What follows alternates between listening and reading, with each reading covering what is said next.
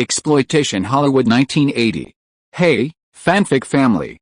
So glad to see you here again to continue this incredible adventure. As always, kindly remember, this story is 100% fiction.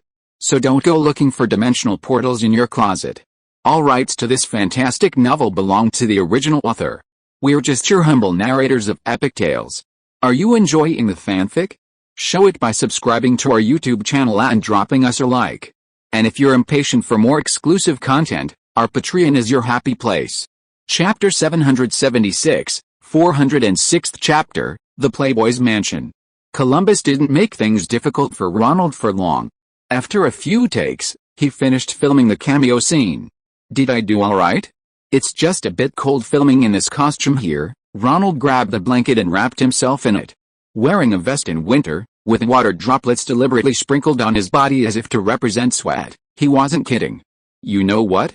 In the original script, this Sarah's crush on the comic book character is E-Man, the giant of the universe, the Prince of Etania, Columbus told Ronald. Ha, then you'd have to wear that sexy outfit, brandish a sword, and shout, "Give me power. I am He-Man." Elizabeth Shue laughed non-stop when she heard this. She used to watch He-Man and She-Ra cartoons a lot when she was in high school. Ronald shook his head. He didn't want to dress like Schwarzenegger and Conan the Barbarian. Ronald chatted with Elizabeth Shue for a while. It was her first time playing a leading role with a significant amount of screen time, and she was full of enthusiasm, fully embracing the mindset of a high school babysitter. Her creative state was excellent. This nanny adventure is quite interesting. It doesn't actually have a male lead. The entire story revolves around the female nanny, Chris Parker. Ronald, am I really going to do a Playboy magazine photoshoot? Elizabeth Shue's eyes lit up as she asked Ronald, the man who had helped her get started in the chewing gum commercial years ago. She trusted Ronald completely. Probably most American girls have dreamed of being Playboy models when they were young, but of course, as they grow older and learn what their male classmates do with the Playboy center part photos, they quickly abandon that idea. So, do you want to do it or not? Ronald replied with a smile. Well, I do want to take some nice photos, a Playboy cover shot, or a center part shot. Elizabeth Shue, wearing a yellow camel hair coat, had a very elegant air about her, looking like a daughter raised in an upper middle class family. Ronald was quite satisfied with his casting decision. Cover, center part, the whole set, he replied. Although Playboy is a men's magazine, it's still sold at newsstands in America, so the cover often features close-ups of the model's upper body, while the back cover is a major reason why many men buy the magazine. It's more revealing. Can we not have the back cover? I don't want to take those nude photos. Elizabeth Shue was a little embarrassed. She had worked so hard to get the lead role in this movie, but if she were to take her clothes off on screen, even just for a magazine photo, it would have a huge impact on her future. What are you thinking? This is a PG-13 movie. Of course, she'll be dressed. Ronald couldn't help but pat Shue's head. Playing a high school nanny all day, she'd gotten too into character and started to overthink things. Oh, Elizabeth Shue laughed too, realizing she'd been overthinking things. Back at the hotel where the film crew was staying, Ronald booked a room and called his agent in Los Angeles, Nisida. I want to talk to Hugh Hefner, the owner of Playboy. The crew said they can't reach him right now. Hefner? You want him? Nisida was a little surprised. Had her client's tastes changed? Did he want some risque blondes? There's a little plot on the nanny's adventures where the nanny, Chris, looks a bit like a Playboy cover girl. We're planning to have Elizabeth Shue take some photos to make a fake Playboy. We need Hefner's approval, but the Disney people can't find him. Oh, you can't find him? Nisida understood Ronald's idea and then recounted recent events in California. In the mid-1980s, especially with the start of the president's second term, conservative forces in America gradually regained some traction. Playboy, the men's magazine widely popular during the hippie era, now became a target of conservative forces. Many anti-pornography activists began targeting this most famous magazine, and some departments of the American government showed signs of cracking down on such media.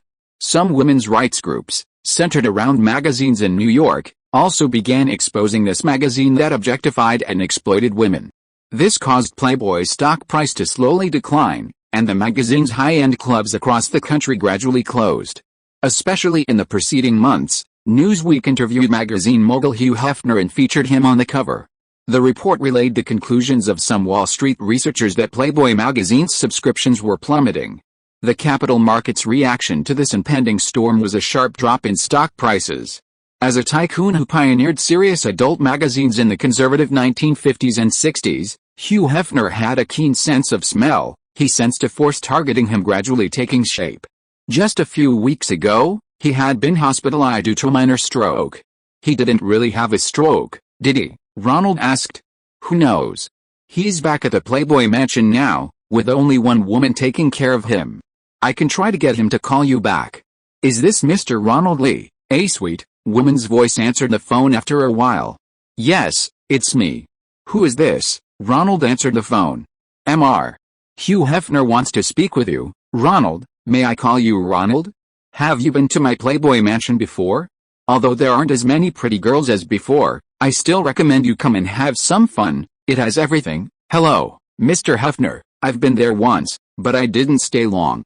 Thank you for the invitation. Ronald had been there a long time ago, but hadn't been particularly impressed and left halfway through.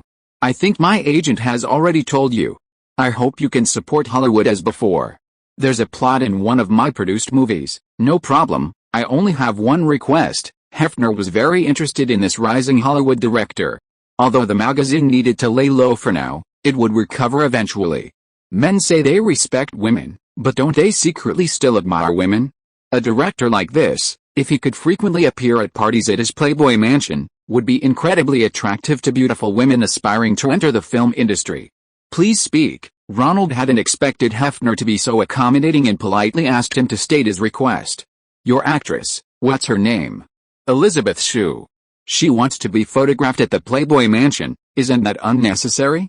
We can guarantee that the entire shoot will conform to Playboy's photographic style, and the fake magazine will look exactly like your magazine. My dear Ronald, this is just a little whim of mine.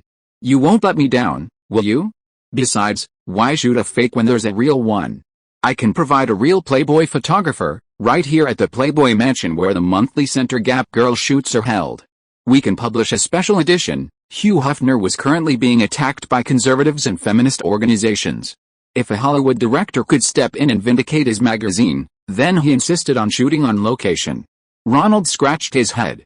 The film was still in production, and the lead actress was flying to Los Angeles for a photoshoot, which would cause some delays. Besides, I'm afraid I can't, Mr. Hefner. My lead actress, Elizabeth Shue, has a contract with Disney that doesn't include any clauses about taking off her clothes. I can't force or coax her. You're a gentleman. Ha ha ha. Ronald, Hugh Hefner laughed on the other end of the phone. Actually, I don't have any prejudice against Playboy, but I think those models who become Playboy's Playmates of the Month know what price they're going to pay. And our movie is going to be filmed to PG-13 rating. Who said we are going to film stripping? Of course, it's dressed. It's a special edition, Hugh Hefner chuckled. Actually, Playboy has photos of stylish women in every issue, it's just that my girl's is the most famous. It just so happens that I'm starting to transform the magazine. I see. Well then, it's settled. Since Hefner can get dressed women in Playboy, it would be best to have the original photographers and staff make a special edition set of props. That would be the most authentic. It's settled. You and your actress come over this weekend, and we'll have a good talk when you get there. My daughter Christy will be in charge of the filming. Since he was on vacation anyway, Ronald flew back to Los Angeles alone. He was still a little worried and wanted to go to the Playboy mansion first to finalize things. The Playboy mansion is located near Holmby Hill, close to the coast in the greater Los Angeles area. Originally built by a Broadway department store tycoon, it changed hands several times before being purchased in 1971 by Hugh Hefner, who had made his fortune in magazine publishing. He transformed it into a mansion complex using limestone and brick. It boasts 29 rooms, an outdoor swimming pool, a waterfall, an organ room, a movie theater, an outdoor barbecue and sauna facilities. Outdoors, there's a large koi pond with an artificial stream, a small citrus grove, and 2 mature tree fern and redwood forests. Ronald was particularly interested in the koi pond, noting its strong oriental feel. All the landscaping here was created for each issue of Playboy's magazine, gradually added to and renovated over the past decade. I'll show you around, said Christy Hefner, Hugh Hefner's eldest daughter. Her parents divorced when she was very young. Christie supported herself through college, worked as a film critic for a time after graduation, and later reconciled with her father, joining Playboy magazine. So Christie felt a natural affinity for director Ronald. Thank you. I feel like coming here during the day is quite different from when I came at night last time. Ronald took off his sunglasses. During the day, this place was a charming tourist attraction. Haha, you feel the same way, don't you? I've been trying to persuade my father to open this place to families, turning it into a must-see attraction when visiting Holmby Hills. Would Hugh agree? Ronald was taken aback. This was Hugh Hefner's empire, his domain. He lived here. The former servants' quarters were now the magazine's editorial office. Hugh Hefner also invited women he fancied to stay in his mansion. At his peak, he dated 7 women simultaneously. This pleasure quarter, turning into a family vacation destination? Seeing Ronald's disbelief, Christie quickly gave the answer she'd been refining recently. Our Playboy magazine has always been a feminist magazine, covering serious topics like politics, economics, and fashion. Many kids think of the Playboy Mansion as a Disneyland. PFFT, cough cough. Ronald barely managed to suppress his laughter. Thinking of the Playboy Mansion as Disneyland? You really have a wild imagination. Father, Christie was about to retort when she saw her father, Hugh Hefner, walking across the bridge. Ronald, it's a pleasure to see you here. Hugh Hefner, wearing his signature silk pajamas, was smoking a pipe in one hand and holding a Pepsi in the other. Hello, Mr. Hefner. I was just talking to Christie about the feminist nature of your magazine. That's no problem, we just have different views on feminism. Hefner walked a little slowly, seemingly still affected by his recent stroke. Newsweek says our subscriptions are declining. Did they check the newsstands in New York? At retailers, we're still the best-selling magazine. It's just that in recent years, they've been buying a couple more copies to cover Playboy so no one can see them. Oops. Hugh Hefner slipped on the wooden bridge over the artificial creek, and a blonde bombshell next to him immediately caught him. The woman beside him was Kelly Lee, one of the few women in Hugh Hefner's life who remained faithful to one woman. Ronald, I really like your Top Gun. Kelly Lee, proud of having captured America's most famous Playboy, led Ronald toward the large house. After crossing the wooden bridge, the koi fish that had gathered at Ronald's feet scattered. Mr. Hefner, I've come to confirm some details about the photoshoot with you. After touring Hefner's wine cellar, Ronald began to explain his purpose. You discuss all these details with Christie. I just want you to have a good time here, right? Hugh Hefner and Ronald sampled a bottle of red wine from the cellar. Perhaps due to the recent intense scrutiny of Hefner by feminists and religious conservatives, he no longer mentioned the First Amendment he used to constantly invoke in protest against government investigations.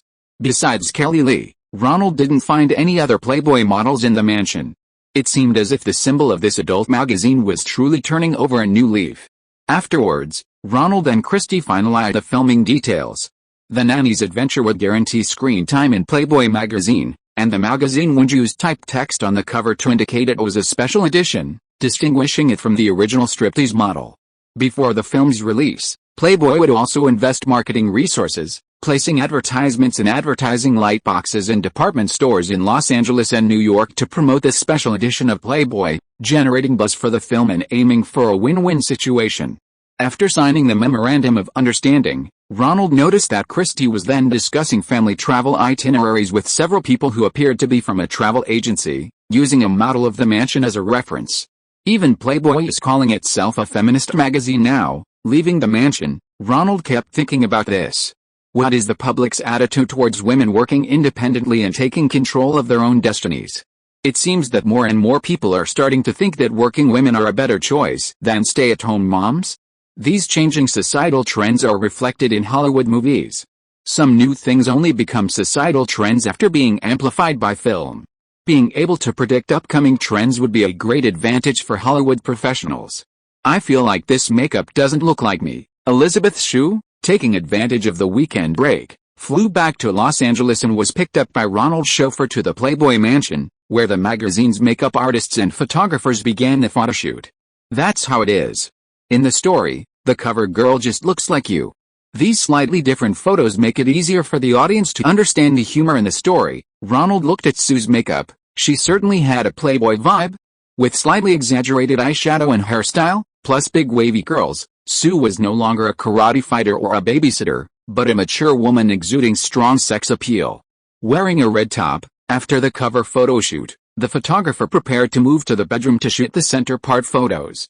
I don't have to take my clothes off, right? Sue followed Ronald and asked quietly.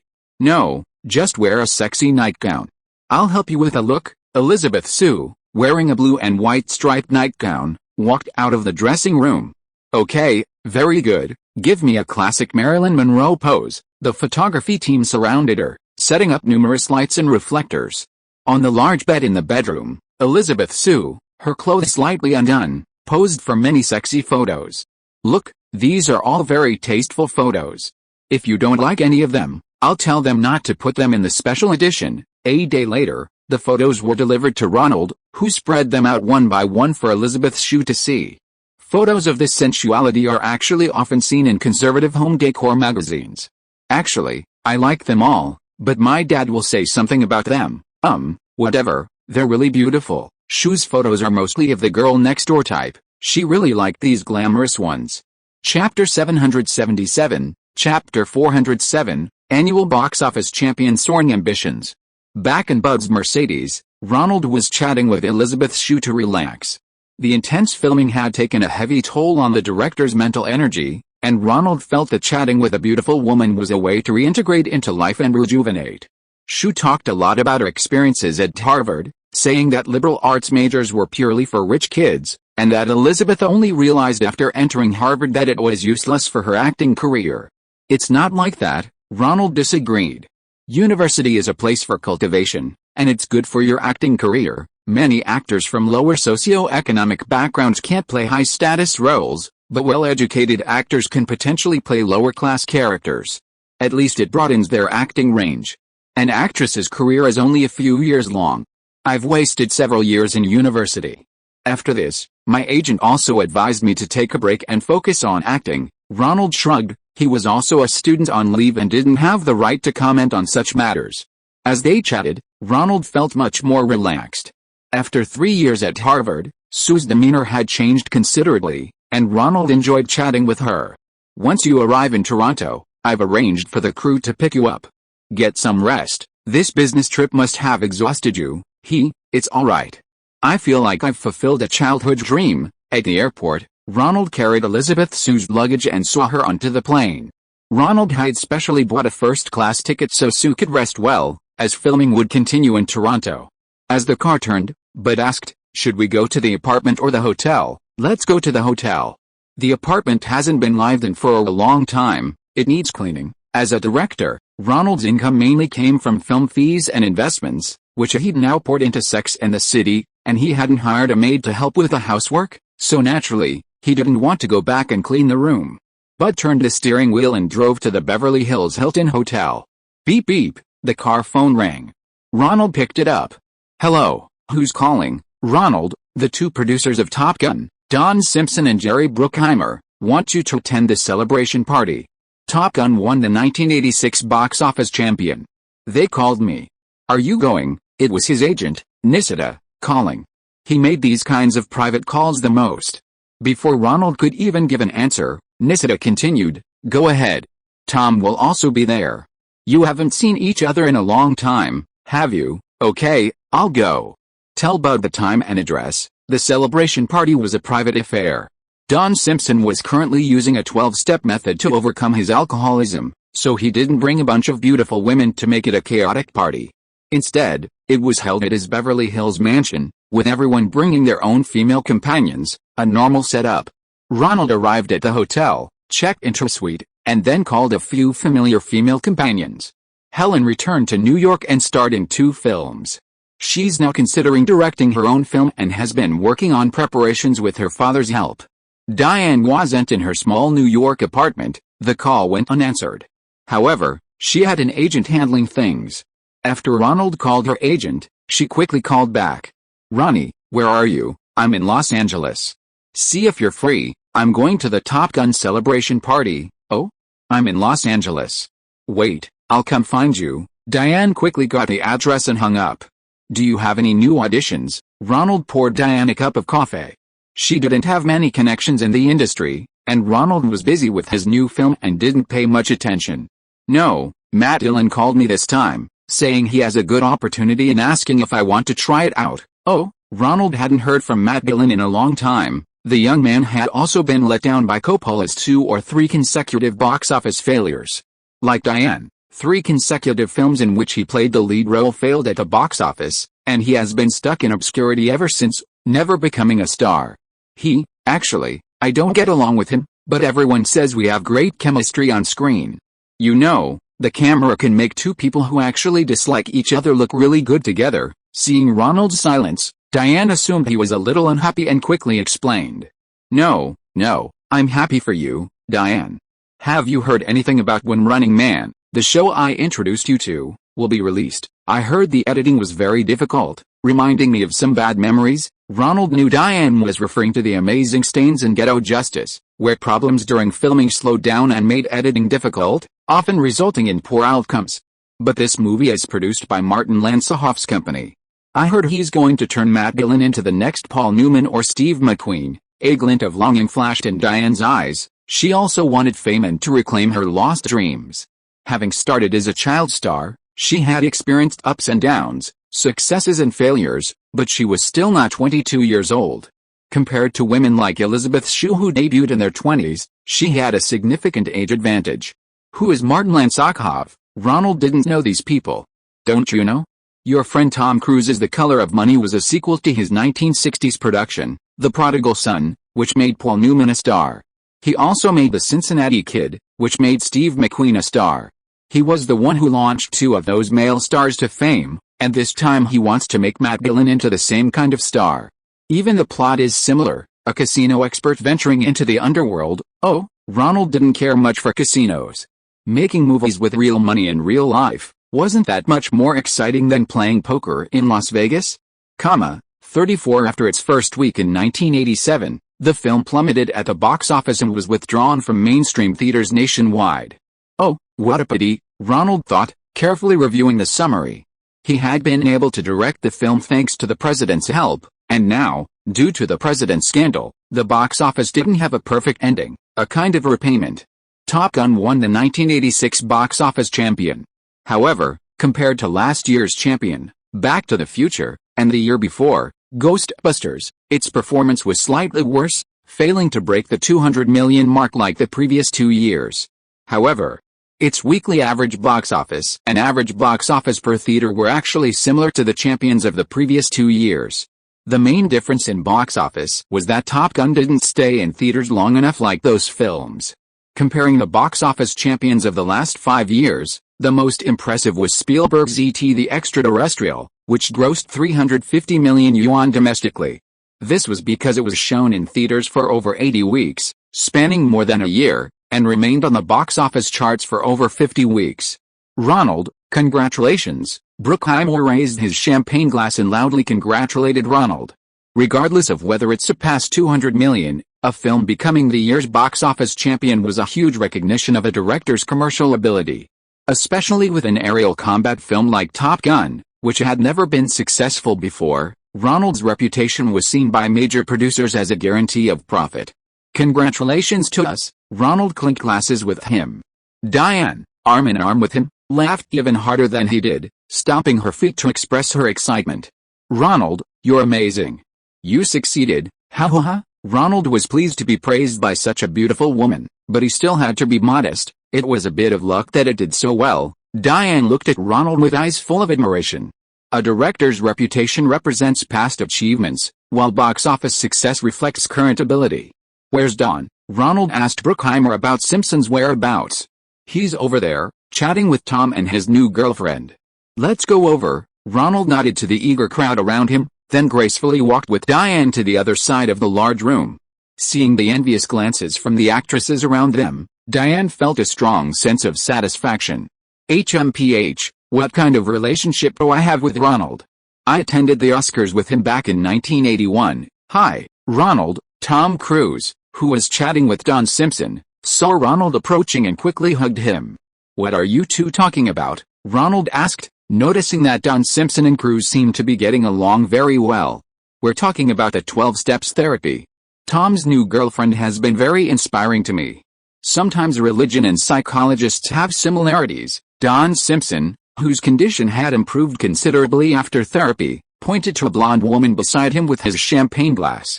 I haven't introduced you yet. This is my girlfriend Mimi, this is Ronald, and this is Diane. Tom Cruise, realizing what was happening, quickly introduced them to Ronald. Then he looked at Ronald, wondering how he would react to his new girlfriend. Hello, Miss Rogers. Ronald then took a good look at the woman. Her positioning was deliberate and measured, slightly behind Cruise, always emphasizing Tom's status. Ronald's gaze shifted downwards. Sure enough, she was wearing flat shoes, making her appear a few inches shorter than Tom when behind him. However, this woman named Mimi looked considerably older than Tom.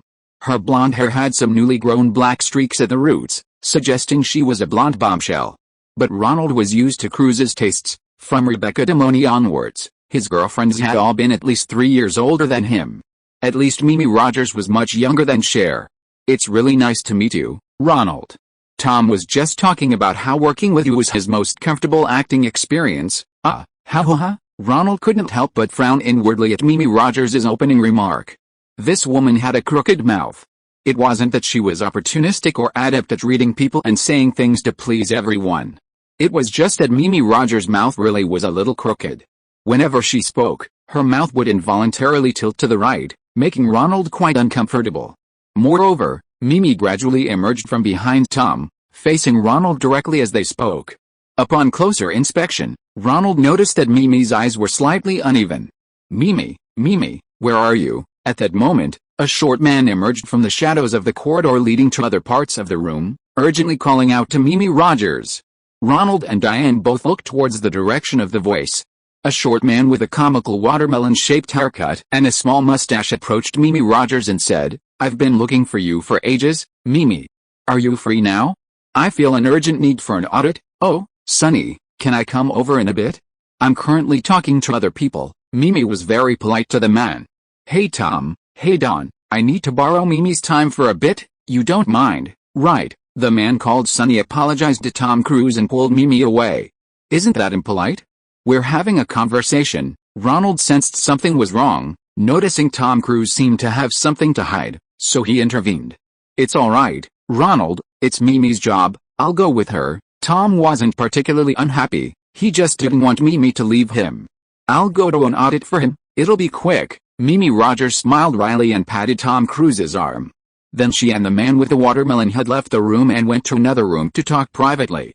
That looks like Sonny Bono, Cher's ex-husband, Diane whispered in Ronald's ear. Are you sure? Ronald thought for a moment, and indeed the voice sounded a lot like the male voice that sang with Cher in I Got You Babe. It's Sonny Bono. Don Simpson nodded to Ronald in confirmation. Mimi is a senior auditor at Scientology. Tom is her client, as is Sonny, though I suspect she'll soon be auditing only Tom. Audit? Is she an accountant? Ronald felt that Mimi Rogers' demeanor was nothing like his accountant, Lawrence. No, it's a form of Scientology. Scientology? What's that? Ronald looked at Tom Cruise with confusion. Was it the name of an accounting firm? It's a new kind of religion. Auditing in Scientology is like Protestant prayer or Catholic confession. Tom Cruise knew Ronald had misunderstood. Not the kind of auditing done by accountants. Yes, they're very effective. It's an instrument invented by Lafayette Ronald Hubbard, the founder of Scientology, like an electrician's multimeter. It works very well. I feel much more relaxed after using it. Don Simpson praised Scientology from the side. Lafayette Ronald Hubbard? That name sounds familiar. Ronald frowned. He used to be a science fiction writer, author of the bestseller Earth Battlefield, and later created a new form of meditation called Dianetics, which combines psychology, mysticism, and religion. It's very beneficial for learning. Tom Cruise introduced his new girlfriend Mimi's work to Ronald. Oh, Ronald thought of David Lynch's Transcendental Meditation, and he had an innate distrust of such things. Actually, Scientology has helped my dyslexia a bit. I can read more scripts now, Tom Cruise whispered in Ronald's ear.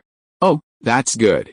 It'll be a big help to you. Ronald wasn't so averse to Dianetics after hearing it could treat dyslexia. Perhaps it was just a repackaged version of psychologist stuff, perfect for Tom. By the way, Ronald, what's your religious affiliation? Tom Cruise asked him. There's a celebrity club at Scientology, Want to check it out? I belong to the Quakers in New York and Boston. Ronald hadn't expected Tom to ask him this question. After thinking for a moment, he brought up his ancestral sect to deflect the question. Oh, that's a very old sect. Tom Cruise didn't continue. After a while, Mimi Rogers finished auditing Sonny Bono and came out to chat with Tom and Ronald. You're a Quaker? Do you go to church every week? Mimi Rogers was much more enthusiastic about Scientology than Tom. I'm a director. I definitely don't have time. Ronald was getting a little impatient. This kind of preacher's enthusiasm was inappropriate, and Mimi's crooked mouth made her even more annoying. Actually, the Western solutions have reached their limit. We need to look to the East for ways to solve America's current problems. Mimi Rogers wanted to try again. Lafayette Ronald Herbert, the founder of Scientology, received enlightenment from a wise man in the East.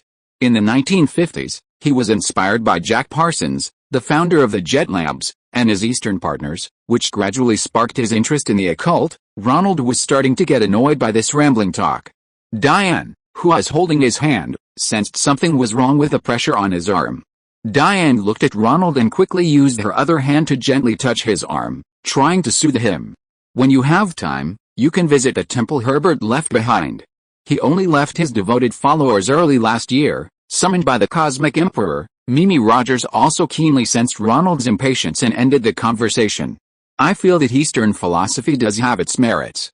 Our Western civilization has its weaknesses. It considers the connection between people too little. That's why many people in the film industry are interested in Eastern philosophy. Ronald, you're also interested in Eastern culture, right? I see that your film, Dragon Boy, has many elements of Japanese culture. Mimi Rogers chatted for a while and then brought the topic back. Knowing Ronald disliked mysticism, she tried a different approach, attempting to discuss advanced philosophical questions with him. Mimi's father was one of the founding members of Scientology and a close friend of Herbert. Growing up surrounded by it, she knew that different people needed different approaches. Tom Cruise, with his limited education and dyslexia, was easily interested in mysticism, and the fact that it helped him read scripts without getting dizzy was the best proof of Scientology's effectiveness. Ronald, on the other hand, seemed to be a well-read individual, knowledgeable in many film and television techniques. For people like him who aren't interested in mysticism, a philosophical discussion was necessary. Some well-educated individuals who joined Scientology were drawn in by their interest in some of Herbert's seemingly plausible, but ultimately flawed cosmological theories. Actually, I've also studied Eastern philosophy. For example, I've always studied the teachings of Confucius, Ronald said. Losing interest in chatting with her, and brought out the ultimate conversation killer. Confucius said that a gentleman should not talk about supernatural phenomena, or the unnatural depravity of humankind, or supernatural evil creatures. Mimi Rogers' mouth twisted even more. How did this guy manage to kill the conversation? Chapter 778, 408th chapter, videotapes can sell 8 times more. Mimi Rogers was at a loss. She couldn't get a word in edgewise on Confucius's teachings. American society always seemed to smear Confucius with all sorts of nonsensical sayings. In reality, the words of this Eastern sage were collected and published by his disciples. A little research would reveal that many of these statements weren't actually his. The reason Americans like to joke about Confucius' sayings is because his English name, Confucius, sounds like confused. Many dubious quotes have been attributed to Confucius. However, Ronald's quote sounded very archaic, written in language from around the same time as the Bible, simple and rhythmic. Mimi Rogers, not daring to presume, changed the subject, abandoning any discussion of Eastern philosophy and verging instead to Scientology, to avoid further embarrassment. Tom Cruise, however, seemed interested in Confucius. He found an opportunity to ask Ronald privately, "Does Confucius' teaching have any methods to improve my reading comprehension?" Ronald was momentarily speechless. He had only casually flipped through a few ancient classics translated by Gu Hongming. Many people in Hollywood admire philosophy, like to spout seemingly profound phrases, and even memorize a few lines to use as a pretentious air when appropriate. I never thought I'd become a life coach, he thought. After a while, Ronald finally found a passage that seemed to fit Tom Cruise's requirements. When a person has an excellent standard in front of them, only then will they have a fixed and clear purpose. With a fixed and clear purpose, only then will they have inner peace and tranquility. With inner peace, only then can they possess the peace and tranquility of their soul. with the peace and tranquility of their soul. Only then can they devote themselves to deep and serious thinking and reflection. And only through deep and serious thinking and reflection can a person gain true understanding. That makes sense, Tom Cruise exclaimed, clasping his hands together in admiration. When I signed with Paula, I made a list of all the most famous directors in Hollywood. Having a clear standard of excellence gives me direction in everything I do in filmmaking. It seems I need to set a goal for dyslexia as well. Ronald thought, this works too. I'm sorry, Tom, I really know too little about dyslexia to give you much guidance. Besides Scientology, why don't you talk to some other experts? Yes, Tom Cruise immediately nodded. However, Mimi Rogers quickly approached and started chatting with Tom again. This woman was clever. She tried to occupy as much of Cruise's time as possible, minimizing the influence of others on him. Ronald, shall we talk in the back room? Jerry Bruckheimer approached. He and Don Simpson hadn't just come to celebrate Ronald's victory. Okay, I'll be right back. You stay here and have some fun, Ronald told Diane, then went with Bruckheimer and Simpson to a small room on the second floor for a private talk. This is a Top Gun videotape, the latest recording. Don Simpson pressed a remote control, turning on a 21-inch color TV in the room, and then inserted an unlabeled videotape into the VCR below. A knockoff Top Gun commercial appeared on the television. A fighter pilot named Mustang had his Diet Coke in the cockpit secured to a cup holder. To get his Coke, he did the same inverted flight maneuver as Tom Cruise's character, the Lone Ranger. In the opening scene of Top Gun, scaring away the MiG pilots. Gravity then allowed the Coke to be poured smoothly into the cup. Hell, this is a Pepsi commercial shot by Catherine Bigelow, right? The camera work is quite skillful. Ronald recognized it as a Pepsi commercial shot by Daydream Films, using the ground cockpit stunt model Cameron made for filming Top Gun. They actually put the commercial at the very beginning of the videotape. Ronald glanced at his Casio watch. There wasn't even a Paramount intro, just a 1-minute-long commercial. Yes, Paramount agreed. I need to talk to you about this later. Let's watch the videotape first. Don Simpson gestured for Ronald to continue watching. Pepsi, the choice of a new generation. After the commercial ended, a message appeared on the television screen warning that it could not be played in commercial settings without permission. The background was specially designed to flash pink, green, and blue. This is an anti-theft measure, working in conjunction with the VCR's automatic anti-theft chip, so consumers can't make a copy and show it to their friends. Bruckheimer explained the technical details. Ronald nodded to indicate that he understood. Apart from the VCR he had bought, which was manufactured before the Sony v. Universal case in the Supreme Court, all VCRs in America now could not be copied, otherwise, it would be like this warning, with a flashing background that made it unwatchable. Dong dong, dong dong, the familiar opening bell rang, and the opening credits of Top Gun, explaining the origins of the Top Gun flight school, appeared on the television screen. Then came the names of Tom Cruise, Ronald, and the two producers, and finally, in the dim sunrise, the F-14 Tomcat appeared on the deck of the USS Enterprise. This aspect ratio, Ronald turned to ask Don Simpson. Yes, this is a standard Hollywood has recently figured out. During the film-to-magnet transfer, it's cut by hand by the staff. Don Simpson nodded, confirming Ronald's guess. I see. I was wondering how a 2.35, 1 anamorphic widescreen could be displayed on a 4:3 television screen. Ronald clarified his confusion. In the early days, movies and televisions were both 4:3 aspect ratio. In the 1950s, after television stations took a large share of Hollywood's business, Hollywood studios found a widescreen solution to compete with television. Older films were in 1.33:1 format, which worked perfectly on television. To encourage people to see movies in theaters, Hollywood invented different widescreen formats such as 1.85:1 and 2.35:1. These widescreen formats offered a larger image size than television, attracting audiences to see truly spectacular scenes in theaters. However, since the 1980s, with a widespread availability of videotapes and cable television, many people have also started watching widescreen blockbusters at home on their televisions. There are generally two ways to handle a 1:85 aspect ratio widescreen on a television: either distort the aspect ratio and force it into a 4:3 television, or leave black bars at the top and bottom to maintain the original aspect ratio. However, Top Gun was shot with a 235:1 Panavision camera, resulting in an anamorphic widescreen with an exceptionally large aspect ratio, almost equivalent to 2:3 narrow screen images superimposed side by side. If the distortion method were used, the characters would appear ridiculously thin. Not only would it look strange to the audience, but even a star like Tom Cruise would never allow himself to look that bad. If the top and bottom bars were cropped, the black bars at the top and bottom of the television screen would occupy almost half of the frame. This is also unacceptable. Televisions are inherently small. Most new televisions in homes are around 21 inches. In some central and southern regions, older 14-inch and 16-inch televisions are still common. Leaving wide black bars at the top and bottom would make the characters appear extremely small, making it impossible to see their expressions clearly. So, in this Top Gun videotape, Paramount seems to have adopted a new approach to the widescreen conversion. When converting the film to magnetically recorded videotape, the staff apparently used a 4:3 frame to cut a section of the original widescreen image onto the television screen, allowing the actors to appear on the television without distortion. The downside of this was that the visual impact of the widescreen, and the canvas large enough to accommodate three people's dialogue and provide white space, were all removed.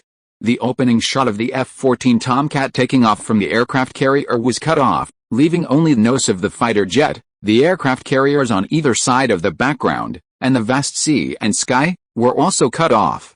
This only results in a slight loss of widescreen visual impact. The plot and the actors' performances are perfectly preserved, Don Simpson explained to Ronald. This was a carefully chosen technical approach that, overall, allowed the audience to experience the plot to the greatest extent possible. As for the lack of the impact experienced in a movie theater, well, that's for sure, they didn't see it in a theater.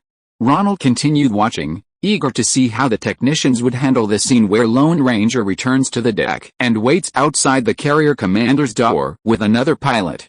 There was a shot of Lone Ranger, dumbass, and another pilot, Jaguar, conversing outside the door. The three were side by side, with space left to suggest the interior of the carrier. However, when the footage was transferred to videotape, the technicians did a second edit, cutting to a close-up of each actor's face as they spoke. Then, when another actor answered, the cut would be made again. They essentially turned Ronald's widescreen medium shot into 3 close-ups. Haha, so that's how you do it, the law and trap style of editing, Ronald laughed, leaning back. This transformed the originally expansive scene into television drama style, focusing on the actors' heads and cutting to close-ups based on their dialogue. This editing method originated in a TV series called Law and Trap, where each character's speech was followed by a close-up shot. The audience easily understood, but some carefully arranged scenes were cut off by the 4:3 aspect ratio. You agree? We think this is the best combination of the 3 methods, Jerry Bruckheimer chimed in happily. Great, I also think it's the best solution relatively speaking, Ronald nodded in agreement. Excellent, Don Simpson pressed the pause button. The 3 of them had seen this movie at least 100 times, they were practically sick of it. Seeing Ronald agree to this arrangement, they stopped the screening. There's another matter. Pepsi is very satisfied with your Daydream commercials. And they've proposed a joint promotion with Paramount for video sales, so, we're agreeing to your 1% cut, but we need to change it. How? Ronald crossed his legs, thinking that this was probably the most important reason the 2 producers had called him here today. Here's the thing, Ronald. Pepsi has a proposal. They'll invest another $8 million to promote the ad on television, and then add a trailer for the videotape sale at the end of the ad. Paramount has agreed to lower the price of the videotape by another $6, so, lower it again. Ronald was a little unhappy. He was receiving a share of the profits based on videotape sales, and for every dollar the price was reduced, he would lose a cent. Here's the thing, Pepsi has invested a lot this time, and Paramount also wants to try a new pricing strategy. We've brought you here to see how we can make up for your losses, Bruckheimer said from the side. Anyway, Top Gun had already been a huge success, and Ronald Lee had made a fortune for himself and his partner Don Simpson. There was no need to skimp on his already meager earnings for the videotape. Normally, the price of a videotape of such a blockbuster film is between $80 and $100. Some directors simply don't want to release a videotape version for fear of piracy. For example, Spielberg didn't want his films made for videotape. Before its release, Paramount had no idea that Top Gun would soar to the top of the 1986 box office. Paramount had originally intended Top Gun as an experiment, hoping to see if a lower price would encourage viewers to buy a videotape instead of renting it for $3 a night. Therefore, Paramount slashed the price in half, initially setting it at $38. Pepsi, hearing the news, saw this as a good opportunity and commissioned Ronald's company to create a commercial mimicking the film. For every videotape sold, Pepsi would subsidize consumers with $6 to cover the cost of watching the 1-minute commercial. This lowered the retail price to $32. However, Top Gun went on to become the top-grossing film of the year. Pepsi's marketing department, before the videotape release, felt they needed to intensify their efforts. Selling the top-grossing film at a lower price was a brilliant gimmick. They didn't want to waste this opportunity. With headquarters approval, Pepsi added an extra $6 subsidy per videotape, bringing the final price, set by Paramount and Pepsi marketing personnel, to $26.95. Your revenue is split based on a percentage of the retail price, so this pricing affects your income. Jerry and I discussed it and decided to increase your share to 1.1% as compensation. Also, if the film tops the box office, we'll have a bonus, Don Simpson said sincerely. The two producers had the production rights to Top Gun. This meant they could decide whether and how much to give to the main creators after the film's release. Theaters took a portion of the profits. Paramount, as the distributor, also took a portion, leaving less money than expected. However, Ronald's brilliant directing resulted in a surplus far exceeding the average profit of a film. The two producers decided to be charitable and share a small portion of the surplus with everyone, building good relationships for future collaborations. It's down $6, from $32. I've lost almost 20% of my money. Ronald felt he was still losing out. Then 1.2%, a 20% increase, Don Simpson readily agreed. Actually, according to marketing experts, price reductions can stimulate sales. You're not losing money, how much more? Ronald was immediately pleased. This way, he could make even more money. It seemed the two producers were making so much money that they didn't care about such a small amount. According to Paramount's marketing staff, a price reduction from over $80 to $26.95 could increase sales eightfold. Ronald was about to say more, but then thought, how many tapes did we sell before? At a price close to $100, only video rental stores would buy them. There are only a few thousand rental stores nationwide. Even if each store bought 10 tapes for turnover, it wouldn't exceed 50,000. If their calculations are correct, we could potentially sell over 400,000 tapes this time. Oh, that's good. Ronald did the math. He could still get over $100,000 in bonuses this way. He was currently quite poor, having invested all his money in the movie Spicy Dance, so any income would be great. Then it's settled. Don Simpson stood up and shook hands with Ronald, and the two finalized a new agreement. I'll have my lawyer go to your lawyer, Lindsay, right? Bruckheimer remembered Ronald's personal female lawyer. Yes, Ronald nodded. I still have a question. How did they predict 8 times the sales? Was it based on experience or, I heard they have a scientific algorithm that uses Pepsi's nationwide sales data, and then a predictive algorithm developed by Harvard University, with the results calculated by computer. Don't worry, you won't lose out. Bruckheimer was quite familiar with these details.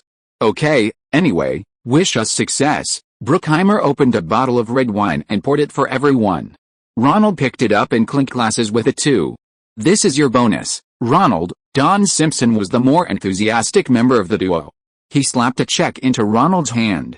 When I saw the saw badge you shot, I knew we'd found the right person. We're all going to be rich, ha ha ha. Don Simpson laughed wildly. He hadn't indulged himself for a long time recently because of the 12 steps to alcoholism. Today's party wasn't very interesting. I'll invite you next time, and I'll bring more beautiful girls. Don Simpson, having accomplished something, was in a good mood and put his arm around Ronald's shoulder as they walked out. Before Ronald could even look at the amount on the check, he was led out of the room and onto the second-floor lobby, where he heard Don Simpson shouting down, "You know what? Making movies can really make a lot of money, ha ha ha." Tom Cruise and the others below clapped and whistled, and someone even shouted at Don Simpson, "Don, Jerry, I love you guys." It seemed they had all received their producers' bonus checks, and he was the last one. Ronald lingered for a while, then declined Mimi Rogers' invitation to the Scientology Center and left with Diane. While Diane was getting into the car, Ronald quickly pulled the check out of his pocket and glanced at it. The first number was followed by 5 zeros. Although it wasn't over $1 million, Ronald was quite satisfied. His daily expenses for the year were now covered, as long as he didn't buy anything like a Ferrari.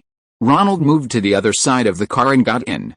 He looked at Diane's clothes. He'd seen her wear them before.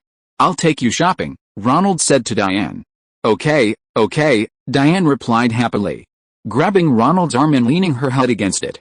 "Bud, take us to Macy's," Ronald said to Bud, who was sitting in the front seat.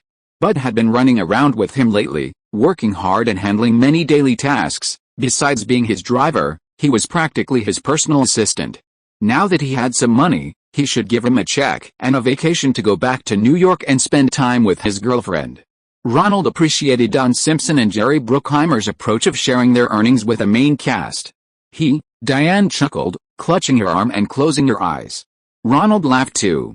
This girl's family background was similar to his when she was young, and many of her habits were hard to break. For example, she could laugh even when buying new clothes.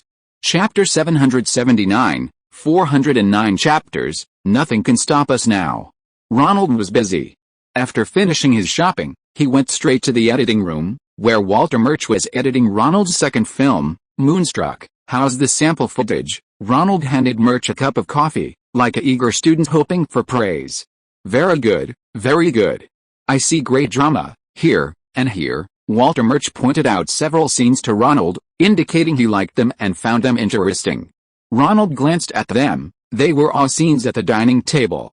It seemed these kinds of scenes truly tested the skills of both actors and directors. Murch, who had overseen the editing and sound design of many films, was knowledgeable and straightforward, so his praise carried considerable weight. "Are you still going to start with Dean Martin's That's Love?" Murch placed the first roll of film on the editing table. He had already synchronized the audio and video and could begin editing with Ronald. "Yes, what do you suggest?" Ronald, of course, was referring to the music from his dream shoot. He had contacted Jimmy Reiner, the music broker he'd met during Spicy Dance, and asked a record company to buy the rights to the old song. "It wasn't my idea. Your cinematographer, David Watkins, told me about it in Toronto. You know, David's a classical music enthusiast, and he thought the opening should be the aria from the opera La Bohème, Your Cool Little Hands. It happens to be the music when the male and female leads fall in love. They went to see the opera together, and were so captivated by the performance that they realized they were meant for each other." "Okay, what do you think?" Ronald asked Walter Murch to play a section of the aria from La Bohème, then closed his eyes to savor it, comparing it to That's Love. "From an artistic point of view, I think Bohemian is more relevant. The opera scene that follows the music will be heard again by the audience, which is a repetitive process in symphonic music. Film is sometimes like symphonic music, you need repetition and variation of themes, but I'm worried that the audience's acceptance won't be as widespread as Dean Martin's song. You're the director, you make the decision. Dean Martin's song is also very good, but in terms of structural integrity, it's not as good as this cheerful Little Hands. How about we make both versions and see the reaction at a test screening? Editing is tedious, repeatedly watching the footage. The two of them can probably make 5 or 6 cuts a day, and the rest of the time is spent discussing and trying things out. I think your film editing isn't too difficult. You seem to know what the final film will look like before shooting. Some directors aren't like that, they often don't know what kind of story they want when they shoot. When I was editing for Capella, I could basically only make 1 or 2 cuts a day. What about your own back tours? Ronald asked Murch. I didn't edit the films I directed. Generally speaking, I lean towards improvisation.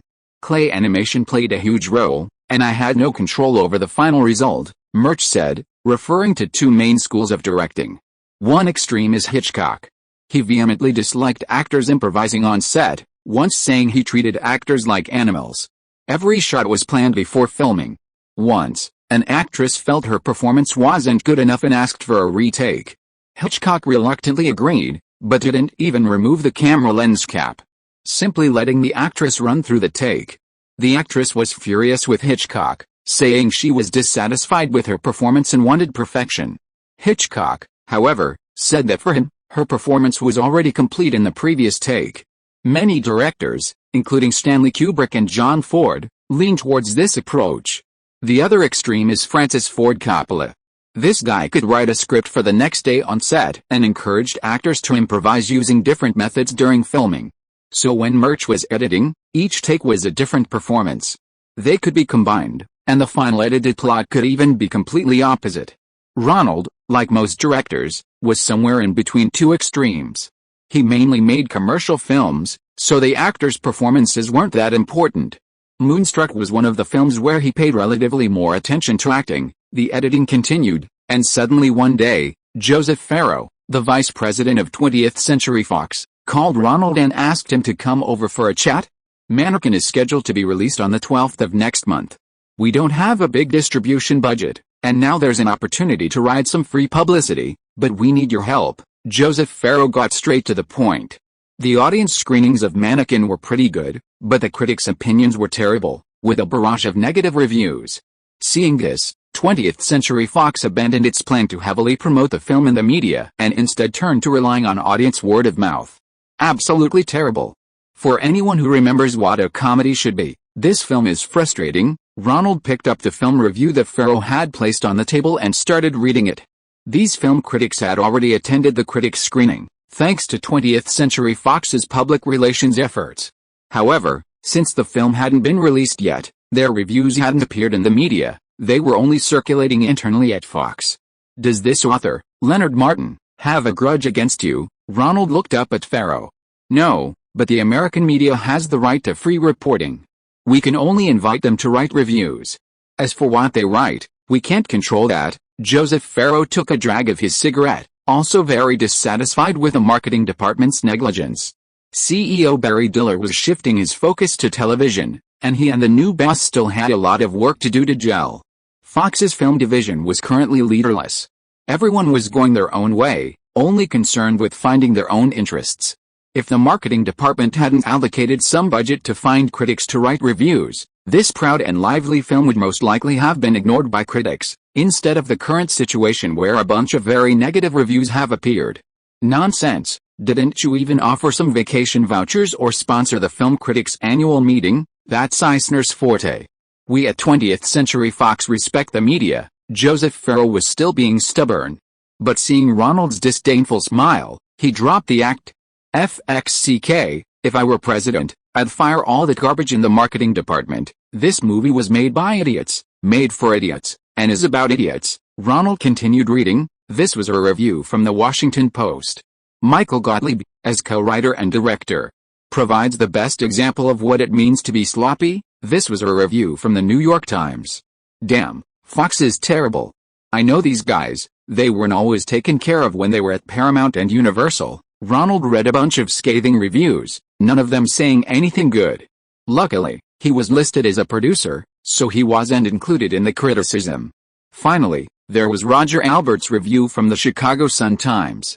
Many bad movies have a long lifespan. But this Viva Viva is utterly dead. The audience keeps vigil for it for an hour and a half, and then can finally end the ceremony and leave this funeral service.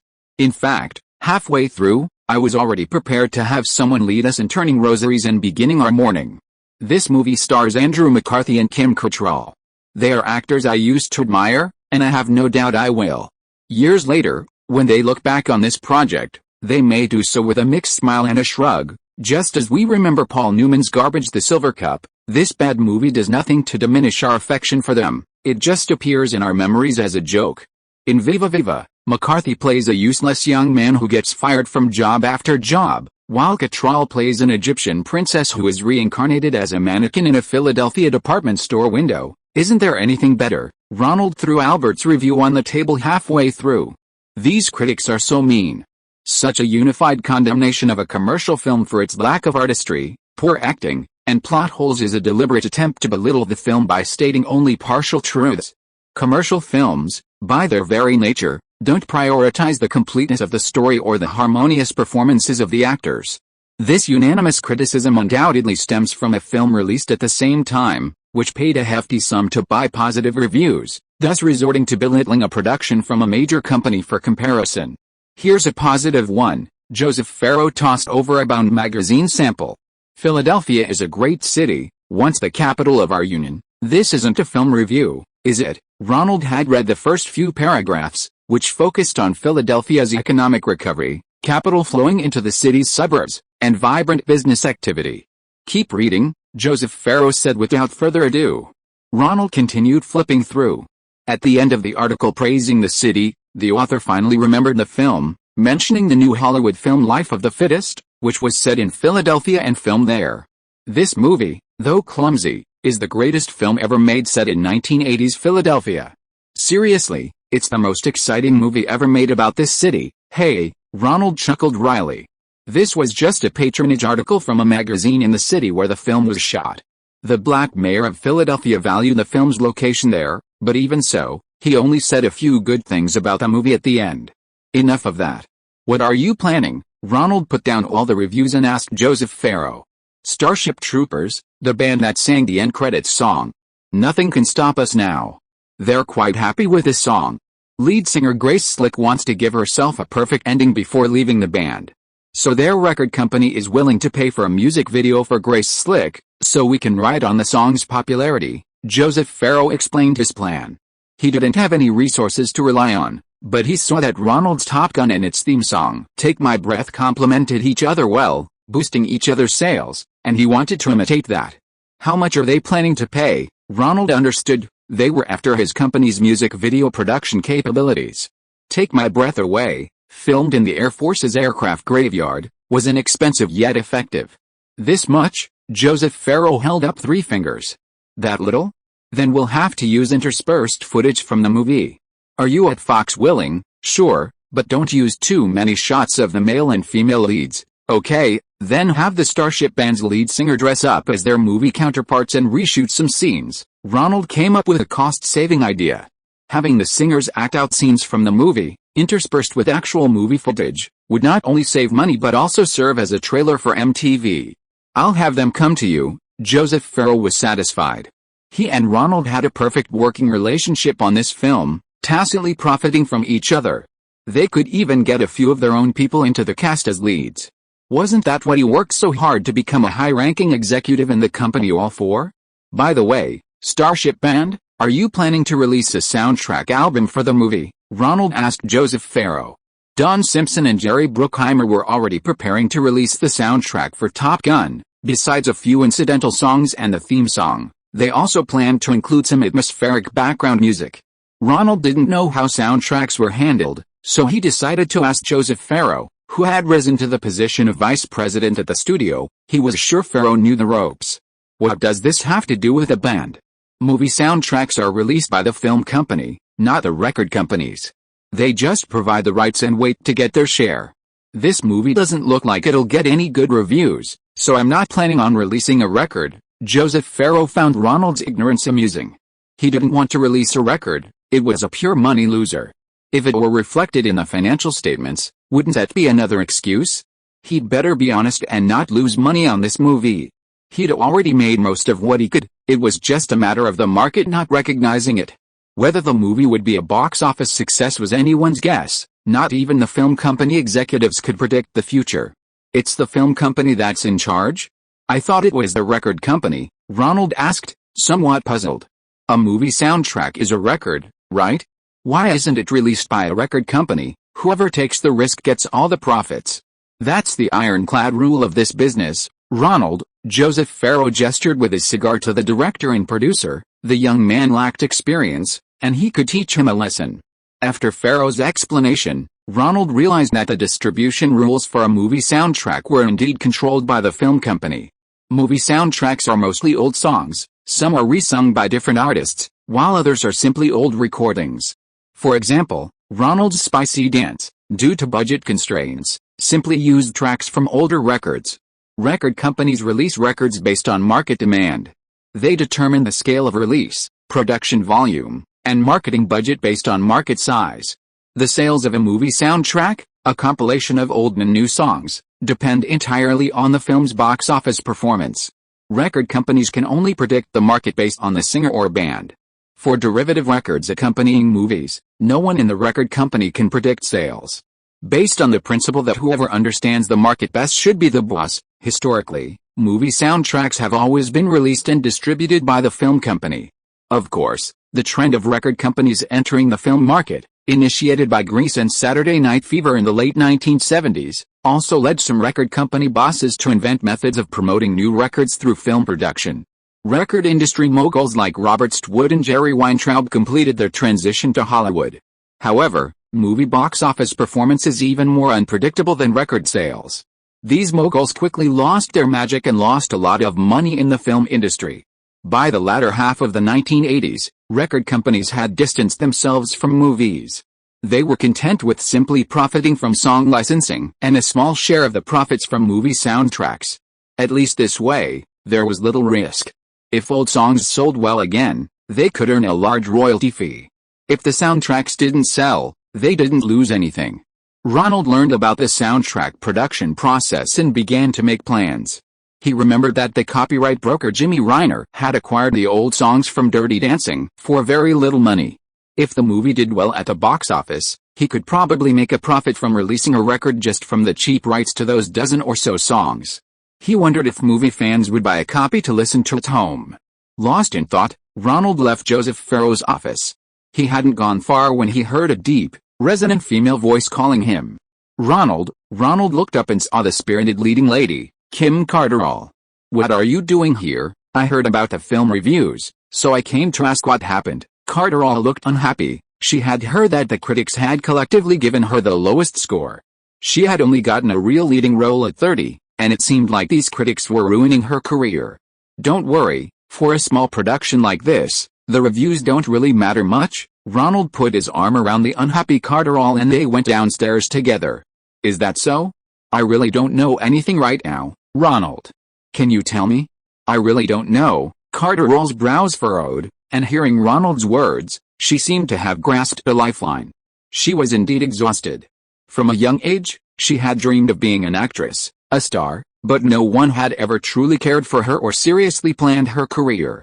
She had been deceived countless times, and it wasn't until after 30 that she finally landed a leading role with sufficient screen time. Of course, film reviews and marketing only determine the opening weekend's box office. These small productions can't possibly spend a lot of money to achieve a good opening. It still depends on audience word of mouth. Ronald had considerable experience with small-budget films, and he knew very well that film marketing and reviews could give you a good opening weekend's box office, but ultimately, it depended on the quality of the film itself. "Really? I believe you now, don't lie to me. I can handle anything, I just want to know the truth." Carterall had suffered enough setbacks, and she hated lies more than failure. "I won't lie to you. Do you remember that movie Diane had a cameo in, Demons in Chinatown? The reviews were pretty good, and I remember you were on a lot of TV shows and gave interviews. And how did the box office turn out?" "Really, of course. Joseph Farrow told me the audience ratings from the preview screenings were good, around B+. CinemaScore's ratings are more objective, but not by much. With this kind of audience reaction, a romantic comedy like this can't be too bad." Ronald was fairly confident about the box office. He figured it would break even and maybe even make a small profit. Seeing Ronald's earnest assurance that the movie wasn't as bad as the critics said, Kim Carterall's mood improved. "Which hotel are you staying at? I'll come with you." Carterall had nothing to thank him for now, except to offer herself as a gift to this man who always helped her in crucial moments. "You don't need to do that. We're friends." Ronald knew their contractual relationship was over, and there was no need to force her. Even between friends, it's okay sometimes. Carterall wasn't about to let it go, and jump into Ronald's Ferrari and wouldn't leave. Ronald got into the driver's seat and drove back to the hotel. "What would you like to drink?" Ronald opened the door, took out champagne from the refrigerator, and poured a glass for Carterall and himself. Ronald, seeing that he wanted to be romantic, Carterall took the glass and took a sip, leaving a red lipstick mark on the glass. She went over and turned on the TV, tuned to a channel that played old songs, put down her glass, took Ronald's hand, and they started dancing cheek to cheek. "Do you love me? I can really dance. Do you love me?" "I've entered that dance step." The cable TV channel was playing black music, which happened to be the background music for the opening dance of Spicy Dance. Ronald was held by Carterall, feeling her amazing charm. Suddenly, it seemed like an inspiration appeared in his mind, and Ronald tried to grasp it, but it slipped away. Seeing that Ronald seemed a little distracted, Carterall quickly pulled his hand and placed it on her hips and waist, then snuggled closer to him. "Come dance, forget about other women." Ronald's blood was rushing to his head from the friction, and he ignored his inspiration, focusing instead on dancing with Carterall. "I'm working hard. You always drive me crazy. Don't slack off, let's dance wildly together." The song "Do You Love Me" was very rhythmic, and Ronald and Carterall danced with great enthusiasm. Both had good rhythm, and the friction between their bodies made them feel increasingly hot. To the rhythm of the swing dance, Kim Carterall swayed and squatted down, then stood up again in a half-squatting position. She reached for Ronald's waist, and with a snap, the metal buckle came undone. "SHHH," Ronald exclaimed, a sudden realization dawning on him. "I've got it. I've got it." Carterall looked at him, puzzled. "What did you think of 'I've got it'? If we release a soundtrack for Spicy Dance, audiences won't buy it to listen to the songs, they'll buy it to learn how to dance." Ronald suddenly understood this, and his mood soared. He bent down and lifted Carterall up. Ha. Ronald, you're so strong." Carterall was completely absorbed, seemingly losing his senses. Accompanied by the intense rhythm of the dance music, his consciousness blurred, as if he had reached a state of bliss. Chapter 780 The Director Who Couldn't Win a Golden Globe. Ronald realized there was potential in releasing a soundtrack for Dirty Dancing and contacted copyright broker Jimmy Reiner to discuss the possibility of a record deal. "Here's the thing," Reiner explained, "your license is for the film's use of the songs, granted by the record company. If you need a soundtrack, I can talk to the various record companies. Since it's mostly older songs, it won't be too expensive." Reiner had just helped Ronald acquire the rights to Dean Martin's That's Love and Pavarotti's opera version of La Boheme. Ronald was quick to pay and had ongoing business with the director, so he enjoyed doing business with him. You need to determine the market size first. For a typical film, the soundtrack market is around 100,000 copies. If it's a blockbuster film, the increase can be significant. However, for a soundtrack like yours, mainly older songs with only 2 new tracks, I suggest not overestimating the sales potential for your first production. Ronald listened attentively to Reiner's explanation, nodding as he spoke. This person is practical in both words and deeds, doesn't boast, and only says what he can do. He's a rare honest person in Hollywood. "How about this?" Jimmy Reiner said. "You help me negotiate the record rights for those 2 new songs, including the theme song and the one composed by Patrick Swayze. My company has no experience in record production, but I'm fairly confident I can make some money on this deal. Could you help me produce this record?" Jimmy Reiner was a little surprised, but he immediately started calculating the costs. "Actually, your soundtrack doesn't need too much production cost, and you don't need to re-record the old songs. Just find a music studio and a producer to re-record them. The biggest expense is in the production stage. The record industry, the molds take up a large proportion of the budget. Your production volume isn't high, so the average cost per record will be significantly higher than a new song.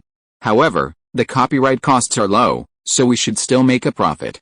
If we can sell 50,000 copies, we'll roughly break even. So, for our first production, let's aim for 100,000. If the movie is a hit and boosts record sales, finding a factory to open additional production lines won't be a problem. We can just pay for expedited processing." Ronald was increasingly satisfied and immediately decided to pay tens of thousands of dollars to hire Jimmy Reiner to produce the soundtrack. If it sold over 100,000 copies, he would also give Reiner a small percentage of the profits. Portugal? Why are you going there for a film festival? 2 days later, Kim Carterall came to say goodbye. She was about to attend the Fantasporto, science fiction, horror, fantasy, film festival in Portugal. Ronald didn't understand. So arrogant, he thought, why go abroad to attend a B-movie festival when the film is primarily aimed at the domestic market? Honey, I'm not exactly an Oscar nominee. As for the Golden Globes, I don't have a rich husband to buy them for me. They promised me a Best Actress nomination, maybe I could even win a small award. Cattrall had already decided to go with director Michael Gottlieb and lead actor Andrew McCarthy. Okay, you're right, not all actors can get domestic acting awards. Actors are vain, especially actresses like Cattrall whose acting has been heavily criticized by critics. An international award would be excellent. Ronald picked out several dresses suitable for formal occasions at the film festival for Kim Cattrall and bought her a necklace as a gift. Cattrall reciprocated several times. Hi, Michael. Hi, Andrew. Are you coming too? That day, when Ronald took Kim Cattrall to the airport, he saw the smug director Michael Gottlieb and lead actor Andrew McCarthy. Haha, I'm also doing this for the movie poster, to earn a mention of the award, director Michael Gottlieb laughed heartily. Ronald laughed too. Winning a major award at a B-list film festival meant they could put the award information at the top of the movie poster. If an actor won, their name could be listed below the award on the poster with the title of Best Actor or Actress from that festival. But how do American audiences react to these film festival awards? Ronald didn't really see much enthusiasm from audiences for festivals like the Portuguese Sci-Fi Horror Film Festival. If it were one of the 3 major European A-list film festivals, there might be media coverage, and audiences might be more willing to go to the cinema specifically to see an award-winning film from Cannes, Venice, or West Berlin. I don't know, but who knows? What if there's a chance? Michael Gottlieb readily admitted that his main goal wasn't actually the film's box office. I'm taking this film to the Fanta Festival, science fiction, fantasy, film festival in Rome, Italy this summer. I don't know if it will help with the box office, but it will be very helpful to me. Michael Gottlieb was very satisfied with Ronald's support during filming. This young man wasn't like those old guys who, as producers, practically lived on set, constantly explaining this and that, and giving him a hard time if anything didn't go their way. Once Ronald confirmed that filming was on track, he let the director oversee everything, without interfering or putting pressure on anyone on set. This kind of producer might want to share his thoughts. I'm not a director who can win a Golden Globe, let alone an Oscar, so I need to treat myself well, go to a few film festivals, and if I can win a few trophies, I can add some to my living room bookshelf. Ha ha ha. Ronald laughed heartily at this candid remark. Then I wish you all the best, and hope you bring back many trophies. You too, Kim, and you, Andrew. Ronald continued editing Moonlight Seduction, and slowly, the film was taking shape. In the last week of the month, Ronald suddenly received a call from an acquaintance in the editing room. Oh, Ronald. This is Paul Hogan. Your agent gave me your number. Linda and I are in Los Angeles. Would you mind coming out for a couple of drinks and talking? Paul, you guys went back to America. Ronald recognized the distinctive Australian accent of the Crocodile Dundee star. Yes, I went back to take care of some things. It's a long story, let's talk when we meet. Since it was the weekend, Ronald greeted Walter Murch and went to the Four Seasons Hotel where Hogan was staying. Oh, Ronald, it's so nice to see a friend in Los Angeles. Paul Hogan and his girlfriend, Linda Kozlovsky, the star of Crocodile Dundee, were waiting for him at the hotel bar. You know, the flight from Australia to here takes so long. When I got to Los Angeles, I didn't know a single friend, and I had to talk to someone knowledgeable about many things. So, were you in Australia the whole time? How's Crocodile Dundee doing at the box office? Everything's great. It's still ranked 3rd in the US box office, making a few $1 million a week. Linda explained the situation to Ronald on behalf of her boyfriend.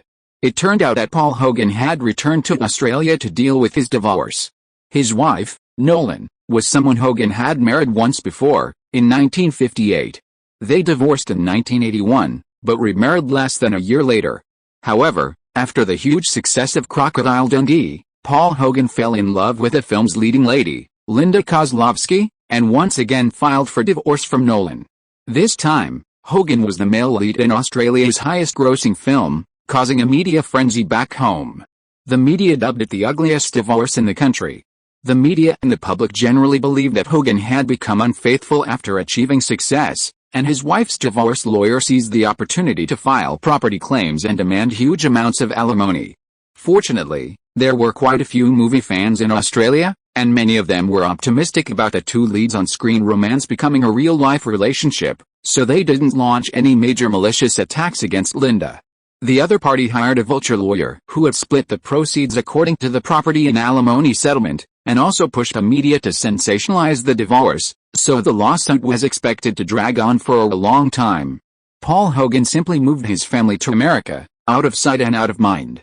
Furthermore, since his main wealth came from the release of Crocodile Dundee in America, pursuing assets across borders would face significant legal obstacles.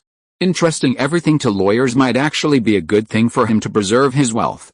Once in Hollywood, the Australian news stopped reaching him, and Linda openly appeared with him as his official girlfriend. After a few beers, Paul Hogan told Ronald his request. I know nothing about Hollywood. Linda and I are both nominated for the Golden Globes, and the voting is about to start. I'm asking if there's any way to help Linda win the Golden Globe for Best Supporting Actress. Huh?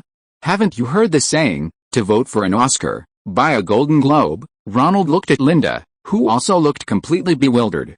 Hogan was Australian, and Linda used to work on Broadway in New York. Neither of them knew anything about Hollywood things like the Golden Globes or the Oscars.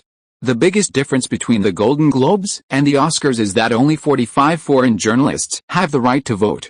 That's why there was that scandal a couple of years ago. A wealthy man treated his girlfriend to a spa vacation for foreign journalists with voting rights. So, I don't have the right to vote for the Golden Globes. Even if you try to influence things now, it's probably too late. What? That bastard PR guy lied to me. Paul Hogan slammed his beer mug down on the table in anger. Forget it, darling. Let's not let anyone recognize us. Linda noticed people around her looking at her, afraid they would recognize her as the star of Crocodile Dundee, and another round of stares and autograph requests. Forget it, I really don't know anything about these things. Looks like I can't win an award. Paul Hogan's divorce had dragged Linda into the news, and he had hoped to make it up to his girlfriend with a Golden Globe, but he hadn't expected to be scammed. It's not entirely hopeless. The Golden Globes actually make money from broadcast fees, so if you agree to go to the event, they might give you the award, unless your competitors are particularly strong, or there are other big stars. Is that so? Paul Hogan and Linda got up, signed autographs for a few customers who recognized them, and left the bar with Ronald. I have to go. I was originally going to Tokyo to promote the release of Crocodile Dundee, but now it seems better to go a day later. Are you going too, Ronald? Linda asked Ronald if he would be going to the Golden Globe Awards ceremony. I haven't gone to the Golden Globe Awards for a long time. Anyway, they won't give me an award? Ronald laughed heartily. You this time? Hogan looked at Ronald, asking if he had been nominated. Actually, I have 2 nominations, Top Gun and The Kid from the Movie 2, both nominated for Best Original Song. Then come with us. This Australian country bumpkin doesn't even know how to attend an awards ceremony. Paul Hogan laughed. Just wear the Crocodile Dundee leather jacket, and you'll win the applause. Ronald laughed too. Anyway, quite a few of his films had won awards this time, so he might as well go and see. It had been a long time since he'd been to the Golden Globes. On the day of the awards ceremony, Ronald put on a suit and went to the Beverly Hills Hilton Hotel alone. The lobby was more luxurious than it had been 2 years ago, with a stage modeled after the Oscars and some large decorations. However, the seating still followed the old Golden Globes tradition, with each film crew seated at a round table. Ronald found his table with the Kid from the Movie 2 and chatted with Morita Noriyuki, who played Master Miyagi. Morita has officially finalized his divorce and is now a household name in America. His carefree lifestyle over the past few years has turned his hair and beard completely white, which, however, adds to his air of otherworldly wisdom, making him appear almost like a reclusive sage. I recently wrote a script, which is currently being filmed. It's about an American pilot who crash-landed on Okinawa during the final stages of World War II and was rescued by a former Japanese colonel whose son died in a bombing raid. Sounds good. Ronald found it amusing. Morita, too, was like many actors who, after becoming famous, wanted to switch careers to become screenwriters or directors. This subject matter, would anyone actually watch it? Whether in America or Japan, this kind of subject matter was clearly unappealing to both sides. Welcome to the 44th Golden Globe Awards, the 2 hosts announced as they appeared on stage. One was William Shatner, who played the captain of the Enterprise in Star Trek. The other was Cherry Lard, the blonde beauty from the TV series Charlie's Angels. Ronald noticed the cameras panning to the front row, focusing on another actress, Farrah Fawcett, who played the blonde angel in the first season of Charlie's Angels. It was Fawcett's departure that allowed Cherry Lard to fill in. Now, Charlie's Angels is very popular, and Cherry Lard even manages to find time for some TV movies. For example, Orient Express 2 years ago received positive reviews from audiences and critics. Fawcett, on the other hand, without the boost of a TV role, hasn't had many good opportunities. The Golden Globes not only have awards for film but also for television. Best Actor and Best Actress are even separated into drama and comedy categories. This award isn't really taken seriously by industry insiders, but audiences love it. So, in most cases, the awards are given based on the star's fame. If you can attend the ceremony and boost viewership, you'll likely get the Best Actor or Best Actress award. Ronald has witnessed many such tragedies. Danny DeVito, the lead actor in My Husband is a Villain, which he produced himself, was nominated for Best Actor in a Comedy. He and his girlfriend attended the ceremony, and the cameras focused on him extensively. Unfortunately, Paul Hogan, known for his role as Crocodile Dundee, was also present. Naturally, the Golden Globe Awards would prioritize the currently more popular Crocodile Dundee. The winner is Paul Hogan, Crocodile Dundee, announced Noriyuki Morita, who presented the award. The two shook hands, and Morita presented the trophy to Hogan. "Thank you. I want to thank my good friend, Ronald, who gave so much selfless help to this film. Thanks to him, we were able to see this film in American cinemas," Paul Hogan said, praising Ronald at length during his acceptance speech. The camera panned to Ronald, who smiled, revealing 8 white teeth, perhaps his only on-screen appearance that night. However, Hogan's joy was short-lived. His girlfriend, Linda, was eagerly anticipating the Best Supporting Actress award. But the winner was British actress Maggie Smith. Ronald looked at Linda Kozlovsky, who had just been smiling at him on camera, and his expression turned somewhat awkward. He didn't know why, but Paramount and the Golden Globe Committee had somehow coordinated things. Linda had been nominated for Best Supporting Actress instead of Best Actress. In short, this award didn't garner much attention, and Linda had lost the trophy to a more talented British actress, leaving her sullen but helpless. The Best Actress award went to Sissy Spacek, whom Ronald thought was both beautiful and talented, but she wasn't present. Best Director, Best Picture, and Best Screenplay all went to Oliver Stone, whose Platoon also swept the awards tonight, winning Best Supporting Actor. Tom Berenger had turned down Top Gun to star in Platoon, and it was unclear whether he regretted it now. The Golden Globe Awards were very long, and Ronald's 2 films only received nominations for Best Original Song, neither of which won. He sat in the back, somewhat bored. Soon, the film segment ended, and it was time to present the awards for television series. This year's big winner was the comedy Moonlighting, starring the excellent comedian, the slightly balding Bruce Willis. Instead of telling jokes on stage, he spoke highly of the crew, mentioning their dozens of hours of work on set each week, and expressing his deepest gratitude to them. Ronald developed a liking for the actor. It's rare to think of the lower-level staff and thank them at an awards ceremony. The last person to do so was Barbara Stanwyck, who received an Oscar for Lifetime Achievement. Best Actress also went to Sybil Shepherd, from the same film. The stunning beauty who once captivated audiences, causing director Peter Bogdanovich to divorce his wife and live with him, also played the unrequited love interest of Robert De Niro's character, Tevez, in Scorsese's breakthrough film, Taxi Driver. Now, Sybil Shepherd is relegated to comedic roles in television series. It seems actresses over 30 find it increasingly difficult to land roles where they have romantic relationships with a male lead. This year, besides celebrating the 44th anniversary of the Golden Globe Awards, it's also a young man's birthday, host William Shatner interjected.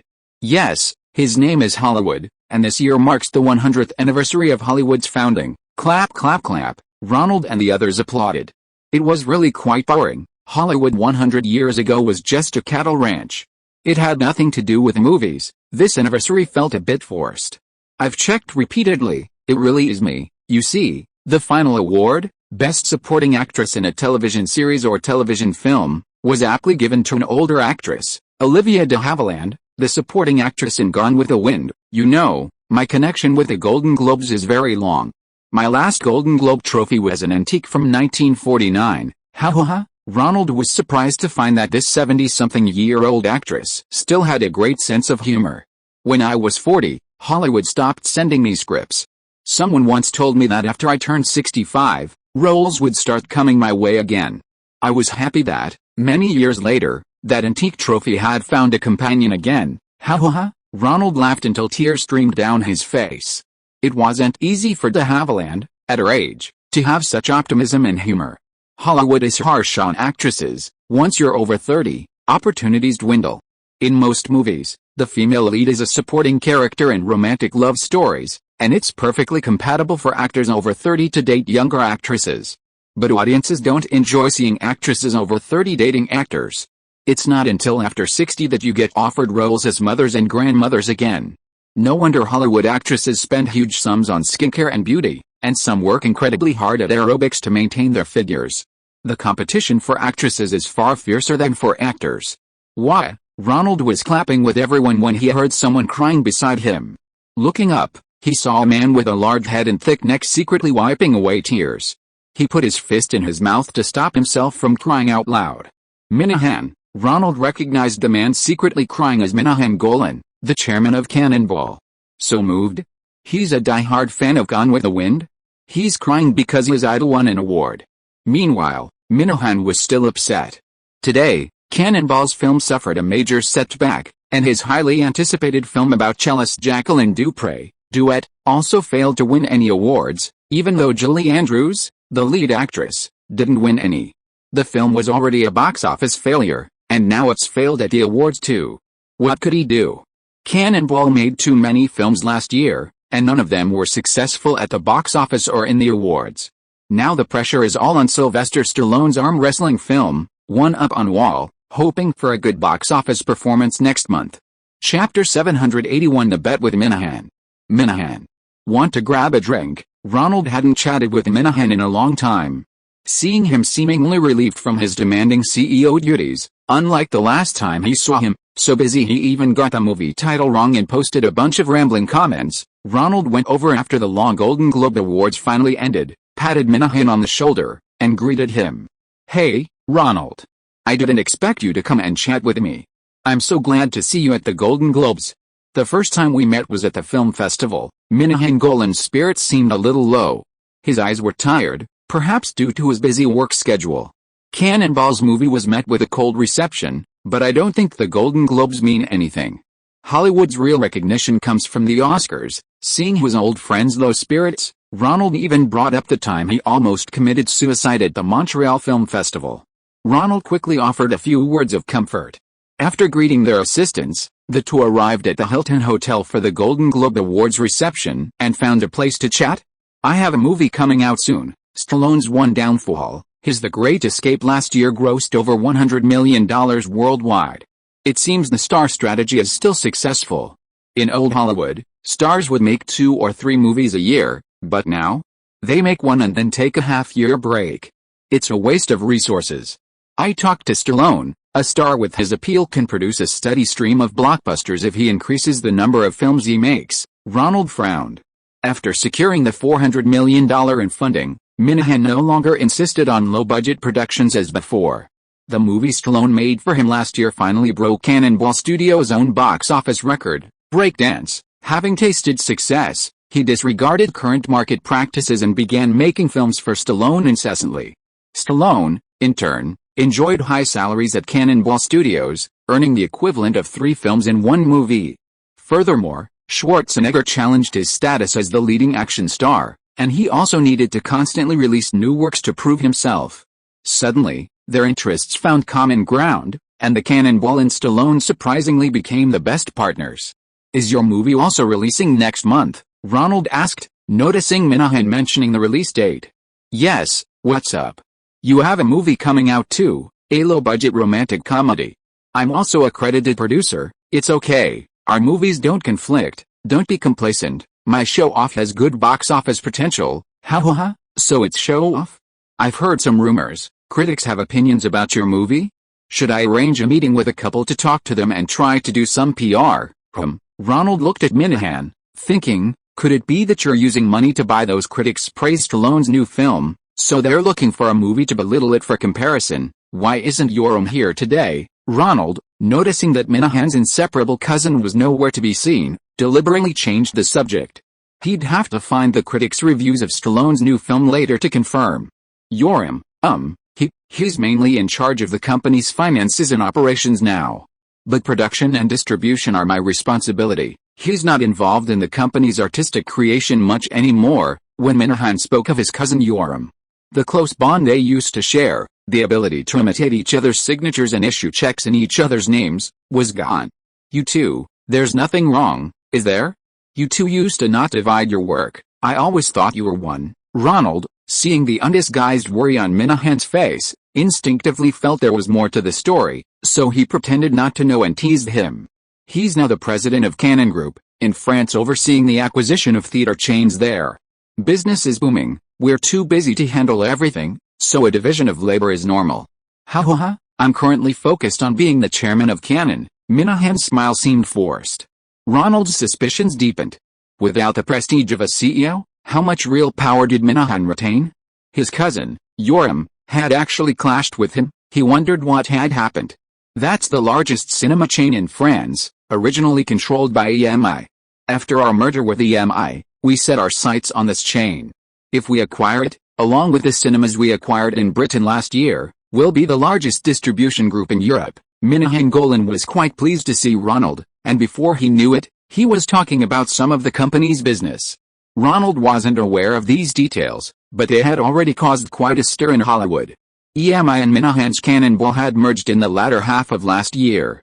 After the merger, EMI held a significant stake. Although the original Cannonball staff still held dominant management positions, the leadership had been reshuffled. EMI insisted on appointing the more business-minded Yoram as the powerful president, while Minahan was stripped of his authority over overseas distribution and other business expansion, leaving him only with film and television production rights. This is why Minahan had time to represent Cannonball at the Golden Globe Awards today. Our Cannonball has 2 big-budget films planned for release this year, both currently in production, targeting the summer blockbuster season. If you have any films releasing this year, be careful to avoid them. Don't blame me for not warning you, Ronald. Minahan has spent hundreds of millions of dollars in the past 2 years and is used to being bossy. He still has a psychological advantage in front of his greatest benefactor, Ronald. I do have a musical film about to be released. What kind of film is yours? Ronald asked casually, probing Minahan's thoughts. 2 superhero movies adapted from comic books. Musicals are fine. You have a knack for making musicals. They won't compete head-on with us. As long as the quality is good, they'll definitely make money. Comic book adaptations. Ronald was a little uncomfortable with Minahan's condescending tone. But that didn't matter. Ronald didn't think Minahan had a better eye for production than him. He just got lucky and caught the wave. He was now involved in distribution and was confident that he wouldn't be worse off than Minahan in terms of fundraising on Wall Street. Yes, I have 2 films that I'm preparing to submit to the Cannes Film Festival. Minahan spoke of making movies, clearly more interested in the business side of it than in the actual production, he said, holding up 2 chubby fingers to Ronald. One is Superman IV. I spent a fortune to bring back Christopher Reeve, the original Superman, and even had him write the screenplay. I also brought back Gene Hackman, who played a supporting role in the first movie, to play the villain Lex Luthor. And I also spent a lot of money to bring back Margaret Kidd, to reprise her role as Lois Lane, Superman's girlfriend, whom she swore she wouldn't play again. In short, it's a Superman movie that returns to the classic formula of the first film, moving away from the boring black comedy style of the third movie and returning to what a superhero movie should be. The other is also a superhero movie, Space Superman, adapted from a Mattel toy. I cast Dolph Lundgren, who played the league boxer who fought Stallone in Rocky IV, as Space Superman. There's also a very beautiful actress, Courtney Cox, as the female lead. They will become the new Superman and Lois Lane. Ronald thought his old friend Minahan, back when he was a producer, was radiant and full of dreams. Maybe focusing on producing is a good thing for him too. A special effects blockbuster like this must have a high budget, right? Ronald asked. Of course. The filming process, plus the stars' salaries, cost $10 million for Superman 4 alone. We also have a budget of $25 million for special effects. As for Space Superman, we've prepared a similar budget for special effects. Minahan started bragging again about how much money he spent on special effects, how expensive they were, and how the effects would be as amazing as the first Superman movie, making audiences jump on the bandwagon. Ronald thought that from a commercial point of view, this approach was actually quite good. Especially the space-age Superman film in collaboration with Mattel. The actors weren't expensive, but if the box office was good, the toy sales alone could make a fortune. Moreover, Ronald had always felt that Minahan Golan's approach to filmmaking and his aesthetic were similar to animation. If he could really make a good special effects film with these cartoonish characters, maybe he could really make Cannonball replicate the success of breakdance. You're right, I'm just in a bad mood today. After a long chat with Ronald about filmmaking, Minahan finally got over his earlier mood. The Golden Globes discriminate against foreign producers like us. Zeffirelli's Othello is his own acknowledged greatest work. Julie Andrews also said that Duet was her best work since The Sound of Music and Mary Poppins, but the Golden Globes didn't even recognize their efforts. "I'm disappointed," she said. "Only the audience is selfless. They won't discriminate against my film just because I'm Israeli. Whether it's good or not is their only criterion for buying tickets." Minahan began to denounce the Golden Globe Awards Committee.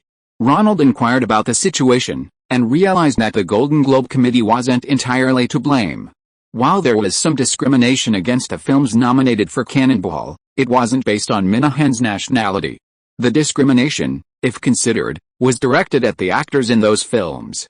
Aside from Stallone, his other films used has-been actors and directors. The Golden Globes rely on star power to attract viewers, and not awarding Cannonball was seen as discriminating against their actors for lacking star power.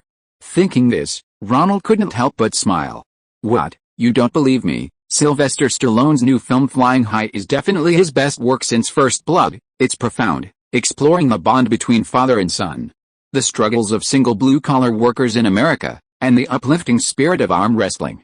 I absolutely believe this is Stallone's best performance since Rocky in 1976. This film is not only Stallone's most important work in the first half of 1987, but it's also directed by Minahan Golan, so his box office expectations are high. But Americans love boxing. Who wants to watch the hell arm wrestling?" Ronald thought to himself, shaking his head. The smile on his lips betrayed a skepticism about the film. As a director, Ronald couldn't imagine how to make an arm wrestling scene watchable. Boxing allows for taking hits, defending, counterattacking, and a whole series of techniques. Arm wrestling, on the other hand, is decided in 2 seconds, without any twists or turns.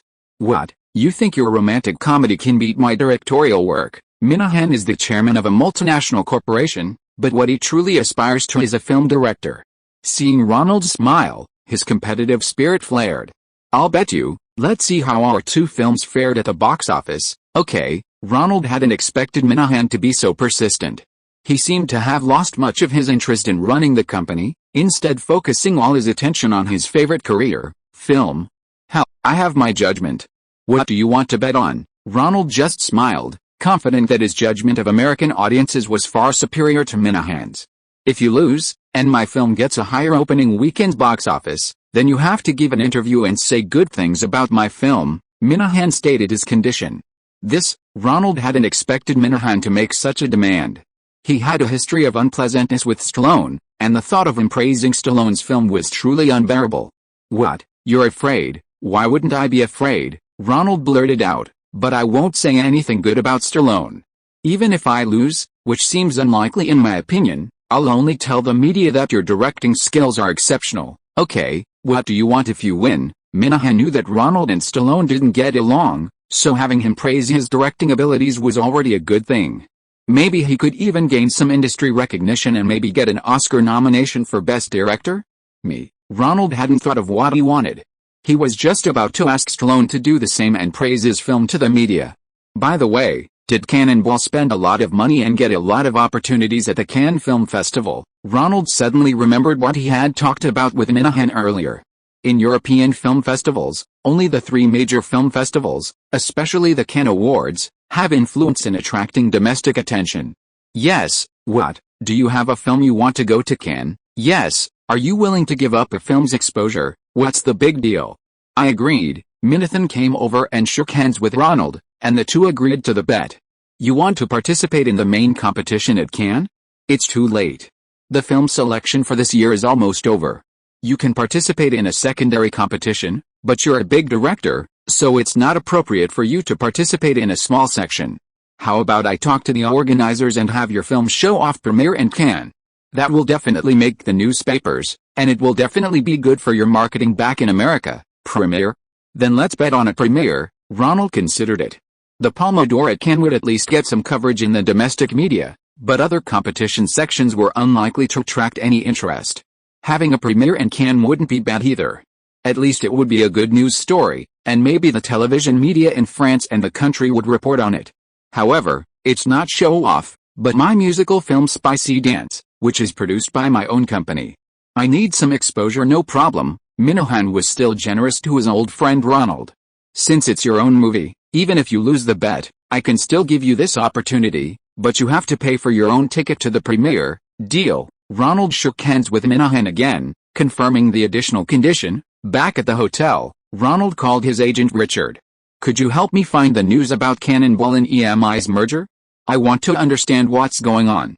Also, Stallone's new movie, and the film reviews, if possible, please find them for me to watch. Ronald was completely absorbed in filming, often working over 10 hours a day, 7 days a week. After filming wrapped and he returned to normal life, he was often oblivious to the news that broke during filming. The next day, Ronald met Richard on time. Richard brought Ronald an analysis article from the Wall Street Journal. Wall Street analysts all believed this was a key step for Cannonball Studios towards internationalization and were optimistic about its future. Only one analyst pointed out that Cannonball had produced over 40 films last year, initiated theater acquisitions, television station acquisitions, and office building construction. If this year's box office performance was poor, its cash flow would face significant problems. The acquisition by Pathé actually resolved, to some extent, the hidden dangers brought about by Cannonball Studios' rapid development. However, the details of the acquisition terms were still unclear, and the French Ministry of Culture's view on the acquisition remained to be seen. Their overseas distribution channels have been strengthened. Ronald saw in the analysis article that Cannonball had acquired cinema shares in 6 or 7 countries across Europe through mergers and acquisitions, and had been advertising heavily in Cannes for years, making the Cannes Film Festival their home turf. Richard suggested, yes, if your film needs overseas distribution, you might consider collaborating with them. So many cinemas are actually quite hungry for good films. Yeah, I know, Ronald thought, finding the idea reasonable. Overseas distribution was more complicated, with longer payment cycles, and many countries didn't have long-term partnerships. It was hard to know the integrity of the partners, and encountering a scammer was highly probable. Really? Ronald flipped to the film reviews section at the back. Is this a published newspaper? The Chicago Sun-Times film reviews section a couple of days ago didn't feature a review of Stallone's new film, but rather Roger Ebert's shameless praise of Minahan Golan, chairman and chief director of Cannonball Studios. No production company in the world today, and I'm not talking about any of the 7 Hollywood Big 7, is more willing to risk making serious, edgy films than Cannonball. He's the only producer and director in Hollywood in this box office-driven, materialistic age who upholds the old-school style. Filmmaking is a noble cause. Not just for box office, it used to represent the conscience of America, especially the pure values once represented by small-town youth.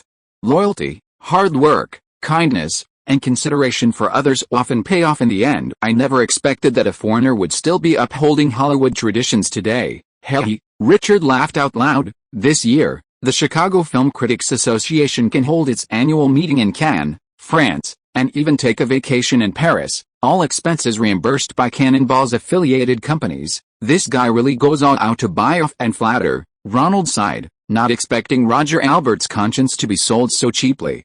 He could actually try using his own sexy dance to sponsor vacations for these greedy film critics and see how effective that would be. If you are listening to this novel on a channel other than Fanfic World, it means it was downloaded and re-uploaded without effort. We warmly invite you to visit our channel, Fanfic World. There you will find the original version of this story and many other novels of various genres. We look forward to seeing you dive into a world of incredible novels. Chapter 782 Romantic scenes can easily turn into real life. Moonlight seduction scene continued. While editing the sex scene between Nicolas Cage and Cher, editor Walter Murch praised Ronald's directing skills. You directed that sex scene really well. This scene needs to convey the desire of a man and woman falling in love at first sight, attracted to each other physically, but also has a touch of dramatic exaggeration, having them say lines like "You got my heart, your brother only got my body," which would sound incredibly cheesy and exaggerated in a movie. But you directed it so naturally, without giving that cringe-worthy feeling. How did you do it? Hey, it's a coincidence. It's more about casting than my on-set guidance, Ronald chuckled. As Murch said, many parts of the film show traces of Broadway theater performance. If 2 different actors were to perform such cheesy lines, it would feel very fake, almost giving you goosebumps. Even the scene in the movie where Loretta and Ronnie go to see the opera La Boheme doesn't have such cheesy dialogue. The fact that the audience can watch the two actors' exaggerated performances without feeling it's fake largely relies on Nicolas Cage's exceptional acting skills. Influenced by his uncle, he greatly admires the 1920s German expressionist masterpiece Metropolis. Expressionism uses various lighting, sets, and actor coordination to allow the audience to overlook the details of the performance and directly reach their inner world.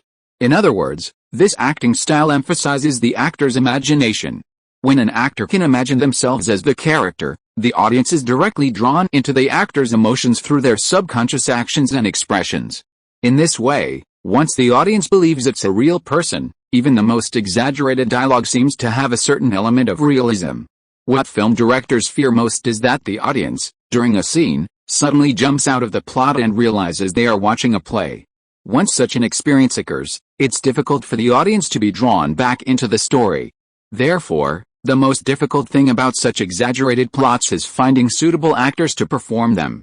As for the on-set director and instructors, they don't play a significant role. You can't expect an actor with mediocre acting skills who can't get into the scene to become believable to the audience just by saying a few lines on set. HMPH, Francis Coppola's nephew has great potential, Murch said, pointing to Cage on the small monitor. He is indeed a unique actor, Ronald nodded in agreement. Among the large group of actors in Hollywood who value method acting, an actor who doesn't rely on analysis and technique but on powerful imagination to perform is very different. Actually, there wasn't a particularly strong chemistry between him and Cher in this scene, but thanks to his own exceptional imagination, Cage believed in his character and brought Cher into the prescribed scene. Many strange roles that others find difficult to play are easy for him. I have to go first today. My Chinese partner's son is coming to America today. In the afternoon, Ronald checked his watch, said goodbye to Murch, and went to Los Angeles airport to pick up his partner Old Yan's son. Uncle Lee. Ronald waited until he saw Xiao Yan peeking out of the cabin, looking at everything with curiosity. No, just like in Zhujiahu, call me Xiao Luo. Or Ronald is fine too, my dad told me to call him that, hehe.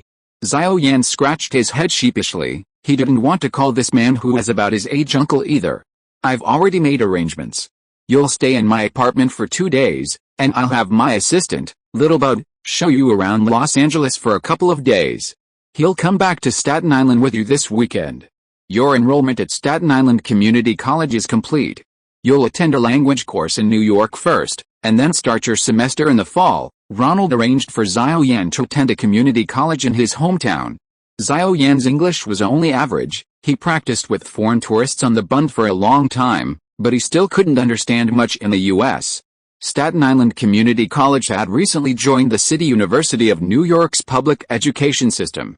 If Xiao Yan could graduate in 2 years with an associate's degree, he could choose other schools in the City University system to continue his studies. If that wasn't possible, Ronald had also prepared a job at the Staten factory. After Xiao Yan had worked there for a while, he could go back and take over Lao Yan's job. If he wanted to do anything else, Ronald would help. He needed to take good care of his partner at the Minhang factory. Chinese people value mutual assistance among relatives and friends. With Lao Yan as a partner, they could find ways to collaborate in the future. Director Wang's application materials have been brought to me. Xiao Yan had Director Wang's materials for the Los Angeles Women's Independent Film Festival translated and brought to Ronald. Very good. Director Wang's film has caused a small sensation among female producers and directors in the industry here. They didn't expect that such an avant-garde work could be produced in Zhujiahu. Ronald carefully put away the materials and had Xiao Yan send a telegram home to let his family know he was safe. Then he had Xiao Bud accompany him shopping, completely transforming into a young man dressed in American style. Ronald took Director Wang's application materials to Gail Hurd. She was currently preparing a Hollywood Women Producers and Directors Guild with directors like Martha Coolidge. It happened to coincide with the annual Independent Film Festival at the beginning of each year. Ronald approached them and added an award for emerging female directors to the Independent Film Festival, open to female directors worldwide.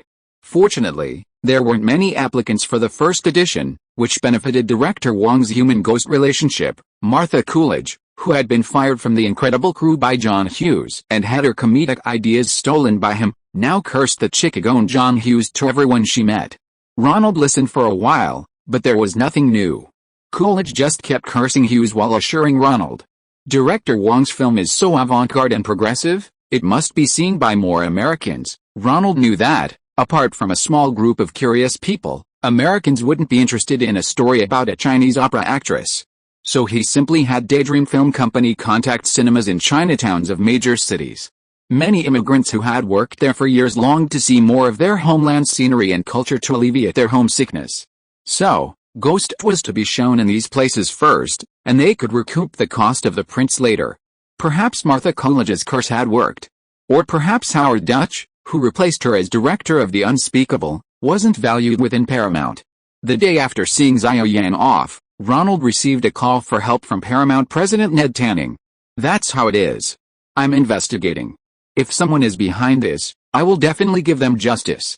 But now that this has happened, I can only ask you to help me see if we need to reshoot some scenes.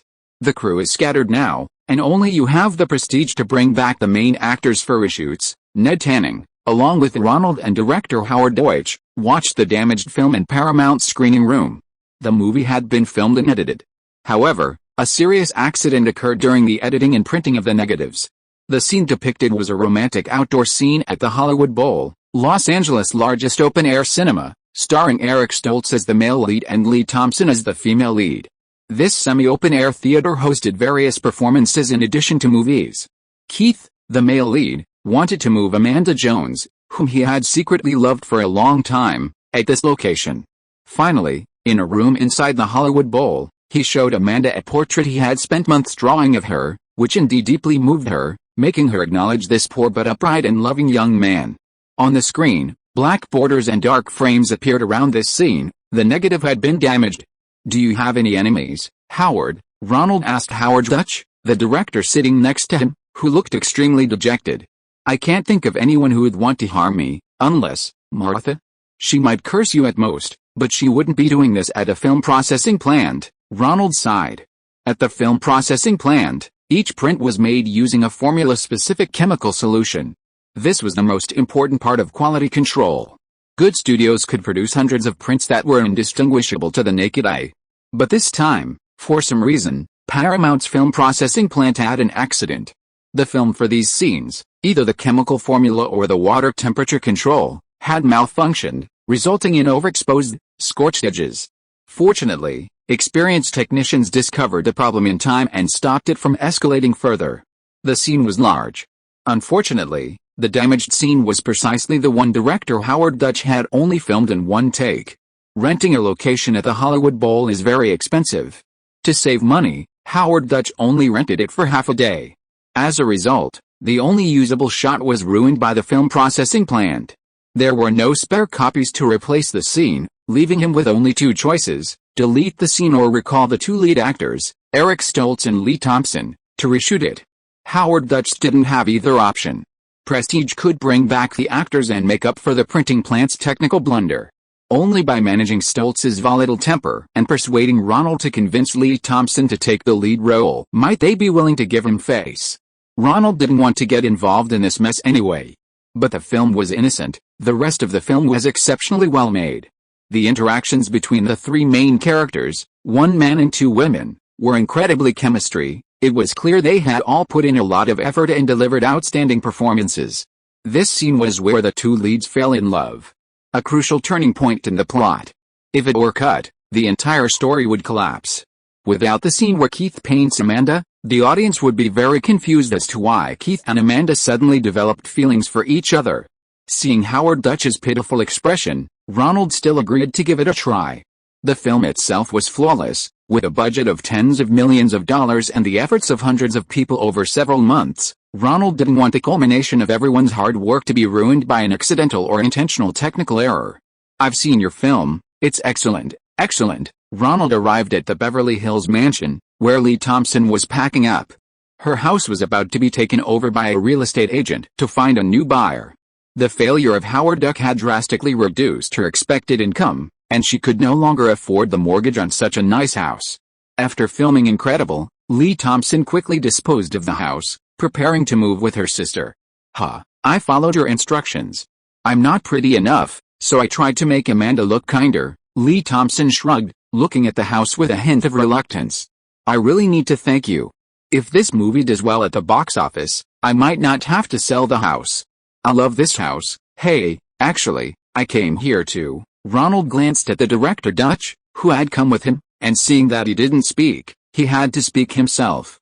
"Sister, your phone," her sister called from the room. "Sorry, I'll go for a second." Lee Thompson apologized to Ronald and went inside to answer the phone. "You bastard, how dare you say that? If you don't want to get engaged, I can cancel it." A moment later, the sound of arguing could be faintly heard from the room. Ronald and director Howard Dutch exchanged a glance, knowing they had encountered another awkward situation. Lee Thompson and her boyfriend Dennis Quaid had started arguing again. Eric? We're just colleagues, and you're turning around and accusing me." Lee Thompson hung up the phone and came out looking very upset. "We have a scene that needs reshooting." Howard Dutch was quite concerned about Lee Thompson. Seeing her bad mood, he offered a few words of comfort and then explained the reason for the call. "I'm sorry, Howard, I'm not feeling well right now and need to rest." "When are you going to reshoot?" "Oh, the movie is scheduled for release next month, so it would be best if we could do it as soon as possible." "Never mind, you take a few days off, and Howard and I will think of another way. The film processing plant ruined the negatives. Sorry, give me a day to adjust. I can resume filming the day after tomorrow." "Which scene is it?" "It's the scene where Amanda discovers Keith secretly painted his portrait." "Oh." Lee Thompson covered her face in anguish. This scene required a long period of preparation to portray the mindset of two lovers overcoming obstacles and developing mutual attraction, but not yet officially dating. Lee Thompson had also been accused by her boyfriend Dennis Quaid of having an affair with Stoltz while filming with him, so it would be difficult for her to regain that delicate feeling in a short time. "What happened? Did you make their on-screen romance become real?" Ronald asked director Dutch after leaving the mansion.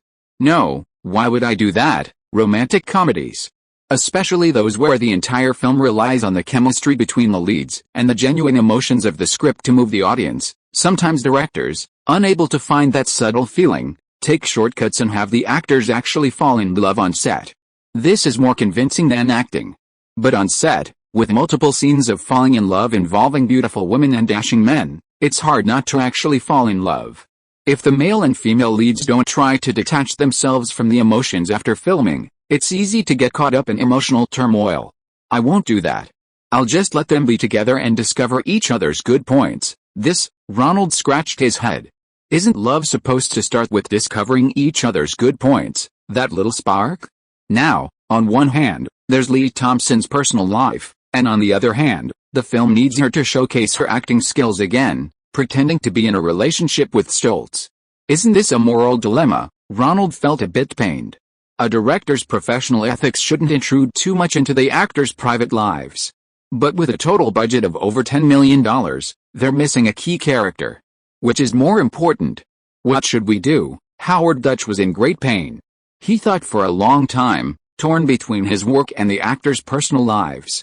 "Take me to the props and set, see if there's any other way to salvage the situation." The two went to Paramount's warehouse, where all the important props for Incredible were stored.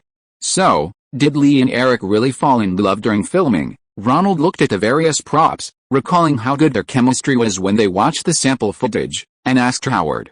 They went on a date or two. But I don't think Lee Thompson necessarily liked Eric. She was just getting into character. But Mary Stuart Masterson, who played Watts, Keith's neighbor, was actually a little jealous. That's why Watts and Keith's confession scene was so good. Mary Stuart Masterson is beautiful when she cries. This is the Amanda painting prop, right? Ronald flipped to a framed oil painting and asked Howard Dutch. Yes, this is it. The woman in the painting bore a resemblance to Lee Thompson, but there was still a difference. He thought they should have found a better painter. The audience didn't really care if Keith could paint it perfectly. A portrait that didn't quite resemble her would distract them. What's this? Ronald looked at the painting and noticed another framed painting behind it. Huh? Ronald saw it was another portrait of Amanda. What about this one? And this one? Jumping into the pile of props, Ronald found 7 or 8 more portraits against the wall, all based on Lee Thompson. Well, I didn't think they were very good, so I found many painters. Ronald gave Howard Dutch a deep look. It seemed directors could easily fall for leading ladies, constantly thinking about their inner thoughts, their strengths, and why the male lead would fall for them. After all that thinking, wasn't love just born from these small details? These paintings were all pretty much the same quality. Howard Dutch seemed a bit obsessed, quite infatuated with Lee Thompson. He wondered if he'd realized it himself. Alright, let's think of something else. We'll check on Lee's condition again tomorrow. Ronald was at a loss. It seemed they'd have to reshoot. What's wrong? You seem troubled. Back in the editing room, Walter Murch noticed Ronald's preoccupation. I'm producing a film, and it's encountered a major technical problem. There was an accident while developing the film. Now, the scenes we need to reshoot are also problematic because the female lead's personal life is making it hard for her to find the right feeling. Ronald explained his predicament to Murch. How's it turned out? It's the chemical formula, the timing, the temperature. One of these three things went wrong. The four corners of the film turned black, and the four edges yellowed. It's unusable. You mean reshooting is difficult? Yes, very difficult. Lee Thompson has been having a lot of problems in her personal life lately. I think she's a great actress, but some things are beyond our control. If that's the case, you can go to Lloyd. He's worked at the film processing plant for 40 years. He can help. What help? Will this method work? Ronald found Lloyd, who Murch had mentioned, who had worked at Paramount Film Processing Plant for 40 years and was about to retire. We'll see. You might lose a few frames. Lloyd slowly and deliberately operated the machine. Okay, take a look at this part, hey? Not bad. Ronald leaned against the monitor, watching the footage Lloyd had repaired. Come take a look, Howard. Ronald gave his seat to Director Dutch. This old-fashioned machine only allowed one person to view the film through a monitor. Not bad, not much loss. Howard Dutch reviewed the film several times. The edges of the film were carefully cut, turning the original long shots into medium shots. Although a lot of shot arrangement and image quality were lost, at least there was no need to reshoot. Let it be. It's good to salvage something. Ronald felt that although the image quality was a bit rough, it was much better than reshooting when the female lead couldn't find her footing. Thank you, Ronald. Howard Dutch was still impressed by the strange way of solving the problem. If it weren't for Ronald, his second film would have been a disaster. It's okay, you still have marketing to do. By the way, aren't you going to bring those portrait paintings back and just leave them in the warehouse? I found one and gave it to Lily. Hey, you don't understand. Ronald thought of the several very lifelike models of Liz Carter. You have no idea what those warehouse workers can do with portraits of beautiful women. Chapter 783 Film critics and audiences' evaluations are exactly the opposite. In February, Dirty Dancing finally premiered in over 930 theaters across the United States. Due to extremely low ratings from film critics nationwide, 20th Century Fox adjusted its marketing strategy. They didn't hold a formal premiere, nor did they have the lead actors and director, who had just returned from Portugal, participate in television interviews to promote the film, or give newspaper and magazine interviews. Quietly, the film was released during the off-season of the second week of February. The months after the New Year are the off-season for the film industry every year. However, this week in February, because of President's Day, is considered a mini-peak season within the off-season, said Michelle Canold, Ronald's vice president of distribution at Daydream Films. He was in Los Angeles to report to Ronald on the distribution progress of Dirty Dancing and happened to accompany his boss to theater to see the film currently showing. Every February, after President George Washington's birthday, is a public holiday in many states, coinciding with a weekend. This 3-day weekend is very conducive to box office success and word-of-mouth marketing, so many films choose to release during this time. Michelle Canold, after 6 months of hard work, has become adept at theatrical film distribution and has grasped many key aspects of the process. He has also thoroughly understood the best release dates each year. The two sat on the restaurant floor of a department store, watching the movie theater's ticket sales. Among the older films still showing, Platoon is the undisputed leader. They're using the same old trick United Artists used back in the day, releasing it in the last 2 weeks of each year, initially in a small number of theaters to qualify for the Oscars. Then, during the Christmas and New Year's season, they slightly expand the screenings in major cities, but still keep it to around 100 theaters. Because December is the peak of the Oscar nomination race, critics are always very vocal about the hot contenders released at this time. Platoon received excellent reviews. Many critics praised it as the best film about the Vietnam War since The Deer Hunter and Apocalypse. Now Ronald listened to the report and nodded in agreement. He was actually quite familiar with this tactic. Controlling the initial screening scale not only attracts audience curiosity when it receives positive reviews, but also, because tickets are hard to come by, it generates even more buzz and word of mouth. At the same time, the average box office per theater is also very high. This, in turn, further stimulates word of mouth and attracts even more viewers to buy tickets. After the new year last month, the film industry started to expand, from 100 screenings to over 200. With the Oscars nominations coming up soon, it looks like Platoon will receive nominations for several major awards, and they'll expand their screenings even further. They'll probably get 7 or 8 nominations, including Best Picture, Best Director, Best Screenplay, and other major awards, along with Woody Allen's Hannah and Her Sisters and the British film A Room with a View, all of which are strong contenders for awards this year. Ronald told Michelle about the information he had gathered. This year's Oscars have the most promising nominees for the major awards among these 3 films. Each has a chance to receive 7 or 8 nominations. Following them is Ronald's friend Cameron's Alien sequel, amidst a plethora of minor awards for special effects, makeup, etc. Its lead actress, Sigourney Weaver, is expected to receive a Best Actress nomination. Ronald's commercial film Top Gun fared even worse, failing to receive nominations for special effects and makeup, only minor awards for editing, original music, sound effects, etc. Of course, the worst off is Tom Cruise. Although he tried to collaborate with established directors, neither of his 1986 films, Top Gun and The Color of Money, earned him an acting award nomination.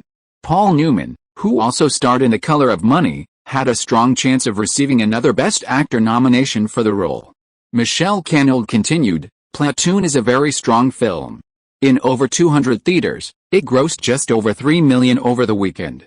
Last week, it expanded to 600 theaters, and the weekend's box office has already surpassed $8 million. For niche films like this, word of mouth is indeed more effective, but for it to succeed, the film itself must be good enough. Ronald knew that things weren't like 10 years ago. The Vietnam War theme had become less mainstream. Normal marketing might struggle to reach the lost middle-aged audience. Instead, this gradual increase in release allowed word of mouth to circulate among those interested in Vietnam War films. If even one person who saw the film told more than one friend, the box office growth would be phenomenal.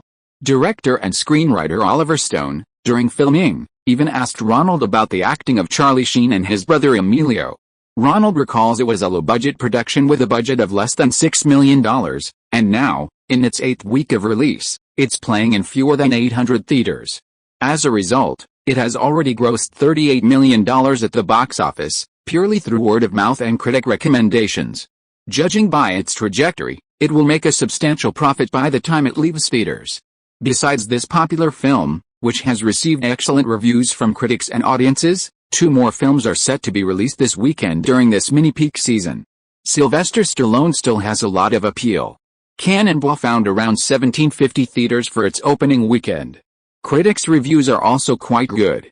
I heard Roger Ebert gave it a recommendation on a TV show, although his co-star Gene Sisco disagreed. So many theaters. Ronald was a little surprised. Looks like Minahan doesn't want me to win. Compared to Stallone's unexpectedly large number of theaters, 20th Century Fox was more conservative, allocating just over 900 theaters for Crazy. While Crazy's reviews might not be great, the theme song MV, Nothing Can Stop Us Now, which aired on MTV, is very popular. And since the film is primarily aimed at teenage audiences, I don't think its opening weekend box office will necessarily lose to Cannonball. Michelle Canold glanced at Ronald's expression and gave her assessment. In that case, Crazy's per theater box office would need to be twice as high as Cannonball to overtake it. Is that likely? Ronald didn't want to hear flattery and wanted to know Michelle Canold's assessment of the distribution. I personally think there's hope. Anything can happen with a movie's box office. Of course, to make a reliable judgment, you still need to look at the Cinema Score's professional audience ratings. Ronald nodded. This was the way a professional distribution manager judged things. It seemed Michelle had learned a lot in the past 6 months.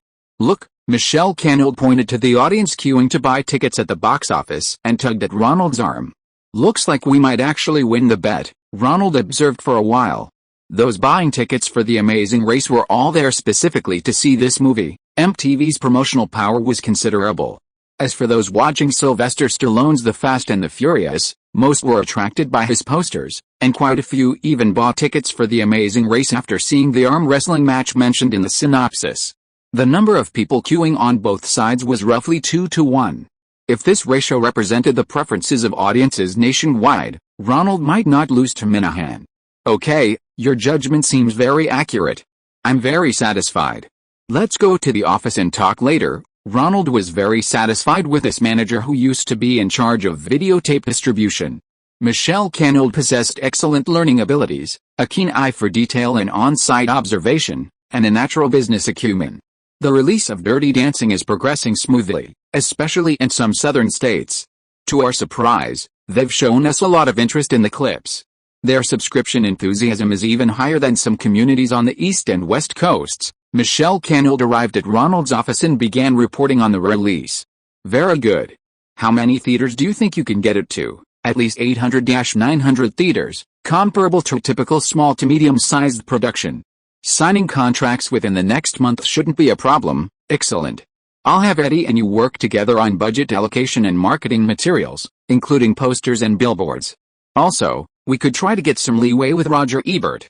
I'll have Eddie prepare a budget, and we'll also learn how to let film critics truly understand the depth of our film. Haha. Cheers. Michelle Canold, holding the champagne Ronald had poured for him, fully understood the true meaning of depth and truly. It seems the Chicago Film Critics Association has some good vacation spots and conference hotels planned for this year. Not just Chicago, I've also invested in New York and Los Angeles, especially New York, which is home to the headquarters of America's national media.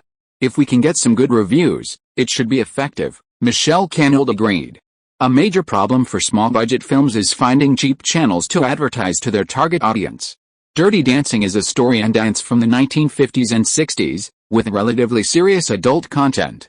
After research, they concluded that advertising on MTV might not be as effective as a story like Lively and Lively, which resonates most with teenagers.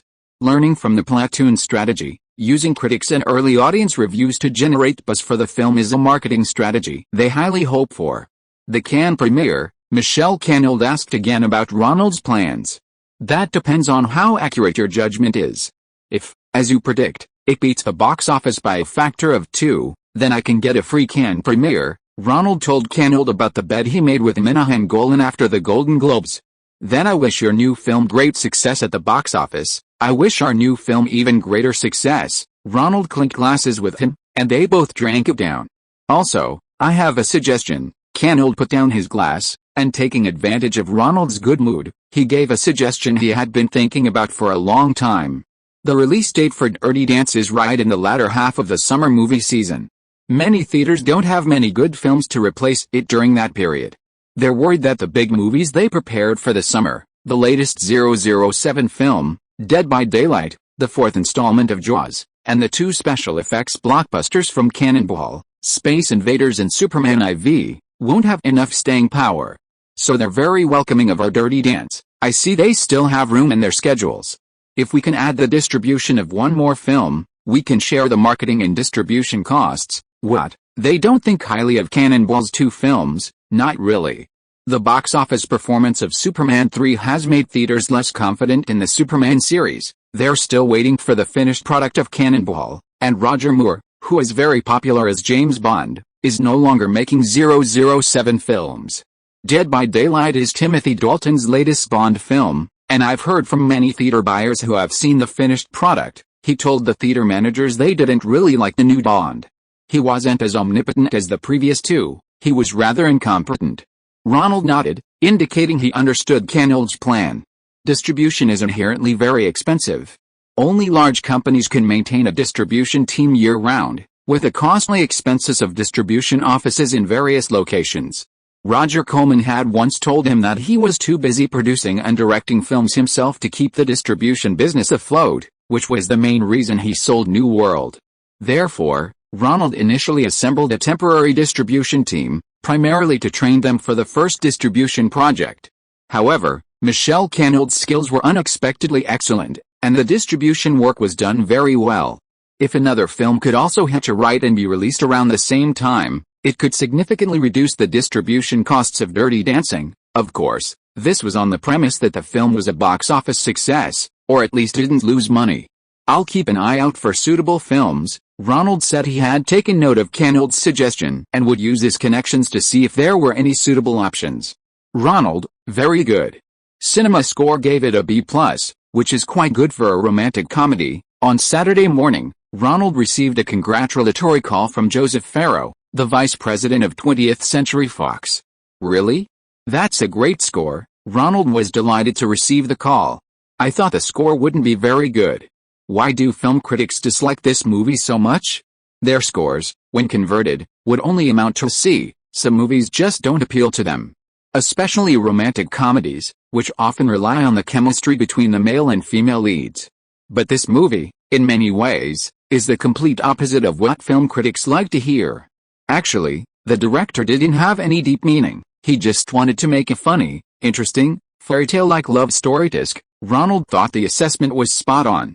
Film critics always try to find deeper meanings in movies, but sometimes, all audiences need is a good story.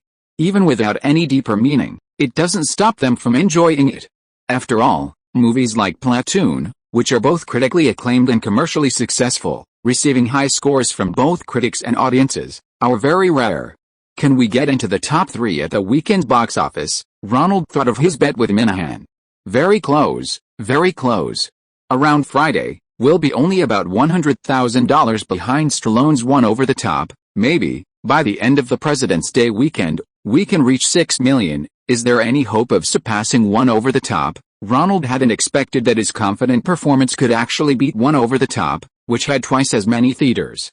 Yet, our per-theater box office reached $6,400, while One Over the Top is around $3,000. So, it's possible. Fantastic. Ronald laughed heartily, already impatient to see Minahan's expression.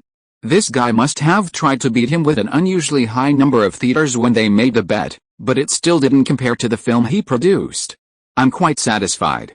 Although Platoon is really impressive, breaking $10,000 per theater, I expect it to gross $12 million over the weekend. That's really impressive," Ronald thought. Oliver Stone, now he's both a box office success and about to get an Oscar nomination for Best Director. He's winning both critically and commercially. He's finally made it. Minahan, "I'm here to collect the bet." Sure enough, Presidential Day passed. Super Mario Bros. Triumphantly raked in $6 million at the box office, while Minahan's Peak, despite having twice the number of theaters, only managed $5.1 million. Moreover, Peak received a pitiful cinema score of C+, further reducing its per-theater box office to just over $2,900. The dismal box office results led some New York film critics, whom Minahan hadn't bribed, to give it negative reviews. Some even criticized Stallone for merely clumsily repeating Rocky. This made Ronald, reading the newspaper, quite happy for a while. "A bet's a bet. You're still very capable, producing such a good film." Minahan didn't deny it. "But, you'll be attending the Cannes premiere, right? Will you also attend the premiere of my movie, Superman 4? Okay." Ronald hadn't expected Minahan to be waiting for him here. This year at the Oscars, Cannonball has been nominated for Best Foreign Language Film, for our Dutch co-production, The Assault. "Can I count on your vote?" Minahan wasn't about to be taken advantage of, and immediately asked Ronald to vote for his film in the Best Foreign Language Film category. Of course, no problem. Ronald didn't care much for such a small award, so he'd just vote for him. He'd vote for Best Actress for his friend Cameron's Alien 2, Best Actor for Scorsese's Money, and also give Woody Allen, who had been kind to him, a vote for Best Director. For the other awards, he'd have his agent, Nisita, see if anyone was willing to make a trade. "Hey, we're best friends." Minahan was very pleased with Ronald's straightforwardness. "Do you have any Oscar nominations? I can get all the Cannonball's contracted actors and directors who are eligible to vote for you." Sigh. Just as CAA had predicted, Top Gun didn't receive any major award nominations. It's just Best Original Song. "Can you help me out? Of the 4 nominations, Best Editing, Best Original Score, Best Original Song, and Best Sound Design, only Best Original Song had some connection to Ronaldo, because he had directed the music video for Take My Breath Away." Ronald then used his connections to get the Berlin band a nod. In short, see you at the Oscars. Chapter 784 Key Factors in Box Office Success. In its second week, Life is Beautiful continued to hold second place at the box office. The weekend average per theater gross only slightly decreased to $5,700. Meanwhile, Flying Over the Peak, directed by Minahan himself, had fallen to an average of less than $2,000 per theater. Sly, it's great to talk to you about movies again. A clip of an interview with Stallone by Barbie Wygant, a famous film critic and television movie host from Texas, began to air on television. There's some controversy about too much violence and fighting in movies right now. Is that why you start in a film without any violence? That's a major reason. The presence of violence in a film depends on the cause. The world we live in is full of violence.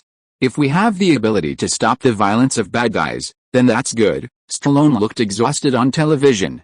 The second week's box office plunge meant he was once again losing out to Schwarzenegger in the race for the title of top action star. Although the salary for one Cannonball movie is equivalent to that of 3 to 5 previous movies, if he makes too many bad movies, he might never have the chance to act in good scripts again. Ho-ha. Ronald sat comfortably on the sofa in his hotel room, watching the TV interview with great pleasure. Barbie Wygant was very shrewd. Her seemingly harmless questions were subtly guiding Stallone. Audiences still prefer to see action stars fighting. This kind of boring arm wrestling, although lacking violence, was also unpopular. She then asked Stallone about his opinion on the box office. Sly, your movie is ranked third on the box office charts. Ahead of you, besides Platoon, which deals with the Vietnam War, there's also a romantic comedy, The Good, the Bad and the Ugly. Some people think that movies that profoundly address major social issues are actually not doing well at the box office. What do you think, Cy? Actually, the box office. I hope more audiences will come to see this movie. Well, after all, single-parent families are a very common phenomenon in America now. Stallone glanced at the lights, scratched his forehead, and his eyes grew increasingly listless. This kind of question infuriated Stallone. The interviewer asked the question with an air of flattery, but the answer was disheartening. A big star, earning over $10 million in salary, was watching a movie with a budget of less than $8 million, showing in only half the theaters of Stallone's film, yet still outperforming him at the box office. Damn it, this Ronald, how come his movies are all so successful? Does this kid have some kind of magic? After the interview, Stallone remained in the same spot, knowing he would have to repeat the same interview many more times. Hell, I bet Stallone still hasn't figured out why this movie isn't a box office hit, Ronald said, turning off the TV and speaking to his agent, Nisita, who had come over to chat with him. Oh, why? Do you know the answer? I can sell myself to Stallone's agent for a high price. Don't forget to share some with me, Ronald joked, knowing that Stallone's agent was none other than Michael Ovitz, the president of CAA, and another shareholder, Ronald Meyer. This was the first major star CAA signed in its early days. However, Stallone was arrogant and refused to listen to Ovitz's arrangements, stubbornly refusing to film the action comedy Beverly Hills Cop. Eddie Murphy, the black actor who took the lead role, seized the opportunity to rise to prominence and is now very successful in Hollywood, seemingly surpassing Stallone. Actually, I went to see Flying Over the Top in the theater. Stallone's performance was very good, but every arm wrestling scene was ridiculous. During the arm wrestling scenes, the audience would start eating popcorn, drinking cola, and chatting with friends. Each time the audience was interrupted, only about half could get back into the story. After several ridiculous arm wrestling scenes, by the end of the movie, everyone's attention was no longer on the film. That's a very interesting observation. Nisita herself didn't understand these things, but she felt that Ronald's words made a lot of sense. When she usually watched movies or videos, she was always interrupted by various things, and indeed, her level of engagement was not as high as when she went to the theater with Paula. If they don't even get into the story, how can they have an emotional connection? So when they get home, they won't recommend it to their friends, Ronald summarized. I've already spread the word about the low-budget films you asked me to find. These days, very few people make low-budget films like Roger Corman used to. I doubt many are interested in releasing your spicy dance during the summer season. Plus, many have already secured distribution contracts with big companies and are financing their projects. Finding a distributor after filming requires a strong sense of adventure or absolute confidence in the script. I expect to hear a lot of news next week. Nisita clapped her hands, explaining how she helped Ronald find low-budget films. Your theory, That if the audience gets distracted by the plot, it's hard to get back into it. Is that true? I find it quite interesting. I'm not 100% sure, but in my experience, that's how many films are. Ronald added a few goji berries to his cup, which Xiao Yan had specially brought over. Look at that arrogant movie, criticized by critics as worthless. The story is actually quite ridiculous. Its only redeeming quality is that the supporting actors are just as dedicated as the leads, giving excellent performances. However, once the audience recovers, they'll find many plot points contrived. For example, how did Kim Carderall's puppet survive from ancient Egypt to the present day? And that plot point, if any man other than the male lead, played by Andrew McCarthy, sees Sarah, she'll turn back into a puppet. But he clearly had Sarah on a motorcycle ride, and many people saw her, didn't they? And in the end, the male lead rescues the puppet from the shredder. Why does that break the curse? The explanations weren't very clear either. But would these flaws distract the audience? No, right? When watching the movie, they wouldn't know the overall story, and they wouldn't have time to scrutinize any plot holes. They'd be completely absorbed in Kim Carderall's beauty and her constant costume changes. In the end, the two lovers overcome numerous obstacles, finally becoming a couple, and the villains are punished. The audience has no chance to lose focus from beginning to end. That's probably what makes this movie superior to Fly Over the Peak. So, how do you achieve that? Nisida nodded repeatedly. Ronald was talking about common sense, but common sense is precisely what Hollywood people lack most. I don't know about that. It's just a result. The director may have 100 ways to keep the audience engaged in the story.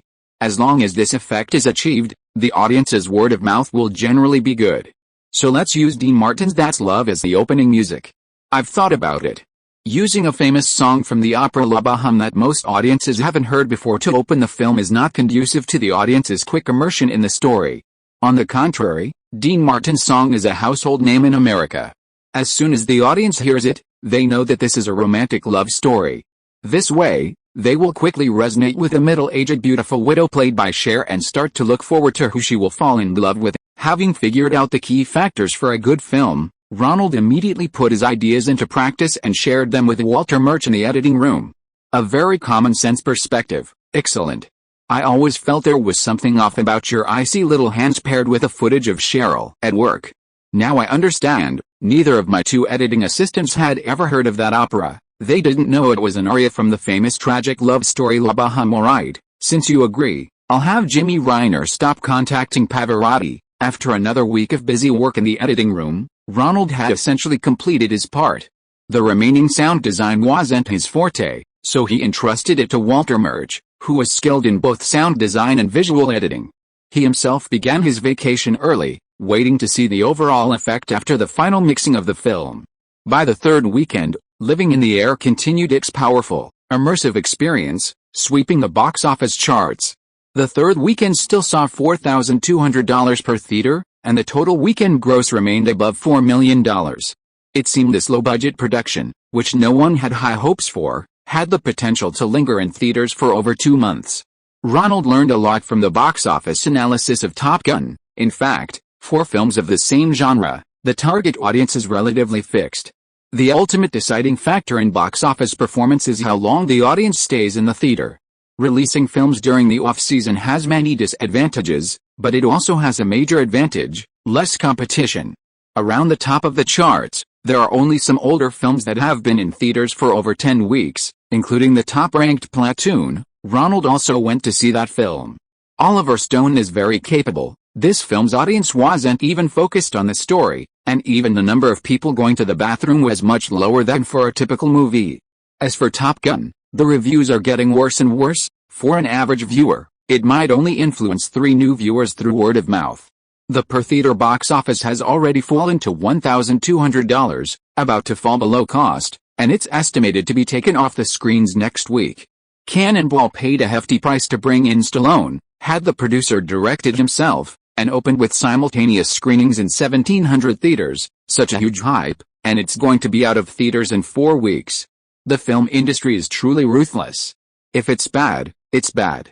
No matter how famous you were before, audiences won't tolerate a bad movie just because of a star's reputation. However, Ronald's other film, which he put some effort into, Wonderful, starring Lee Thompson and Eric Stoltz, which was released this week, is experiencing a very bad situation at the box office.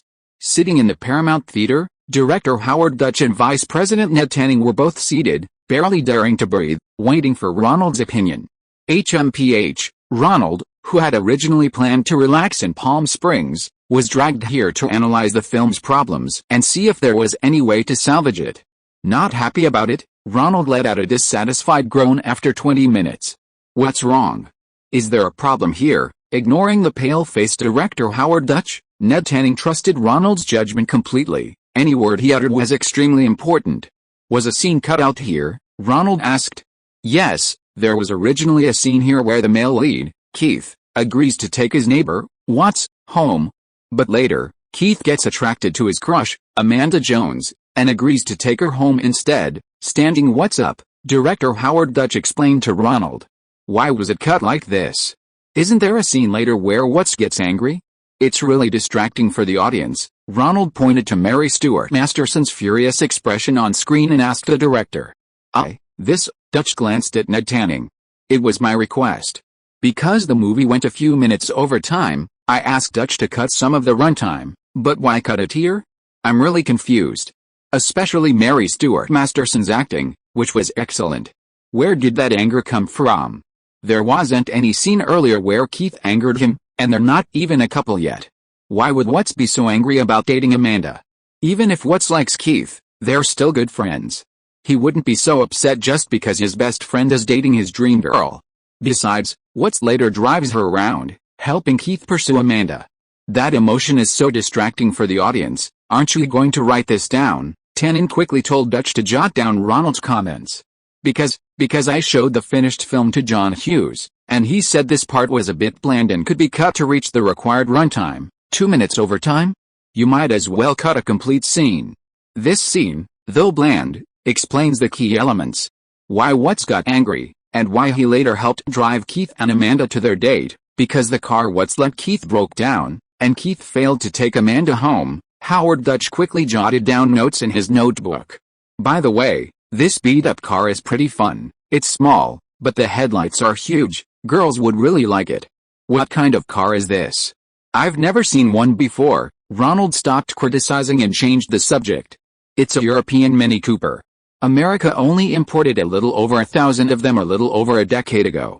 We found this at a repair shop. Howard Dutch was interrupted by Ronald and almost lost track of his train of thought. Ronald already knew the movie wasn't going to be good. There were 2 or 3 more instances of key, uninteresting background scenes being cut. For example, Keith invited Amanda to a restaurant where her wealthy ex-boyfriend was supposed to beat him up, but Keith, for the sake of perfection, changed the restaurant at the last minute, leaving them disappointed. This scene was also cut, which made it unclear to the audience when Keith later said he was too cowardly to go to the restaurant when he was about to argue with his ex-boyfriend. Sigh. Ronald sighed. This scene was also distracting. What's wrong? Is this part bad too? Write it down, Ned Tanning glared at Howard Dutch. Is this John again? Yes, John Hughes's opinion. He said this scene was too long, a bland transition, and not interesting. Ronald glanced at Dutch and said casually, you really do listen to John Hughes, eh? Dutch blushed. He was Hughes's assistant director, and Hughes had been kind to him, so naturally, he went to Hughes to discuss the timeout first. But what could he do when the film's box office was so poor? Out of over 1,080 theaters, it only grossed less than $3.5 million in its opening weekend, with an average gross of less than $3,500 per theater. He'd made a rash decision. Ronald was the one who helped him regain his directorial position, and he'd even fixed the technical issues for him. He should have invited him to take a look. At the time, he thought Ronald was too busy, and perhaps there was also a touch of jealousy towards him for being too young. In contrast, Hughes was nearly 40 and had been his mentor, so he felt less pressured to ask for his advice. Sigh, he deserved Ronald's scolding. Ronald actually quite admired Dutch's directing skills. He paid great attention to the small details. At the end of the film, Amanda began to appreciate Keith, but upon discovering Watts's feelings for Keith, she returned the expensive ruby earring to him. Keith caught up with Watts, who was crying alone, and the two embraced on an empty road at night. The camera slowly rose behind them, the close-up gradually receding into a bird's-eye view, a very beautiful shot. As the children's choir sang "I Can't Stop Loving You," the credits began to roll. Finally, Watts got the earrings Keith had bought for Amanda and put them on herself. The two chatted about when they went to buy the earrings together, and whether Watts had ever thought they would be hers when she tried them on. Ronald really liked this scene, Amanda's kindness, Keith's sudden realization of his true love, and the close-up of Watts with tears streaming down her face, all were very emotionally resonant with the audience. The box office shouldn't have been this bad. The credits continued to roll, and Keith and Watts walked away. The singing began to drown out their conversation. Ronald managed to stammer out a question. "What's wrong? Is there a problem with the ending?" Tannen was getting angry again. "I want to ask, why didn't Watts return the ruby earring to Keith here? Keith bought it with his college tuition, and Watts is his best friend. I believe that after seeing this, the audience would think that kind-hearted Watts would make Keith return the earring so as not to delay his important life event and college, right?" Ronald asked, pointing to the two walking away on the screen. "This was originally filmed, but Hughes said it wasn't important, right? Doesn't my opinion matter? You didn't even ask me." Ronald was a little angry, judging from this ending scene. If these few small parts had been edited well, the movie's box office might have even doubled. It's a pity that the three lead actors' exceptionally excellent performances were wasted. Several key parts of the plot were missing, only a little over a minute of footage, but it already pulled the audience out of the story 2 or 3 times. Moreover, the crucial ending, the finishing touch, was cut by Dutch. The audience's emotions were gradually built up. Like a wide receiver in football who had the ball in the end zone, about to score a touchdown, only to inexplicably throw it out of bounds. Director Dutch was speechless. Ronald deeply regretted the film's shortcomings. Several small details hadn't been handled well. It was impossible to recall all the copies now for rework. Write them all down. If the company still has plans to produce videotapes, fix them all. Ned Tannen gave the instructions to Dutch, then escorted Ronald out of the screening room. "So, you're going to make this movie on videotape?" Ronald asked Tannen. "Yes, Top Gun's videotape pre-sales are booming, so the company has decided to try a new pricing strategy on other movies as well." Chapter 785 Record-breaking videotape sales. Just how popular are the Top Gun videotapes? After hearing Tannen's plan, Ronald contacted the two producers of Top Gun to inquire about the videotape sales. "Let me put it this way, your share of the videotape sales might be more than your director's salary and bonuses." Jerry Bruckheimer on the phone seemed a bit drunk, laughing loudly at Ronald before inviting him to their orgy convention. How much did he drink? Ronald thought, sensing something was amiss. Bruckheimer was relatively the more composed of the two producers. Even he spoke so openly about the orgy convention on the phone, indicating that they had indeed sold a lot of videotapes. "Come on, Ronald, there are lots of chicks here." Ha. Don Simpson grabbed the microphone. "Come on, all the chicks here want to see you. Make them happy, then we'll talk about splitting the profits." Ha. Slap, a crisp slap, followed by the teasing voices of several young girls. "I have things to do tonight, I'll come see you tomorrow." Ronald felt the other end of the phone was a scene of debauchery, and he had reservations about such a lifestyle. Young bodies could bring endless pleasure, but Ronald preferred to enjoy it in private. "Then come this afternoon." "No, tomorrow night, we're going to have fun until very late." The phone seemed to have fallen to the ground, unpicked up, the sounds of laughter from men and women still coming through. Ronald hung up and then called his agent, Nisita. "How many tapes have been sold?" "I saw the producers of Top Gun are ecstatic, like they've made millions." "It hasn't been released yet, has it?" "I heard Paramount is going to start nationwide releases in mid-March. A lot of people are watching their new pricing strategy. They can't possibly release it first." Nisita hung up the phone with a puzzled look, then frantically inquired among her friends in the industry, and called Ronald back half an hour later. "Right now, it's just reached the pre-order stage at some video rental stores. Simpson and Bruckheimer are probably celebrating because they heard the pre-order numbers are good. I asked a high-ranking executive at Paramount, and he said the March release plan hasn't been moved up. Let me know if you get any new information tomorrow." Really, Ronald thought that good pre-order numbers alone weren't enough to make the two of them this happy. Ho. "Ronald.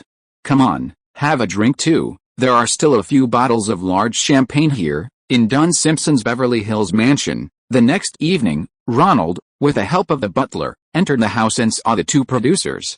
Traces of the previous night's revelry still lingered on their faces. They seemed not yet fully recovered from the combined effects of alcohol and drugs. Their unwashed bodies emitted a stench of tobacco, alcohol, and lust. Women's underwear lay scattered on the floor, their colors contrasting sharply with the champagne stains. How many copies did it sell? I heard it wasn't going to go on sale until March, Ronald asked Bruckheimer, the slightly more composed of the two. They had initially estimated sales at 8 times the original figure, a total of 400,000 copies. Now it seemed they were aiming for far more. You need to learn to enjoy yourself, Ronald. We've endured so much pressure in this industry, isn't this the moment we've all been waiting for? Don Simpson grabbed Ronald and put his arm around him. Those girls yesterday. Every single one of them wanted to sleep with you. Ha ha ha. Pre-orders are going very well.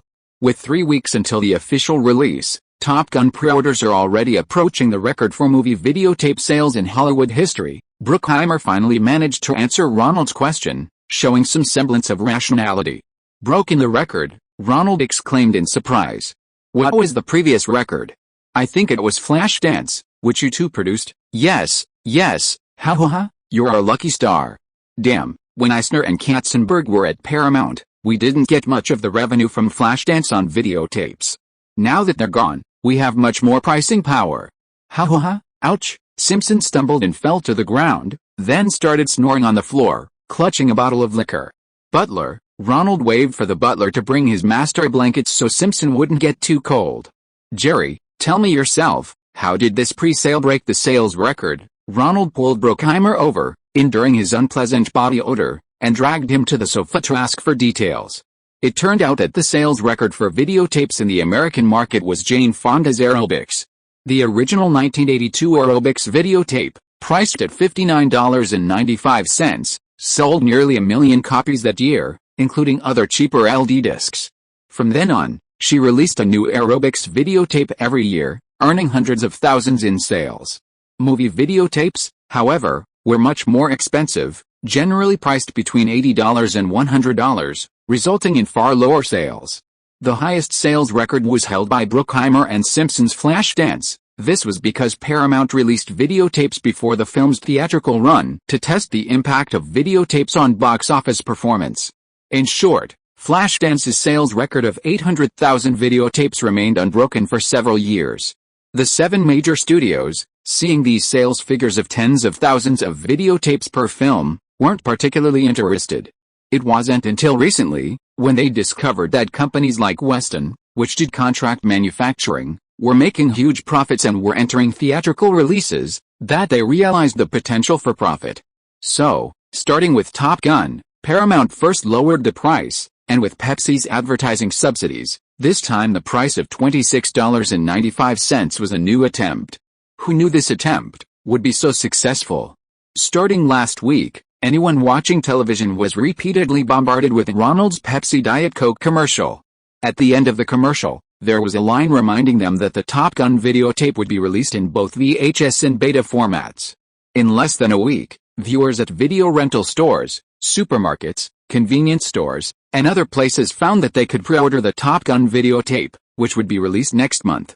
By the weekend, the pre-order sales figures from all over the country had broken the highest sales record for movie videotapes. Top Gun surpassed Flashdance to become the #1 selling videotape of all time.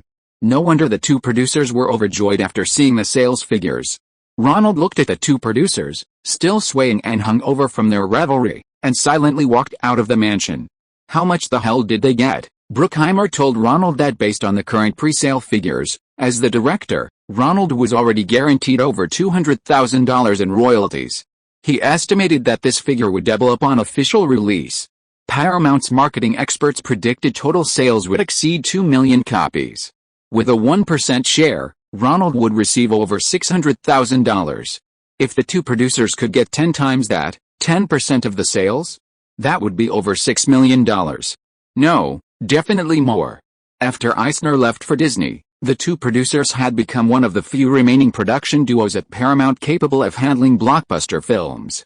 Given their shrewdness, they would undoubtedly demand an exorbitant share of the box office revenue.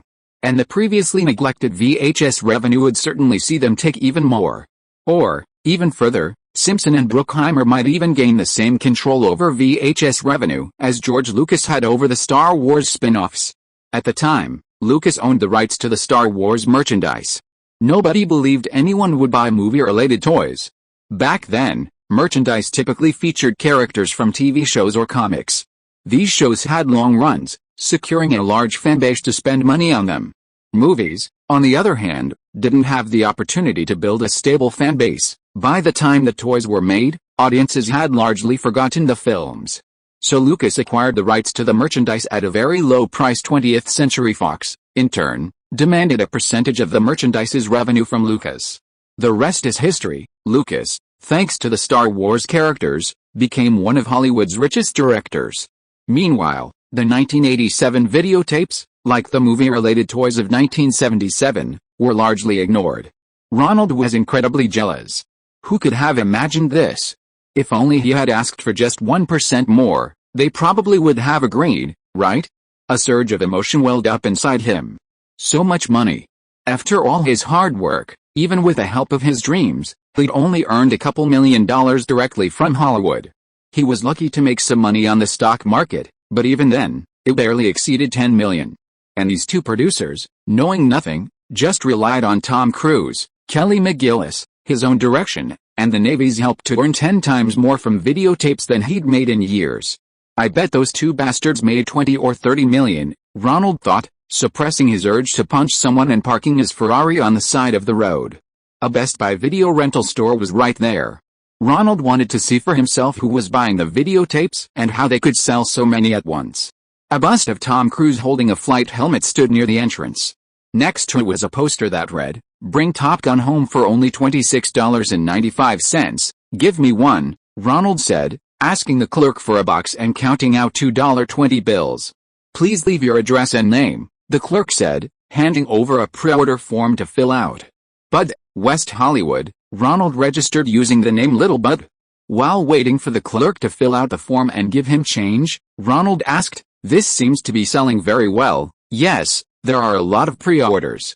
We at Best Buy have a priority agreement with a distributor, so we get our stock earlier than you can at supermarkets or 7-Elevens. Our manager is still placing additional orders, so you need to pay in full to get the videotapes as soon as possible. So expensive, yet it's selling so well." $27 was still a considerable expense for an average middle-class family. After all, renting a videotape at Best Buy for 3 nights only cost $3. "It's actually not expensive, sir," the clerk, a young man who looked like a high school student working there, told Ronald. "At Best Buy, the rental fee is $3 for the first 3 days, but starting from the 4th day, it's an extra $3 every day. Many people are busy with work and forget to watch it after renting it, so by the time they return it might be the weekend, and the penalty can sometimes exceed $12. Besides, this movie is fantastic. I've seen it several times in the theater. Some of my classmates even joined the Navy. Movie tickets there cost $4 or $5 each time, but you can buy it and watch it every day. Also, if your friends come over for a party, you need to put on some good movies for them, right? What could be more exciting than Top Gun? There are fighter jet battles, a romance with a beautiful teacher, and great background music. Just buying a single from the Berlin band is quite expensive, costing over $10. And this videotape, you can play it hundreds of times without any problem. All things considered, isn't it a great deal? Now that you mention it, it really is a great deal," Ronald said, agreeing with the clerk's explanation. "Haha, I'll put it this way," the clerk said happily. "Is your VHS or beta VCR? VHS? Okay, I'll write it down for you. Here's your change and the order receipt. You can use this receipt to pick up the goods later." "Thank you." Ronald put the receipt into his wallet. "Actually, you can look around more. If you have a VCR at home, you'll need some good movies to entertain relatives and friends when they come over, right? You could keep 3 or 5 VCRs on hand, so when the kids come over, you'll be their best uncle." "You're right, but the other VCRs are too expensive. The cheapest ones are $70 or $80. Ronald looked around and glanced at the price tags. So the director of Top Gun is a good guy.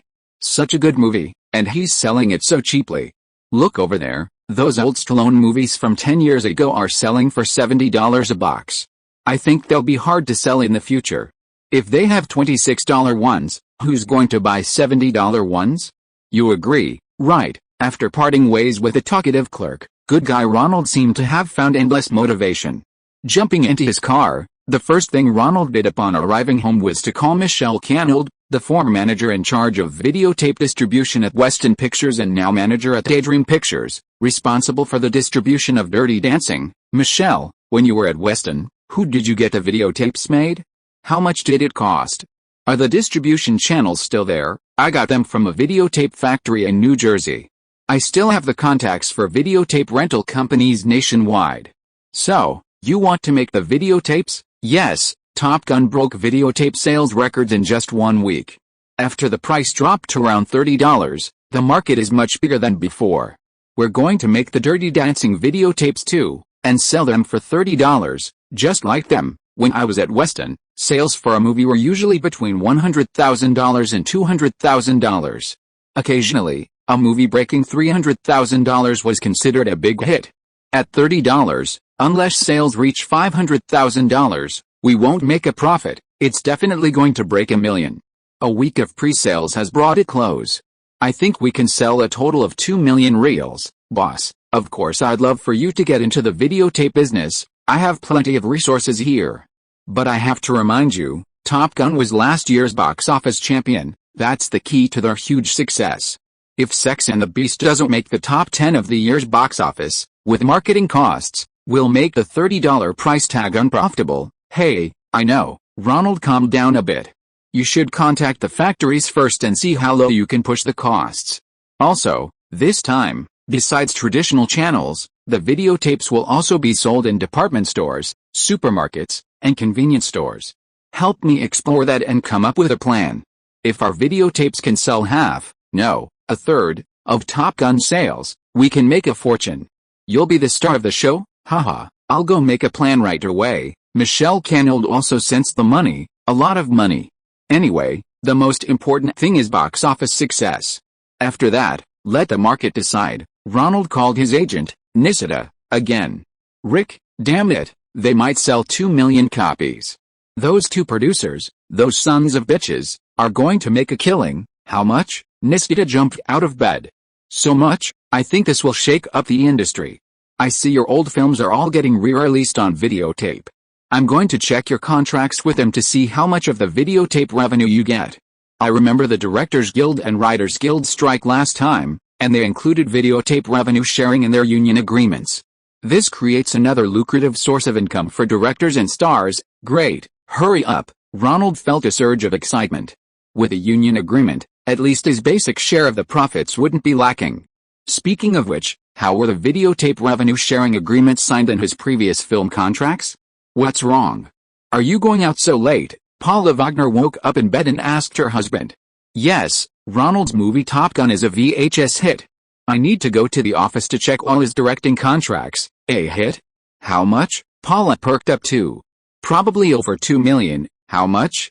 2 million. Paula jumped up as well. Be careful, you're pregnant. Don't get so excited. Nisita felt like finding a coat for his wife. I'll go to the office with you to find the contracts. Tom needs a copy too. Chapter 786. The profits are so great that renegotiation is necessary. Ronald hadn't anticipated the unprecedented buzz his film Top Gun would generate in its pre-sale on video. Historically, film revenue has been divided into two main parts, a share of theatrical box office revenue and revenue from secondary broadcasts on cable television. This latter portion, unless otherwise agreed upon, is typically distributed as a fixed percentage among members of 3 unions within the creative team, the Screen Actors Guild, the Directors Guild, and the Writers Guild. The remaining profit, after more than 10 broadcasts on television or exceeding $10 million in revenue, is allocated to the union members. This remaining profit is managed by the unions, who collect it from the film's production company and distribute it quarterly to union members involved in the film's production. Technical workers such as cinematographers, editors, makeup artists, costume designers, and prop masters are excluded from this distribution. Hollywood generally believes that any excess revenue a film receives is due to the outstanding contributions of artists, not the technical workers. After the rise of television in the 1950s, a significant portion of the income for many veteran directors, actors, and screenwriters came from the rebates generated by the repeated broadcasts of their older films on television. Through numerous struggles and negotiations between the three major unions and the Producers Guild, including the Writers Guild strike and the Actors Guild strike that Ronald experienced early in his career, this distribution ratio gradually became established. If either the number of rebroadcasts or the revenue from an older film met the trigger conditions, the production company was required to allocate approximately 3% of the television broadcast revenue to the three unions, who would then distribute it among their respective members. It's easy to see that this distribution method was least controversial for the smallest member, the Directors Guild. The Directors Guild stipulates that only one director can be credited per film, so the 1.2% rebate allocated to the Directors Guild goes entirely to the director. The Writers Guild receives the smallest share, while the Actors Guild, with the largest number of members, is the most eager to increase their share. On the other hand, this distribution method only applies to popular films. If the number of television broadcasts or revenue targets are not met, the creators receive no rebate.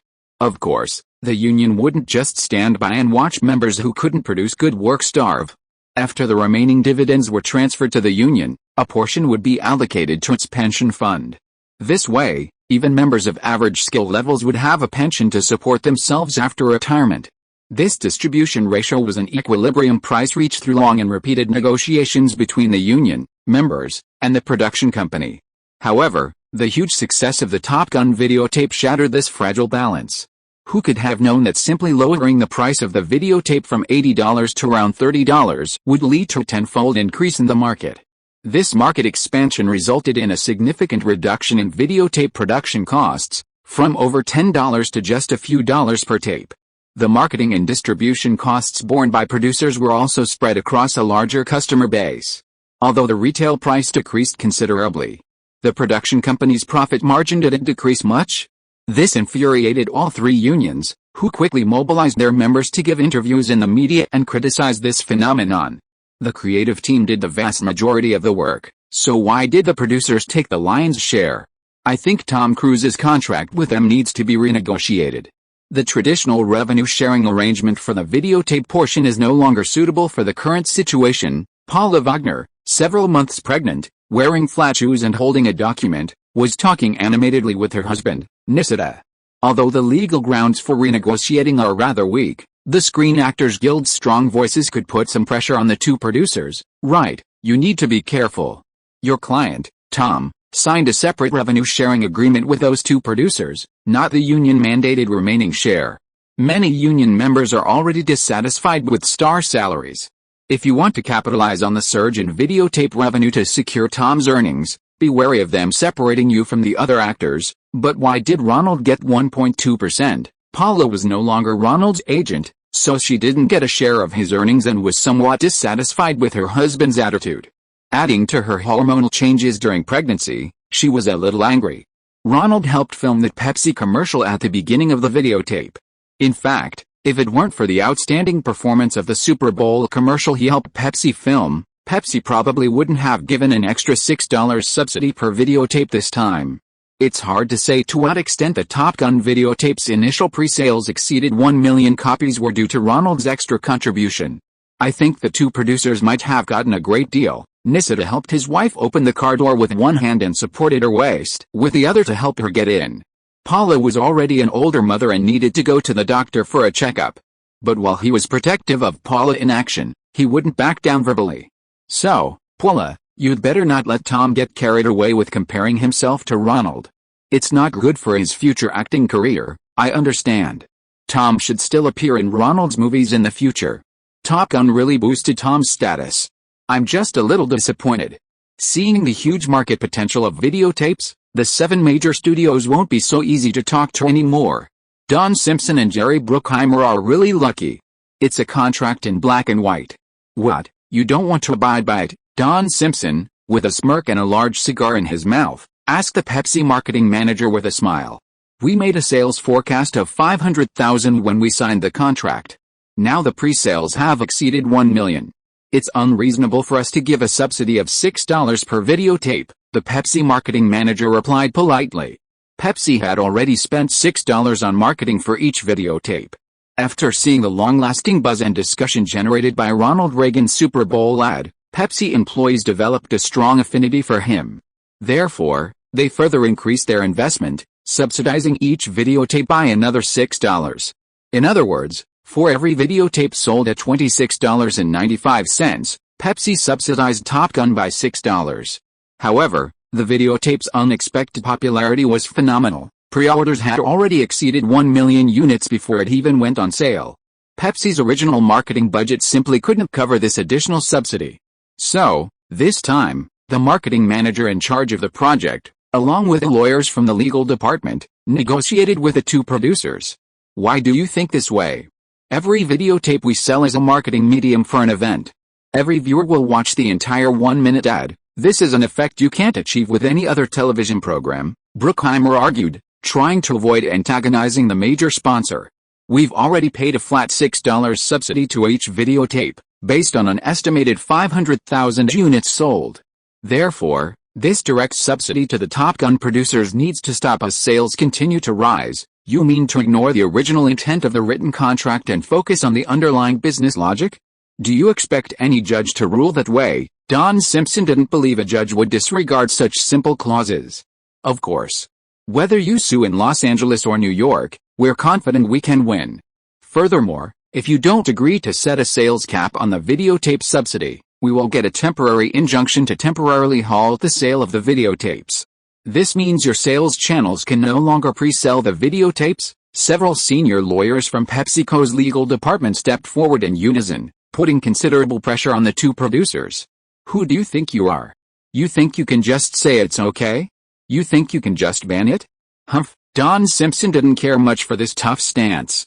In Hollywood, which star didn't need such a combination of coaxing and intimidation to be intimidated? He was already familiar with this game of trump cards. Because we are Pepsi, if we say it's okay, then it's okay. The lead lawyer took another step forward, almost touching Simpson. Besides, this is a two-person battle. We've already contacted Paramount, and they're very interested in the booming sales of the videotapes. Don Simpson's expression changed. This son of a bitch was even trying to form an alliance with Paramount. Paramount's executives had long been dissatisfied with the two of them taking the lion's share of the videotape business profits. In the future, videotapes would become an important source of revenue for the 7 major studios.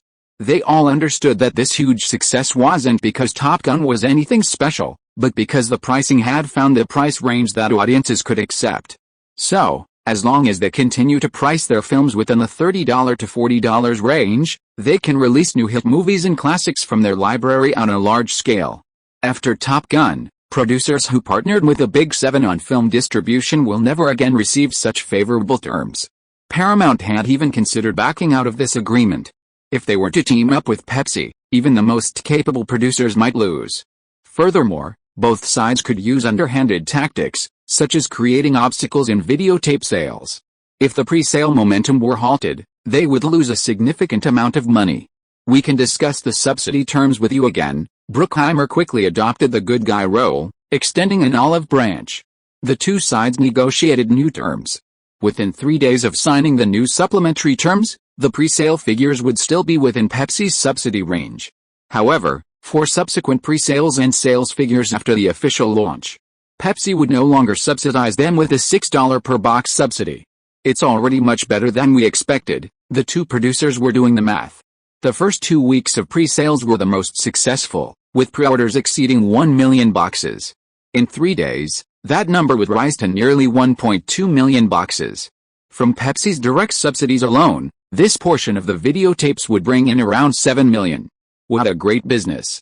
We're incredibly lucky, ha ha ha. The two weren't particularly upset. Even without subsidies, it was still a huge sum, more than many Hollywood producers could earn in their entire lives. Let's keep partying, keep having fun. Let's ask Ronald if he's free. Our agent said he can find some beauties from New York's elite modeling agency. Don Simpson decided to forget the unpleasantness and continue his daily party at the orgy convention. Ronald, you're our director's lucky star. We were able to renegotiate the remaining profit-sharing terms with the Producers Guild thanks to your film, Top Gun. A well-dressed, slightly thinning but neatly combed elderly white man said to Ronald from behind his desk. The elderly white man sitting across from Ronald was Franklin Schaffner, a renowned Hollywood director who won an Academy Award for Best Director for Patton and also directed the sci-fi masterpiece Planet of the Apes. He had just been elected president of the Directors Guild of America. Ronald had seen Schaffner's signature on his new guild card last month. It's a coincidence. I didn't do anything special. Nobody knew before that selling videotapes for $30 to $40 was the most profitable for a film, Ronald replied modestly. In truth, other films and producers would have revealed this. He was simply lucky to have stumbled upon the opportunity. Humility is a good quality, especially for established directors. Schaffner, born in 1920 and already 67, found Ronald, this new director of his nephew's generation, quite agreeable. But don't be overly modest. You've brought the Directors Guild more than just more surplus revenue, you've also given us more bargaining power with studios. Furthermore, the number of new members joining the Directors Guild is decreasing. Meanwhile, we have a large number of old guys like me who are about to receive their pensions. By expanding the videotape market, the Directors Guild can also receive a significant amount of revenue, adding to the pension pool. Schaffner was elected president by many retired directors from Hollywood's golden age. One of his key policies was to develop more revenue streams so that these old brothers and buddies could enjoy a more dignified retirement. What? The number of new members is decreasing, Ronald asked the president, intrigued by what he found interesting. Yes, there are quite a few more commercial directors, but their first-tier members don't pay much in dues. The number of new film and television directors who can pay large dues and generate revenue through dividends has been slowly declining in recent years. Oh? Is that because new directors aren't joining the guild? Or, Ronald asked, somewhat puzzled. Directors of films released in America are required to join the Directors Guild, except for that oddball Lucas, of course. He has his own Lucas film, handling its own distribution, Schaffner sighed. If Lucas could rejoin the Directors Guild, he could get a lot more in royalties. Production costs are incredibly high now. When you joined, there were miracles of making a film for $1 million or $2 million. Now, even the lowest budget films require $6 to $8 million to make. And without training in low-budget films, film directors don't have the chance to enter the industry. I now realize how many qualified members Roger Corman's New World Pictures has provided for Hollywood and the Directors Guild. Unfortunately, drive-in theaters are declining nationwide, and his exploitative films, costing hundreds of thousands of dollars, aren't doing well at the box office. Luckily I entered the industry early. If I had only entered now, wouldn't I have had to wait another 10 years before I got my first chance to direct? Ronald thought to himself, feeling fortunate. His first film, Rock High, was a low-budget production costing a few $100,000. His directorial debut, Fast Pace, was a low-budget production costing $3 million. If it were today, Ronald would honestly doubt his confidence in giving $8 million to a new director, especially considering he had never directed a feature film before. I'll convene senior union members and lawyers to discuss how to negotiate with the Producers Guild to include videotapes in the remaining profit sharing. We plan to imitate cable television and set a sales threshold. Any film that sells over a certain amount of videotapes will have to allocate a portion to our Directors Guild.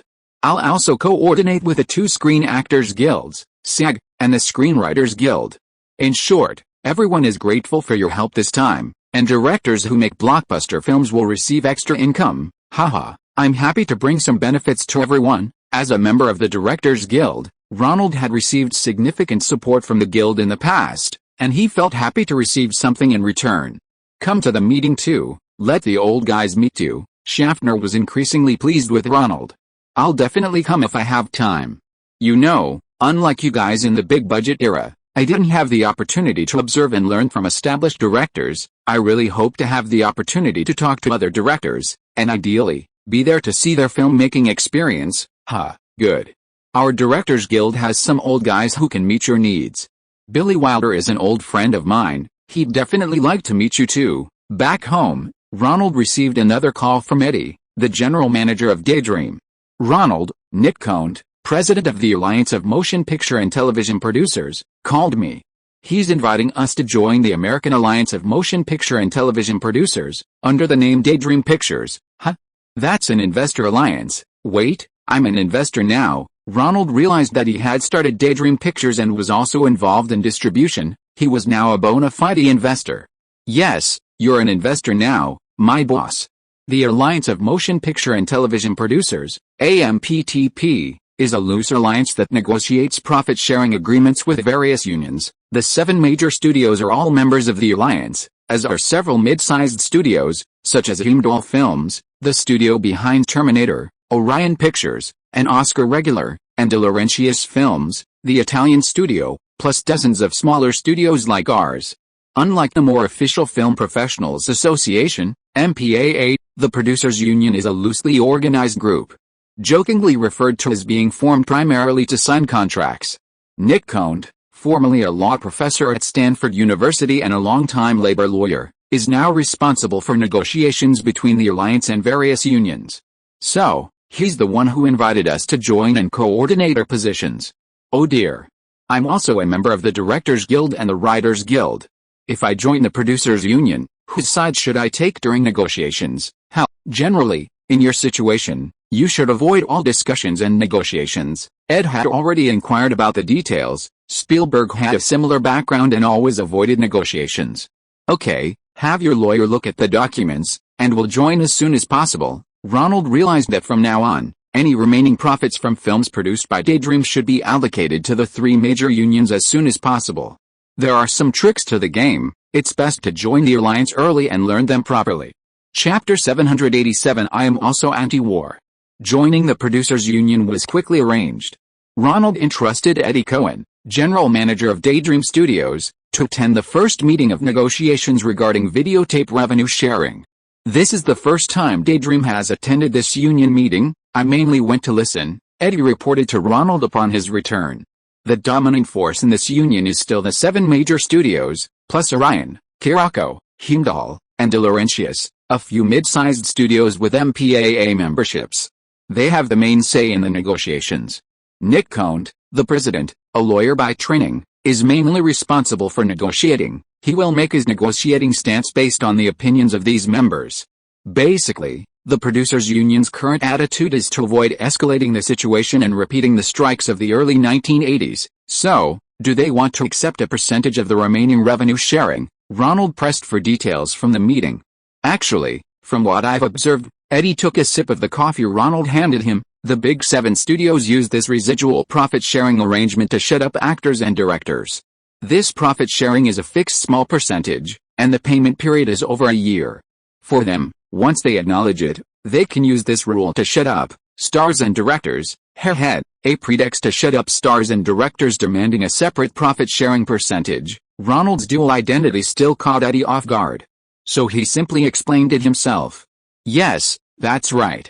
Stars are actors too, and directors who make blockbuster movies are directors too. Anyway, in the long run, the trend of sharing some of the surplus with the 3 major guilds is unstoppable. It's better to admit it sooner and let the ordinary actors and the top stars fight each other. These capitalists, actually, sharing some with the actors isn't such a big problem. Making movies is a lot of luck. If you make a lot of money, sharing a portion with the people who co-created the film, I don't think there's anything wrong with that.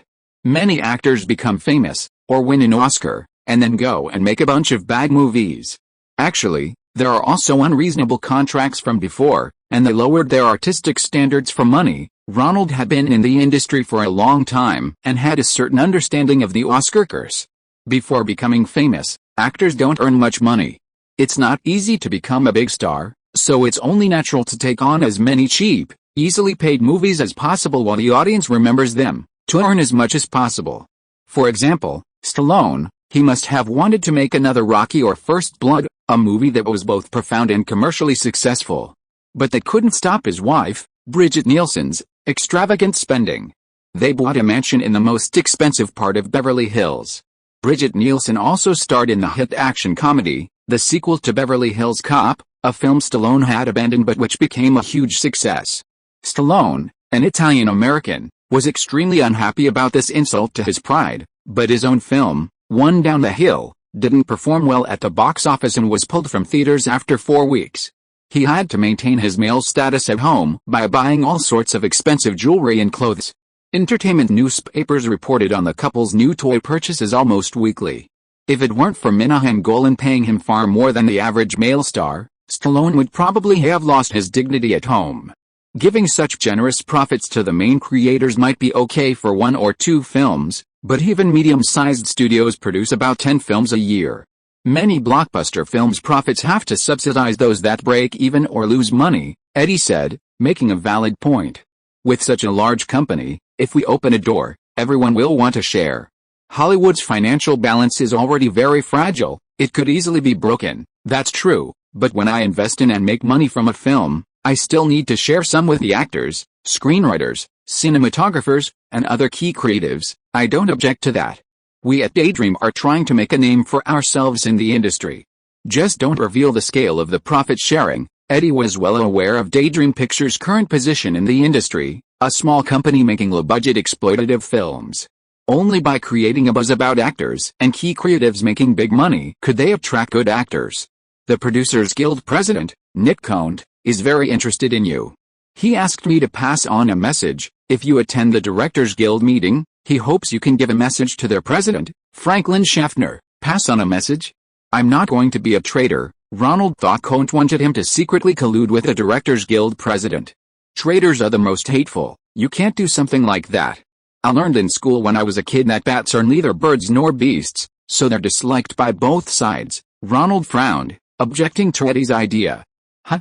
Is there such an article? I don't remember. Eddie raised an eyebrow. It's not about you acting as a middleman in the negotiations between the two sides. It's about actually delivering a message. Oh? What message? Conant hopes that the Directors Guild can start negotiations with the Producers Union as soon as possible. The cooperation agreement between the Producers Union and the 3 major artists' guilds expires next year. If they can negotiate sooner, everyone will have more room to maneuver. Conant said you can say this to the members in person to avoid suspicion. That's a good idea. Ronald nodded. Delivering a message openly like this would be a win-win situation.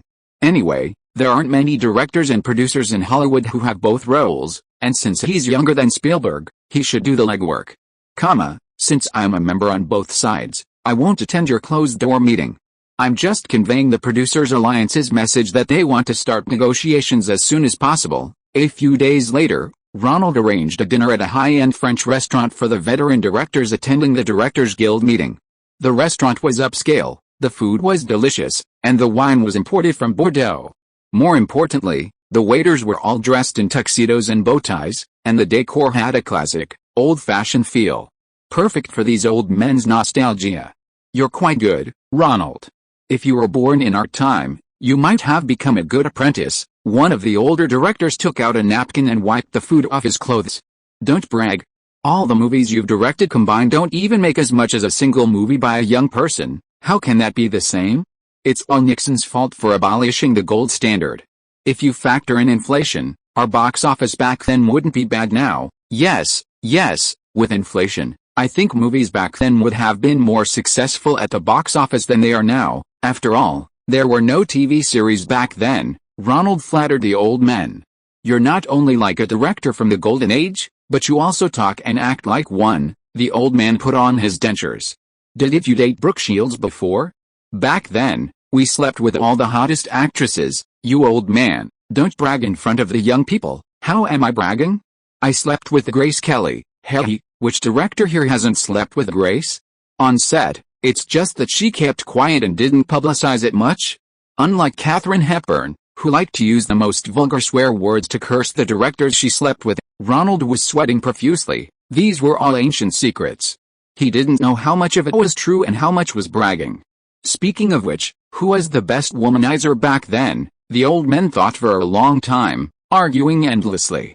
Some said it was John Ford, who always changed female companions when he wasn't filming.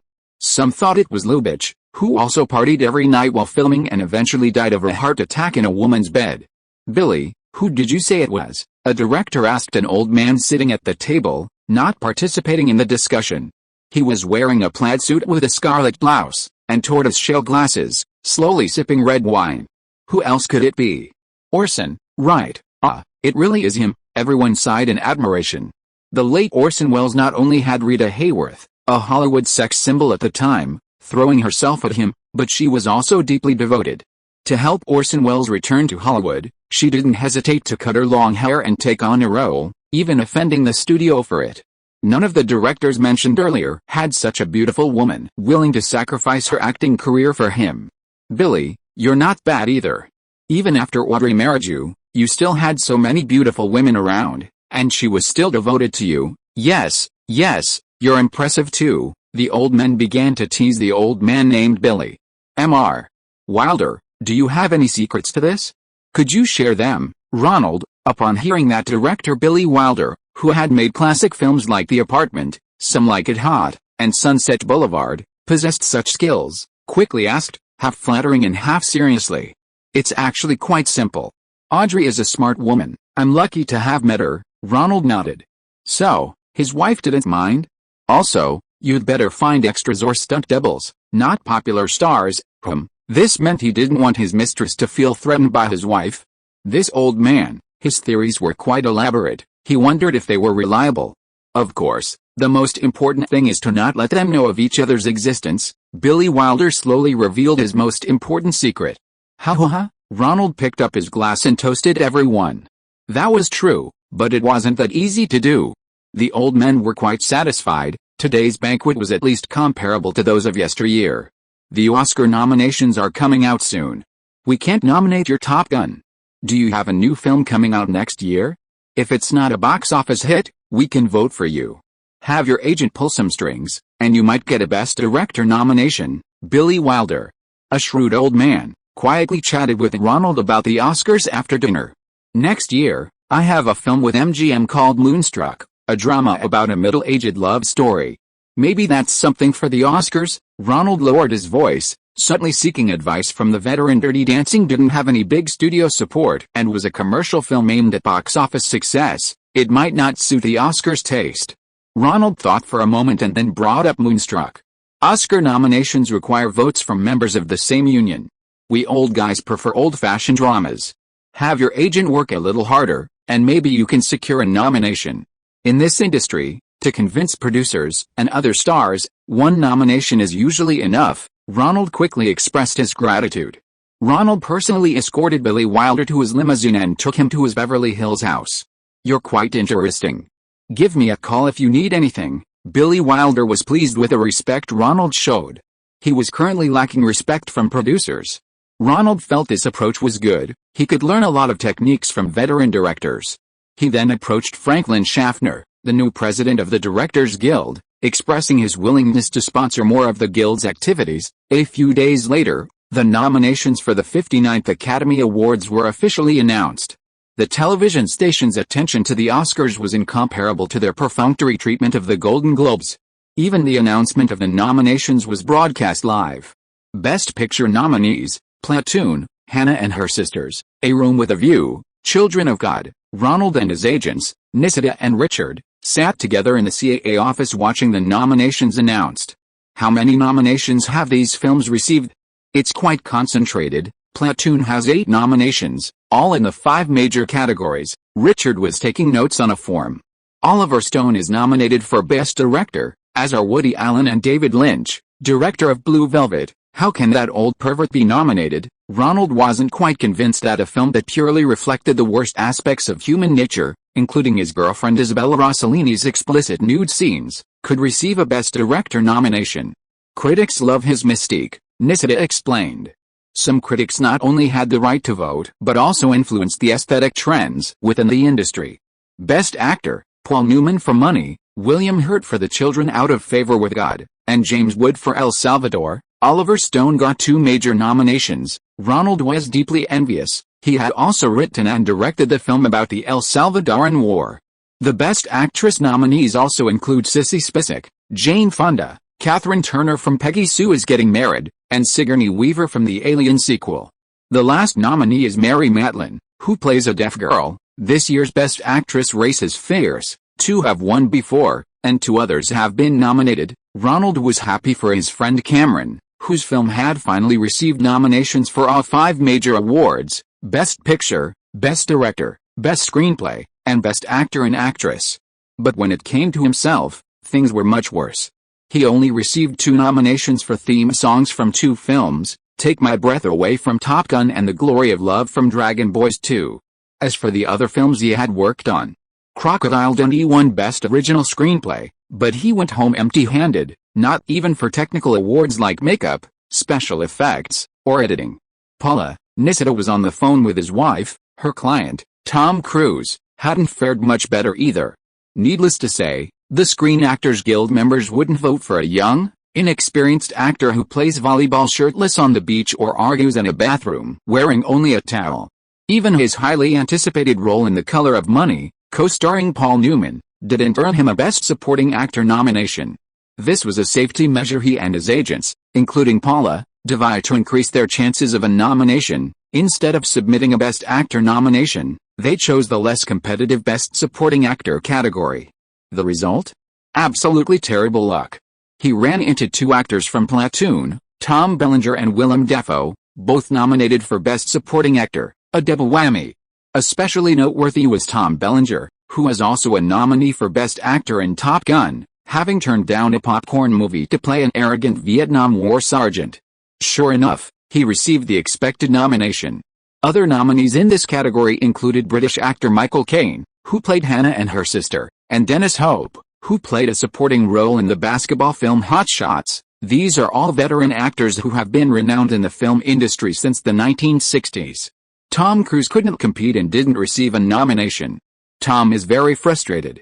He said he wants to continue working with famous directors. Nissita told Ronald about the situation.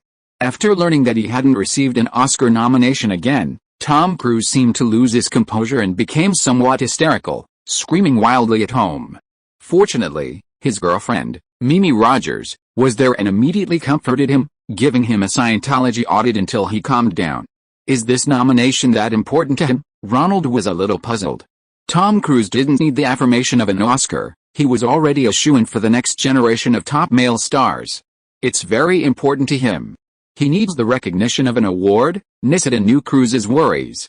Technically, given Cruise's status, he could have hired professionals to address his dyslexia. More importantly, it was psychological. He desperately craved external recognition, especially from professionals, for his acting skills. Ronald wasn't too fixated on awards. After all, he only made exploitative films and hadn't held out much hope from the start. Tom, can you say a few words about not being nominated for an Oscar? I have nothing to say. The judges have their own standards. Tom Cruise was leaving the Scientology Technology Center with his girlfriend, Mimi. Mimi said that there were more professional Scientology executives there who would audit him and help him understand the real reasons for not being nominated for an Oscar. Sure enough, after being hypnotized and guided by David Miscavige, the founder's handpicked successor, Cruise was much calmer. Tom Berenger said he was nominated because his film, Platoon, is anti-war, while your Top Gun supports the military. What are your thoughts on this? This question provoked Cruise again. He had gained the material benefit but lost the award. Tom Cruise turned to look at the reporter, took off his sunglasses, and said, "I'm anti-war too." The reporters realized that Cruise seemed to have a deep-seated resentment about this award. "Tom, you mean you regret taking on Ronald Reagan's Top Gun and want to go for Oliver Stone's Platoon?" "No, I didn't say that. As an individual, I also hold an anti-war stance." "Then will you still act in movies that support the military in the future? Like a Top Gun sequel?" No, I've always supported an anti-war stance. This movie is about heroes, not about supporting war." Mimi Rogers, seeing Tom getting a little angry again, quickly pulled him into the car. Tom Cruise says he doesn't plan to film a sequel to Top Gun because of his anti-war stance. CBS Los Angeles reports, the next day, Ronald was watching TV at home when he unexpectedly discovered media reports that Cruise had surprisingly stated he wasn't going to participate in the Top Gun sequel. Has he regretted it and would rather participate in an anti-war film like Platoon, which received an Oscar nomination? Young director Chris Columbus, who was visiting Ronald, bluntly pointed out Cruise's inclination to Ronald upon seeing this. It's not that simple to analyze. Platoon is actually a very complex story, adapted from Oliver Stone's own experiences in Vietnam. It's hard to say whether it's an anti-war or pro-military film. The U.S. military has villains like Sergeant Barnes, played by Berenger, and good guys like Sergeant Elias, played by Willem Dafoe. Besides, who doesn't want an Oscar? Ronald was trying to defend Cruise, but he was actually a little resentful. What was this all about? He couldn't give him an Oscar nomination, but he had the star status that actors like Bellinger could only dream of, and the adoration of millions of fans. It was hard to say whether Bellinger would want to trade places with Cruise if given the chance. Ring ring ring ring. The phone rang. Ronald? This is Tom. I'm calling to apologize.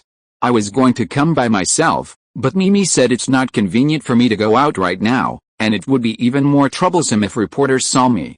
That interview was something I blurted out when I was in a bad mood, and the reporters kept asking me questions. I didn't mean anything by it. Mimi said I need to do more audits at the Scientology Technology Center so that I can understand these alien creatures. Anyway, it's about getting over these negative emotions. I'll come to apologize to you in person once things have calmed down. Ronald felt much better. Cruise still respected him. It's okay. You're a big star now, very busy. We can talk again when we have a chance to visit Paula and Rick. Okay, now Mr. Michael Ovitz wants me to star in a movie. He says there's a good chance of getting an Oscar nomination. I've already told him that my first choice is you to direct it. Chapter 788 Fake Ending and Ending Cookie. By the way, Chris, what were you saying? Got a problem with the editing? Ronald asked his client, Chris Columbus, after hanging up the phone. Columbus had finished filming in Toronto, Canada, and returned to Los Angeles to begin editing. As a first-time director, he hadn't heeded Ronald's advice to take a few weeks off, fearing he wouldn't work hard enough. Actually, vacations have their advantages. They allow directors to forget the details of filming, giving them a more objective perspective on each shot during editing. Editing and directing have inherently different mindsets. When a director sees a shot, they might recall how difficult the filming was, how many takes were needed to get a satisfactory shot. But editors see all shots equally. Sometimes, a shot taken unintentionally during a test is the most suitable for a particular use. So, unsurprisingly, Columbus hadn't gone through the vacation-like forgetting process and fell into a mental trap during editing, arguing with the editor for a week or two before finally getting the hang of editing. After adjusting his directorial mindset, Chris Columbus discovered a major problem that required Ronald's approval to solve. So, he eagerly came to Ronald's office. I missed a few shots. What? Ronald exclaimed. This was a basic mistake. How could this happen? Our filming in Toronto went smoothly, but in Chicago, we only managed to get a full day's use of the skyscraper. At 11 p.m., the Screen Actors Guild representative forced me to end filming. The shooting schedule couldn't be completed in time, and the ending of an important villain wasn't properly explained. I just rushed to shoot the ending before the end of the allotted time. But the Disney production manager wouldn't allow a reshoot the next day. I thought having the ending would solve the problem, but the editing was poor, and it felt disjointed no matter where it was placed. After listening to Columbus's details, Ronald thought to himself that it was the Screen Actors Guild's fault again. Every extra day of filming meant paying for an extra day's work and location rental.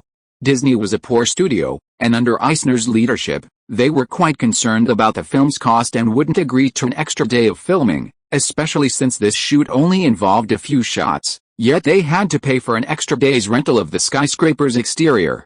If it weren't for the Screen Actors Guild's strict adherence to the 11 p.m. cutoff time, which prohibits filming of minors after that, this scene could have been filmed that day with extra work. What did Disney say? They said they wouldn't pay for reshoots. I'll go to the editing room with you tomorrow. Ronald thought to himself, I don't want to waste money like this. It was here that the nanny, Chris Parker, rescued the girl Sarah from the exterior wall of that skyscraper using a rope. The villain who chased after her to kidnap Sarah was left stranded on the steep glass wall, helpless and alone. The next day, Columbus pointed to the footage on the monitor. The editing difficulty lay here. This was the villain's ending, arranged by the writers, where he was trapped on the narrow edge of the glass wall. One step forward and he would fall from the skyscraper, one step back and no one would come to his aid. The audience certainly felt a sense of satisfaction at this point. However, on the other hand, this was a subplot. To achieve this satisfying effect, some setup was necessary beforehand. Otherwise, the nanny, Chris Parker, would have already rescued all the children, sent them back to their rooms to sleep just minutes before the adults returned home, and then pretended nothing had happened while holding a magazine. This villain's ending couldn't just be inserted directly after the main ending, could it? Otherwise, the audience would be confused and unable to connect the dots. What scenes do you want to reshoot? Ronald also felt it was indeed difficult.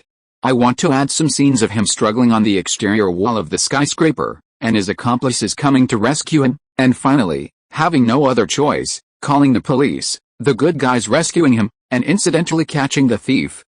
That's a good idea, Ronald nodded. The Nanny's Adventures is originally a light comedy, with adventure and a love story with a female lead. This arrangement actually fits the atmosphere of the whole film very well. But reshooting like this will cost a lot. You'll also have to recall the actors and crew. They've been on vacation for several weeks, and Disney is even less likely to pay for it. Then what can we do? Columbus knew there was no hope for reshoots. Let's use the existing footage and think about how to cut it together. Chris Columbus adjusted his glasses. I've tried many methods these past few days, but none of them can smoothly cut out the ending of this main villain without making the audience feel disconnected. Now it seems that as long as we cut out his entire ending scene, Columbus also felt that at this point, it was best to choose the lesser of two evils and simply cut out the villain's ending. This way, the audience might not notice that after the protagonist escapes with a child, there is still a major villain whose ending is left unresolved. It's technically possible. Commercial films are all about emotional highs and lows. A few plot flaws won't catch the audience. Ronald agreed that this was the only way. But your shot is a bit too big. That thrilling rescue scene outside the skyscraper is too close to the end. Many viewers might remember it. And American audiences haven't seen many scenes like this, chasing on the exterior of a skyscraper and escaping with a rope. It'll definitely be very novel and exciting. You also filmed it with a lot of suspense. If we had a sufficient budget, we should have filmed more of that. Ronald sighed again. Columbus's directing style was academic, methodical and structured. But sometimes, directors need some street smarts. They need to be bold and assertive in crucial moments. Filming the scene would at most result in a fine from the Screen Actors Guild, but the footage was already in their hands. I'll ask the experts for you. Finally, Ronald thought for a moment and decided to consult with the masters of editing and directing to see how they would handle this situation. Is that so? My suggestion is not to force this shot into the film. The audience's thoughts and attention follow the path carefully laid out by the director. Abruptly inserting a jump shot will disrupt the audience's train of thought, which is counterproductive. Sure enough, Walter Murch didn't support the idea of including the ending. But if a major villain is left with a loose end in the climax before the finale, wouldn't that also cause problems? Often, you can't have it both ways, Ronald. This isn't something that can be solved during the editing stage. Unless you reshoot some scenes, it's better to just cut it out. Unless what? Unless you have the screenwriting ability of Billy Wilder, who can unexpectedly twist the ending. Is that so? I'll ask him then. Ronald had seen many of Wilder's older films and knew that this immigrant director with a heavy Eastern European accent was known for his unexpected twists and false endings. What was originally a perfectly natural ending, with his skillful manipulation, could create an extra ending after the conclusion itself. This left the audience with a lingering aftertaste, a unique technique that few in Hollywood could imitate afterward. After arranging a meeting with Billy Wilder over the phone, Ronald visited with a converted videotape. Here's the situation: I don't have the money to reshoot the scenes, and Disney doesn't have the extra production budget. But we need to find a way to add the ending for this main villain. I've seen many of your classic works, and I think if anyone in Hollywood can help us solve this problem, it's you. Billy Wilder put on his reading glasses and watched the videotape Ronald brought several times on television. He rocked back and forth in his rocking chair. Chris Columbus, who came with Ronald, was much more nervous than Ronald. Also wearing glasses, he nervously wiped his lenses repeatedly with a cleaning cloth. To receive personal guidance from a master filmmaker he admired and revered at university for his debut film, he wouldn't have dared to dream of such a thing without Ronald. You're trying to create a fake ending, aren't you? This is definitely a ploy to please critics and awards, Billy Wilder said, looking nothing like the once powerful figure he once was, more like a kind of old neighbor. If the studio system were still in place back then, you wouldn't have to worry about this at all. Those actors and technicians were long-term employees of the studios. Getting them back to reshoot some scenes would have been a piece of cake. Billy Wilder recalled his own feat of filming The Apartment. The lead actress, Shirley MacLaine, learned gambling from the other actors in the Red Gang. She later demonstrated her card-dealing skills on set, uttering the classic gambler's phrase, "Shut up and deal." Wilder thought it was excellent and had the studio bring back the set, rebuilding the dismantled bedroom set so Shirley MacLaine could reshoot the scenes, which became the ending of The Apartment. However, this decoy ending, coupled with the lingering effect, still required build-up and coordination. That's right, Ronald, Chris. The technique of transitioning from a fake ending to a real ending requires a plot twist between the two. The audience's emotions are heightened by the fake ending, and suddenly switching to the real ending would put them on two emotional roller coaster rides, not a good idea. So you need to create a scene with a slower pace between the two endings, making the protagonist's success seem less successful, showing that he paid a heavy price for this ending. Just when the audience feels a sense of regret, the real ending comes in. The original regret is then remedied by the real ending, creating a double climax, and finally, you can transition to a third ending, leaving a lingering impression. Your camera, the opening shot is like a third, lingering ending. It's like in The Apartment, where Shirley MacLaine returns after the fake ending and sees Jack Lemmon opening champagne at home, thinking he's committed suicide. After this real ending, the two officially confirm their relationship while playing cards. That's the correct way to use this kind of shot. Yeah, like Marlon Deedley in Witness for the prosecution, seeing her husband and lover leave the courtroom, she finally stabs the unfaithful murderer she'd painstakingly saved in court. Charles Laughton's character, the lawyer, says he'll give Deedley another defense. Chris Columbus was excited. Opportunities to learn directly from a master are rare. Ronald almost burst out laughing. Columbus was truly an academic. Seeing real knowledge before him made him forget his own questions. Ronald, on the other hand, who had worked his way up from the bottom of the crew, knew he was out of luck as soon as Wilder said that. This multiple ending needed a pause after the fake ending to allow the audience to calm down. The current footage simply couldn't be edited to fit that. It seems Billy Wilder's brilliant move was the result of careful planning and comprehensive consideration, not just a sudden flash of inspiration. The villain's ending still needs to be cut from the nanny's adventures. Wait, no, he just wants a slower pace, not necessarily a dramatic one. Ronald suddenly had a flash of inspiration. Mr. Wilder, Chris, what do you think about putting the villain's final fate after the end credits? After the end credits, Billy Wilder adjusted his glasses. TV shows have done that before, but no one has done it in movies. Theoretically, it should be feasible. After the audience has shed some of their emotions through the end credits, you can insert this kind of lingering ending. Yes, the ending with the nanny Chris Parker being pursued by a handsome college student. The audience's excitement about the nanny getting love, after being diluted by more than a minute of credits, is indeed suitable for adding the villain's ending, letting them smile again. It's just that many viewers can't wait for the credits to finish.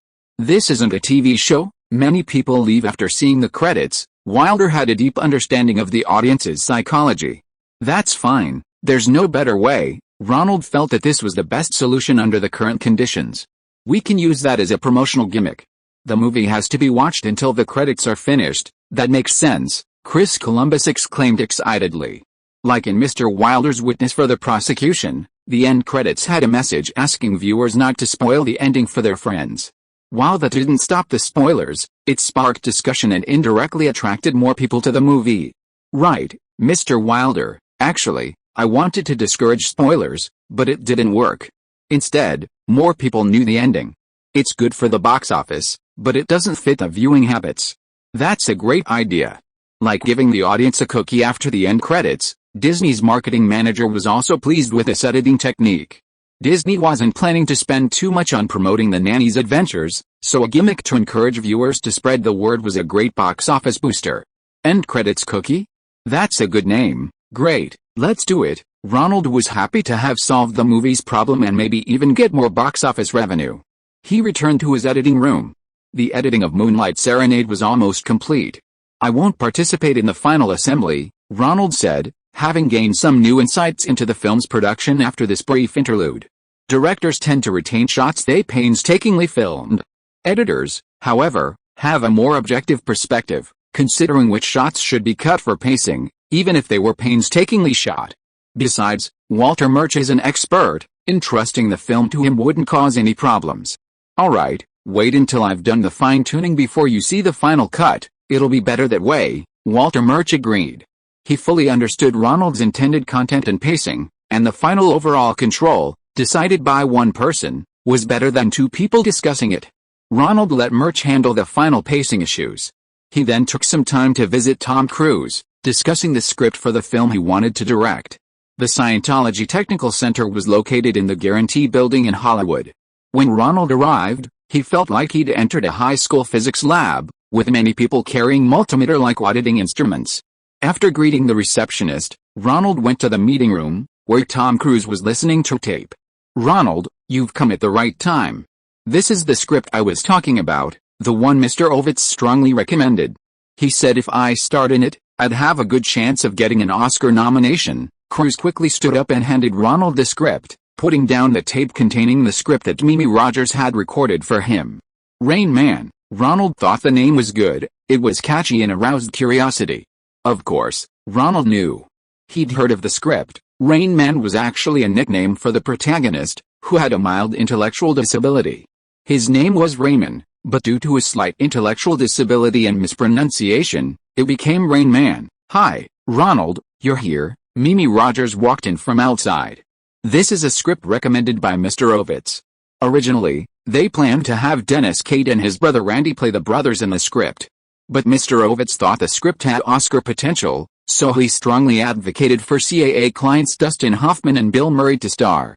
He knew Tom didn't get a nomination for the money, so he specifically asked him to participate. "If you'd like, it would be great if you and your brother could produce it together." Mimi Rogers briefly explained how the script reached Tom Cruise.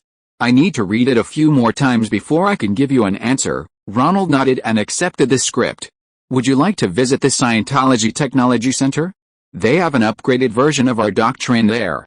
We don't usually allow it to the general public, it requires a certain level of auditing. But Ronald, with your Confucian upbringing, our president, David Miscavige, has agreed to make an exception for you." I won't. I'll go look at the script first." Ronald declined Mimi Rogers' enthusiastic invitation.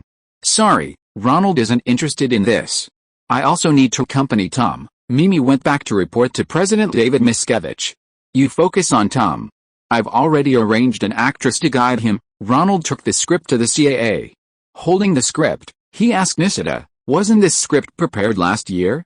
Why is it still in the planning stages, and the actors have changed several times already?" "Rain Man is Ovitz's main project, so I can't participate," Nisita shrugged.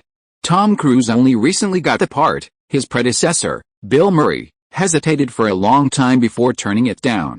Dustin Hoffman, on the other hand, hasn't had a successful film since My Fair Lady, and he desperately needs this movie to revive his career and continue earning his $5 million salary." Nisita gave a brief overview of the situation. "The film was very interesting. Many stars fell in love with the script at first sight, but after a while, they would back out.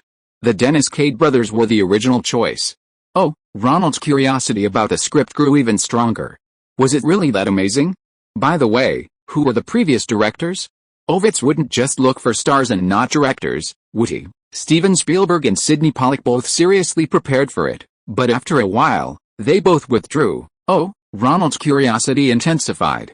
These two are both heavyweight directors. Spielberg aside, Sidney Pollack won Best Director 2 years ago for Out of Africa, however. "Looks like Ovitz still puts me in a lower tier of film director positions," Ronald said half-jokingly. "Or are they both Jewish, half and half? You take a look first. If you're interested, I'll arrange a meeting between you and Ovitz." Nisita laughed. This observation was accurate. Both directors, as well as Dustin Hoffman, were Jewish. If they hadn't given up, Ronald and Cruise wouldn't have been next. "Okay, I'll go back and take a look." Ronald wasn't sure if this film was worth directing.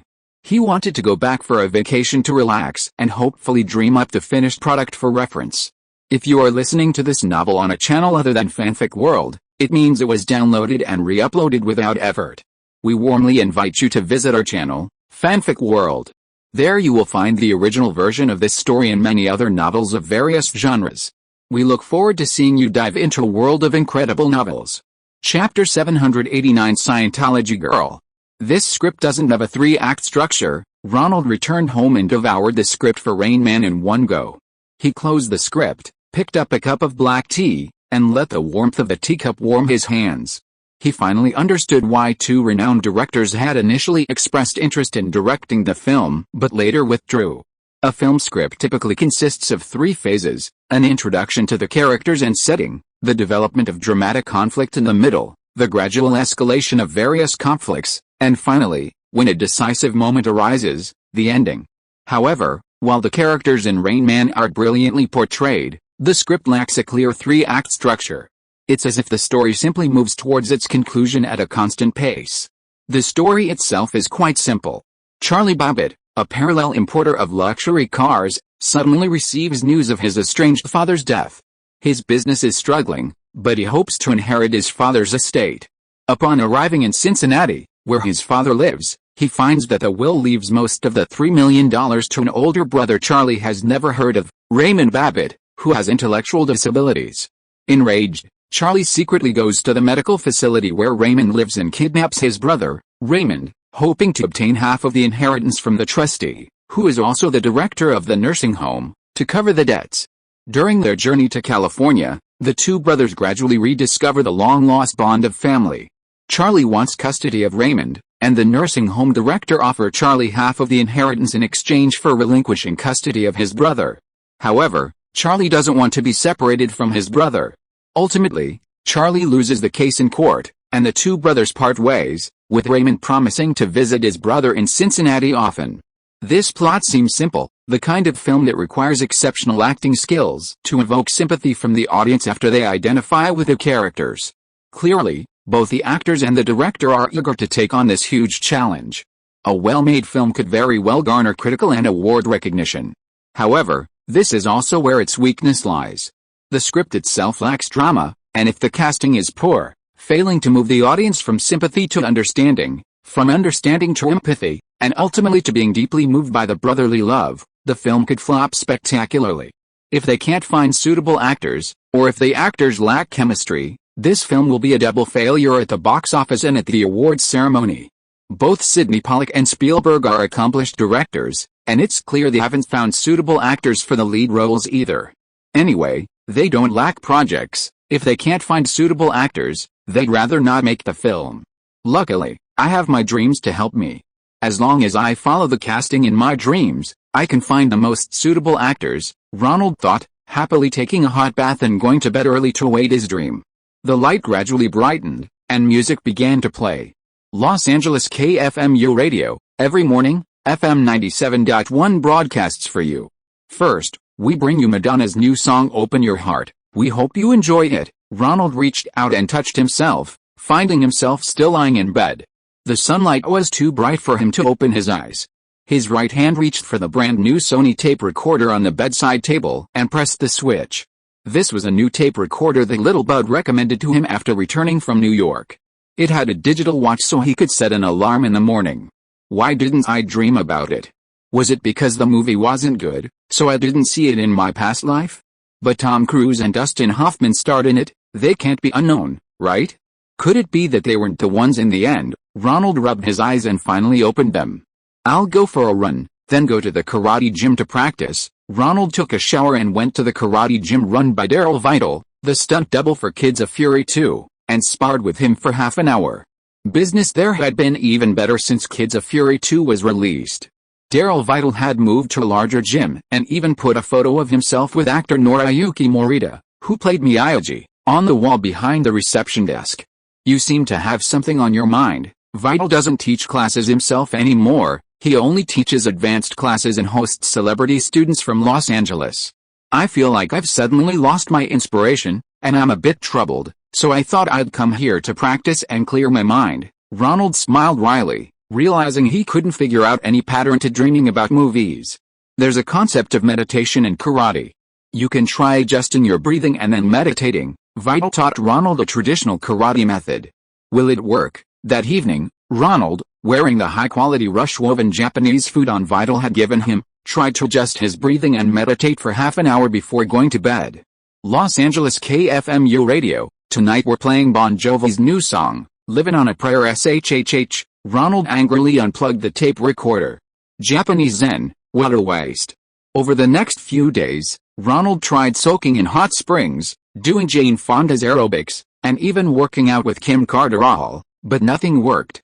Your sleep quality is excellent, there's nothing wrong. A doctor from a private hospital in Los Angeles removed the electrodes from Ronald's body. Your deep sleep percentage is very high.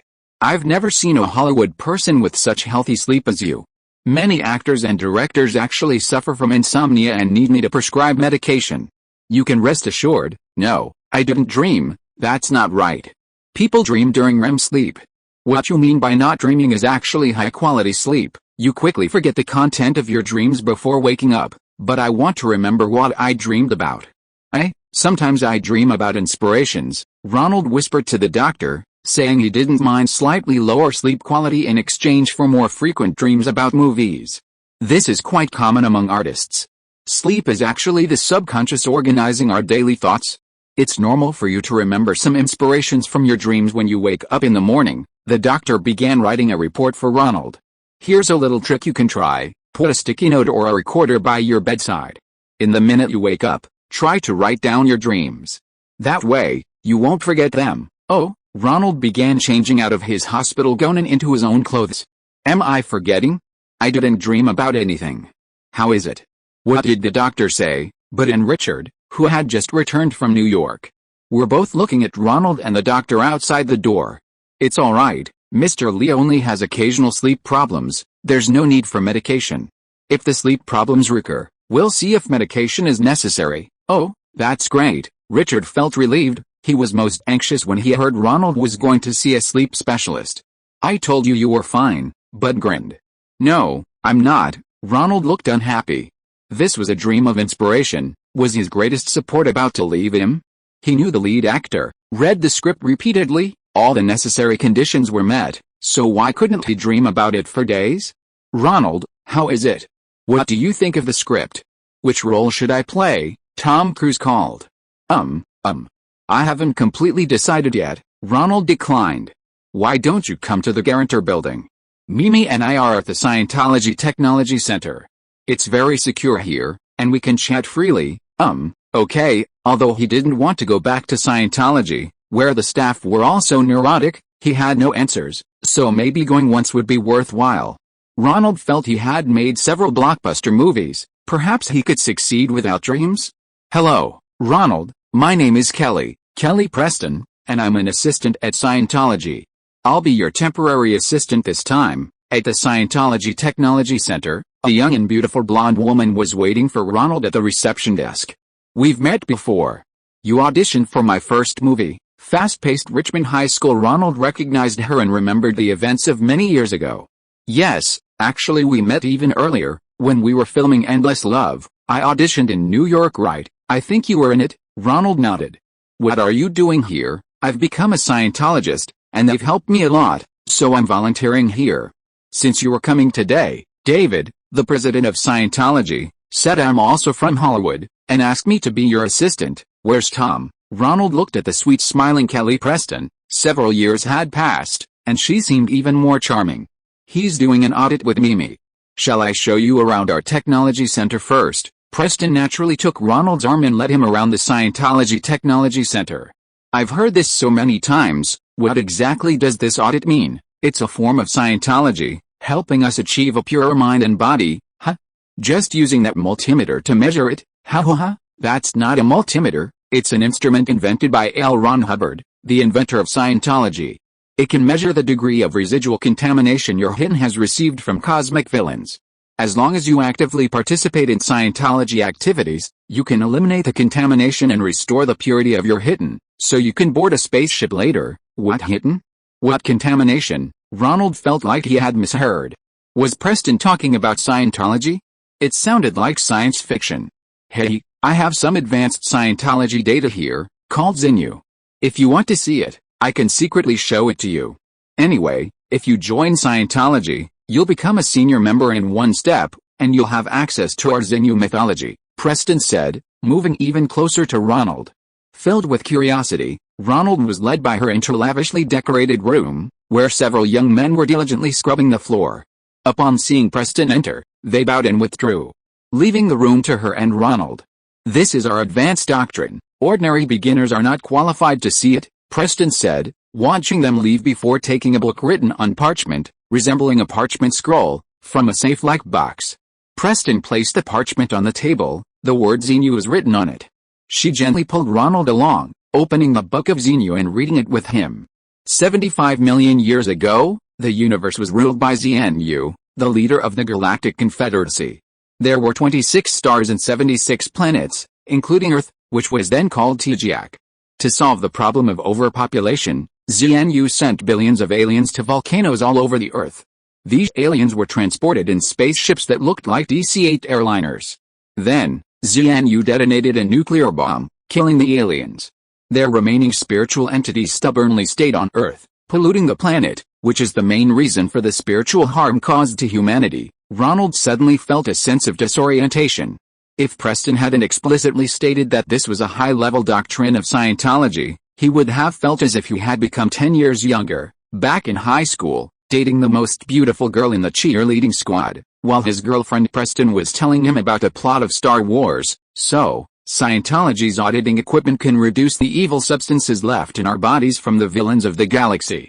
As we become purer, we can board the spaceship when Emperor ZNU returns to Earth. You must be joking, right?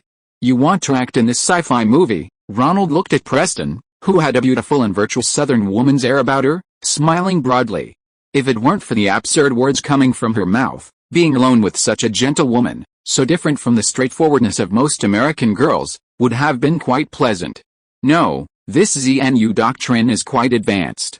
You haven't done an audit yet, so it's normal that you don't understand it now. Preston pulled out something that looked like an electrician's multimeter and came up with a smile, asking, "Want me to do an audit for you now, next time?" Ronald was determined never to come here again.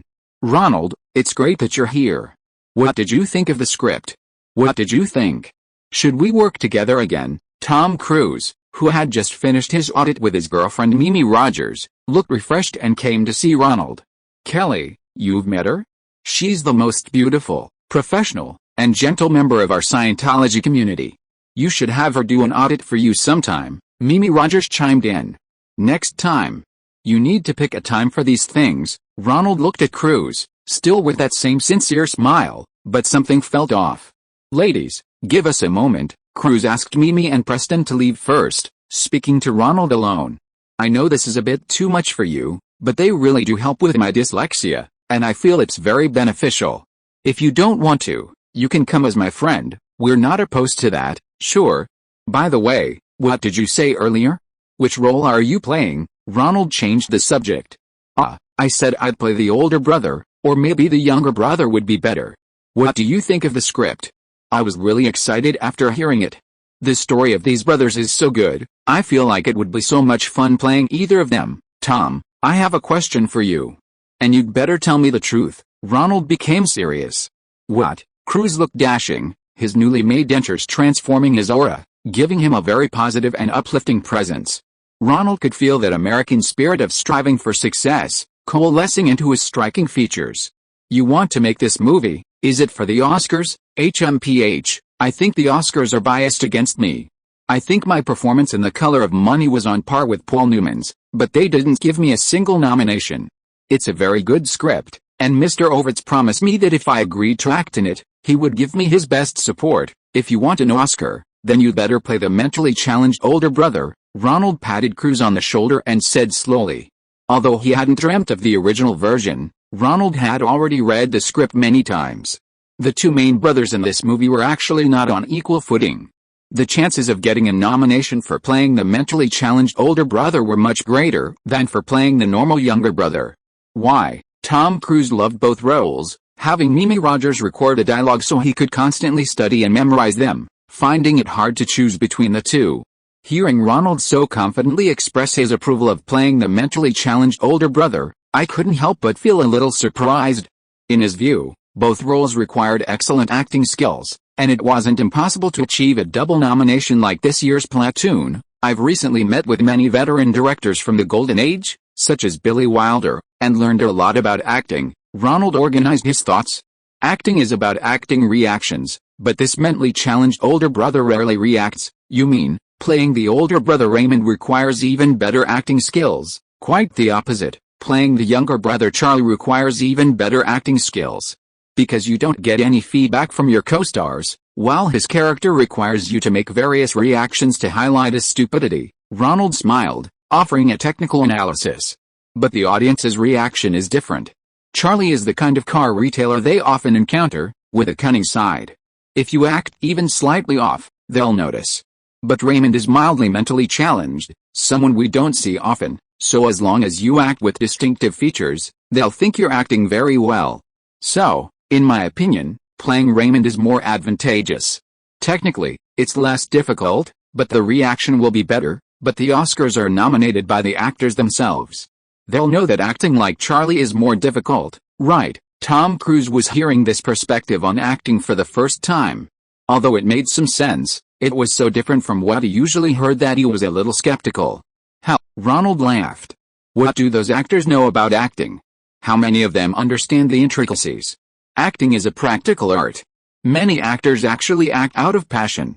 If you want to talk about acting from a technical point of view, you have to look at the directors behind the camera. Of course, this is just my opinion. For your reference, the Tom Cruise of today is no longer the young man Ronald drove to the dentist. Besides, his current belief in Scientology is questionable. It feels more like science fiction than a legitimate religious sect. I'll consider it carefully. Your opinion is very important to me, Ronald. Tom Cruise thought for a moment and agreed with Ronald's technical assessment. However, the Oscars aren't solely decided by audience votes. He also needed the approval of other actors. Furthermore, there was the issue of his image. He needed to consider everything comprehensively. Actually, you should have played the older brother, Raymond. You're so handsome, playing a mentally challenged character would be more dramatic. If you played a normal handsome guy, it wouldn't have any impact. Ronald offered another reason, and the more he talked, the more convinced he became. If you were to direct, having Tom Cruise play a mentally challenged character would be the only way to attract the audience's interest. As for the Oscars, if the audience overwhelmingly praised him, what choice would the actors have? After discussing the project, Ronald quietly slipped away before Preston could bother him. What's with Scientology? It's not cult, is it? Ronald went to the CIA and told Nisita about some strange things he had heard. Tom Cruise's main agent is his wife, Paula. If Cruise gets embroiled in a cult scandal, Nisita sighed. Paula is worried. Scientology is a legally registered religion in America, with tax-exempt status. At first, we thought Cruise was only interested in Mimi and her dyslexia treatment, but we didn't expect him to actually believe in it. That Mimi seems very active. I think she's a smart person. Tom told Paula he might propose to Mimi. Nisita expressed her biggest concern. Mimi Rogers' father is a follower of Herbert, the founder of Scientology, a terrible woman. Ronald and Nisita both had the same thought. Back to Rain Man, what do you think? Nisita didn't want to continue talking about those troubling things in front of Ronald. I haven't decided yet. I just think that if Tom were to play the role, playing the brother Raymond, his chances of getting an Oscar nomination would be much higher. Play the brother, yes, it's a clever choice. It requires less acting skill, but the effect is good. Nisita nodded in agreement after listening to Ronald's technical analysis. I agree with you, but ultimately it depends on Tom's own choice and Ovitz's opinion. Ronald understood. Another star who was interested, Dustin Hoffman, was a genuine Jew, an immigrant from the black soil of the Dnieper River in Eastern Europe. After telling Nisita his thoughts, Ronald went home. He took a nice hot bath, lay in bed, and Ronald was still thinking about the crazy things that had happened that day. Was Scientology a science fiction readers club or a legitimate religion? How strange. Thinking about it, Ronald fell asleep. A red sun shone in the hazy sky, the skyline of Los Angeles skyscrapers, and some power lines nearby. A red Ferrari flew into the frame from the right side of the sky, slowly moving to the left. The dream arrived quietly when Ronald didn't expect it. Overjoyed, Ronald hid his excitement, not wanting to scare the dream away. Is this a science fiction movie? A Ferrari flying through the sky? Had he been stimulated today? Heard that fantastical Scientology story? So he needs to see related events to dream about it? A Ferrari slowly glides into the frame and then gently descends. This isn't a sequel to Back to the Future, is it? The opening credits don't have a title, and Ronald starts to have wild thoughts. Did Ferrari sponsor the sequel? Did they switch to DeLorean sports car? The scene jumps to the next shot, a car descending to the ground, with Tom Cruise's young and handsome face in the foreground. The sequel's lead actor has changed too? Ronald is quite surprised. There's no reason Michael J. Fox wouldn't be in it, right? My grandma and your grandma are sitting by the fire. My grandma tells your grandma I'm going to burn your flag. A light, rhythmic melody plays in the background. Tom Cruise smiles as he watches the Ferrari being lowered by the crane. The car has a number on it, and a customs officer is talking to Cruise's character. Oh, it's still Rain Man, Ronald realizes. This is Tom Cruise at the docks, receiving these parallel import cars. Wait, why is he still playing Charlie, the normal younger brother? Ronald sighed. Cruise seemed not to be listening to him. The dream began to blur, then became clear again. Cruise's Charlie, after hearing the will, was angry with his father. He found a way to meet his older brother, Raymond. Raymond recognized his brother and ran away from the sanatorium with him. It's still Dustin Hoffman playing the older brother, Ronald said, looking at the image of the brother with his head tilted, always repeating the same phrase. What kind of acting skills does this require? But outsiders and film critics will definitely praise Hoffman's performance. On the contrary, every dialogue, every scene with his co-star, required Tom Cruise to use all sorts of technical methods to perform solo in front of the camera without any other actor to stimulate him. Although it seems not difficult, such solo performances are actually the most difficult to act. Clatter. During the journey, Raymond accidentally dropped a can of toothpicks on the table. Dustin Hoffman immediately announced the number of toothpicks. Is this idiocy? Is he just adding drama to his own story? Ronald chuckled. Dustin Hoffman must have rewritten the script. This was just a quirk, not idiocy. In fact, he was a genius. Los Angeles KFMU Radio, every morning, FM 97.1 broadcasts for you on time. Ronald woke up with a start. It was already morning. Little Bud. Ronald knew it was Little Bud who had plugged the tape recorder back in. Don't let this radio stay plugged in anymore. I don't like listening to the radio in the morning. Chapter 790 Boy Rents Girl. Okay, I'll take the radio to my room later. Bud had spent a long time with his girlfriend on this vacation, and he greeted Ronald with a smile. When are you going to propose to Lucy? Ronald knew his extended family had close ties with Lucy, and Lucy was quite satisfied with her boyfriend who had a stable job. Soon. I'm having a real estate agent look for suitable apartments around here. I plan to bring Lucy over, and we'll settle down near your apartment. Lucy learned some typing skills. Finding a word processing secretary job here shouldn't be difficult. It's just that the rent around here is a bit expensive. Don't worry about it, I'll handle it. Ronald was pleased to hear how ambitious Bud and his fiancée were, and he was prepared to pay for a small apartment for them himself. He couldn't do without his trusted driver and assistant anyway. Bud's personality was quite different from when Ronald first met him. His years in the Marine Corps had made him less talkative and more inclined to save money. Ronald hadn't asked about his past, but his mother always told him how lucky he was that Ronald had saved Bud back then and even allowed him to complete his high school education in the Marines. Ronald picked up the phone and called his agent, Richard, to find an apartment nearby. Ring ring ring ring, another phone rang in the living room. Ronald gestured for Bud to answer it. This call was mainly for his work at Daydream Studios. Only people from Daydream Studios would call. Just somewhere close to me. Yes, it's for Bud and his girlfriend, Ronald instructed Richard. Then, he said to Bud, who had also finished his call, we've arranged a time. The real estate agent CAA partners with will call you. Let's go see an apartment together. CAA often helps new actors find affordable yet decent housing. They have long-term partners. Ronald, I don't know how to thank you, Bud said, happy to finally be separated from his girlfriend.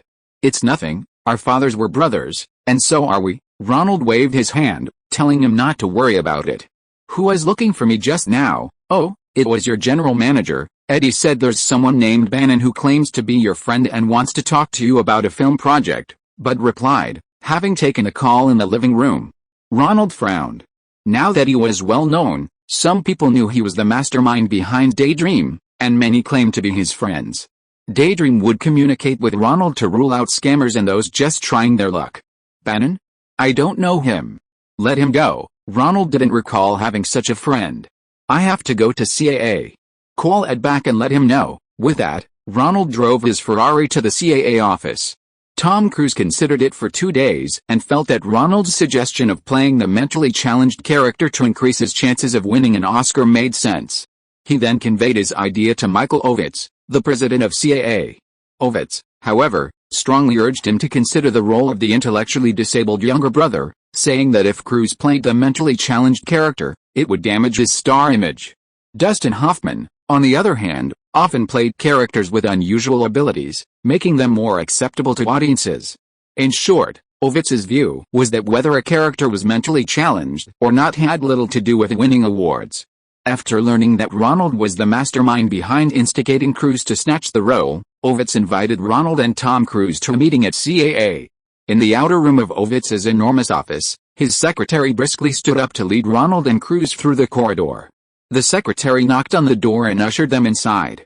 "Ah, my favorite director client and my favorite male star client have arrived." Michael Ovitz was very low-key in public, never giving interviews, but within the CAA kingdom, he was undoubtedly the king. Ronald hadn't seen this king in a long time. Years ago, it was Ovitz who took a liking to his debut screenplay, which led to a contract being signed. Back then, Ovitz was full of passion and dedicated to his work. CAA has grown rapidly in recent years, signing numerous actors and directors. Besides screenwriting, Owitz's strategy of prioritizing scripts and packaging projects has been highly successful. Several of the top 3 highest-grossing films for several years were essentially produced by him. From script to direction to acting, CAA handled everything. The only difference was that Ovitz couldn't be credited in the opening credits due to legal reasons. Films like Ghostbusters made CAA a lot of money, and Owitz's influence grew significantly, evident in the expansion of his office. His newly renovated office now occupies almost a quarter of the first floor, much larger than those of his other partners. "I don't know why you have this idea, Ronald," Ovitz bluntly stated, expressing his dislike for casting Cruise as a mentally challenged character. "He's a star, a big star. Casting such a handsome boy as a fool is a crime against all the female audiences in America. Besides, Tom's too young, he wouldn't be convincing as Dustin's brother, but, Mr. Ovitz, Tom's fool is a handsome fool. Don't you think that's interesting? And it helps him get an Oscar nomination. As for age, we can just change the script and have Tom play a younger fool." Ronald insisted on his point. If they wanted Cruise to be nominated for an Oscar, he should play a role completely different from his image. God, he's a star. A star is someone whose every role in every movie has the same qualities. We're talking about Tom, perhaps the most handsome star in Hollywood since Paul Newman. Ronald agreed with this classification. A movie star exists to make audiences want to see their movies just by hearing their name. If stars, like ordinary actors, portray characters with different personalities so that the audience can't tell it's the actor playing them, then why would audiences be drawn to buy tickets by stars? Many stars, like Harrison Ford, always exude a cynical air, regardless of their roles. Even earlier, James Stewart, while a superb actor, imbued his characters with a strong sense of the typical American small-town hero. Ronald couldn't refute this assessment, and Cruise's management team also hoped he would continue to delve deeper into that image of a handsome, masculine young man. But we're talking about winning awards. As for the issue of Tom's intellectual disability affecting his image, I have a solution. How about we change Raymond's character from intellectually disabled to autistic? Autistic people can have normal, or even extraordinary, talents. I've also heard of another type of autism where, besides having difficulty communicating, they have amazing talents in other areas. For example, they're very good at math and can calculate how many toothpicks are in a box in a second. Ronald focused on what Cruise wanted most, winning awards. Tom's image is fixed as a handsome guy according to mainstream American values. If he doesn't break free from that shackle, what's the point of talking about Oscars? What do you mean? Ovitz knew that Tom Cruise wanted an Oscar from the start. The first thing he did after signing with CAA was to make a list of big-name directors he wanted to work with. What I mean is, actors who have their own star qualities in these roles must break free from their established image to win an Oscar. Ronald held out his hand, calculating for them one by one. Humphrey Bogart, who spent his entire life playing cold, tough guys, won the Best Actor award for playing an incompetent, gossipy boldman in The African Queen, completely lacking initiative and utterly dominated by Katharine Hepburn's missionary character. He did whatever she told him to do, only mustering the courage to do anything worthwhile to win the favor of the spinster.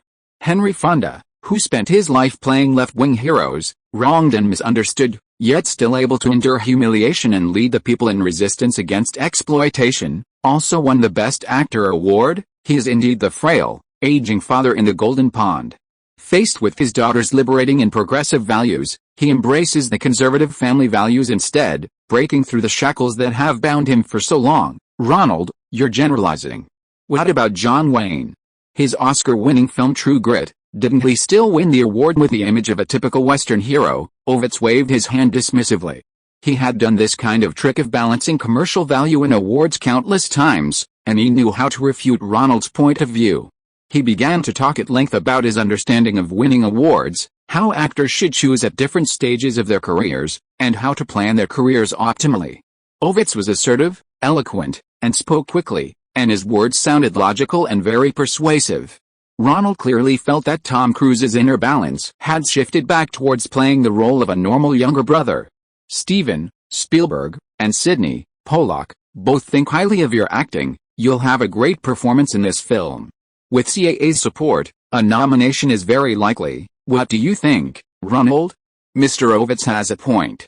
John Wayne didn't break out of his star image and still won Best Actor. Maybe breaking out of your image isn't always necessary. Hearing Cruise say this, Ronald knew he was already leaning towards playing the normal younger brother, Charlie. If you insist, Ronald shrugged, indicating he had no intention of continuing the debate. Then, in a voice only he could hear, he muttered, True Grit, John Wayne plays a one-eyed man. Paula Wagner, already visibly pregnant, whispered to Cruise beside him, and the two reached an agreement. Nisida, standing behind Ronald, whispered in his ear, You just said Wayne is playing a one-eyed guy, right? That's a bit of a blow to his image. But Tom isn't as smart as you. If Tom doesn't want to play a mentally challenged character, maybe we should abandon this project. Let's talk outside, Ronald replied quietly. I'll carefully consider your opinion, Ronald. Actually, this Charlie role is also very difficult to play. I feel it's no less challenging than my brother's acting. I'll try switching roles with Dustin during rehearsals. It'll be a great challenge for my acting. Tom came over and sincerely shared his thoughts with Ronald. Ronald looked at the ambitious Cruise and a thought crossed his mind.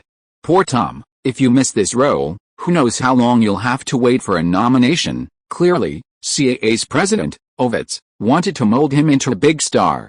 The more roles he played, the more typecast he became, making it difficult to break through later. He wondered if he could be as lucky as Henry Fonda or Humphrey Bogart, breaking through in the twilight of his career and winning an Oscar, finally achieving his dream? I'm not directing anymore. Tom won't be playing a mentally challenged character, and I'm not confident I can get his acting to the Oscar judges' standards. Besides, I haven't even been nominated for Best Director myself, so my words don't carry enough weight. Ronald and Nisida continued their conversation in his office after leaving Ovitz's office. I'll relay your opinion to Paula. But I need to consider your interests first. Dustin Hoffman is a huge problem. All the directors and actors who have worked with him say he's a sore ass, unlike Tom Cruise, who is particularly enthusiastic about Hoffman's 5 Oscar nominations and his win for Kramer vs. Kramer. Nisida, having been in the industry for a long time, knew that Hoffman was indeed a very troublesome collaborator. He was a typical method actor, capable of relentlessly tormenting directors and fellow actors on set to get into character. During the filming of Kramer vs. Kramer, to increase credibility, he improvised by smashing a glass against the wall, the shards of which nearly disfigured Meryl Streep, his co-star. As for his strange behavior on set for acting, such as forcing himself to stay awake for 72 hours while playing a marathon runner, almost causing his co-star Laurence Olivier to collapse from exhaustion, these were commonplace occurrences. Ronald had never received genuine recognition from film critics, nor had he won an Oscar, or even a director's award from the Directors Guild or Critics Circle. If Cruise played the lead, the two could have a healthy interaction, but if Dustin Hoffman played the role, wouldn't it lead to trouble on set? The two reached an agreement to continue searching for a more suitable film script for Ronald. Your directing style is more like Frank Capra's in The Golden Age, always able to unearth moving American spirit from ordinary characters. We should look for scripts in this direction more often. Scripts that rely on idiocy to highlight dramatic conflict. That might not be suitable for me, right? Ronald interjected. In fact, every director has their own strengths, and Ronald did indeed prefer stories about ordinary people. He wasn't particularly interested in or enthusiastic about highly dramatic stories that were far removed from ordinary people, such as being born a freak, intellectually disabled, mentally ill, or a born criminal. Since his friend Cruise wasn't taking on that award-winning role, he saw no need to challenge himself. Meanwhile, in Ovitz's large office, he dialed Dustin Hoffman's number. Dustin, I've convinced Tom that you're still playing the brother Raymond. Also, They've come up with an idea. Raymond won't be a real intellectually disabled person, but an autistic patient. Apparently. Some autistic people have exceptionally high IQs. What do you think? Would that make it easier to play? Let me think about it. Is what you're saying true? I'll go check with the Autism Association, since my fair lady, Dustin Hoffman, had returned to the ranks of the highest-grossing male stars. His salary in 1982 was $5.5 million. The salary inflation driven by Stallone and Schwarzenegger in the past 2 years allowed Dustin Hoffman to demand higher fees. Cruise, on the other hand, didn't yet have that much influence. In Top Gun, he had only just entered the ranks of male stars in terms of salary, and there was still a lot of potential for growth.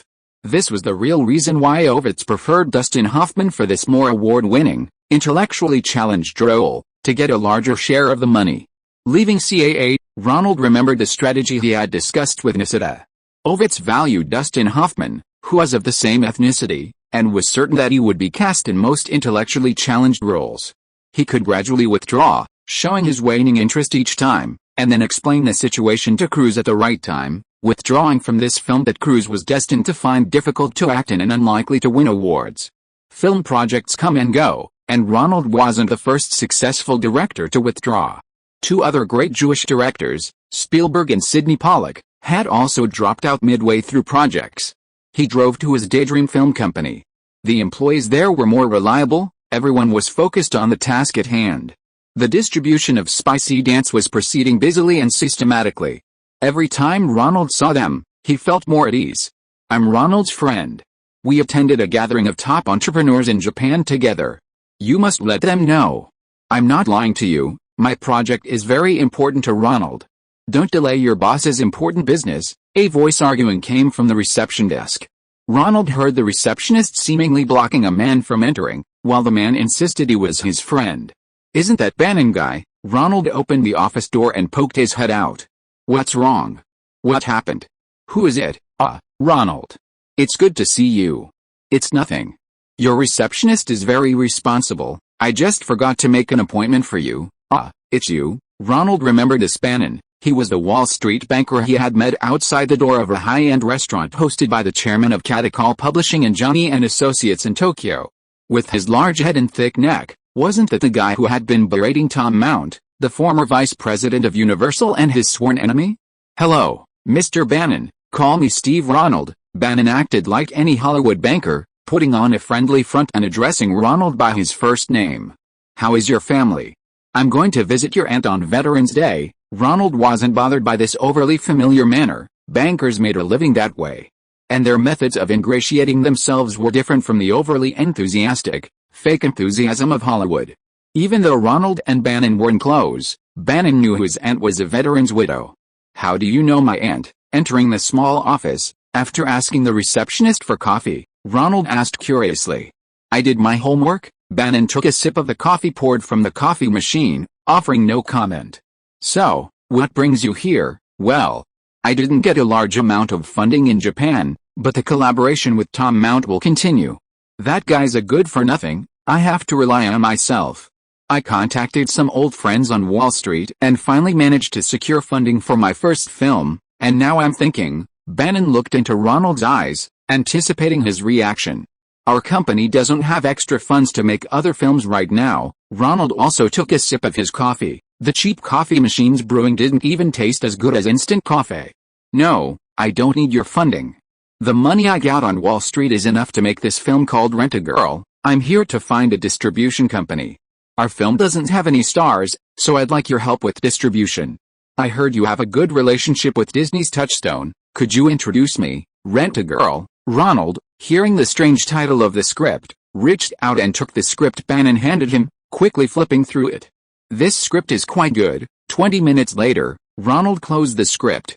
It's a very interesting teen romance film.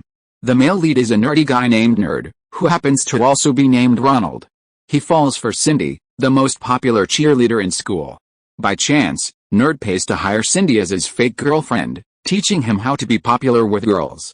Through a series of coincidences, Nerd transforms himself and becomes a genuinely popular guy, eventually turning his fake relationship with Cindy into a real one. Ronald felt that, setting aside the slightly immature parts, There was one concept in the script that he really liked, the ugly duckling to swan plot. This kind of teen suddenly maturing and becoming more popular usually happens to the female lead, like in the film Incredible that Ronald had just finished working on. But this script is the opposite. It's the boy who transforms himself and wins the girl's heart. Presumably, there are many single boys in America who would like this kind of plot. Thinking of this, Ronald looked up at Bannon. "You said you did your homework? Why?" Bannon was a little confused. "If you've really done your homework, you should know that my daydream is also involved in distribution. My new film will be shown in about 1,000 theaters this summer. If your film satisfies me, I can distribute your film too. You don't need to beg Disney. That's my fault, I didn't do my homework." Of course I'm very interested. Upon hearing that it would be shown in 1,000 theaters, Bannon knew that Ronald had invested heavily in distribution. At least for this one film, his Rent-A-Girl could ride the coattails of its success. Chapter 791 Get Mount Out of Here. Bannon was overjoyed that Ronald was willing to distribute the film. This low-budget film, costing only $3 million, didn't necessarily need to be distributed by the 7 major studios. As long as it sold for a profit, he could leverage its success to launch new film projects. With his connections in Hollywood, what he needed wasn't anything else but the success of a model project, so that more people would believe in him and invest in him. Bannon was determined to finalize the film's distribution and immediately suggested taking Ronald to see the set where filming had already begun. "Have you forgotten something?" Ronald smiled, interlacing his fingers. Bannon ran his fingers through his hair. His Wall Street experience, while allowing him to react quickly, made him pretend to understand Ronald's implication, even though he didn't quite grasp what Ronald was referring to. He countered with, "How do you want me to handle that? How do you want to handle it? Everyone knows about my feud with your partner, Tom Mount. You want to use my distribution capabilities. I've only secured 2/3 of the $3 million in production funding. Mount still needs to contribute another $1 million of his own. If you," Bannon, realizing it was a personal grudge, immediately seized the opportunity to bring up the production budget. Ronald knew there were many issues with the production costs and didn't want to be ripped off. Daydream only provided distribution capabilities, and his spicy dance wasn't filling the summer blockbuster season. Many theaters wanted more options. However, with only a $3 million budget, it seemed impossible to have any star actors. They needed to find another way to distribute the film. So he relaxed, leaned back in his seat, and adopted an indifferent demeanor. "You'll only get a lollipop from me, Mr. Bannon. Either a distribution contract, or you continue working with Mount." Bannon stroked his stubble, beginning his calculations. Tom Mount, though well-connected and insightful in Hollywood, was merely a stepping stone for Bannon's entry into the entertainment industry and his future ambitions. Compared to his $1 million investment, the distribution channels promised by Ronald were far more important. With distribution channels, he could easily seek financing on Wall Street, or, if necessary, mortgage the distribution contract to a bank to raise some money. Mount's so-called connections had rapidly depreciated in the 5 years since he left Universal. Last time he went to Japan to raise funds, even the people there didn't give him much face.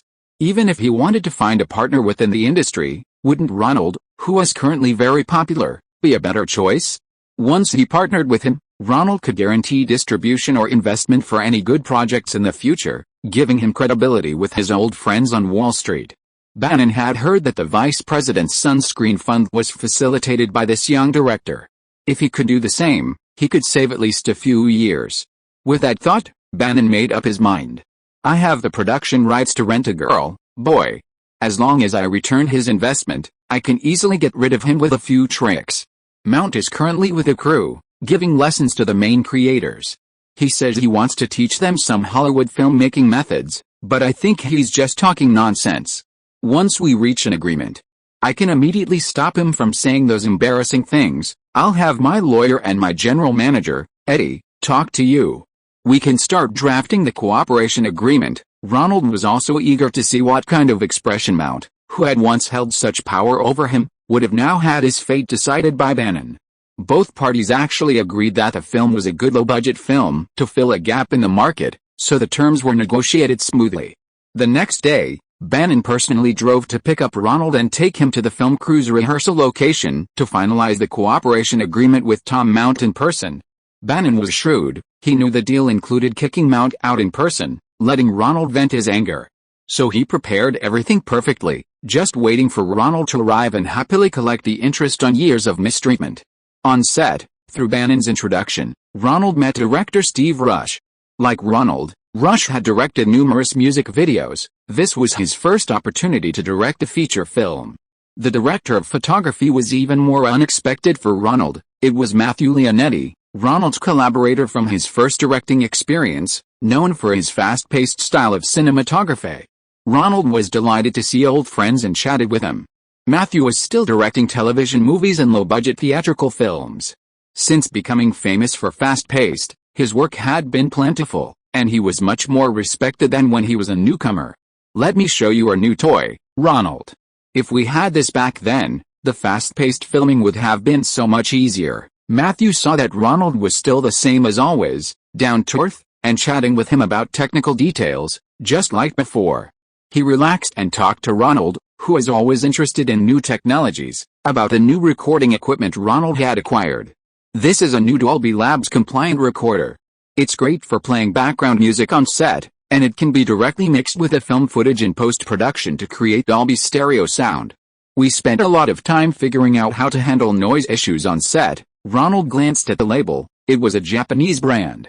This brand of recorder could be directly connected to the microphone, bypassing the on-set microphones, saving a lot of time in post-production. And, like other Japanese consumer electronics, this recorder was small enough to clip onto the camera, which was very useful in certain situations. Drawn to the new technology, Ronald started playing with a professional recorder. Japan's miniaturization technology is unparalleled. The buttons have a great tactile feel, as if they could maintain the feel of a brand new machine even after tens of thousands of presses. Click, click, Ronald was having a blast. Bannon, seeing this, nodded to him, indicating it was time to go find Tom Mount. Matthew, seeing this, simply let Ronald hold the recorder and play with it. "This thing is very sensitive. I've seen some White House reporters use it for professional interview recordings." Ronald said goodbye to Matthew. In another day, he would know he would become the distributor of this film. Bannon had arranged with the staff beforehand that Tom Mount was in a conference room in the back, having dismissed everyone else to make his own office. He led the way, having spent so many years on Wall Street. He knew how to use his partner's weaknesses to force them to agree to his demands. Tom Mount's womanizing was well known, and his industry connections largely relied on his wife's family connections. With the right approach, getting him fired wouldn't be difficult. The key was, Bannon glanced at Ronald behind him, figuring out how to get rid of Mount in a way that satisfied the man behind him. That was the crux of the deal. Ronald had been fiddling with his new toy the whole way, and this was a good opportunity to test its effectiveness. If it worked well, he could use it in his next film. The professional recorder had over a dozen buttons. Ronald found the specially made orange-red recording button, pressed it, and put it in his jacket pocket. Japanese product design prioritized convenience. Their human-computer interaction never disappointed. The two arrived at the conference room door, one after the other. The lights were off, only a faint glow came through the glass window in the door. "No, Mr. Mount, I still need to do a script reading with the other actors," a young woman's voice came from inside. "Don't be so ungrateful. Do you think that just because you got the role, I don't have the right to fire you?" Ronald frowned. It was Tom Mount's voice. Had this guy still been this lecherous after all these years? Was he going to cause trouble on set? "Lie down properly. Who do you think you are? A big star?" Bannon glanced back at Ronald. Perfect timing. Mount had the perfect excuse to harass the actress, and he'd been caught red-handed by his enemy, Ronald. Ronald nodded to Bannon. He was now in his grasp. The two of them, one after the other, were about to open the door. Suddenly, it seemed Mount was becoming forceful. A thud, like someone's head hitting a table. Help. The actress didn't obediently offer herself up as Mount had expected. She even threatened to report him for sexual harassment to the Screen Actors Guild. HMPH, didn't she know who the Screen Actors Guild's leaders were? He'd funded her election when he was at Universal. Let go of me, slap." It sounded like the actress had been slapped again. Ronald, sensing something was wrong, stepped forward and kicked. Bang! The door made a loud noise, slamming against the wall, breaking the lock. Taking advantage of Bannon turning on the light as he entered from behind, causing Mount to be somewhat dazed, The actress he had been pinning down broke free of Mount's hands, slipped out from under him, and escaped behind Ronald and Bannon. PFFT, seeing Mount's trousers had been pulled down, leaving him only in shorts, Ronald let out a sneer. "Long time no see, Tom, you?" Ronald, Mount quickly grabbed his trousers that had fallen to the ground and pulled them up. "Bannon, what's going on? I'm here to inform you that you're fired. Attempting to force an actress is illegal, no matter where you are. Besides, our leading lady is not even 16 years old." Bannon stepped forward and shoved Mount aside, pointing his finger at Mount's nose, telling him to behave. Now, the leading lady, Amanda Peterson, who had been hiding behind Ronald, covered her slapped face before daring to peek out from behind. "HMPH, you're trying to kick me out? You're hooking up with that bastard Ronald? What good can he do for you? More investment than me, or better industry connections?" "Shut up, what kind of crappy connections do you have? You can't get investment in America or Japan. Look at Ronald, even the Screen Fund gives him face. This movie has been in development for so long, and you can't even get a distributor, whether it's Universal or the Columbia you've been bragging about. Your coercion of a minor is a criminal case. We're calling the police." Ronald didn't bother arguing with him and directly told Bannon to call the police. Bannon and Mount both turned to look at Ronald. This kid was ruthless, he was about to kill Mount. Bannon reacted quickly, knowing this wasn't the time to hesitate. He knew Ronald had a recording in his pocket, solid evidence, so he immediately picked up the phone on the table and dialed 911. "Hello, this is West Hollywood. I have a 15-year-old girl here who appears to have been assaulted." Bannon chose to call the police as assault, leaving him some room to maneuver. Whether Mount could escape disgrace depended on the young Amanda Peterson. West Hollywood was a place of high real estate value, with ample tax revenue and a well-staffed LAPD. Soon, a West Hollywood detective arrived with two subordinates. After understanding the situation, he briefly questioned Amanda Peterson on the spot, then politely invited Tom Mount into the car to go back for investigation. "I need to call my lawyer," Mount was still shouting. How did this unspoken rule in Hollywood escalate to such a serious level? Ronald was pleased that Bannon had quickly sided with him. He turned back to Amanda Peterson, who had been slapped and had bumped her head hard, to understand the situation. After a brief conversation, Ronald learned that Amanda was from Colorado and had auditioned for the movie version of the musical Annie as a child.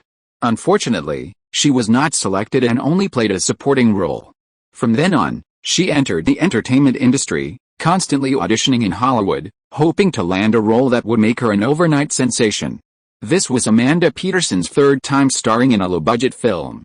She was quite experienced, so her parents weren't around to accompany her. Unexpectedly, Tom Mount, the producer, tried to force her in his office.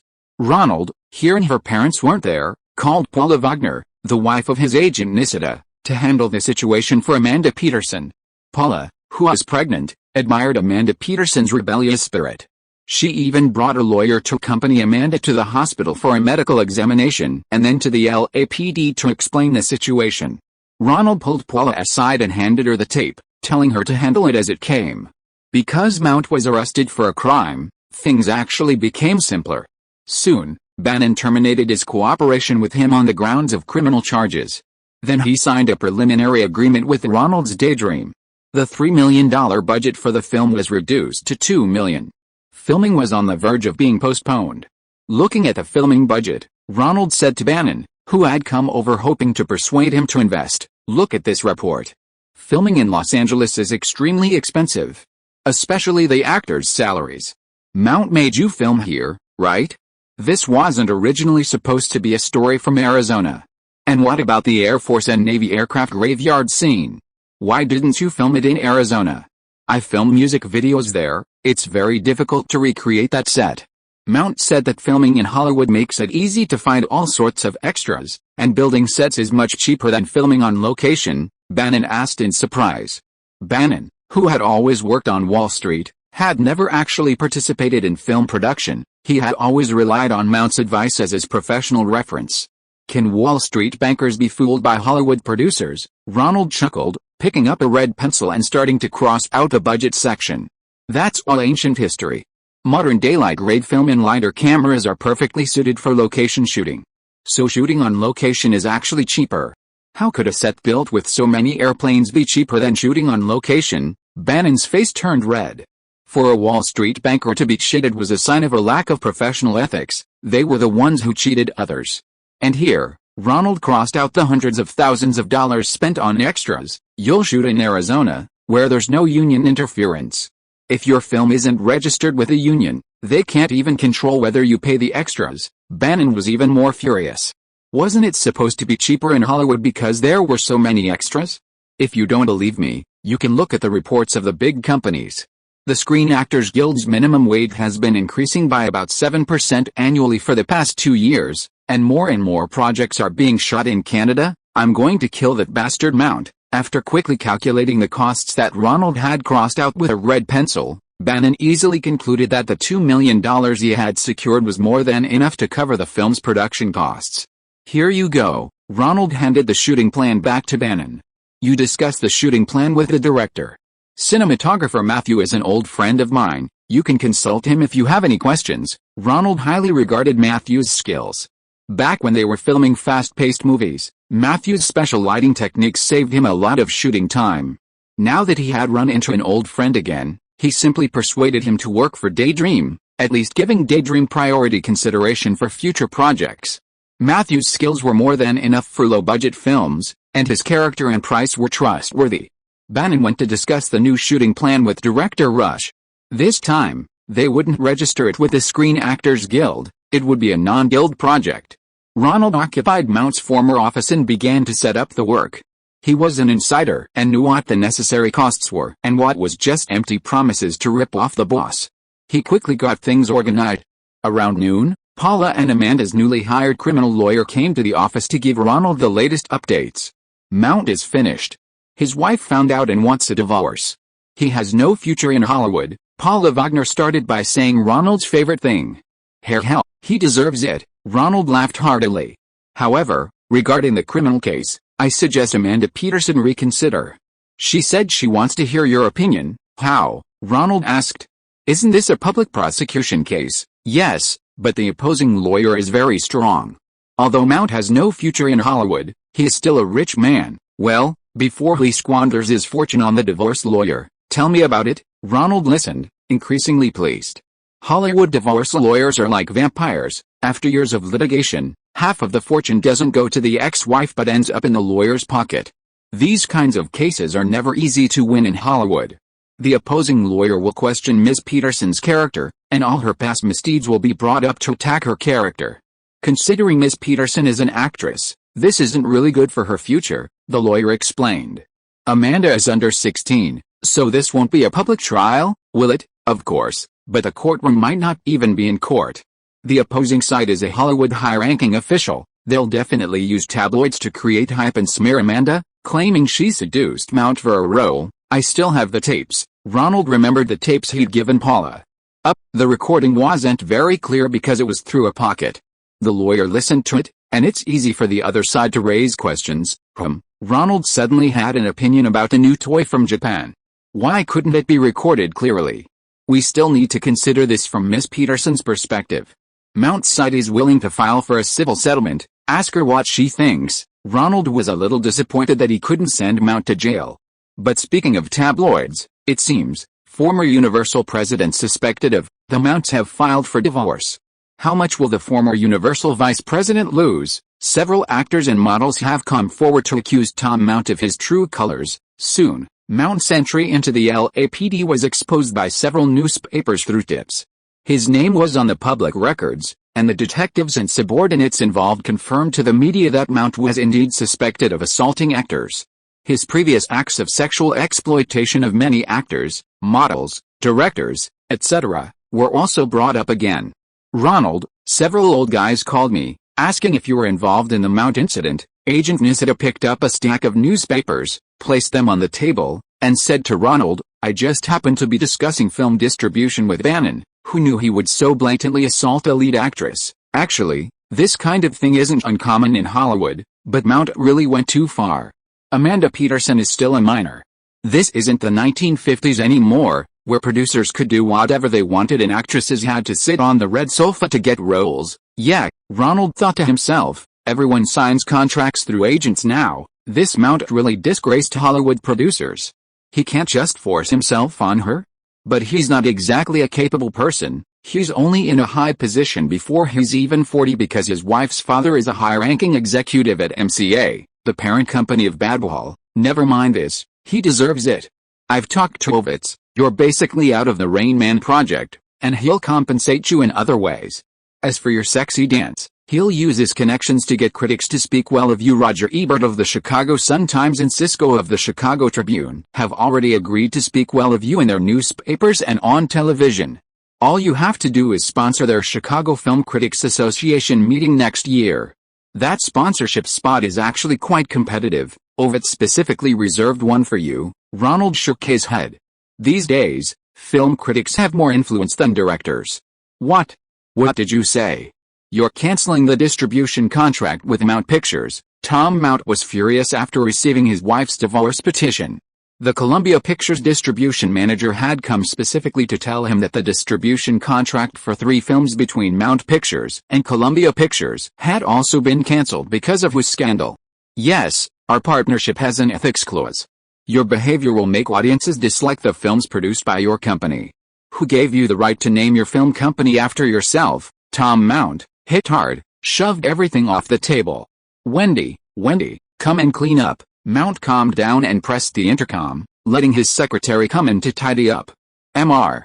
Mount, this is my resignation. Secretary Wendy tidied up the things on the floor and then came in, handing Mount a resignation letter.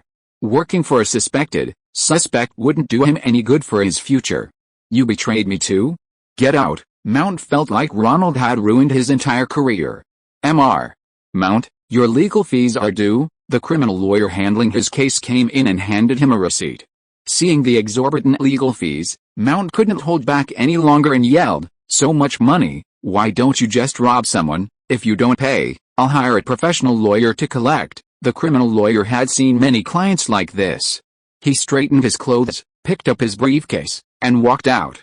Get out, all of you get out. Mount pulled the things the secretary had picked up back onto the floor. Ronald, you bastard. Chapter 792 The Actors Guild President backs us. You have a letter from the Screen Actors Guild, Ronald, a colleague called to tell him. It wasn't one of those wide addresses pasted into a printed envelope, typical marketing material. Instead, it was a standard size 10 envelope with a neatly typed address, looking more like a legal document. Could you open it for me and read it aloud? Ronald was sitting leisurely on the floor of a high-end yoga studio, meditating.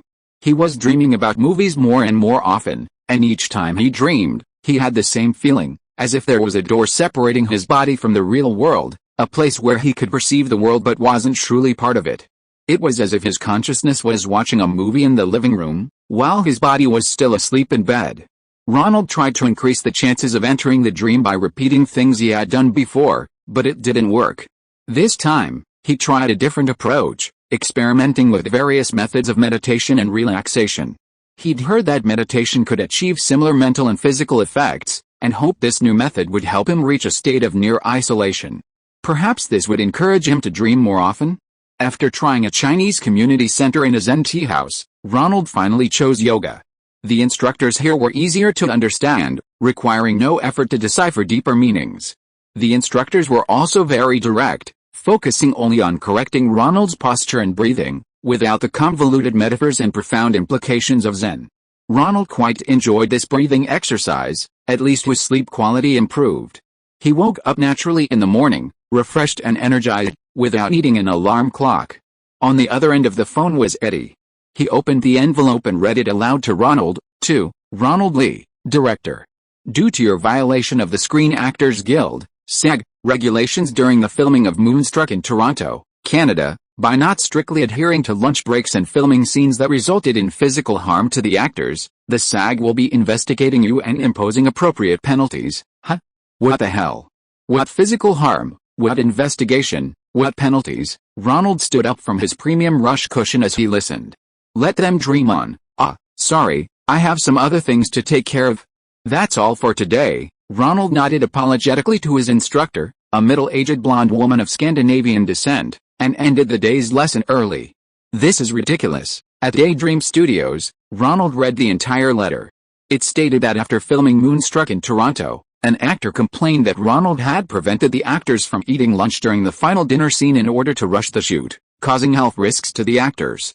There were also actors with diabetes who, due to hours of continuous filming delays, experienced hypoglycemia, risking fainting and even more serious complications. Therefore, after investigation, the Screen Actors Guild officially initiated a project to conduct a face-to-face investigation with Ronald.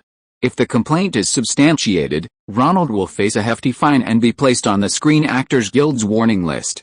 All guild members will receive warnings regarding Ronald's disrespect for actors' basic needs during filming. I think that happened, but did anyone faint? Ronald recalled the filming situation. To capture everyone's accurate and natural emotions, he had them rehearse continuously without rest. Perhaps due to the irritability caused by hypoglycemia from not eating, the lead actress Cher and supporting actress Olympia Dukakis clashed, unexpectedly sparking a chemistry between the actors. All the actors quickly got into character. Not wanting the opportunity to slip away, Ronald immediately decided to film while everyone was still emotionally engaged. But I did provide snacks for the actors. In the end, it seems I was the only one who didn't eat anything. I fainted from low blood sugar. Okay, then you're really being wronged. The person who reported you must have misrepresented your situation and pinned it on the actors. It's true that you significantly delayed your lunch break and lunch, which is a serious violation of the Screen Actors Guild's rules. Ronald was furious. I went to Toronto to film in order to avoid these blood-sucking union representatives.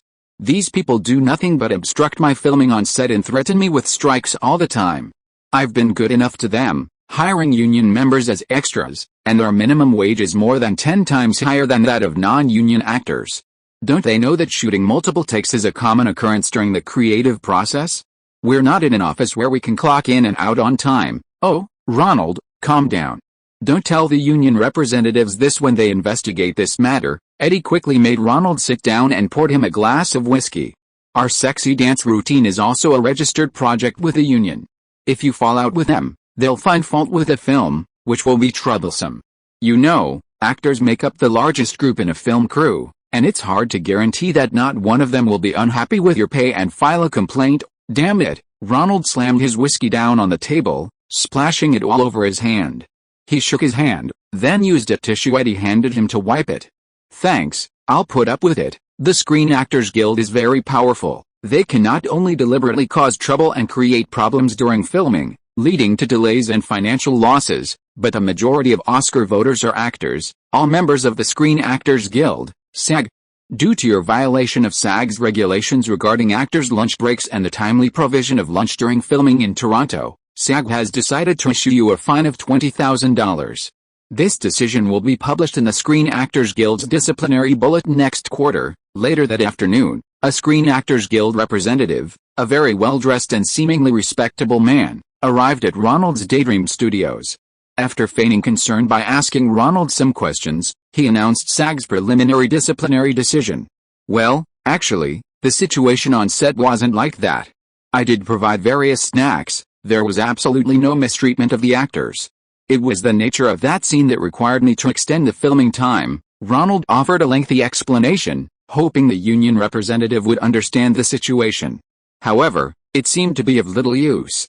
The Screen Actors Guild representative gave Ronald a forced smile. We received an anonymous tip and contacted the whistleblower, obtaining her testimony that your delayed filming that day, preventing actors from resting and eating, caused serious consequences, including someone fainting from low blood pressure. I've told you repeatedly, it was me who fainted from low blood sugar that day. It was me. Not a member of your Screen Actors Guild. They all had snacks provided by me on set. They wouldn't have fainted from hunger. Ronald felt a union representative was specifically targeting him. He had clearly explained the situation that day. The actors hadn't been mistreated. He had also submitted several witnesses, such as cinematographer David Watkins, or any actor who was present at the time, who could testify. This is our investigation result, Director Ronald. Of course, this punishment still needs approval from the SAG committee.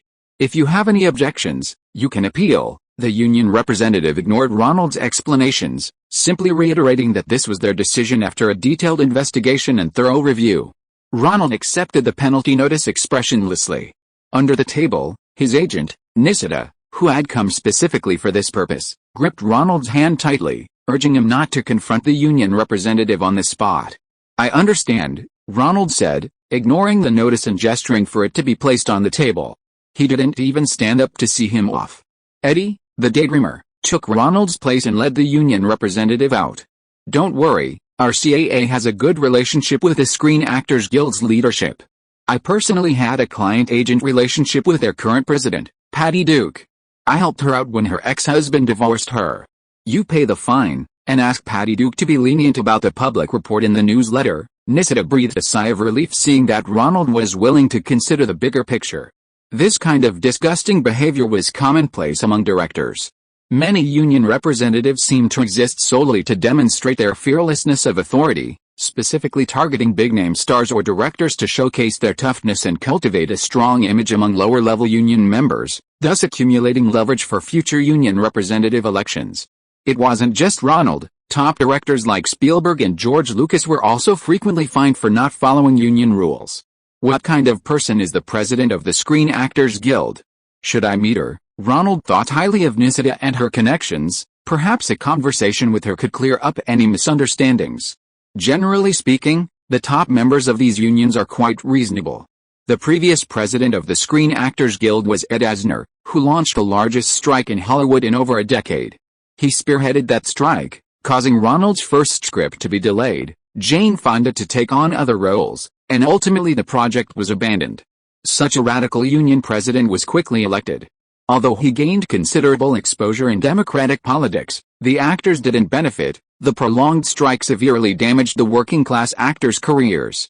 While the minimum wage was raised, many never got roles again. Hollywood had to film elsewhere. Former union president Ed Asner was too ambitious and ultimately gained nothing. After being selected, no one offered him any roles in film or television, and he ended up doing voice acting for children's cartoons on television. The actress chosen as president this time, Patty Duke, is less aggressive. "I'll go talk to her first," Nisida said with a smile, picking up a copy of the disciplinary document. "Who do you think reported me behind my back?" "I noticed the union representative used the word actress," Ronald asked, standing up to attend to Nisida. "It's hard to say. These union parasites are good at stirring up trouble. It could be a man who said it on purpose. Or it could not be an actress, but a staff member." Ronald was furious. He had always made sure to give unions a share of the profits in his film projects. These people were insatiable. They took their paychecks, appeared on screen, and perhaps even made progress in their careers, only to turn around and bite him. "Damn it, I won't use you union people again if I have the chance." Ronald, hello, Patty Duke, president of SAG, specifically met with Ronald at the union headquarters. "Hello, Ms. Duke, I'm a fan of yours." Before meeting her, Ronald had inquired about the president's past from Nisida. She truly was a renowned actress. Starting as a child star, she had always played important supporting roles, not leading ones, due to her appearance. In 1963, Patty Duke won the Best Supporting Actress Oscar at the age of 17, becoming the youngest actress to ever win an Oscar. She consistently played supporting roles, later venturing into television and starring in several leading roles, winning a Primetime Emmy and a Golden Globe for Best Actress a few years ago. Having been in the industry long enough, she knew many people and had good relationships as a supporting actress, which is why she was able to succeed her unpopular predecessor 2 years ago and be voted president of the Screen Actors Guild. "Rick has already told me about your situation. I will intervene directly and won't let your name appear in the punishment section of the communications. Instead, I'll give a briefing on your filming process so the union members can understand that sometimes compromises must be made for the sake of art." Patty Duke stated her decision immediately. This was a shift from criticism to praise. "Thank you, Ms. Duke." Ronald breathed a sigh of relief at not having to publicly accuse the actors of not providing lunch. "However, you still need to pay your fine." "Okay, I've brought my checkbook." The Screen Actors Guild, like the Directors Guild, suffered from a pension crisis. Patty Duke, hearing about the $20,000 fine, figured it was a good deal to take the money. "I see you've had cameos in quite a few films. Why don't you join the Screen Actors Guild?" Patty Duke looked at Ronald. "Wouldn't it be great if a director like him joined the guild? At least he'd have to contribute a large portion of his remaining profits to the union's retirement fund. I'm also a member of the Producers Union, so it's not convenient for me to participate. Besides, I'm only doing cameos, Ronald declined. Okay, in the future, if there's anything related to the union, just call my assistant directly. You know I'm not working on union matters full-time. Some people want to use the union's power to achieve their own goals, so don't be polite with them. Just tell me. Ronald's heart skipped a beat. Patty Duke was implying that someone was pulling the strings behind the scenes.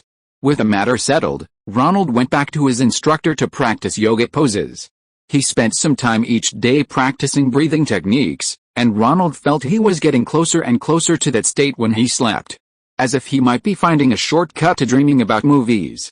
That day, he was sitting on his bedroom floor practicing breathing when Bannon called. Ronald, those shameless Screen Actors Guild bugs have now tracked us down to Arizona and are going to mess with us. Bannon speaks directly, full of Wall Street's efficiency-driven style. With $1 million less in budget, he flew directly to Arizona, the filming location, to oversee the use of the money and manage things on set. The film wasn't registered with the Screen Actors Guild, so they used non-union extras and supporting actors. They even hired drama club students from a local public high school in Tucson, Arizona, for the extras. This saved a significant amount compared to doing it in Hollywood.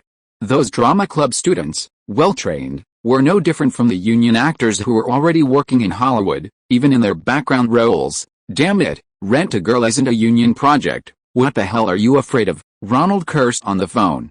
No, I heard the Screen Actors Guild can decide to strike.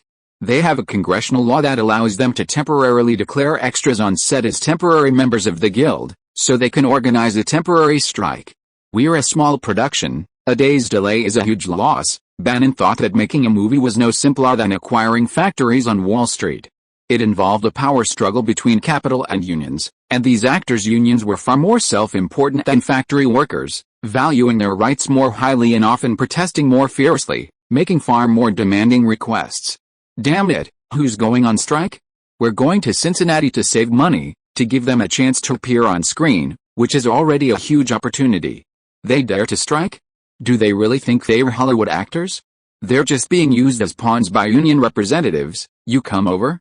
I can't handle these students. Fine, I'll demonstrate for you. Ronald and Bud immediately went to the airport, bought an expensive ticket on the spot, and flew to Tucson, Arizona.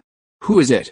Inciting those high school drama club idiots to strike. When they arrived at the filming location, Tucson Public High School, Ronald found Bannon on set and asked, "It's that guy in the suit and bow tie." Whoa, Ronald looked up and saw it was the guy who had given him the $20,000 fine. Ronald, are you the producer of this movie?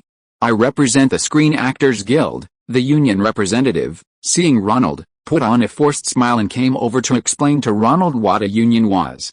Security, this guy has no right to be here on set. Get him out. Ronald ignored the jerk. This was Arizona, and this project was non-union. He didn't need to put up with this jerk's attitude. I'm a union representative, how dare you? This is a non-union project. The filming location we're renting belongs to Tucson High School and is currently for the crew's use. No one is allowed to enter without permission. Ronald turned to the high school drama club actors who had been incited to cause trouble. You may have been misled by some people into thinking we're some rich production crew, hoping to get union cards through this project and live the happy life of union actors.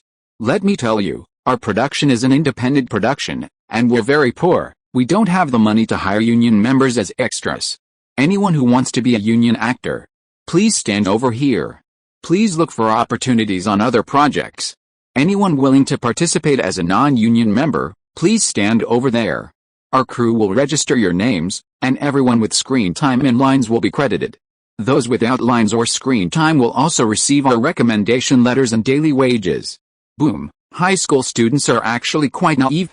Hearing that the film crew wouldn't use union actors, they immediately swarmed to the side willing to participate without union affiliation. What a joke. Tucson, Arizona, a small city whose biggest employer is the Navy and Air Force's aircraft graveyard, rarely sees a film crew hiring locals for extras for years. Those drama club students, except for a few stubbornly convinced by the hype, all joined Ronald's side in a flash.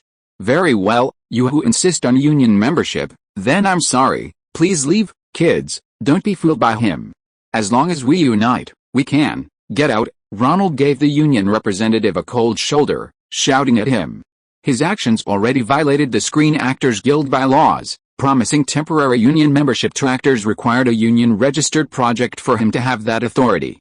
I will complain to Ms. Duke, the president of the Screen Actors Guild, about your unprofessionalism and deliberate misleading regarding the temporary status of extras. This is private property now, get out. Bannon, accompanied by 2 male actors, stood before the union representative, relentlessly pressuring him to leave. He can't be telling the truth, can he? You promised us that if we could get the high school drama club to strike, we'd get official union membership. A few diehards blurted out the union representative's private promise, drawing boos from the other students. Amidst their disdain, they slunk away from the filming location. Great demonstration, I've learned it. Bannon came over and shook hands with Ronald. Let me introduce you. This is our male lead, Patrick Dempsey, and this handsome young man plays the male lead, Ronald Miller. This is his good friend, Seth Green, a supporting actor. They're both good actors. Bannon introduced Ronald to the 2 actors who had driven away the union representative. It was their first time acting in a movie. Don't worry, you'll easily get union membership later. Although this project isn't unionized, your lead roles mean that if you get another extra job for more than 3 days, you can apply for Screen Actors Guild membership. Ronald looked at the 2 handsome young men, worried they might feel pressured, and explained. Thank you, Ronald. We all love your Top Gun. Amanda, look who's here. Bannon greeted Amanda Peterson, the lead actress, who was watching the commotion from behind. Hi, Amanda, Ronald waved to her. The 2 girls playing Cindy's friends with her were the same girls Amanda Peterson had played when she failed her audition for the role of Anne in Anne and ended up playing Anne's orphanage friend. They were also envious that Amanda knew the famous director Ronald. They awkwardly circled around Amanda Peterson and greeted Ronald. Why don't you stay here for the night? And give me some pointers on the filming, Bannon said to Ronald. Sure, but I won't interfere with the director's work. That's the most important part of a producer's ethics. Seeing that it was getting late, Ronald agreed to stay. Amanda Peterson, surrounded by the 2 actresses, seemed unaffected by the events of the previous day. Her eyes still shone with hope. Ronald was relieved that this glimmer of hope hadn't been extinguished by a villain like Tom Mount. Amanda Peterson had the air of an elite high school cheerleader. Patrick Dempsey, on the other hand, was a handsome guy with curly hair. Wearing old-fashioned black-rimmed glasses, he deliberately acted like a nerd, but you could tell he was a dashing person at heart. If the plot required him, he could transform into a stylish heartthrob and be a good match for Amanda. Ronald was very satisfied with the casting. Bannon's taste was similar to that of most boys and girls in small American towns, which was a guarantee of the film's box office success. Chapter 793. MJ said he had to be the first to see the finished film. After watching their filming all afternoon, Ronald found director Rush's skill level quite good. His technique was adept, including Hollywood common techniques like the 1 main character, 2 supporting characters over-the-shoulder shots, which he executed very well. That evening, Ronald also watched some of their earlier footage, including scenes of Amanda Jones playing the cheerleader and coach training other cheerleaders. The youthful energy was captivating. Ronald felt that this movie would definitely have many male viewers who weren't very popular in school, and they would likely empathize with the protagonist's mindset, a nerdy, socially awkward guy who uses his part-time job money to buy the cheerleader new clothes, and eventually, their on-screen romance blossoms into real life, winning her heart. Isn't that a great story? It could be a perfect test of the romantic comedy trend, to see if every American high school student really knows how to flirt, instead of just fantasizing at home. At least Ronald felt that real society wasn't like those depicted in campus novels and movies. Many young boys still felt that the girls they liked were unattainable, and therefore dared not pursue them. And isn't film, after all, a tool to help viewers fulfill their dreams? Just like Ronald's company name suggests, during the day, strangers sit together, turn off the lights, and share a sweet dream in the darkness. Since everything was normal after the disruptive union representatives left, Ronald stopped showing up on set. He vividly remembered Roger Coleman's teaching: a producer, especially a powerful one, can put immense pressure on a director when they're on set. And under that pressure, not everyone can relax and perform at their best. Ronald, why are you still practicing those girly games? Bannon, who had returned with him to the motel where the crew was staying, was surprised to find Ronald had laid out a mat on the carpet and started practicing yoga. It's nothing, is it? The wrestling coach always said to stretch and improve flexibility. And haven't you noticed how much better the actresses who practice yoga are in terms of figure and aging compared to party queens? Some haven't had plastic surgery, but their faces and bodies show no signs of sagging. Plus, they all have a healthy, youthful aura. I think practicing yoga can help maintain youth. Oh yeah? Looks like I should try it too. You said it can maintain youth? Does it also work in that area? Bannon became interested. I don't know, I'm already very young. Ronald couldn't admit he was dreaming, so he just went on about the benefits of maintaining youth and appearance. He didn't care how Bannon interpreted it. That night, Ronald made his bed and went to sleep. He wasn't picky about pillows and bedding, except for a fine wool blanket that Aunt Karen had asked Little Bud to bring him on his business trip. Ronald usually used the hotel bedding. After practicing yoga breathing techniques for a while, Ronald gradually fell asleep. What do you mean by this? My friend was talking to a girl in your territory in the cafeteria, and you're going to teach him a lesson? A loud bang startled Ronald. He seemed to have just entered that state of separation between consciousness and body, and suddenly dreamt of a scene from a Boy Rent Girl scenario. Patrick Dempsey, playing Ronald, slammed a baseball bat down on the table. He was reprimanding a member of the top-ranked baseball team in the school's social circle. Don't pretend to be someone else. When you fell from a tree and broke your arm as a kid, it was Kenneth, whom you scared, who took you 12 blocks to the hospital. We used to be friends. Why are you pretending to be someone who isn't you? It's hard enough being yourself, huh? Seems to have worked. Looks like it's because of the breathing exercises. Ronald was overjoyed. On the other hand, Patrick Dempsey, this actor, is quite talented. That table slamming with a baseball bat startled the actors around him. His explosive power and empathy were both impressive. As he began to think rationally, Ronald's breathing became rapid again. The images in the dream began to dim, on the verge of disappearing. Ronald immediately stopped thinking and focused on yoga breathing techniques, trying to regain the long, slow breathing rhythm he had just experienced. Sure enough, the images slowly brightened again. However, it seemed like a lot of time had been wasted. The movie was almost over. Amanda Peterson jumped out of the Jeep she was in with her girlfriend. After hesitating a few times, she decided to follow her heart, ignoring her nerdy status at the bottom of the social hierarchy, and jump into the lawnmower driven by her crush, Ronald. Patrick Dempsey started the lawnmower, carrying Amanda Peterson. Like a girl proudly sitting in a sports car, disregarding pride and respecting her own heart, she embraced him, and the two kissed in the morning sun on the lawnmower. Can't Buy Me Love. As the scene of their passionate kiss froze, the old Beatles song Can't Buy Me Love began to play, and the credits started rolling. Ah, this name is better than the original Boy Rents Girl. Ronald awoke. The dreams he induced using breathing exercises were worse than the dreams he used to have that he didn't know how he dreamed. Besides being fewer in fragments, the images would quickly disappear if he lost focus. But regardless, having another way to dream was always a good thing. And one advantage was that he wouldn't roll off the bed upon waking. Can't buy me love. I'll buy you a diamond ring if you really want it. In a good mood, Ronald hummed an old Beatles song while showering. Steve, I thought of an old song, The Beatles' Can't Buy Me Love. Do you think that title would be better? And we could even buy the rights to use it as background music. To be honest, the director also thought of this song, but the Beatles' rights are very expensive. We asked about the price, and it's simply out of our reach. Bannon looked at Ronald, thinking, are you going to increase the investment to buy the rights and the title of this song? It won't be too expensive. You haven't found the right person. Leave it to me, I know this stuff. Ronald remembered how quickly and efficiently the broker Jimmy Reiner had handled the previous two copyright purchases, so he decided to entrust this one to him as well. The Beatles. Forget about it. You can't get the licenses without $1 million. Jimmy Reiner was busy with a soundtrack production for Dirty Dancing. The copyrights for the songs were already in hand, but the original master tapes from the record company still needed to undergo standardized technical adjustments to ensure consistent sound quality when recorded onto a single album. He was currently working on this at a record company in Los Angeles. The recording studio and equipment were rented to Ronald at a low price by Jerry Weintraub. Really? Why is it so expensive? Weren't the other classic old songs you bought much cheaper? Ronald was taken aback. They're the Beatles, and they're not keen on licensing their songs to movies. I heard there were some unpleasant incidents in the past, with some film projects using their songs in appropriate scenes. That's why they've always been very expensive to negotiate.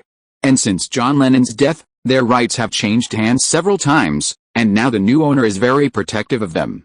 Haven't you noticed that Hollywood movies rarely use their songs these days? That's true, Ronald recalled.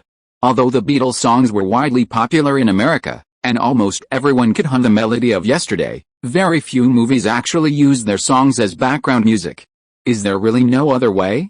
$1 million is too expensive. Whoever holds the rights now, could you contact them and I'll talk to them? Ronald felt the price was outrageous.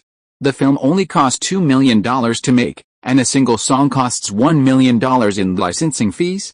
He was famous. This year, 2 films had their songs nominated for Best Original Song at the Oscars, bringing many film scores to the top of the charts. As a master of music video production, he should be able to get some face. If the Beatles songs become popular again, wouldn't that allow the copyright holder to make a fortune? If others say that, I advise them to give up. But if you step in, it might actually be possible. Jimmy Reiner looked Ronald up and down. The current copyright holder for the Beatles songs is your old friend Michael Jackson. Since you were able to get him to make a cameo appearance in your movie Breakdance, he must be a friend of his. You could talk to him, right? I almost forgot. Ronald remembered that when he, Walter Murch, and Capello were filming the 3D short film Captain I.O. for MJ, wasn't he in the process of acquiring the Beatles song rights? Back in Los Angeles, Ronald contacted MJ's manager, Dario, through his agent. MJ was currently preparing for his new album and filming a series of promotional videos in Los Angeles. Ronald paid him a visit with sincerity. Dario invited him to sit in the meeting room. The place had a cartoonish feel, and Ronald noticed many superhero figurines from comic books, as well as a white skeleton. It looked almost indistinguishable from a real one. Dario, seeing Ronald's expression, found it amusing. Most of the guests here were shocked by the skeleton. He said, "It's real, legally permissible."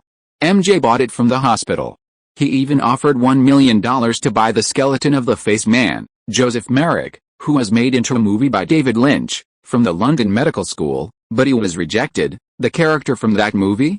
MJ actually bought it. He's always had a strong interest in movies. Ronald and Dario chatted idly. As long as he was interested in movies, maybe he could get a good price. He's a bit troubled right now. When you see him later, don't be surprised by his skin color. Dario knew Ronald and MJ were old acquaintances. They were friends before MJ became so famous. So he didn't hold back and mentioned MJ's biggest taboo at the moment. "Oh, okay, what's up?" Ronald wasn't following the MJ news and didn't know what was going on. Well, he was wearing a thicker layer of makeup when he performed on stage, and some tabloids are saying he bleached his skin, which is complete nonsense. Tabloids, they're like parasites, living off celebrities like MJ. Don't pay them any mind. "Hi, Ronald," a soft, gentle voice greeted him. Ronald looked up and saw MJ walking out of the dressing room, looking quite well. "Hi, MJ." It had been a long time since he'd seen MJ, and Ronald was quite surprised when he saw him. MJ had changed a lot in the past 2 years. The dimple in the center of his chin was very deep, and his chin had changed from the type common among black people to a more vertical double chin, more common among white people. His facial features also seemed more defined. Like those handsome men and beautiful women who make it in Hollywood, he always makes some small adjustments to make himself look better. More importantly, his skin seemed to have been deprived of the sun for years, and it had become a bit whiter than before. Could it really be vitiligo? Ronald noticed that MJ's skin did indeed have a thick layer of foundation. MJ spoke softly, gesturing for Ronald to sit wherever he liked. "I heard you're buying a Beatles song for your movie." "Yes, it's Can't Buy Me Love." "I wasn't willing at first, but Dario said it's for your movie, so I have a condition. If you agree, I'll sell it to you cheaply." "What condition?" Ronald perked up. "You have to show me your movie first, and I have to be satisfied. Otherwise, you'll have to pay the market price." "No problem, you'll like it." Ronald didn't actually know what kind of movies MJ liked, but he couldn't show any insecurity, so he started making things up. It's a romantic comedy about young people. The male lead is always insecure, feeling unworthy of the female lead. One day, the female lead needs money urgently, and the male lead sells his science equipment to ask her for help in building his confidence. During their time together, she discovers that the male lead is her true love. "Hey, are you listening?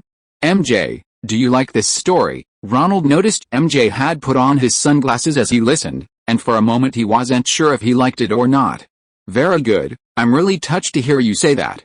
You have to let me be the first person to see your movie, promised me, Ronald. Okay, I'll contact Mr. Dario as soon as I get the final copy, and we'll watch it together. If you don't come, I won't watch it either, Ronald added. Very good, that's all for now. I'm a little tired. MJ got up to see him out. Ronald scratched his head, wondering if MJ had a similar experience and was thinking about his own past. You guys put in some effort. MJ said that if he's satisfied with a movie, he'll transfer the Beatles song to the production team at a low price, not only as background music but also with the film's title license. Ronald immediately called the production team in Arizona. A low price? How low? Bannon's biggest concern is the price. His budget is only $2 million. Using non-union actors saved a lot of money. Filming should be done for around $1.7 million. Ideally, the copyright fees should be under $500,000, very low. MJ and I are good friends. Haven't you seen my breakdancing movie? Ronald asked. Great, but how low exactly? Is it $500,000, lower than that, $300,000? Use your imagination, Steve. Do you think that because of my relationship with MJ, he'd come for a free cameo and charge me over $100,000? Okay, I'll have them make a good film, don't put too much pressure on them. Just mention it. After the movie is finished, MJ will be the first audience to see it. Bannon went off to motivate the crew with the good news that big stars love their movie. Ronald began preparing for the Oscars ceremony at the end of the month. This year's ceremony was moved to the end of March. Ronald was required to attend and was assigned a female companion, or rather, a female star's companion. She was Kelly McGillis, the female lead of Top Gun, whom Ronald hadn't seen in a long time. This arrangement was mainly to continue promoting the Top Gun videotape. With only a few weeks left before its release, pre-orders continued to climb, now reaching 1.9 million copies. This was already 3 times the previous highest sales for a movie videotape. And it had also incidentally surpassed Jane Fonda's record. Sales records for the fitness videotape. Paramount predicted that sales would continue to rise after its release, with a large influx of stock available. They were optimistic that it would eventually sell over 2.5 million copies. Ronald was truly envious. He also decided that if Dirty Dancing did well at the box office and exceeded expectations, he would also release his own videotape, priced at around $30 to $40, a price that had already been tested by the market. That day, Ronald arranged to meet Kelly McGillis for a fitting. Female celebrities' outfits always need to be pre-ordered to avoid clashing with others. Ronald always understood this need of female celebrities and arranged a luxury car in advance to accompany her. Ronald's in there. Kelly McGillis was wearing jeans and a leather jacket, with sunglasses, and didn't look like a celebrity at all. Bud peeked inside, on the phone. Why? The Oscars are a very important occasion. They want you to sing. Why don't you want to come? Ronald was on the phone with Terry Nunn, the lead singer of the Berlin band. Her song Take My Breath Away was nominated for Best Original Song. Nunn, who is on tour at the Oscars, had declined the invitation to perform. The Oscars were disappointed, as the single had topped the charts the previous year.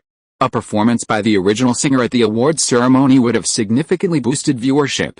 Ronald's other film, Dragon Squad 2, was also nominated, and the singer, Peter Cetera, readily agreed to perform it live.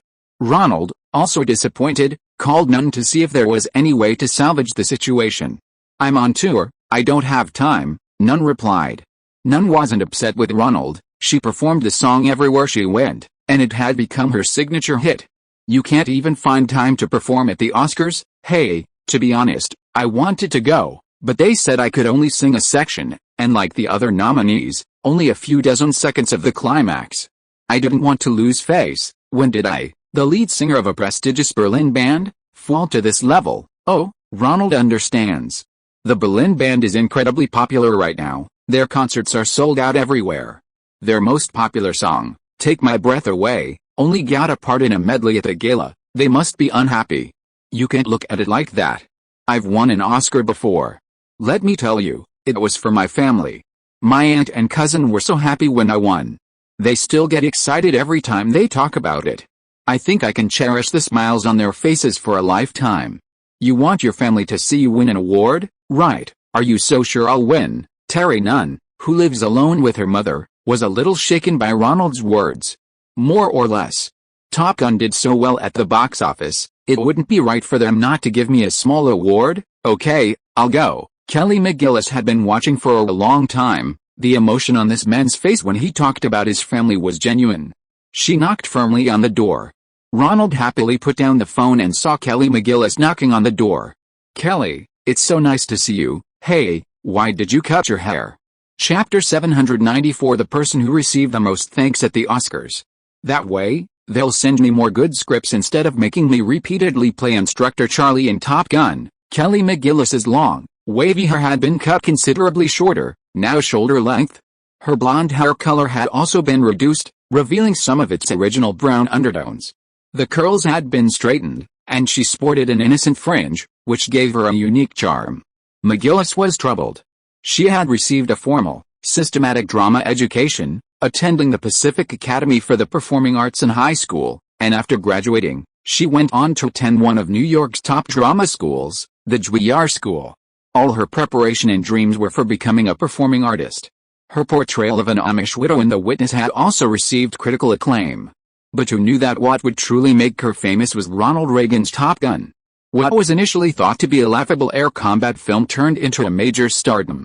8.5 out of 10 scripts her agent received were for roles like sexy doctors, teachers, and instructors. Oh, I'm so sorry.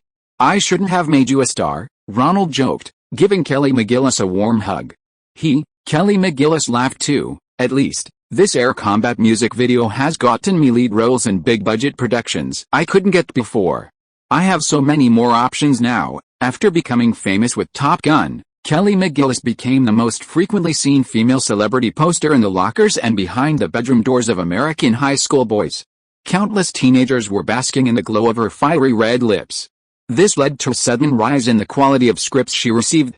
She was about to star in the upcoming film The House on Carroll Street, which tells the story of left-wing Hollywood progressives persecuted by the Committee Against American Independence after World War II. Several other films she admired, depicting complex dramatic conflicts between people, were waiting for her to start filming. All of this was thanks to the fame brought by Top Gun, so when the occasion required her to represent Top Gun and reunite with her old friend Ronald, McGillis immediately agreed. The two went to a high-end fashion boutique, where McGillis ordered a black dress. It lacked the sexy elements Ronald had anticipated, no backless or low-cut design, just a simple black evening gown. Paired with the square-framed glasses McGillis deliberately wore, she lacked Charlie's alluring sex appeal. Her beauty seemed to be completely restrained, transforming her into an intellectual beauty. She even had a bit of a lecturer's air about her. Ronald knew that McGillis still didn't like the image Top Gun had given her. From her appearance and makeup to her clothing, she had deliberately avoided the influence of that instructor Charlie. You still need some feminine elements, Ronald said, taking out a pearl bracelet, opening it, and putting it on McGillis. It added a touch of feminine softness to her tightly fitted dress, which barely revealed her figure. Thank you, McGillis glanced at herself in the mirror. Even female celebrities who try to avoid a sexy image don't object to jewelry that makes them look more beautiful. Oh, let's take a look. This is Kelly McGillis, the lead actress from Top Gun. She doesn't look like Instructor Charlie today. Next to her is director Ronald Lee. The night of the Oscars ceremony arrived quickly. Ronald and the conservatively dressed McGillis were caught on camera by ABC's live broadcast cameras at the entrance to Dorothy Chandler Hall, given a shot of their entrance. After entering the hall, Ronald found a seat at the back of the hall. This was where the cast and crew of films nominated for minor awards were seated. Ronald unexpectedly ran into Roger Coleman there. Ronald, Coleman greeted him with his usual smile. Roger, hello. Did your new company have any films nominated this year? No, it's not a film from my new company. It's a horror film I made before, the rights to which were bought and remade, and it also got a nomination for Best Original Song. Oh, then we're competitors, Ronald joked with Coleman. Haha, you bet. My little shop of horrors, I bet someone I could finish filming it in 3 days. I didn't expect Geffen Pictures to like it so much, and they even cast Steve Martin and John Candy as the leads. Candy? Ronald then noticed the chubby John Candy next to him and quickly hugged him to greet him. This Canadian comedy star is now doing very well in Hollywood, and he and Steve Martin also starred in John Hughes' new film, Plane, Train, and Car, which will be released later this year. This is a great script. Mr. Coleman's films have been a source of a lot of inspiration for me, the group chatted in the back. This little shop of horrors was quite interesting. Originally, Coleman had hastily put together the script to make full use of the set of another film, and then cast Jack Nicholson and others as the leads. Nicholson played a strange man who liked going to the dentist. The whole film had an absurd quality, telling the story of a man who bought a green plant, only to discover it was a man-eating plant, causing many deaths before finally perishing with it. For some reason, this poorly made film caught the eye of Broadway and was adapted into a play a few years ago, receiving critical acclaim for its portrayal of the tragedy of humanity's alienation by a materialistic society. Because of its success off-Broadway, Geffen Films approached Roger Corman again, bought the rights, and remade it into a film. The original film, shot by Roger Corman in 3 days for less than $30,000, had a production cost of $25 million for the remake, featuring a star-studded cast. Fortunately, it grossed less than $40 million at the box office, barely avoiding bankruptcy. Ronald was utterly impressed by the record company boss who had decided to invest. The idea of remaking a low-budget B-movie into a star-studded ensemble piece was simply ingenious. Ronald turned and nodded to David Geffen, another Hollywood newcomer and record company boss who had made the decision. These were record company bosses' entry into Hollywood had brought a truly refreshing approach. This year's Oscars were broadcast by ABC, so the hosting style was completely different. They brought in Samuel Goldwyn Jr., the son of Hollywood mogul Samuel Goldwyn, one of the 3 companies that merged to form MGM, to produce the show, thus employing many new ideas. For example, they used comedian Chevy Chase as the host, instead of the usual talk show host or movie star. Good evening, everyone, welcome to the 59th Academy Awards. Actually, I'm a substitute host, and I'm sorry to inform you that Jim and Tammy Buck cannot attend. Ha ha ha. Ronald, sitting in the back, laughed heartily with his friends. Jim and Tammy Buck were one of those charlatans who put on a show on television.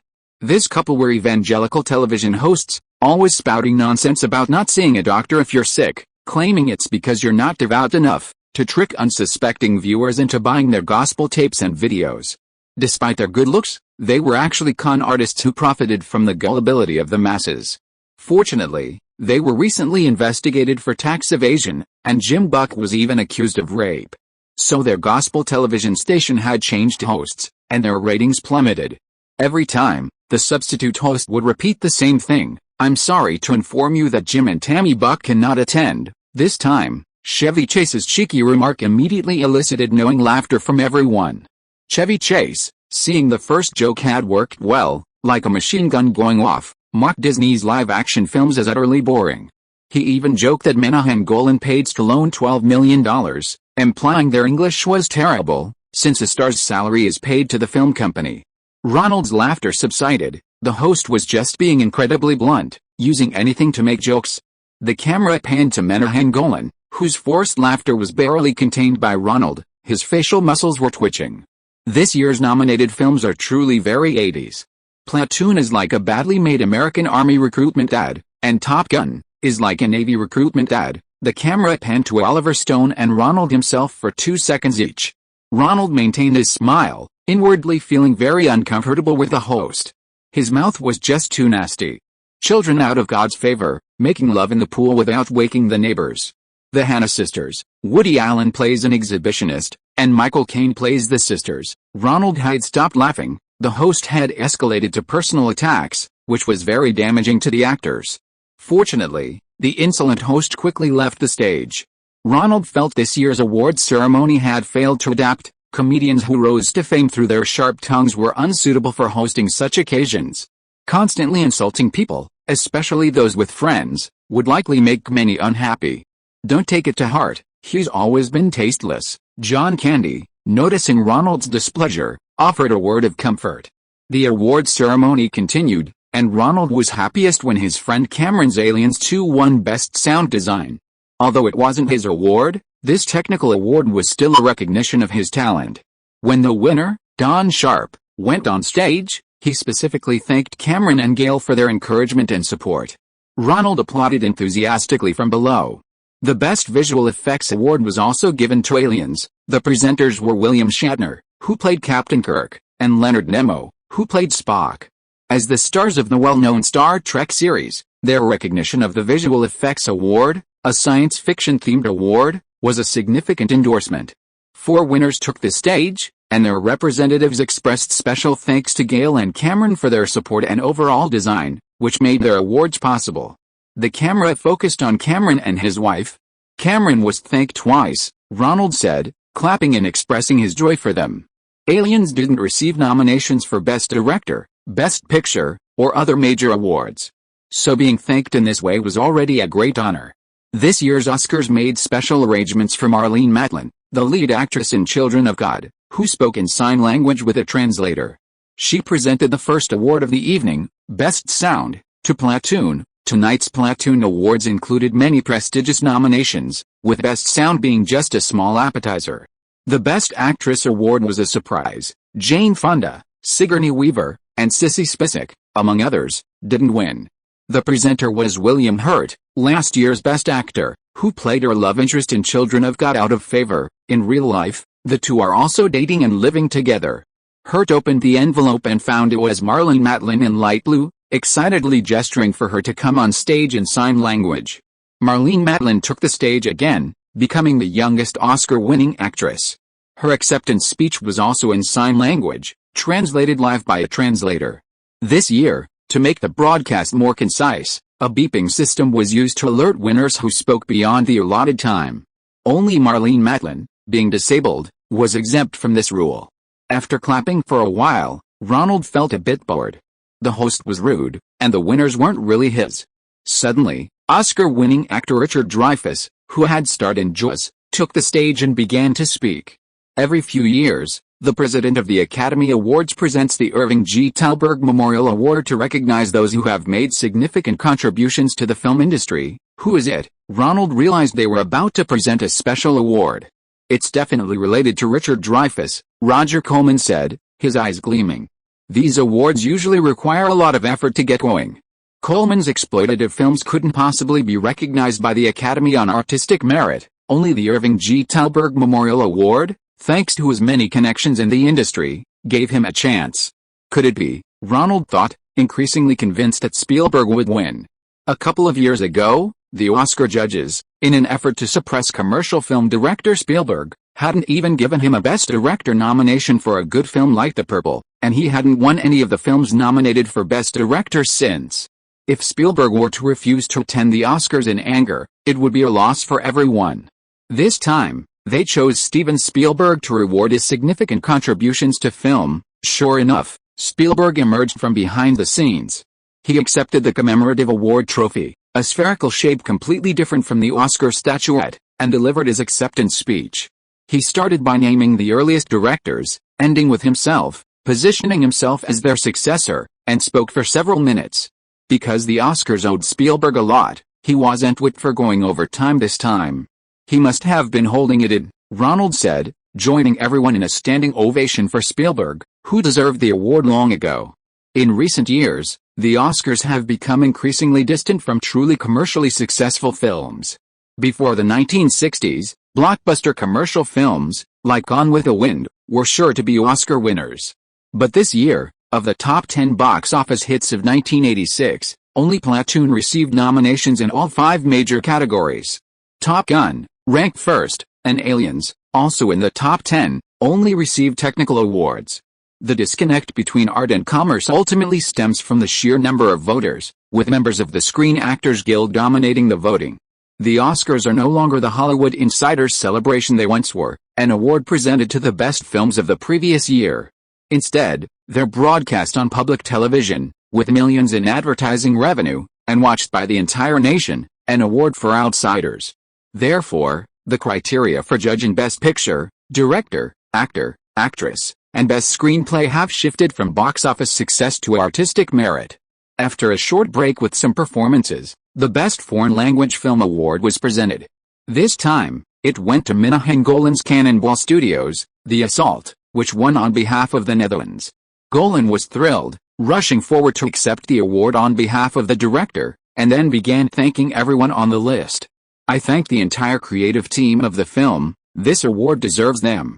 I also thank the creative teams of other films who contributed to making Cannonball Studios here, such as Ronald, sitting below, was deeply moved. It was still Golan who was thinking of him. Even as he was giving his thanks, Minahan Golan was interrupted. Beep, the committee didn't like the Israeli, and Best Foreign Language Film was a minor award. They didn't want him taking up too much time.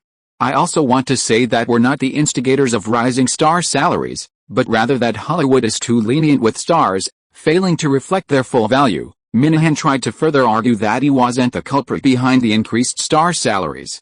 Beep, beep, a series of increasingly loud electronic beeps blasted him off the stage. When the Best Original Song award was presented, Terry Nunn, the lead singer of the Berlin band who had been persuaded by Ronald to participate in the medley performance, heard the news of her win. She jumped onto the stage. "I'm so happy. If director Ronald hadn't asked me to come, I probably wouldn't be here today to say to my mother, 'Mom, I love you.'" Her thanks were brief, and she shared the time with the songwriters. This time, there were no beeps to urge her on.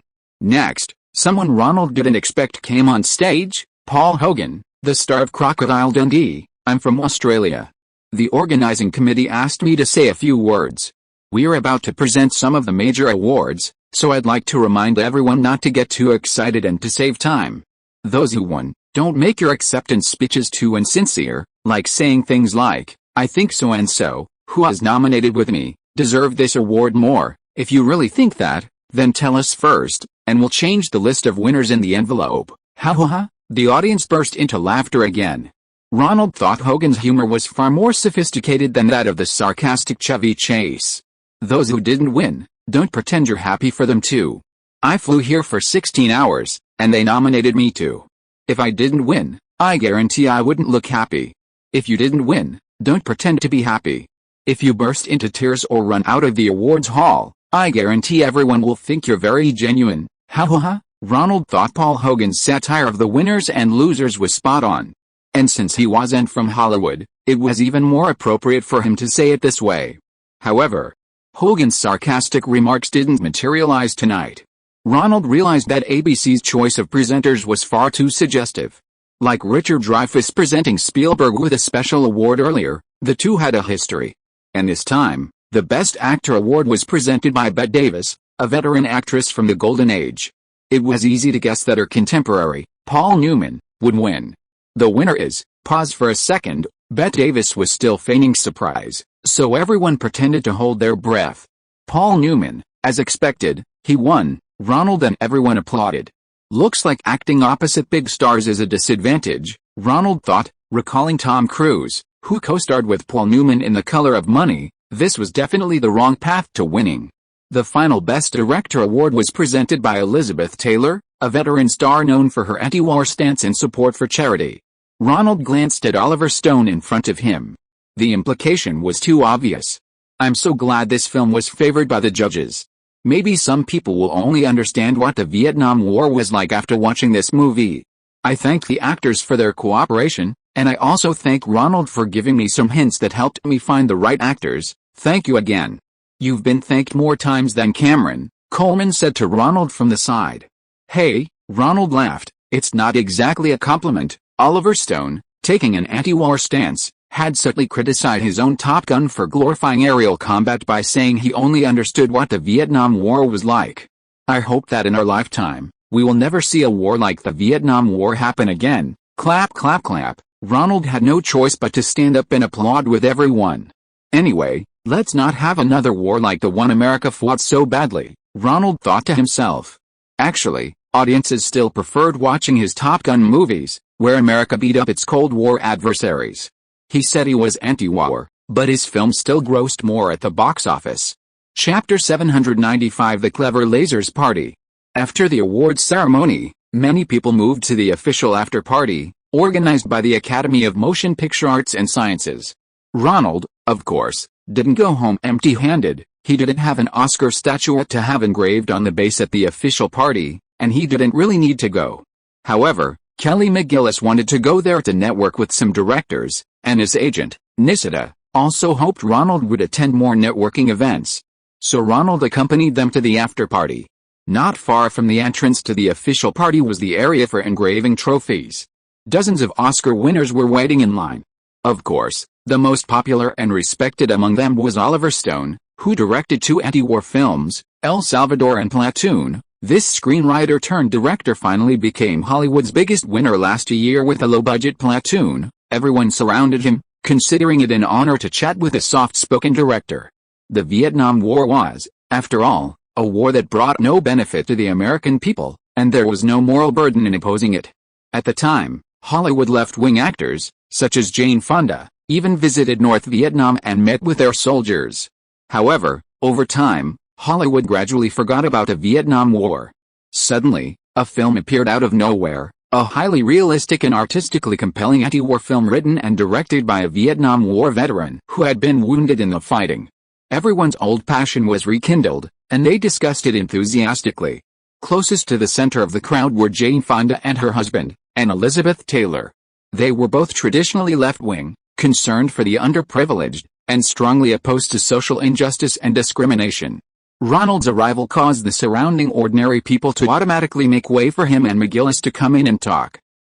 Ronald, your advice has been a great help to me. Oliver Stone, a tall and imposing man, is said to have served as an army sergeant when directing Platoon, and his real-life experience serving in Vietnam allowed him to train the actors to be completely obedient.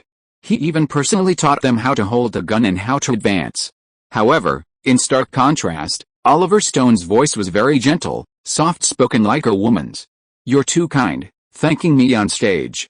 I didn't contribute anything. Ronald quickly thanked the newly crowned Best Director. Usually, a director's thank you list rarely goes beyond the crew and family. However, Oliver Stone was rather unconventional, thanking several people who contributed to the film but were not listed in the credits, in addition to Ronald.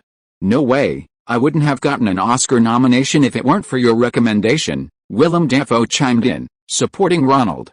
Ronnie, I thought you only made recruitment ads for the Navy. It was Elizabeth Taylor who spoke. She had changed quite a bit since the last time Ronald saw her. She had gained weight and gotten a bit tanned, as if she'd been sunbathing too much. This beautiful woman didn't seem to care much about her appearance and had a rather carefree personality. Even the large diamond ring on her hand looked scratched. She was a very genuine person. She lit a cigarette and yelled at Ronald. I'm just making a fun air combat movie. I didn't think about whether it was anti-war. Not all wars are the same. Taylor wanted to share her values and try to persuade Ronald. Jane Fonda came to his rescue. Ronald's very first screenplay was about the Vietnam War, an anti-war film. It's a pity no one invested in it. Well, now you're in the perfect position. Since Oliver, many studios have increased their investment in this subject matter. Oh, then I'll have to think about how to add a role to the script and ask you to play it, Ronald said to Elizabeth Taylor with a smile. You have such a sweet tongue, Elizabeth Taylor chuckled, patting Ronald's arm vigorously. To be honest, Ronald, what do you think of my movie? I feel completely drained after finishing it. This is a film I've wanted to make for over a decade, and I want to hear your honest opinion. Oliver Stone was particularly eager to hear Ronald's opinion. I especially loved the script's structure. The final scene between the two sergeants, representing the good and evil sides, in front of the helicopter was truly excellent, Ronald praised sincerely. With a production budget of $6 million, the scenes and dramatic conflicts were not compromised. The film effectively conveyed the emotions of soldiers on the Vietnam War battlefield, from naivety to maturity and finally to numbness. Without Oliver Stone's talent and his own experiences, it's unlikely anyone could have created such a film with such a limited budget. Moreover, the several Oscar wins significantly boosted the box office. It was truly a rare gem, both critically acclaimed and commercially successful. Stone was delighted. This was the evaluation of someone who truly understood the craft. With his limited resources, he managed to assemble these actors and achieve the desired effect, to give American civilians a realistic experience of what the Vietnam War was like. It all depended on the script's structure. Communication between directors is relatively rare, and the two chatted for a while. McGillis couldn't resist joining in, sharing her thoughts on Stone's films. Oliver Stone, impressed by this beautiful woman who could discuss acting, joined the conversation. Ronald said goodbye to Jane Fonda, who hadn't won an award and was preparing to leave. The conversation at this Oscar party was based on individual industry standing. Why don't you come over and say something, Minahan. Speaking of industry standing, Ronald looked around and spotted the Israeli fat man, who seemed to have just taken his Oscar to the engraving shop and was sitting alone, no one talking to him. Ronald, it's so good to see you. Did you see my best foreign language film Oscar? My dream has finally come true. Ha ha ha. That New Year's in New York, Yoram and I were devastated by the box office failure. We both vowed to win an Oscar, and now, Minahan's eyes welled up with tears, as if he was about to cry. No one around him spoke to him. He had an Oscar, but it was less appealing than a few years ago when no one would talk to him to secure funding. Today, having won an award, the people at the party avoided him like the plague. You should only talk to him for a few minutes, he's Hollywood's enemy now, Nisida whispered behind Ronald. He paid Stallone a record-breaking salary, offending everyone. Oh, Ronald immediately understood why no one was talking to Minahan. The studios thought he was paying too much. They paid an action star $12 million. This not only boosted the salaries of action stars like Schwarzenegger, but other stars also started using this reason to bargain. Even Stallone, with his expressionless face, gets $12 million. We're such good actors, how can you only offer $5 million US? Actors, on the other hand, complained that he had terrible taste. Was this Israeli blind? Why give $12 million to Stallone, who's all muscles and can't even smile, when there are so many talented actors available? Did he look down on us actors? Ronald pulled Minahan aside. This guy could turn a happy occasion into tragedy. It was truly bizarre. Handing him a glass of champagne, Ronald asked the fat man, "Hey, did you really give Stallone $12 million for one movie? Did you tell me it wasn't that high?" No, hey, it was a package deal with him. The media gave a total price, but it wasn't just for one movie. Minahan Golan was also unhappy. Ronald had paid Stallone such a high salary, yet Stallone's agent was still leaking information to the media, insisting that Stallone become the highest-paid male star in Hollywood. Coupled with the box office failure of Surprise, the prospects for their collaboration were bleak. What movie is Stallone going to make with Cannonball? Rocky V, or First Blood 3? Seeing Minahan's evasiveness, Ronald bluntly stated the matter. No, this plan, Stallone and I, it's something else, a collaboration, Minahan Golan stammered, unusually. Ronald knew perfectly well that this fat man had offered an unprecedentedly high price in Hollywood to bring Stallone to the forefront. The so-called package deal was nothing more than a way to embellish his own image, preventing others from saying he'd overpaid Stallone for a bad movie. You're really crazy, Ronald slapped Minahan on the shoulder. The Hollywood Producers Alliance was probably all cursing him as a big beep. Minahan, slapped by Ronald, felt as if he were back in the day when he was down on his luck. And Ronald's breakdance film saved him. Old friends are still the best. I'm so disappointed in the Oscars. They're all people from the world of fame and fortune. They only vote for their own benefit, not to select the best art. Minahan started cursing the Oscar committee. The Cannes jury system is much better. That's the real film festival that selects masterpieces. Ronald, you'll come to Cannes with me this year, you'll see. That's the holy grail of film art. Hey, Ronald coughed a few times. Minahan, feeling slighted, was a little unbalanced. Why was he criticizing the Oscars at an official Oscar party? He needed to stay away from him. Ronald, Nisida appeared at just the right moment beside him. Swifty Laser's party is about to start. You have a brand sponsorship for formal wear, so you have to be there. Okay, I'm going right now. Ronald used this excuse to shake off Minahan. Swifty Laser was a nickname, his real name was Irving Paul Laser. He was a veteran agent born in 1907. He once handled the agent contracts of Cary Grant and former President Richard. Moreover, Laser held a transcendent position in the industry. Often, even if he wasn't a star's agent, he could still introduce business to stars, and the star's agents wouldn't mind. They would even give him a share. However, a couple of years ago, this old man finally couldn't keep up anymore and was diagnosed with kidney disease, requiring dialysis every week.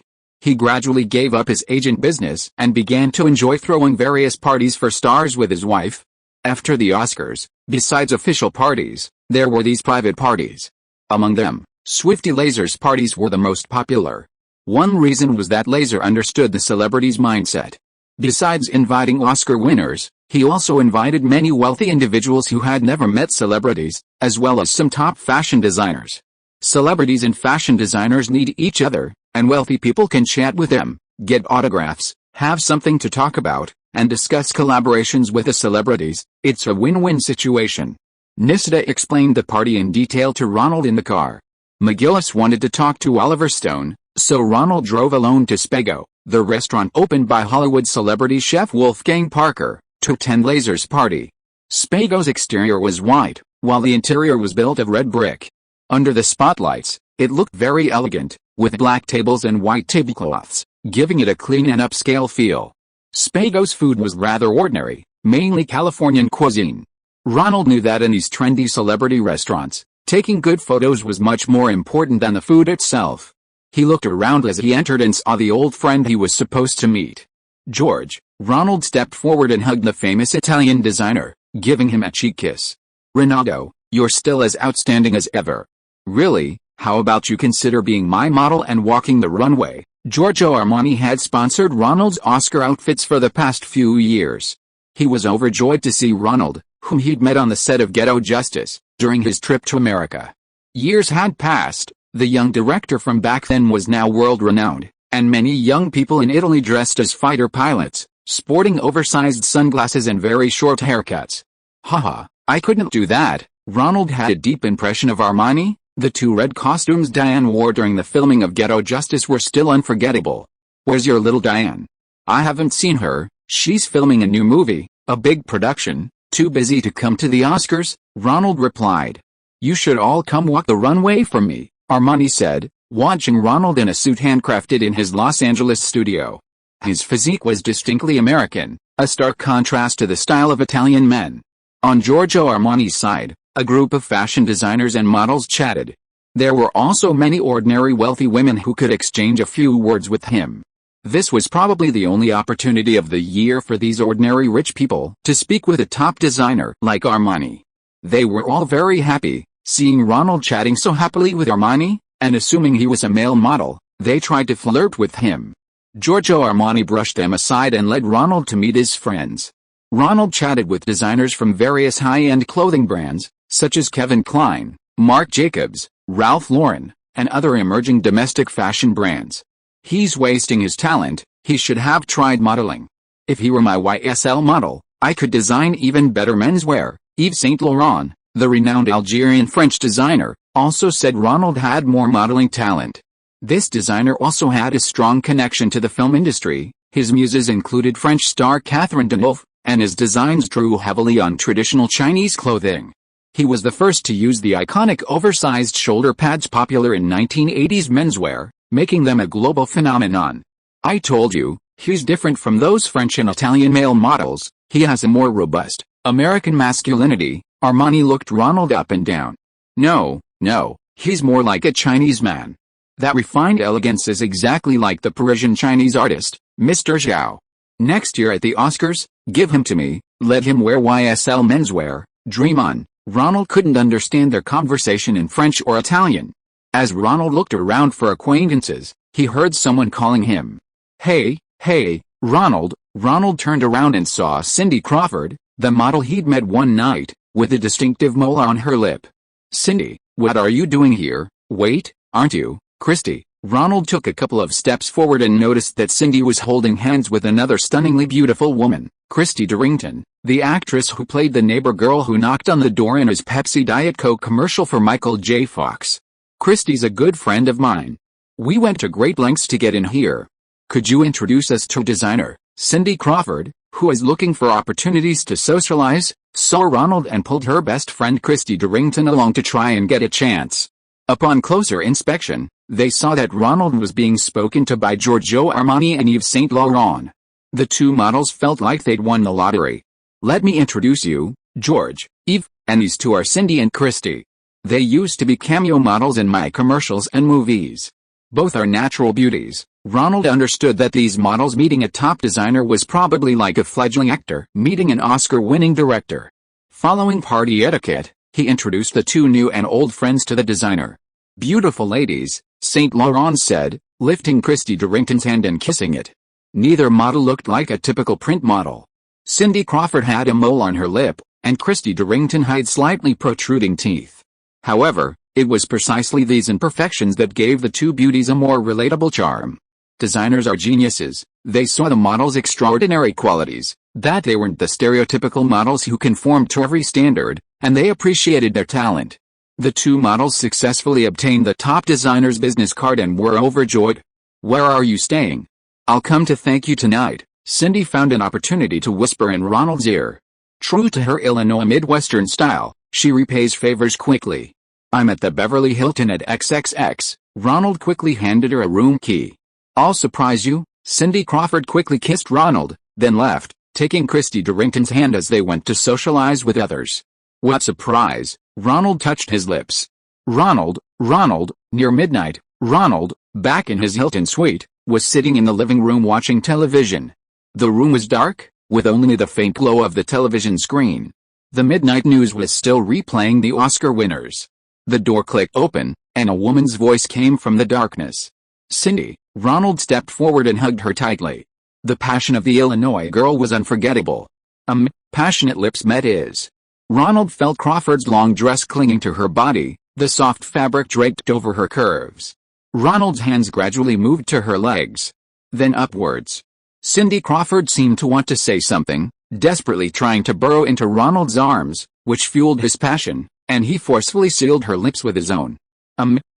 Under Ronald's onslaught, Cindy Crawford gradually softened, ceasing her struggles. Unlike other models, Crawford's weight of over 110 pounds made her figure closer to that of an average person. Ronald was captivated, and his hand finally reached hers. A cool hand grasped Ronald's hand from the outside of Crawford's waist.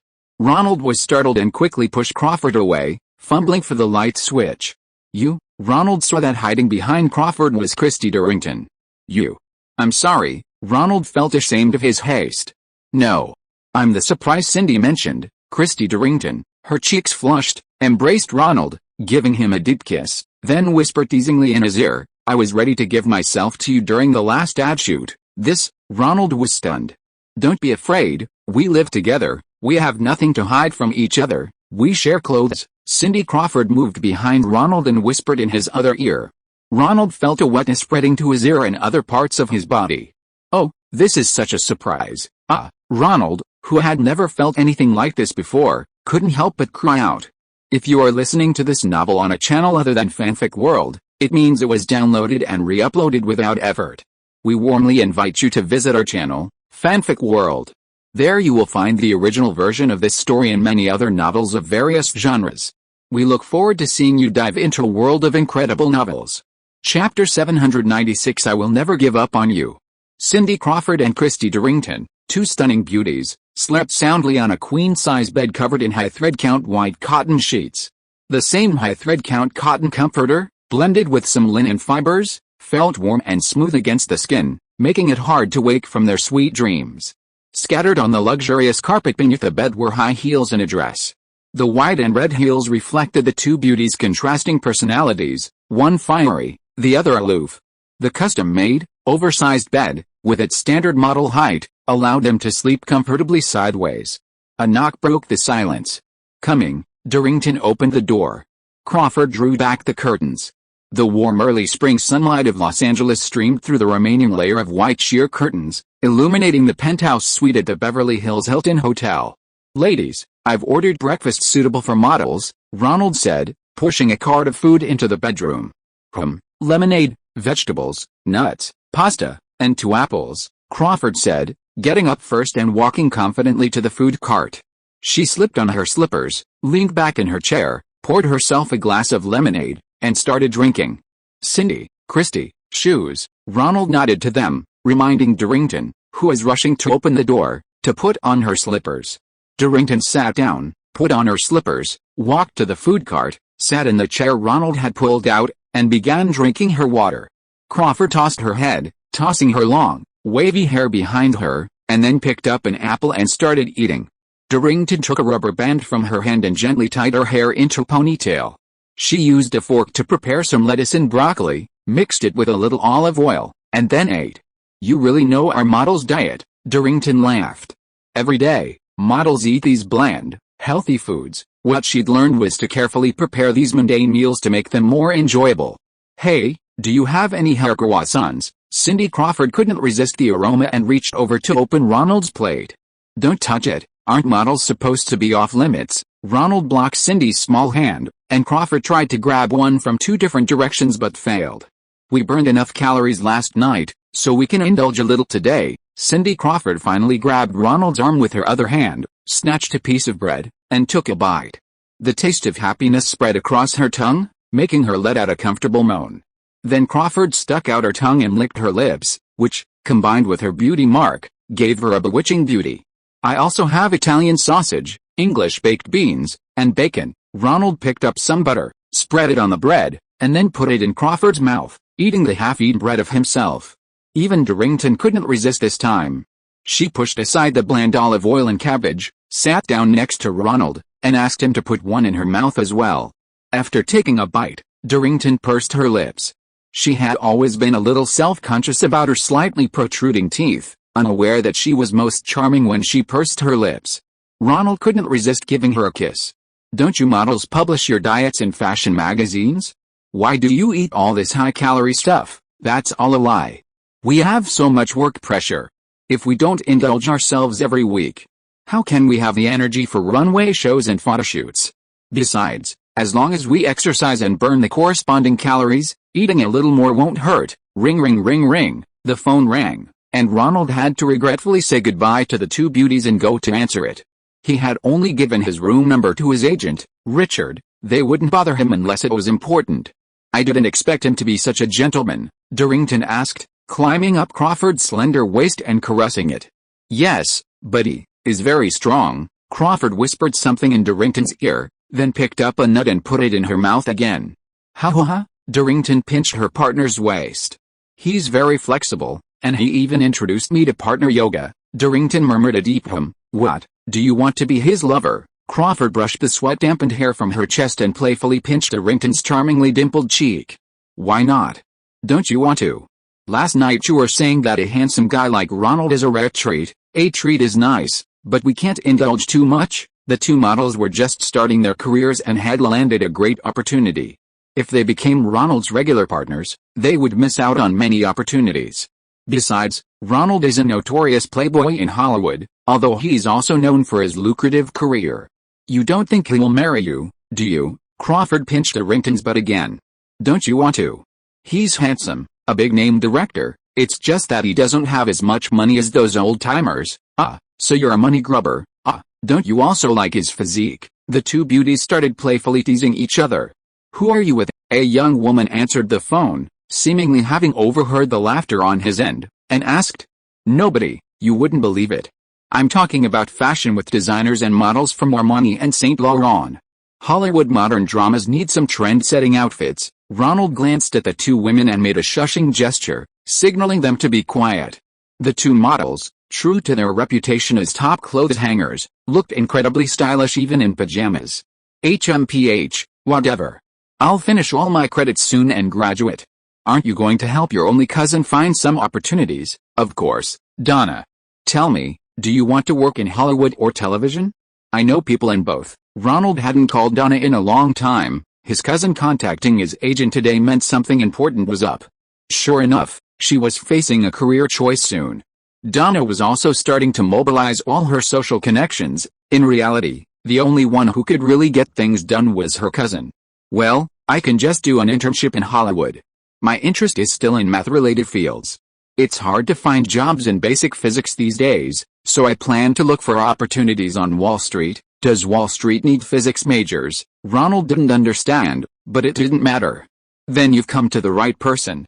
I know one or two bankers on Wall Street." Ronald understood Donna's intention to get into Wall Street. Whether he talked to George J.R. and the founder of the Screen Fund, or directly asked Bannon for a recommendation, it was all possible. "Thanks, Ronnie. Actually, I'm also preparing my resume and recommendation letters.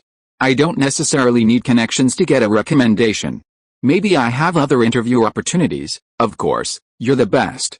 But since I know some people in the industry, it's good for you to talk to them and learn more about the industry." Ronald knew Donna's GPA was very good, But that's how it is in America. Having connections makes things much easier than relying solely on ability. Donna hummed in response, as if she had something else to say. Have you spoken to Diane recently? No, she's filming The Big Town with her old partner Matt Dillon. The producer is Martin Lancelhoff, who previously launched the careers of newly crowned Best Actor Paul Newman and action star Steve McQueen. They're filming in Chicago. I was busy editing my own film recently and didn't get a chance to visit the set. She just got back to Los Angeles, and it seems like filming isn't going very smoothly. She said she can't rely on you for everything. Huh? Ronald was surprised. When did Diane become so distant? I'll call her. Ronald hung up the phone, a little lost in thought. On the other end, the two stunning beauties started flirting again. Cindy Crawford gently stroked Arrington's lips, seemingly sensing Ronald's gaze. White Knight, won't you join the two princesses? Crawford winked, extending an invitation to Ronald. Ladies, Ronald walked over, and the two shared a kiss goodbye. I have to go now. You can stay here as long as you want, and if you want to indulge in a culinary feast, it's all on my tab. Just use this credit card to pay. Ronald pulled out a Wells Fargo credit card and handed it over. Just give the card to the lobby manager and say my name. Okay, I will. Darrington took the card, his eyes fixed on Ronald, thinking that it was indeed a one-time feast. Cindy Crawford snatched the card and played with it. It had Ronald's signature on it. If you don't have anything else to do, Macy's isn't far away. You can go and enjoy some shopping, buy whatever you like. I have a contract with Giorgio Armani, so you can get a discount there. 4 other places, just pay by card. Oh yeah, the two gave Ronald a kiss on the cheek. You're back from filming in Chicago. Sitting in the limousine, Ronald called Diane from the back seat. Yes, I just finished filming my scenes. The director and producer said there are some shots that need reshooting. I might have to go to Columbia's studio in Los Angeles for a few more days, so I didn't call you. Really? I thought you'd call me as soon as you got back, Ronald asked. No, hey, you know, filming is tough. I slept for days after I got back, Diane replied on the phone. I watched the Oscars broadcast, and several winners thanked you. Yeah, the one I remember most is the one we went together. Ronald shifted the phone to the other shoulder. When are you free? I have to go for reshoots tomorrow. Producer Martin Lancelhoff is really pushing me. That's perfect. Come see me today. We haven't seen each other in ages. Oh, I'm actually going to the studio tomorrow morning. If you need anything, we can meet again when I'm done filming. Don't just laze around at home. Look out the window. What do you see? The scenery in Los Angeles is beautiful today. Oh, really? Diane leaned closer to the window. It's really nice. The sun is shining, and there are 2 kids playing on the pagoda. It's really good day. Hey, Diane suddenly saw a luxury car parked around the corner. The person who got out of the back seat was wearing a slightly wrinkled suit and holding a car phone receiver. Who else could it be but the energetic Ronald?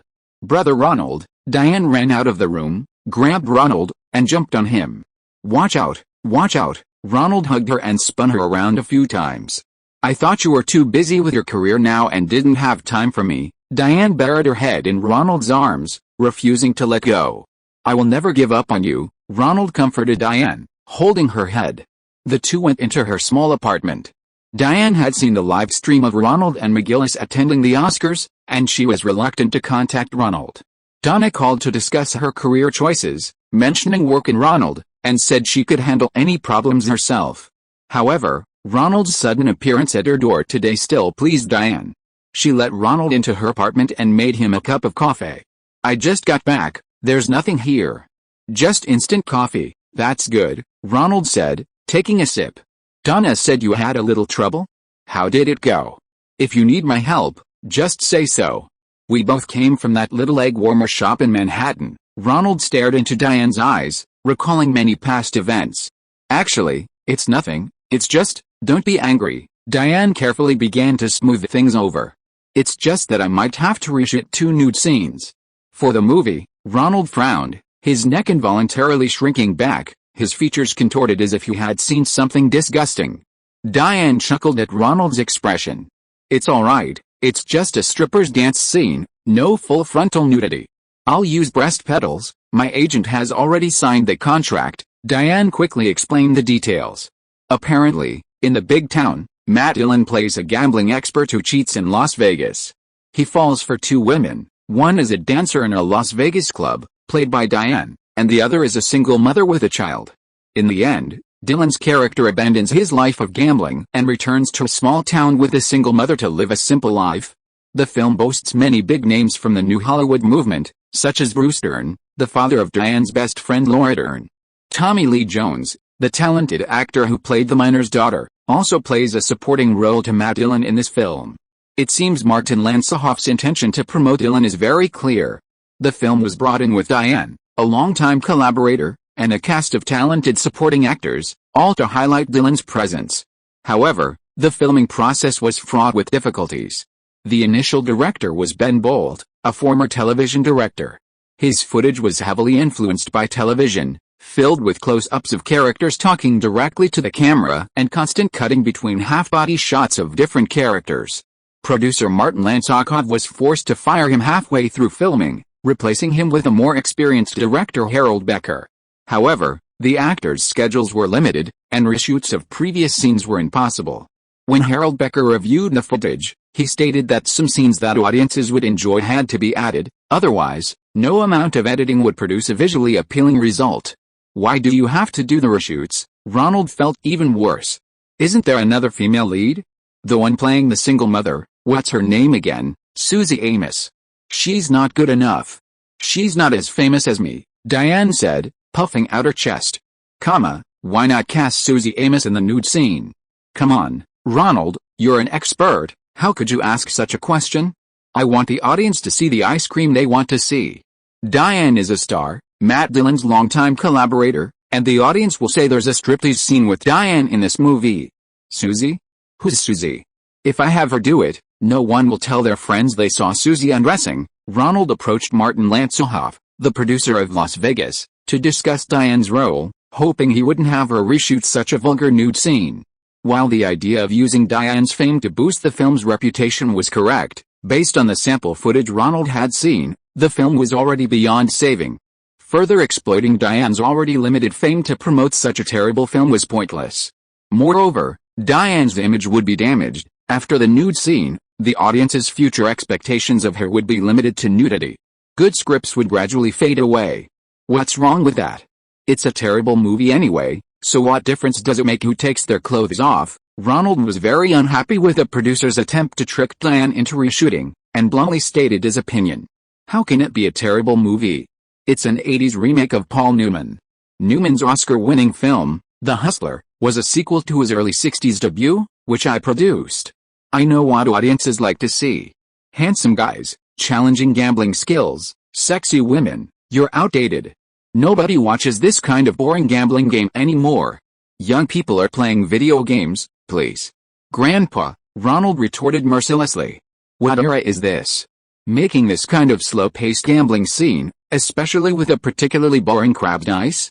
Only young people in small towns 20 years ago, when they had nothing else to do, would play this kind of dice game. This is a drama, not some popcorn movie you're making. Diane's character is a stripper, it makes sense for her to take her clothes off. How can you expect Susie, a single mother and respectable woman, to act in a nude scene? Martin Lanzahoff had been away from Hollywood for a long time, and now he was back hoping to make a comeback using his old methods. He didn't dare offend Ronald too much.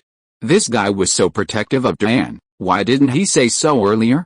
Wouldn't it have been more of a publicity stunt if he'd gotten involved sooner?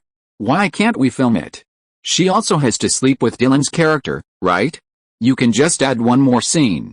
Anyway, Diane's contract doesn't include nudity, and I won't agree to it.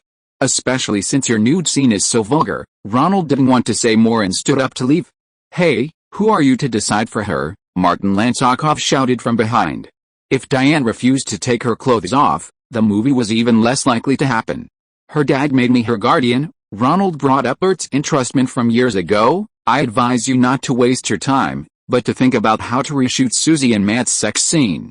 If you make it exciting, maybe the box office can still be saved. Damn it, looks like we really have to shoot Susie's sex scene. Martin Lanzahoff cursed behind Ronald.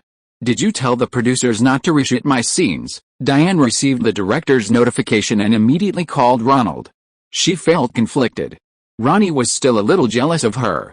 But if they didn't reshoot, she wouldn't be able to be the lead actress in a blockbuster. I don't object to you doing nude scenes, but they can't be this vulgar. They need to be more sophisticated. Doing this kind of thing will damage your acting career, Ronald began to lecture her. Hey, I don't even know how much of my acting career I have left, Diane chuckled on the other end of the phone. I'll help you after I finish this release. Ronald was currently busy with his company's sexy dance project and was also stretched thin. How about you switch your agent contract to CAA? My agent is pretty good at that. No, not yet. My agent treats me well. I'll think about it when the contract expires. Diane thought about it. Her agent had been with her since Off-Broadway, which was very helpful for her acting. Okay, I have to go now. Remember to call me if you need anything. Don't make decisions on your own. Okay, I got it, Ronnie. Chapter 797 The Secret to Success premiere.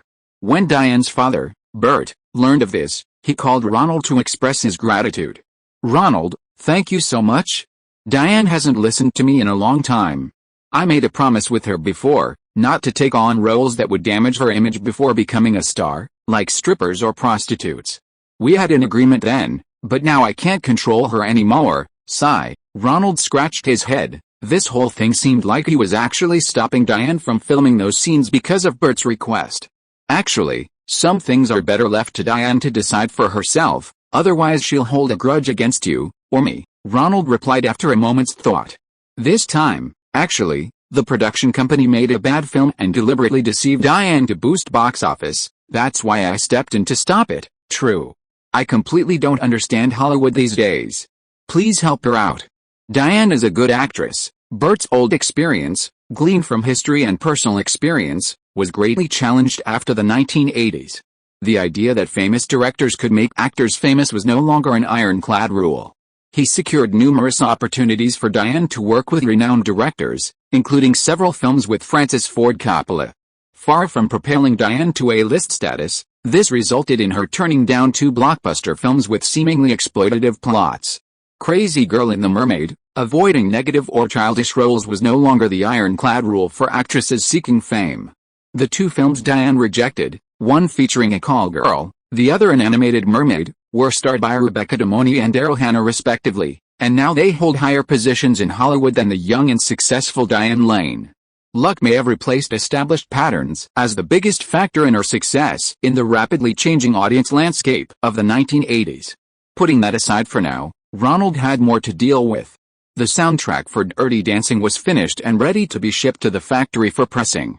However, Weintraub had left the record industry, and the record company he introduced offered exorbitant prices. Jimmy Reiner, in charge of the record production, came to Ronald to complain. This price is too high, it's not even close to the market price. MGM doesn't take Weintraub seriously anymore. Columbia Pictures, which he used to work with, still has some connections at Columbia Records, but they're not working with Weintraub anymore, so there's no reason for them to give face to an outgoing MGM president. We're basically not getting an insider price. Why is the quote so expensive? Is this the price they get when they work with record companies? Ronald took out a cost sheet Jimmy Reiner had given him and felt something was off. Producing at this unit price would result in a very low profit margin. After deducting the profit from retail channels, with such a small expected sales volume, breaking even would be a good outcome. It's probably not because they're taking advantage of us being newcomers, it's just that we don't have any connections. Record factories don't care about that, they'll take any order. The problem is that record companies have large and stable production volumes, so they can keep the cost per record very low. With their production volume, even large factories won't take us on. We'd finish in half a day after starting work, and that wouldn't even cover the cost of changing the molds. Jimmy Reiner explained. Let's wait a bit, let me build some connections. Even if we don't make money this time, we should still learn a bit about releasing a soundtrack album to accompany the movie. Ronald made up his mind. Besides, if the movie was a box office hit, he was optimistic that many people would buy the album to learn the hot dance moves. If someone is willing to help, we can actually get on the record factory's queue. Many best-selling albums require long shifts between productions, and we can use the gaps in between to skip the queue for our album production. Okay, I'll be meeting with MJ soon anyway, to see if his manager, Dario, can help. You know him? He has a wide network, it would be great if he could help. When can we finalize things? Jimmy Reiner became interested. This boss, despite being a director, knew quite a few big names in the record industry. Don't rush, I need to attend the premiere of Universal's new film, The Secret to Success, and MJ specifically requested to see a rough cut of my other film. I can make the request then, he told Jimmy Reiner to be patient. MJ was busy with the release of his new album, and it wasn't easy to get in touch with him. He decided to finish the discussion with him once and for all, taking advantage of the rough cut of Rent-A-Girl. Time quickly passed to the premiere of The Secret to Success, starring Michael J. Fox and Helen Slater, distributed by Universal. Helen, how could you not come to the premiere? It's your movie. Universal is putting a lot of effort into promoting it. They even booked the entire Academy of Motion Picture Arts and Sciences Theater in Beverly Hills for the premiere. Why aren't you here? I only found out when Michael J. Fox called me. If Helen didn't attend, Universal would have to ask Fox, who was busy filming a TV series, to fill in to avoid the embarrassment of no lead actor at the premiere. Well, I had a great time in New York with Helen, Hunter, and a few other like-minded actors, talking about acting and drama. Is this kind of distribution and marketing really that important? Hey, Ronald thought Helen Slater was kind of adorably childish. Universal has high expectations for this movie. They even chose the best theater near Beverly Hills for the premiere. Many stars will probably attend because it's close to home. Haven't you always hoped for a chance to exchange acting ideas with veteran movie stars?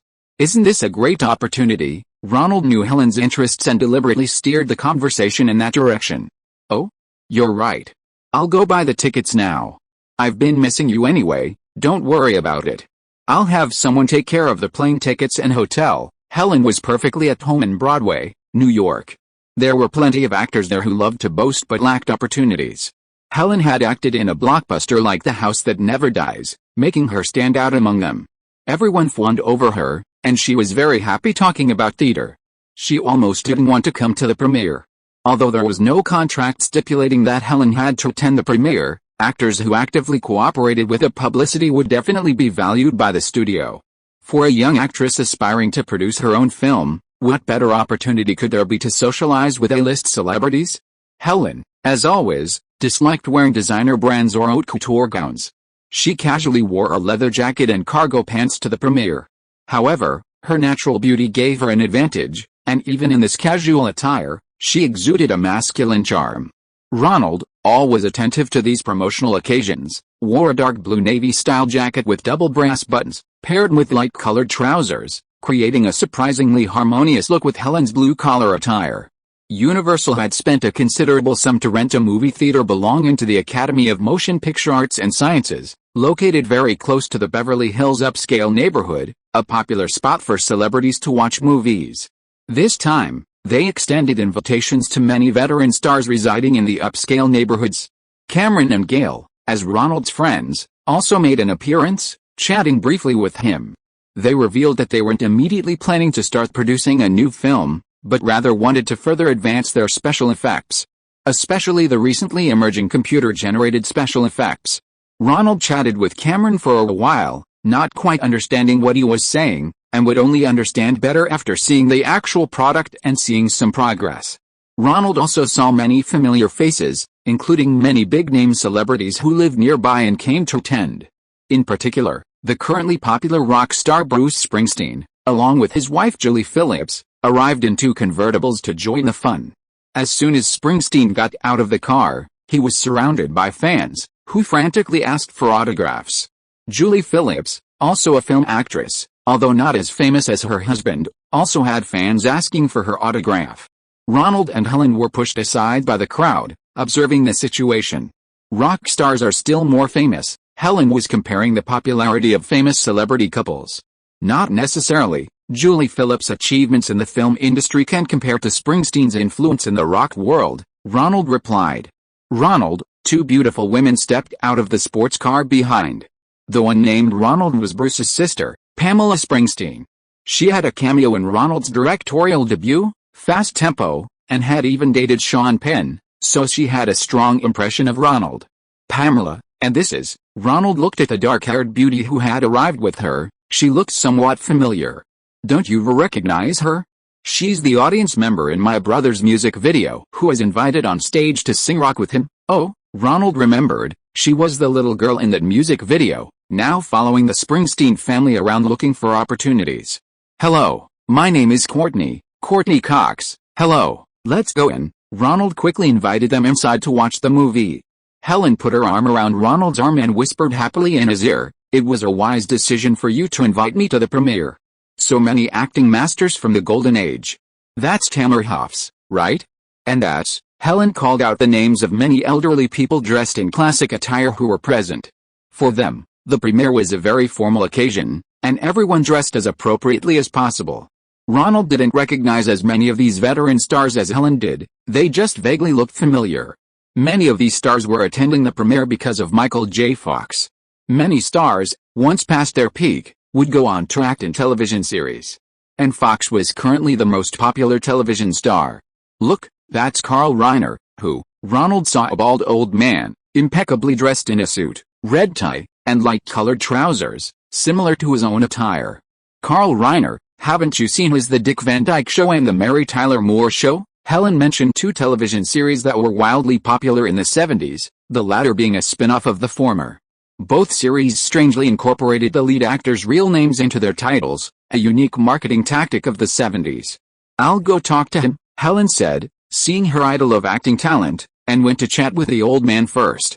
"Ronald, I'm here." Ronald was stopped by Bannon, who had finally managed to squeeze through the crowd of fans at Springsteen. Bannon had rushed back from Arizona with the film negatives, just developed the proofs for editing, and made a rough cut before rushing to Ronald.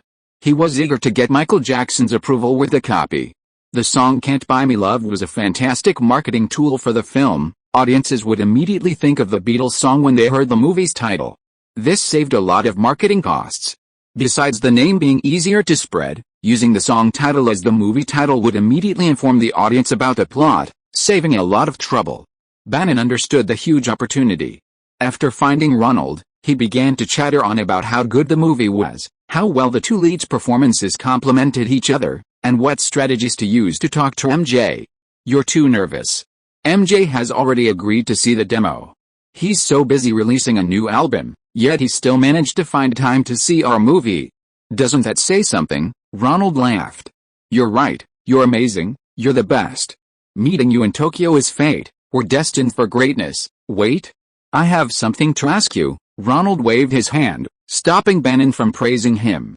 He saw Helen chatting happily with the old man named Carl Reiner, laughing occasionally, and decided to seize the opportunity to ask Bannon's cousin, Donna, about her wishes. "A job on Wall Street? Your cousin? Is she from Yale or Harvard?" "Oh, MIT, Bannon said, a little surprised by Ronald's question. "MIT is alright. MIT graduates are good at handling high-pressure jobs and can perform well. But why doesn't she work in Hollywood? Why go to Wall Street? It's too stressful there, everyone's on edge. I don't think Wall Street is suitable for a college graduate. If I had a daughter, I wouldn't want her to go to Wall Street." "Why?" Ronald turned around, also surprised. "Let me put it this way," Bannon gestured with his hand, "everyone on Wall Street has a place on their desk for sticky notes, where the secretary lists the people you need to call back. Every day, a dozen or so sticky notes accumulate there. Of course, you don't have time to call everyone, you always pick the most urgent ones from the top down. Similarly, sticky notes with your name and phone number are placed on other people's desks. If you've recently closed a big project, you're prioritized and busier. If you haven't closed a project, your call will be put on the back burner.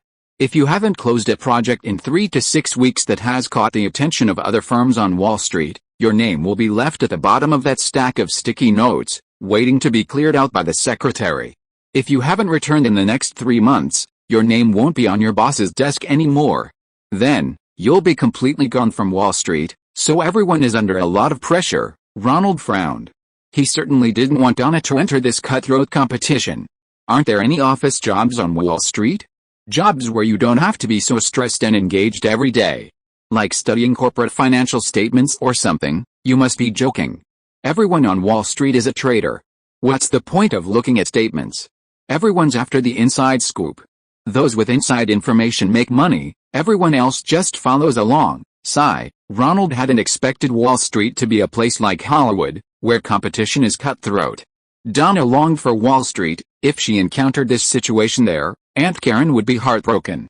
But America was a place that respected individual freedom of choice. If she wasn't allowed to pursue her dreams, she would feel frustrated, and Donna would be the one who was saddened. Never mind, I'll think about it some more. Ronald waved his hand. No, Ronald, wait a minute. I remember when I left Wall Street, I heard there was someone on Long Island investing in the financial markets using a different method. He doesn't need as many people struggling in the Wall Street mire, but it's not easy to get in either. You need a background in physics, math, or philosophy. Oh, my cousin Donna is a physics major. I'll ask around and get her a letter of recommendation. Bannon was now clinging tightly to Ronald, willing to help with anything. Okay, let's go in. Ronald saw the old man, Carl Reiner, making Helen laugh heartily, and quickly went forward with Bannon. Ronald, I really enjoy watching your movies. Carl Reiner, though over 60, was still charming and spoke pleasantly. Mr. Reina, I also really like your work. Haha, my early stand-up comedies are hard to find.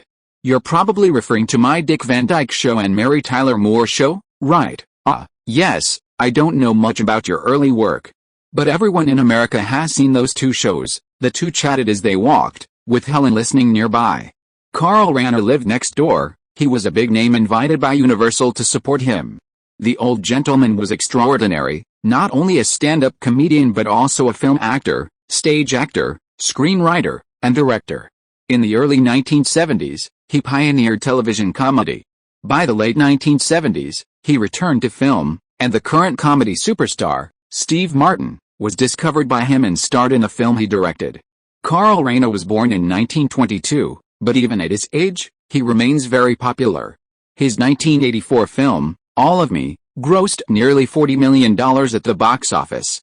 This was far wiser than the old producer in Diane's film, who was still clinging to past glories. Ronald respected this veteran artist, who always stayed close to the audience's tastes, and quickly asked him for the secret to making movies that young people liked at his age. I'm actually out of touch too. The script wasn't very good. It was Steve Martin's performance that saved the movie, Carl Reiner frankly admitted, saying he felt he couldn't do the film well enough and that the actors' performances were the success. This ability to face reality is probably one of his secrets to success. Helen and her husband were happy to have the opportunity to talk with a veteran star in the industry. Discussing acting techniques at length, they also mentioned wanting to make a film about urban women and asked a veteran actor for his advice. You have to understand, darling, I'm getting old, Carl Reiner said, clearly pleased by the respect shown to him by the two popular directors and actors. The kind of people who understand film these days are like Ronald. My grandchildren are all fans of his Top Gun. You should ask him. He makes movies that are bursting with male hormones. Helen smiled at Ronald, not believing he could make a film with a female lead. Ronald shrugged, feigning helplessness. Carl Reiner, watching the two of them joking around, laughed even harder. I haven't been this happy in a long time. My sons and daughters are all in the entertainment industry and rarely come to see me. I'm so glad to chat with two such talented people from Hollywood today. Carl Reiner comes from a family of actors. His children are all working in Hollywood and the music industry. Of his three children, Robert, Anne, and Lucas, his eldest son, Robert, is the most successful. He's an actor and director.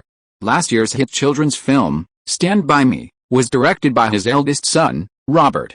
My eldest daughter-in-law, my former daughter-in-law, is Penny Marshall, also from a family of actors. She's won a Golden Globe and is now trying her hand at directing. It's a pity that young people these days can't be like me. My wife and I, Estelle, have had a great relationship since we got married in 1943. The old gentleman had come alone. His wife was waiting for him at home for a late-night snack.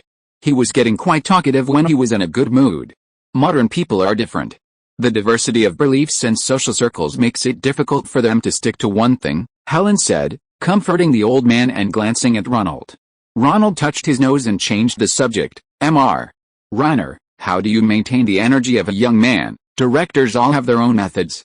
I play tennis regularly and sponsor and participate in a charity tennis tournament named after myself every year. It even attracts many retired tennis stars to participate. Ronald couldn't help but think that this old man was a model of living life to the fullest, having navigated Hollywood, Broadway, and television. and excelling at everything. Even after retiring, he could exercise and organize a charity event sponsored by himself. Helen was very happy, chatting with Carl Reiner, holding his arm like she was with her grandfather. Ronald was a little bored. Carl Reiner glanced at Ronald, knowing the young man was a little uncomfortable with his female companion talking to him, and told a joke. One of the biggest challenges of retirement is dealing with things you used to do effortlessly. This morning I saw my neighbor George Burns, an octogenarian director who once directed Brooke Shields, going out with two hot girls. I asked him, "How can you be so energetic at 80? Carl Reiner, a comedian, imitated George Burns. Ahem, you know, Carl, wanting to do that at 80, is like." Then Reiner mysteriously leaned down to Ronald and Helen and said, "Have you ever played pool with a string as a cue? PFFT, ha ha ha ha." Ronald and Helen burst out laughing. Helen naturally took Ronald's hand and leaned on his shoulder. Having a wise old man accompany me to the movies is quite nice, Ronald thought. Clap clap clap. The audience's applause rang out as the movie ended. The film's main plot revolves around a Wall Street business war, and Michael J. Fox's performance is excellent. Helen's performance is somewhat lacking, but as a decorative figure, her primary task of looking beautiful is fulfilled admirably. Perhaps due to the height difference between her and Fox, their final kiss scene feels rather fake. One wonders how many pieces of wood were used as a prop or how deep a hole was dug to adjust it. However, for Ronald, this is a good thing. He leans down and, mimicking the pose from the screen, shares a deep kiss with Helen. Helen lies in his arms, their heads at a 180-degree angle, and the kiss. When can we go see Michael Jackson? Bannon seizes the opportunity to spoil the mood once again. Ronald sighed, parted his lips from Helen's, and, holding her hand, said to Bannon with a hint of exasperation, "It'll be arranged." What do you think of the movie's portrayal of the Wall Street takeover battle? Is it realistic? In principle, it's realistic. When facing a hostile takeover, if you have the help of those old money New York bankers, turning the tables and acquiring the other party isn't difficult. However, the characters played by Fox and Helen are unlikely to gain the approval of Wall Street bankers. Their attitude towards business is too naive. Ahem. Ronald indicated that he didn't really want his opinion. Of course, it's a love story. Helen's performance is brilliant. The business battle is just background. Bannon immediately changed gears, praising the performances of the two main characters in the movie. Listen to this. Mr. Bannon is a banker, and he also approves of my performance. Helen was very happy to be recognized by someone in the same profession in the real world. Ronald turned his head and made a funny face at Bannon. Don't worry, I've already contacted MJ's manager, Delio. When he's free after the new album is finished, we'll take the copies to see him. Chapter 798 MJ's Generosity. After the premiere, Helen and Ronald spent a day together before returning to New York. She was planning to collaborate with several like-minded actresses on a film she envisioned, a female-led movie.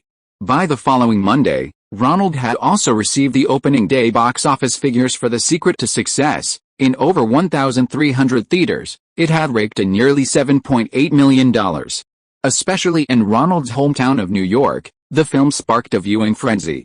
Manhattan office workers lined up to see the film after get-off work, and even the New York Times published a special review. Fox plays Bentley, who leads a double life as a mailroom clerk and a senior manager, impersonating other people in the company and holding two jobs that best understand the business, thus unleashing Bentley's innate intelligence. Of course, the film is full of homages to the 1961 Broadway musical How to Achieve Business Success Effortlessly. Ronald felt increasingly uneasy as he read on. It sounded like an accusation that Jim Cash and Jack Epps, the writers of The Secret to Success, plagiarized. Those two had also rewritten a version of Top Gun, and although little of their work was ultimately adopted, they were still credited. Ronald called his script assistant at Daydream Pictures, David Simpkins, an expert on Hollywood and Broadway theater history. Isn't this movie supposed to be based on Spielberg's experiences? Why would a New York Times film suddenly mock him for plagiarizing a 1961 musical? Because it really is very similar. That musical also tells a satirical story about a young man from a small town who climbs to a high position by dating his boss's mistress. But when this movie came out, I saw many viewers watching it with an appreciative eye. Simpkins, having finished filming The Nanny's adventures with his screenwriter in Toronto, has returned to his Los Angeles office to continue collecting and selecting scripts for Ronald. He has always worked in the screenwriter's office and is much more familiar with these old scripts than Ronald is. Did the screenwriter cheat? Ronald, having been in the industry for a long time, knows that many screenwriters deliberately choose old movies and plays, repackage them, and pass them off as their own.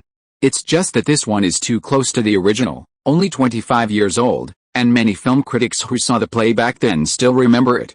Now that his secret has been exposed, it's unclear how Universal will handle it. The ridiculous screenwriter even confidently claimed it was based on a true story of Spielberg posing as an employee at Universal Studios in his youth and taking over an office for himself. You decide for yourself. I have the original script and the 1951 novel of the same name here. I'll have someone deliver them to you. Ronald glanced through the original script delivered by the errand boy. Okay, maybe Spielberg did indeed take over an empty office, and that was adapted in the script. But the main storyline, and the protagonist's two main jobs, the mailroom and the senior manager, were extremely similar to the original, and the affair with the general manager's lover was exactly the same. It was undeniable plagiarism. This is going to cause trouble, Ronald said, having someone get the phone number of Vincent Canby, a veteran film critic from the New York Times, to personally confirm. Ronald, I've said a lot of good things about your film. Pauline Kael has high hopes for you. She thinks you're the one who can revolutionize Hollywood. When is your new film coming out? I need to see it first. Pauline Kael, a film critic for The New Yorker, is highly respected in New York's film critic circles. Vincent Canby, even more senior than her, is no exception. Both are board members of the New York Film Critics Circle. Hearing it was Ronald calling, he quickly struck up a conversation. Ronald mentioned the release date of his new film and casually invited Canby to a critic screening. He also mentioned his interpretation of Canby's review of The Secret to Success, implying plagiarism. But this film has nothing to do with you, does it? You're friends with Herbert. Vincent Canby was referring to Herbert Ross, the director of The Secret to Success. No, the lead actress, Helen Slater, was recommended by me. I've read the script for that old musical you mentioned and wanted to confirm it with you, so Helen is one of your people. I can tell you frankly, those two screenwriters haven't done this before. Your Top Gun is also full of classic Western scenes. Well, Ronald really wasn't familiar with it. He compared it with Vincent Canby's, and indeed, many of the scenes written by those two that had been preserved were plagiarized. This was no longer something he could completely ignore. Ronald picked up the phone and called his agent, Nisida. I have some news. Nisida said you have important news. Tom Pollock, the president of Universal Pictures, with one eye slightly crossed, specially had his secretary change his schedule to receive Ronald Lee, Hollywood's youngest blockbuster director, who told his agent to make things sound so serious on the phone. This is Vincent Canby's film review. Ronald turned to the page where the plagiarism was subtly pointed out, marked with a pen. These are the original script and novel, followed by two thick books. I confirmed with Vincent Canby. He didn't say it outright out of caution. Tom Pollock glanced at them, then covered his face with one hand. SHXT, this musical was adapted into a movie in 1967, produced by United Artists. I remember seeing the top 10 box office hits over the years. I recognize the name. Those guys on the judging panel are all idiots. Hey, have the person in charge of script review come to my office later. Pollock picked up the phone and briefly instructed his secretary. Thank you, Ronald. I owe you a favor. What do you want? Pollock glanced sideways at someone 3 meters away from Ronald, while his other eye was fixed on him. Ronald felt a little uneasy, but couldn't bring himself to mock someone's disability. I just think this is a serious matter, so I came to talk to you in person. I don't have anything to offer in exchange. I just hope Helen won't be affected, and so will my friend Michael J. Fox. I'll remember that. Don't worry, Universal's PR department is quite capable. I'll keep the critics on the same page. I'll add those two bastards to the blacklist and then notify all the other studios. By the way, you're a member of the producers union now, right? I met your general manager, Eddie Cohen, at the last meeting. It's time to share these blacklists with you. I've had a copy brought over. Please keep it confidential. Thank you. Ronald got up to leave. Tom Pollock was always punctual, like a clock. He didn't want to waste any more of his time. On the way back, Ronald flipped through the industry-shared blacklist and genuinely felt that the exchange was very generous. Good deeds really do pay off. Many screenwriters, Directors and actors with bad records in Hollywood over the past decade were on this list. Of course, he didn't see the names of all the big stars, so there must be another, more confidential version. However, these ordinary names of dishonest, plagiarizing, and unreasonable individuals are also a crucial tool for small companies to avoid losses. These producers, if I don't ask them, they won't give it to me. General Manager Eddie Vegley remembered hearing about such a blacklist, but no one had mentioned it to him during his several appearances at the Producers Alliance meetings. Keep it safe, make a copy, and don't let anyone other than senior management look at it, Ronald instructed, placing a copy directly in his apartment safe. The Secret to Success officially topped the box office charts on Monday night after all the box office statistics were released. Blind Date, released around the same time, was left far behind in second place, only taking in $4 million. This romantic comedy starred Bruce Willis, one of the most popular comedy stars in television, and Kim Basinger, the sexy star famous for 9.5 weeks. It was still a long way from The Secret to Success. Ronald went to see it and felt his acting was rather exaggerated and had a strong television drama style. Kim Basinger also failed to boost the film's box office. After all, she didn't take her clothes off in the movie. Next up was Lethal Weapon, which had been in theaters for over a month. The male lead was another Australian actor, Mel Gibson, whom Ronald had met briefly. Movies combining action and comedy are currently very popular. Especially Danny Glover, who plays Mel Gibson's partner, has a touch of the silent film era's comedy master style, able to make people laugh with physical comedy. Following that was Nicolas Cage's Raising Arizona, a rather strange film that also performed well at the box office. Finally, there's Platoon, which has been in theaters for 5 months and is still stubbornly holding its own at the box office. It seems poised to replicate last year's Top Gun, becoming a box office staple. In short, in the first half of the year, the entire North American box office relied on these blockbuster films. Tom Pollock's measures were very effective. Over the next few days, Ronald noticed that there were no more accusations of plagiarism in the reviews. The film lived up to expectations, achieving an average of $5,700 per theater. It continued its strong performance midweek, poised to retain its top spot at the box office. 2 prominent Chicago film critics also reviewed the film on television. The secret to its success seems trapped in some kind of time machine, as if the script has been sitting in the drawers of Universal's top management since the 1950s, with no one willing to update it.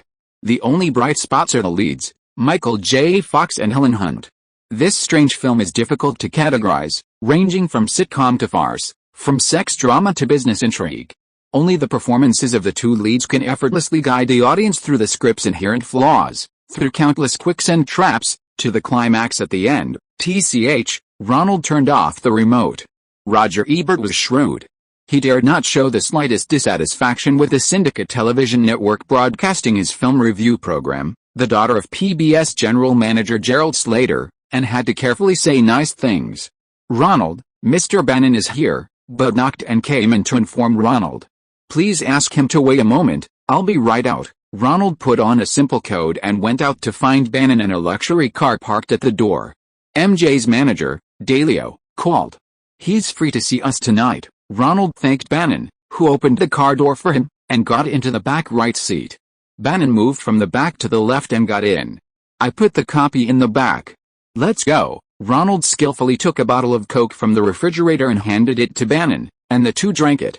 Using a luxury cart to transport the rough cut of his new film, Can't Buy Me Love, was a first for Bannon.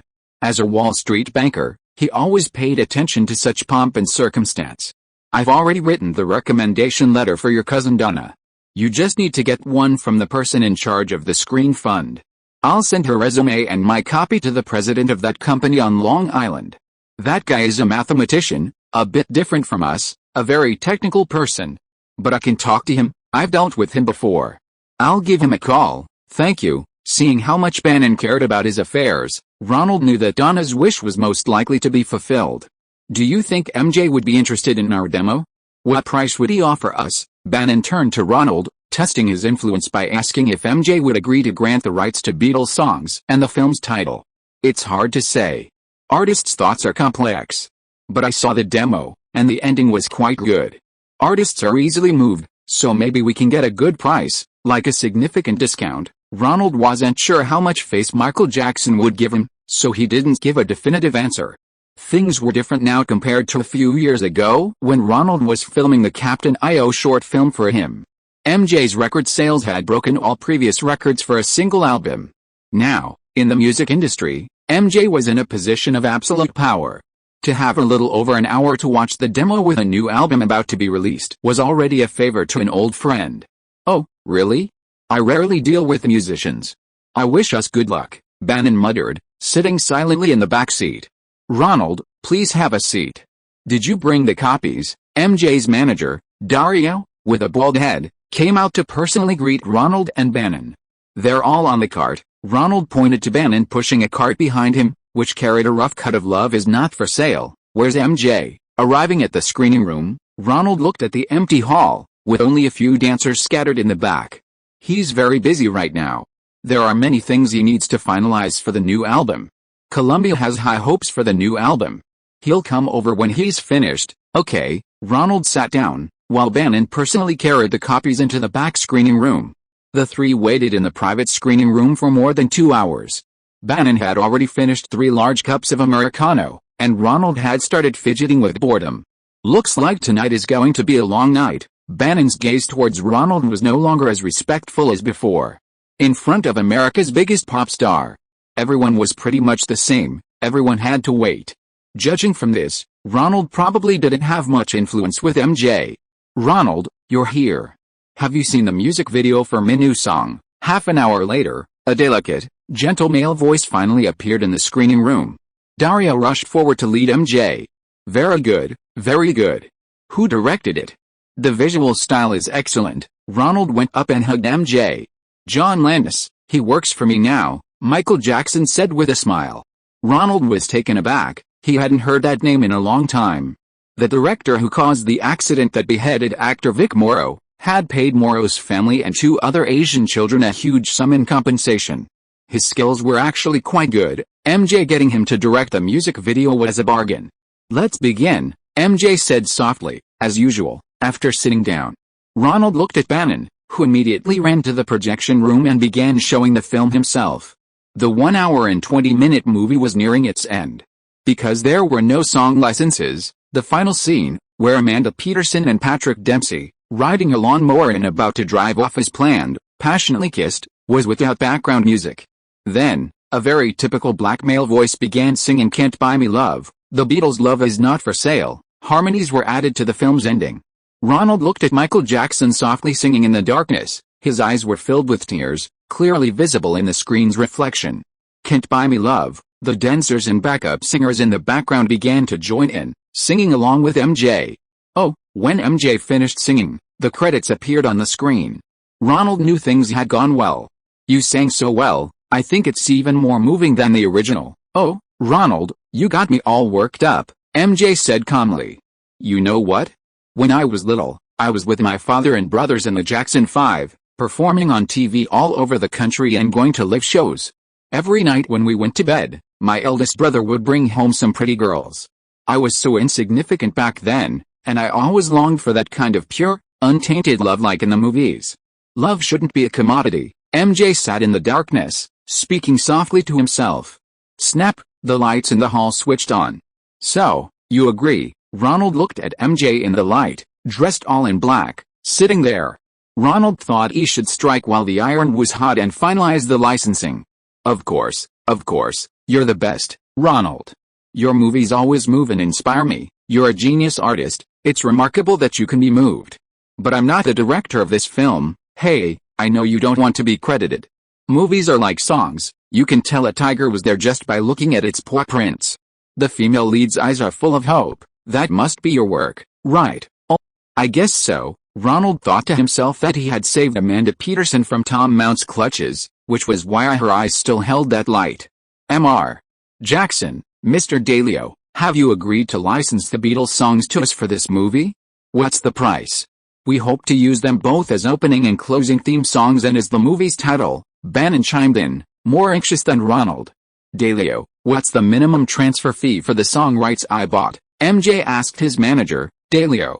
Minimum, the minimum, according to the union's requirements, is $15. for the song rights and another $15,000 for the title sponsorship. But that's usually for fledgling singers. That's settled then.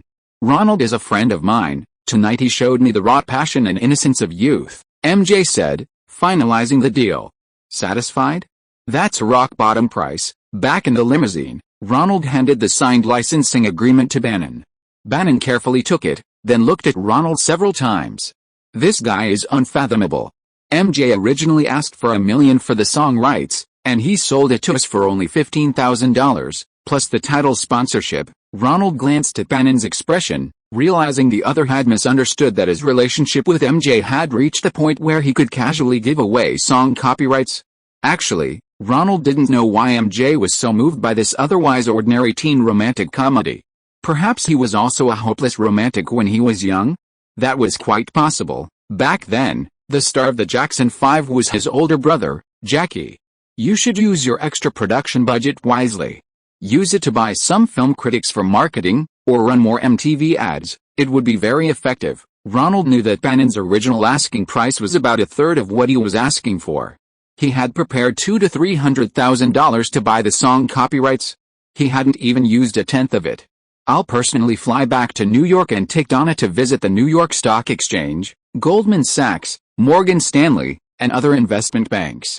And all the major brokerages on Wall Street, all the brokers who have handled big projects in the past 2 years. Bannon changed the subject, talking about something completely unrelated.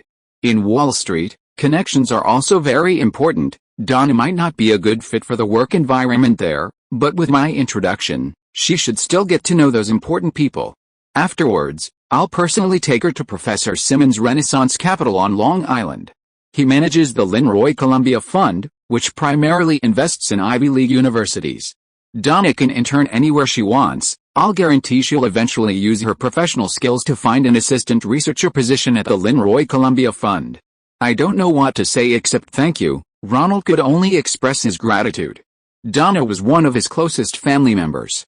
It's nothing. It's my honor to do something for you. Bannon felt that after more than a year of wandering around Hollywood, he was finally certain he had found the person destined to lead him to success. Chapter 799 Old Friends in Cannes.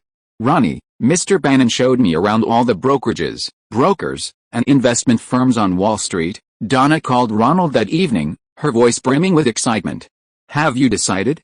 Which company will you choose for your internship? Ronald gestured for the short man on the other end to stop, then picked up the phone to talk to Donna first.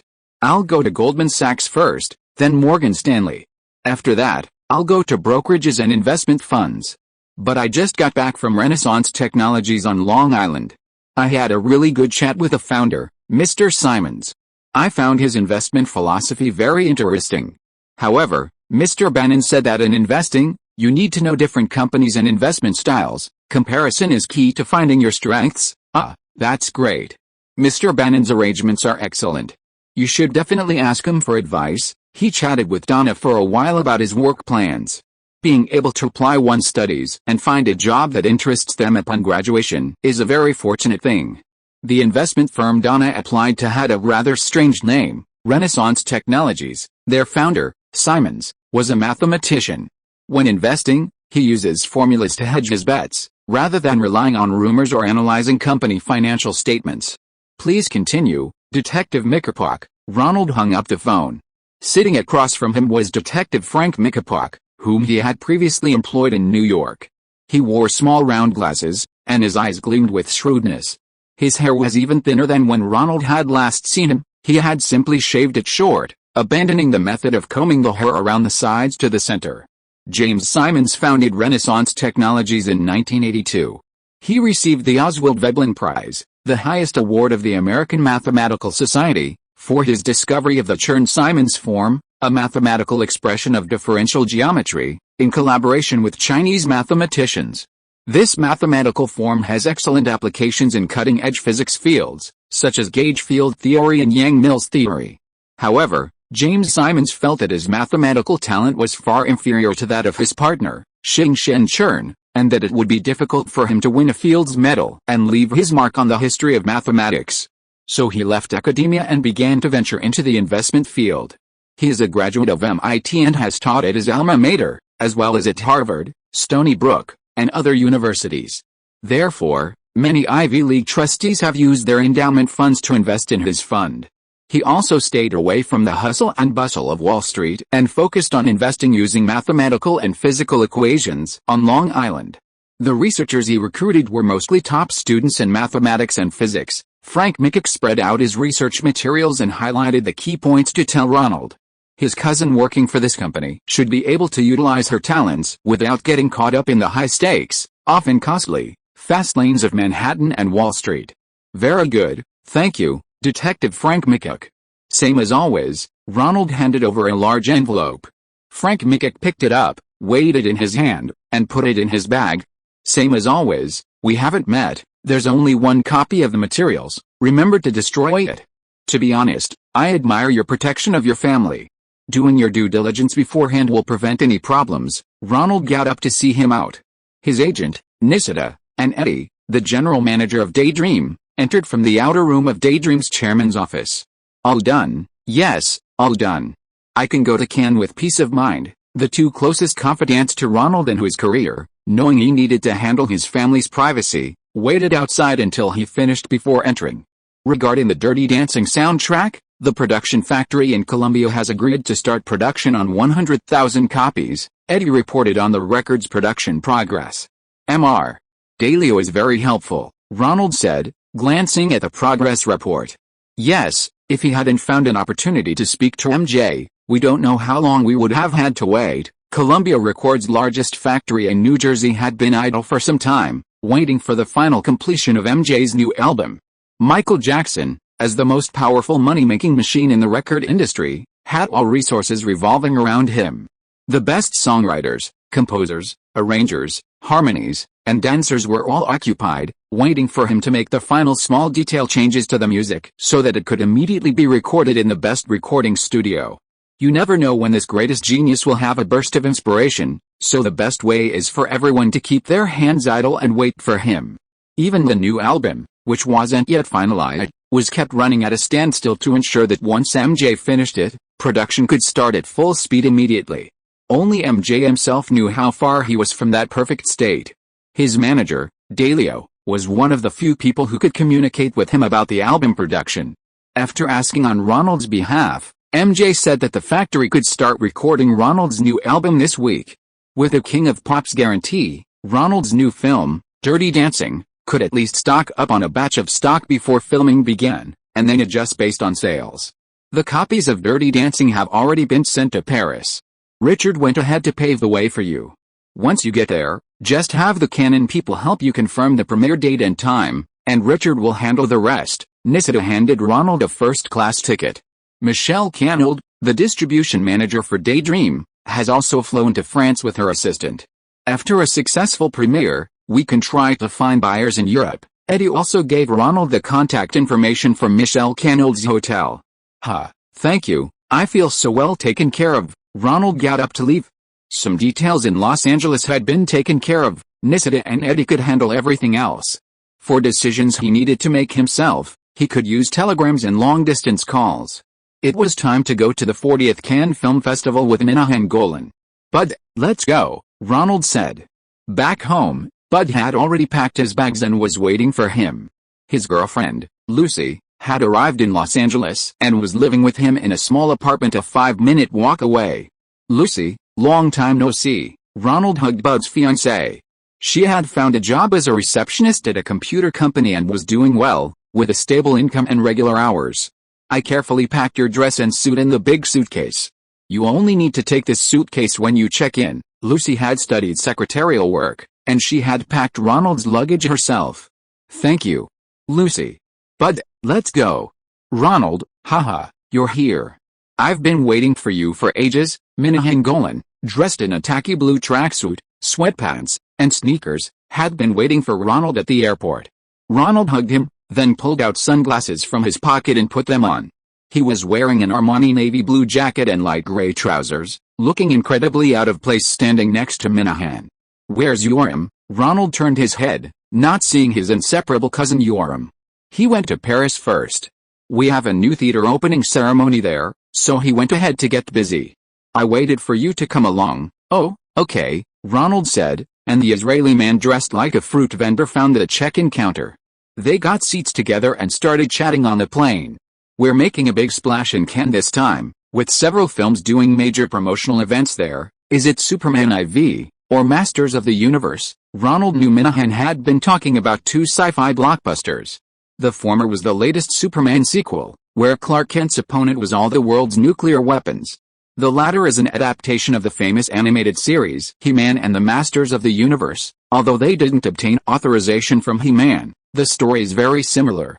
Hell, Minahan ordered a glass of red wine, drank it down to cover his embarrassment, and said, "The post-production of the special effects took longer than expected, so we won't be premiering it in Cannes this time." Ronald gave him a suspicious look. Minahan's behavior today was a bit unusual. Usually, he would chatter on and on about his film ideas whenever he saw him, but today he seemed unusually quiet. Even when Ronald asked him questions, he only exchanged a few brief words before returning to the grand occasion of this year's Cannes Film Festival. This year marks the 40th anniversary of Cannes. The French government and organizing committee intend to expand their influence and will be awarding a Lifetime Achievement Award to British actor Sir Alec Guinness. Also, the late French director François Truffaut will receive an award for his widow, Fanny Ardant. "Oh, that's quite a grand occasion," Ronald remarked. He knew Sir Alec Guinness was the actor who played Obi-Wan Kenobi in the Star Wars trilogy. Truffaut was the only French New Wave director who consistently pursued both artistic merit and commercial success. To promote commercial films, he even acted in Spielberg's Close Encounters of the Third Kind, and his own works were mostly artistically and commercially successful masterpieces. Compared to Goddard, another leading figure of the New Wave with whom he had a falling out, who only made incomprehensible short films that left audiences and actors bewildered, Truffaut was far superior. Sadly, he passed away from brain cancer. Since then, France has had few directors who have consistently focused on commercial films. Without Minahan's nagging, Ronald found there was nothing to talk about and quickly drifted off to sleep. Even in first class, the long transoceanic flight had left Ronald feeling somewhat uncomfortable. In his sleep, he felt his face throbbing, and his toes and fingers swelling and tingling. Want to know the secret to recovering after a long flight? When you get to the hotel, take off your shoes and socks, walk barefoot on the carpet, and clench your toes like you're making a fist. Repeat a few times, and you'll quickly return to normal. Like making a fist, Ronald seemed to be dreaming of a movie where a character was teaching him how to adapt to long flights. Haha, I know it sounds incredible, right? I've been doing this for 9 years. Trust me, it's more effective than drinking hot coffee or taking a hot bath. Mr. Lee, Mr. Lee. Ronald was awakened by the flight attendant's call, and the images and sounds of his dream disappeared. We're about to land at Charles de Gaulle Airport in Paris. Please open the sunshade on the window, Mr. Golan. Ronald rubbed his eyes, curling his toes into a fist. He remembered the scene from his dream, tried it on in his slippers, and it seemed to work well. The two got off the plane, and Minahan looked around and found his cousin Yoram, talking to the heads of the Canon Hair China branch. They seemed to be waiting for some celebrity. Yoram, look who's here, haha. Minahan quickly ran up and called Yoram over to see Ronald. Aha, Ronald. It's been a long time. How long will you be staying in Paris this time? Yoram had been waiting for other distributors, but seeing his cousin Minahan had brought Ronald, he quickly came over to greet a group of Canon Hair China executives surrounding him. I'll be transferring directly to Cannes. Minahan will be staying here, right? Ronald turned to look at Minahan. I'll be in Paris for a few days, then we'll meet in Cannes. Yoram will arrange the premiere of Spicy Dance. Yes, it's truly a masterpiece. Your dance films are world-class. I've already rented the screening room and done the marketing preparations for the premiere in Cannes. I'll be in Cannes tomorrow, then we'll have a good chat. Yoram's waistline is starting to catch up with Minahan's. After Pathé acquired Cannonball, he gained even more praise from Pathé executives, and now Yoram makes most of the decisions regarding Paris and Cannes. Okay, I'm going to transfer. Ronald chatted with Yoram for a few minutes, then said goodbye to Minahan and went to the transfer area to collect his luggage.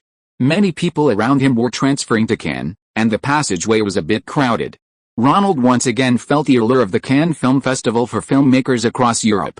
Ronald, it seemed someone was calling Ronald's name. Ronald glanced around a few times, but saw no one. Swept along by the crowd, he continued walking. "Ronald," a thin figure called out, waving from behind. Seeing that Ronald hadn't seen him, the figure seemed a little discouraged. He'd finally found an English-speaking American and wanted to chat with someone on his way to Cannes. "Crazy, Ronald, it's me, Crazy." In his haste, he blurted out the Chinese he'd learned in Zhujiahu. Ronald, hearing the Chinese, was surprised. "Who is this? Shouting Crazy in Paris?" "It's me, John Malkovich." Ronald finally recognized the actor he'd met while filming Spielberg's Empire of the Sun. He'd played an American businessman in that movie and learned a few broken Chinese phrases. Sure enough, shouting Crazy in Paris had a great effect. "See? I haven't forgotten my Chinese, have I? Did you remember me as soon as you heard it?" Malkovich is much thinner than when he was in Zhujiahu, and his hair is thinning, with a lot of it combed to one side. Yes, he stands out in the crowd. Few people in Zhujiahu are as brave as you to call yourself a lunatic. The two boarded the plane to Cannes together. "Do you also have a film screening in Cannes this time?" "My film, The Glass Menagerie, will be competing for the Palme d'Or." The Glass Menagerie? A famous play by Tennessee Williams. Ronald had heard of the script. It was a Broadway classic. "Yes, it's been adapted into film for the second time. This time, Joanna Woodward plays the mother, Amanda, and Karen Allen plays the sister, Laura." This story is about a small southern town where a brother and sister live with their mother. They're poor and in poor health. Amanda can only earn a living by doing odd jobs, while her sister, Tom, is disabled. The mother wants to arrange a marriage for Amanda, and when Tom's friend Jim visits, she arranges a blind date for him. Unexpectedly, he turns out to be Amanda's classmate. Jim confesses he's already engaged, while Tom says he wants to leave home and make his own way in the world. Ronald discovers that both leading ladies are big-name actresses. Joanna Woodward is Paul Newman's wife and an Oscar winner. Karen Allen starred in the first Indiana Jones film and is also a celebrity in commercial films. Their sudden appearance in a dull Broadway adaptation, are they aiming for awards? Joanna Woodward is making a comeback. Ronald knows this actress. She hasn't acted much since the 1980s. Guess who the director is? Malkovich winks at Ronald. Could it be? Yes, it's her husband, Paul Newman. Oh, Ronald said, no wonder. Paul Newman had finally achieved his dream, winning the Oscar for Best Actor, and now he was finally on par with his wife in terms of artistic achievement.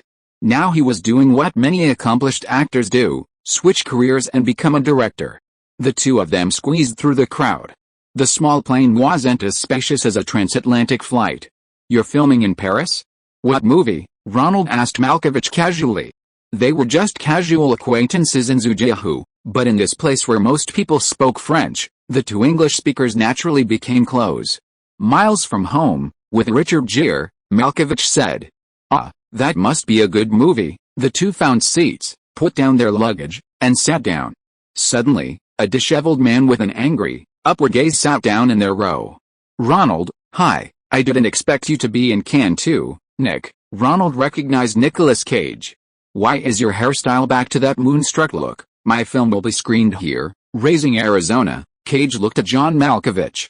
"John, this is Nick." "Nick, John, we've met before." The three English speakers shifted their seats and sat together. Raising Arizona was still showing in North America, and the director and producer, along with lead actor Nicolas Cage, had come to Cannes hoping to capitalize on its popularity and sell copies in Europe. The Coen brothers' film was an artistic story about a prisoner, Cage, who marries a policewoman, Holly Hunter, and later abducts the tycoon's son to raise as his own.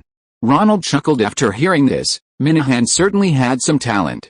He'd discovered Cannes as the best market for international film copies before Hollywood even existed. Now, many Hollywood films that Cannes didn't initially value were desperately trying to screen and compete there, hoping to sell copies at the trade market. His own Spicy Dance was coming to Cannes to generate marketing buzz before its release, while Cage's Raising Arizona, currently showing in theaters, was trying to ride the wave of popularity to sell copies. The three chatted for a while on the plane before falling asleep. When they opened their eyes, the plane was about to land. John Malkovich got off the plane, said goodbye to Ronald and Cage, and hurried to a public phone, inserting a French SIM card and dialing. Ronald felt that Malkovich's behavior was a bit strange. After saying goodbye, he and Cage went to wait for their luggage. "Glenn, I just arrived in Cannes," Malkovich said as soon as he saw Ronald leave to collect his luggage, immediately dialing the last number and speaking softly into the other end. He was a bit afraid of his wife and called her Glenn every time he arrived in a new place. Ronald? That was a long time ago, so, will your film be competing for the Palme d'Or? Or the Critics' Award? Ronald, bored while waiting by the baggage carousel, chatted casually with Cage. Cage had reverted to his angry youthful attire, seemingly attracting attention from those around him. No, our film can only participate in the screening section, it's okay, film buyers don't look at these things. Actually, awards and audience potential are two different things, Ronald had Cannes experience. Last time, Breakdance could only be screened in a tent set up outside the venue, but it still sold much better than the award-winning film. Ronald, is that you? Attracted by Ronald and Cage's conversation in English, another American came over and called out to Ronald. Jonathan. Ronald took off his sunglasses and hugged him to greet him. This was Ronald's senior, Jonathan Demme, a graduate of Roger Corman Film School. Hi, I brought Shotgun Lulu to the screening. It seems our film doesn't even qualify for the competition, Ronald laughed heartily. Shotgun Lulu was released in America at the end of last year. Orion didn't know how to market this strange fusion of romance, thriller, action, and gangster films. As a result, it was pulled from theaters after 4 weeks, only grossing $8 million. Now we've got the Hollywood Three Musketeers all together, Ronald said, pointing at the two of them. Your movie's already finished its theatrical run, your movie's in theaters, and mine hasn't even been released yet. Marketing in Hollywood is tough these days, even low-budget films have to come here to get some media attention, ha ha ha, the two of them chuckled wryly. For them, as American filmmakers, whether their films were slow-paced dramas or fast-paced, high-concept commercials, they had to consider box office success and cater to audience preferences. In Cannes, where the jury president was autocratic and ignored audience reactions, only considering the preferences of a few judges, their kind of film was truly niche. Chapter 800 The Cannon Brothers, A Perfect Match. The jury president wields considerable influence at Cannes. This year, the president of the Palme d'Or jury is a handsome older man, Yves Montand. He's a famous singer and star with dual Italian and British citizenship. He stands out among the jury comprised of directors from Seville, British producers, Polish directors, and American novelists. Why let a singer with such poor acting skills be the jury president? Ronald, along with his agent Richard and Daydream's distribution manager Michel Canold, sat down for dinner. Holding the festival program, he was utterly bewildered by the committee's taste. Ronald. You should understand. The film festival itself, like a film, needs publicity. In Hollywood, a film without stars costs more than twice as much to market as one with stars. Richard had been there for several days, poring over festival promotional materials. Yves Montand's aging face knew that Cannes had chosen a star as president simply to generate buzz for the festival. This handsome older man also enjoys a certain degree of fame in America, and like Alain Delon, he is one of the most famous handsome male stars in Western Europe. American audiences are most familiar with his affair with Marilyn Monroe, in which he starred in one of Monroe's last films, Let's Make Love. Being a jury member is a very serious and very difficult job. Cannes receives 300 film submissions a year, but only 20 make it to the grand jury prize in the Palme d'Or. We jury members are like lumberjacks, just chopping. It pains me, all choices must be based on artistic standards. The television was interviewing Yves Montand, and Cannard's assistant, who spoke French, translated for those present. Ronald saw Yves Montand on television, his eyes were swollen, his gaze lifeless, clearly the result of excessive indulgence. He thought to himself, how dare this man talk about art? Behind all these films is the director's tremendous effort.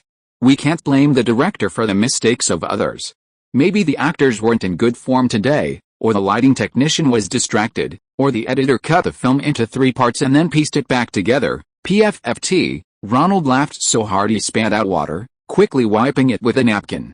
Everything is expensive in Cannes during the film festival, even bottled water costs as much as a bottle of Bordeaux wine at other times. This Yves Montand, for some reason, started praising the director. The auteur theory that the French insist on holds that the director controls all aspects of the film and is responsible for its final effect. With Yves Montand, mistakes can be shifted to others, while the credit goes to the director. If I made a film in France, I'd be praised like this too. I'm afraid Cannes doesn't really like our film. It won't even get into a minor competition section. We're just having a premiere at the festival." Michel Cannold, thinking Ronald wanted to compete, quickly shared his observation. Cannes doesn't like blockbuster films, nor does it like classic, audience-pleasing narrative methods. Finally, they dislike Hollywood, believing commercial films have gone astray. "Don't worry, I was just joking." Ronald knew he had little chance at Cannes. Besides, he'd made films like Top Gun, which glorified American military power. American directors are practically unpopular in Cannes unless they're anti-war. But audience appeal is enough for us. Cannold pulled out a poster, featuring Jennifer Grey's flowing skirt and Patrick Schwitz's muscular physique. "Very good. How are our audience bookings?" Ronald put down his knife and fork, inquiring about the premiere's attendance. "Very good. The audience here still remembers your breakdancing, and they're very enthusiastic to see you bring another dance film. Our premiere tickets are sold out, and we're trying to find a way to add an extra screening." "Great, I'll go find Minahan and see if he can help." Cannonball is now the biggest distributor and sponsor of the Cannes Film Festival. Their ads are everywhere along the road, from the airport. That night, Ronald slept in a small hotel in Cannes to adjust to the time difference. Hotels here are always fully booked during awards season, and even these small hotels are ridiculously expensive. He took off his shoes and socks, curling his toes like fists on the carpet. Ronald remembered the little trick he'd dreamed about on the plane, tried it a few times, and felt it was somewhat effective. The congestion in his extremities caused by the flight had improved considerably. Since practicing yoga breathing techniques, Ronald seemed to dream about movies more often.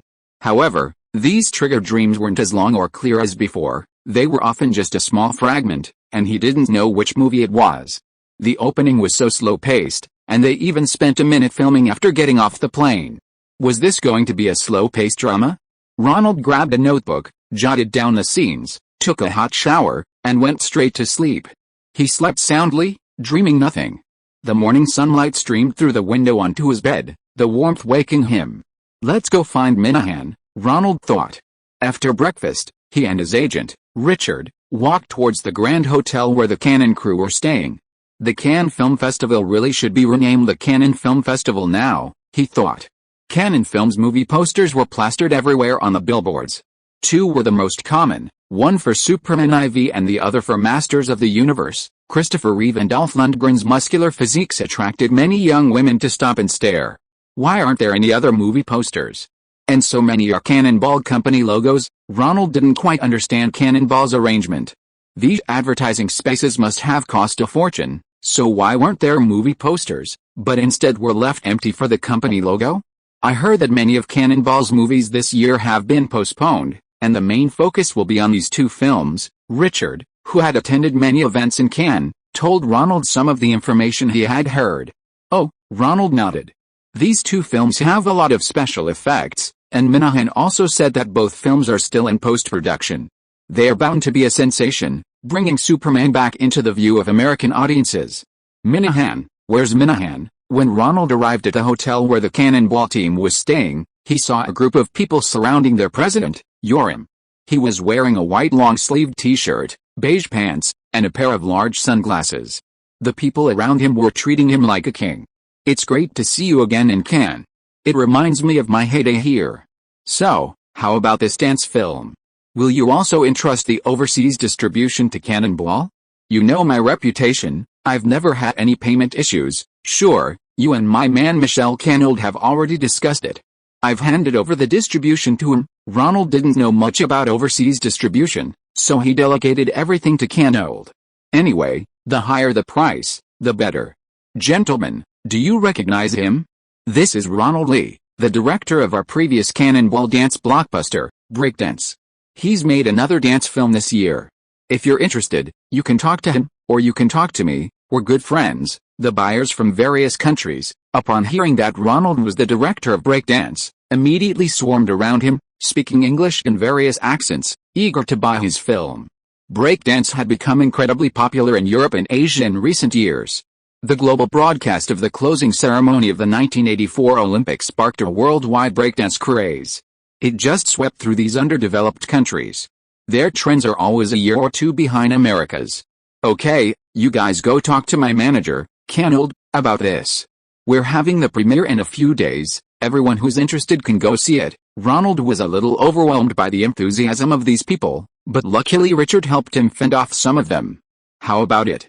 Our collaboration is a match made in heaven. Your film is a hit with audiences in the third world, and we have a well-established global distribution network. I still stand by what I said. Talk to Canold. Under the same conditions, I'd definitely choose your canon. By the way, where's Minahan? I haven't seen him. Ronald didn't want to be taken advantage of, so he casually declined Yoram's request for him to agree now. He's talking about production with some star actors. He's in his room. You take Ronald upstairs to see my cousin. Yoram called an assistant and led Ronald upstairs. Relax. We'll treat you like Stallone's successor. It just takes time. Dove, do you think you're inferior to Stallone? But fame takes time. If your Masters of the Universe becomes a hit, you'll be a star, right? Ronald walked in and saw Minahan chatting with the muscular Dove Lundgren. Minahan, Ronald went up to him and called out. Ronald, let me introduce you, this is Lundgren, another action star from our canon. Minahan was delighted to see Ronald. I've seen your performance, it was impressive. Ronald politely shook hands with Lundgren. In the Rocky series, he played the Civil League boxer who killed Apollo, Rocky's rival, friend, and coach in the first two movies. Of course, Ronald was just being polite. Lundgren only showed off his muscles in that movie. He had no acting skills whatsoever. But with those explosive muscles, you don't really need acting skills to play a villain. A size bigger than Sylvester Stallone, the audience could immediately tell he was a Russian strongman. Minahan, I don't care what you say, I'll do the media interviews myself. Sorry, Ronald, for meeting under these circumstances, Lundgren huffed, flexing his biceps at Minahan in a threatening gesture. Then he nodded to Ronald and left. Ronald, I'm sorry to have made you laugh. Dolph wants to be famous, and his film is still in post-production. It hasn't been shown in Cannes yet. He's a little unhappy about not having a press conference since he arrived. Oh, are you alright? Ronald thought to himself that if he were also fooled by Minahan like this, only able to work as a model selling copies at trade shows, without the chance to enjoy star treatment and media interviews, he'd probably be unhappy too. I'm fine, he said, I'm just going for a walk with you, we've got nothing else to do. The two descended the stairs. Minahan didn't mention the sexy dance incident. Now Yoram handles most of the distribution and pre-sales, while I mainly handle production. So, for your film's distribution, I'll have Yoram handle it with your people. Let's talk about a film. Essentially, I'm an artist, of course. Ronald sensed the power dynamics between the two brothers within Cannonball. He genuinely preferred talking to Minahan, who was wholeheartedly focused on making films. The two left the hotel, put on sunglasses, and walked in the Cannes sun. Minahan, you liar. What happened to the film investment you promised me? After walking a short distance, an actress with heavy eyeshadow, her hair slicked back, wearing a black leather jacket and high heels, suddenly rushed in front of them and began yelling. Ah! Ronald was startled and jumped back a step.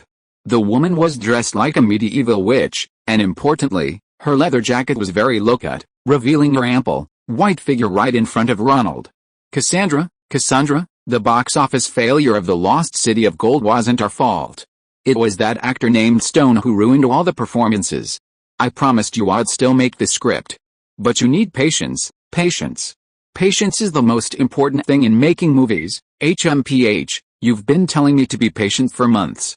I've run out of patience. Do you think I can't make The Ecstasy Master without you? I dressed like this just to find some big investors in Cannes and make it myself. Cassandra, don't be like that. We made a deal, didn't we? This will be your breakthrough film. Right? You don't believe me, but you don't believe Ronald either, Minahan said, pushing Ronald forward. Hello, Cassandra. Ronald remembered the actress who played the female villain in The Lost City of Gold, a follow-up to Indiana Jones. I remember giving you my business card. If you have any good scripts, just go talk to my daydream script assistant. Really? I'll go as soon as I get back to Los Angeles. Is this what you look like in the script? Ronald asked, looking at her strange outfit. Yes, I dressed up like this on purpose, hoping to find a wealthy investor. Good luck. Ronald shook her hand. The outfit was indeed impressive. They always want too much, too fast. We at Cannonball have a long-term plan for developing stars. Minahan, having lost face in front of Ronald, quickly tried to make amends. Of course, Stallone is still around, audiences won't be looking at Lundgren's muscles, Ronald chimed in. The two walked to the beach, where the spring breeze was refreshing and the sun felt wonderful. We haven't taken a picture in a long time, have we? Ronald thought the blue sky, white clouds, and sandy beach were beautiful and wanted to take a photo with his old friend Minahan. I have a camera here. Minahan took out a small Rolleiflex camera. Excuse me, could you take a picture of us together? Ronald politely asked a young couple with their backs to him. Ronald, it's you? Yes. It's you. Isabella, and who is this? Ronald realized that the woman in the plain t-shirt, trousers, and sandals, without makeup, looking like a tourist rather than a film professional, was Isabella Rossellini. Since her divorce from Martin Scorsese, Ronald had seen her less often. He only knew she was a Lancôme model and had modeled for her boyfriend David Lynch's Blue Velvet, a blockbuster film that caused quite a stir. However, this time, the man next to her wasn't Lynch, but another European-looking man, about Isabella's age. My mother loves France and used to stay here for a while every year. I also wanted to enjoy a peaceful life. Not many people here recognize me. Isabella Rossellini was without makeup and dressed very casually. At first glance, she was not easily recognized. Impossible. Anyone who has seen Bergman's films would recognize you. Minahan stepped forward, grasped Isabella's hand, and shook it vigorously. He was a devoted fan of Hollywood's golden age, and seeing Bergman's daughter was a delightful surprise. This is Mr. Minahan Golan, the head of Cannon Films, Ronald introduced them. And this is, now he had no choice but to ask, wondering if Isabella was secretly traveling with her lover. Ha. Isabella saw the expression on Ronald's face and guessed what he was thinking. This is Roberto, my brother. Oh, I've heard so much about you, Ronald thought. This was indeed something he had heard so much about. Wasn't this the pregnant child who caused Bergman to leave her husband and elope with the Italian director Rossellini? Hello, let me take some photos for you. Roberto took the Rolleiflex camera and had Ronald and Minahan stand together for a few pictures. Then it was Isabella's turn to pose with the two of them. This year is Cannes' 40th anniversary, and the organizers will be throwing a birthday party. Will you go? Ronald, Isabella, a supermodel, casually posed for a few photos with Minahan, making him laugh heartily. I'm not a director competing in the competition, and the organizing committee probably didn't give me an invitation. That won't do. I'll have someone give you one. Because of her parents' connections, Isabella had many senior figures and acquaintances in the film industry in France and Italy. If she hadn't been working in America, it would have been easy for her to break into the European film circle. You absolutely have to come. Isabella found out which hotel Ronald was staying at, waved to him, and walked away with her brother. She really looks like Bergman. Minahan was still marveling. Ronald shook his head. This guy was just too obsessed with the old Hollywood. The audiences and the market now were completely different from the past. Television has drawn away most adult viewers. Only stars or storylines that interest them can bring them back to the cinema. Repeating classic movie tropes like this will never produce a blockbuster. Sigh. Ronald patted Minahan on the shoulder, unsure what to say. This old friend was actually a film enthusiast, yearning to restore Hollywood's past glory and the era of major studios, where stars were tied to studios, producing 4 or 5 films a year. Was it a deep love for classic Hollywood films, or just clinging to outdated ideas? In any case, the brilliance of Hollywood cinema was long gone with the advent of television. Making movies now requires a fresh perspective. Hey, you guys don't seem to have many films screened at Cannes this year, Ronald asked Minahan on the way back. 2 big-budget films originally slated for Cannes are still in the special effects production stage, so there's nothing we can do. Fortunately, Cannonball's reputation is well established, and the film buyers from all over the world still trust us. Do you have any extra screenings you can allocate to my spicy dance? Of course, your overseas distribution, never mind, let Jorn talk to you about that. I can't wait to see your second dance film. Minahan regained his enthusiasm and pulled Ronald aside to chat about spicy dance. End of this chapter. Thank you so much for reading until the end. Don't forget to give it a like.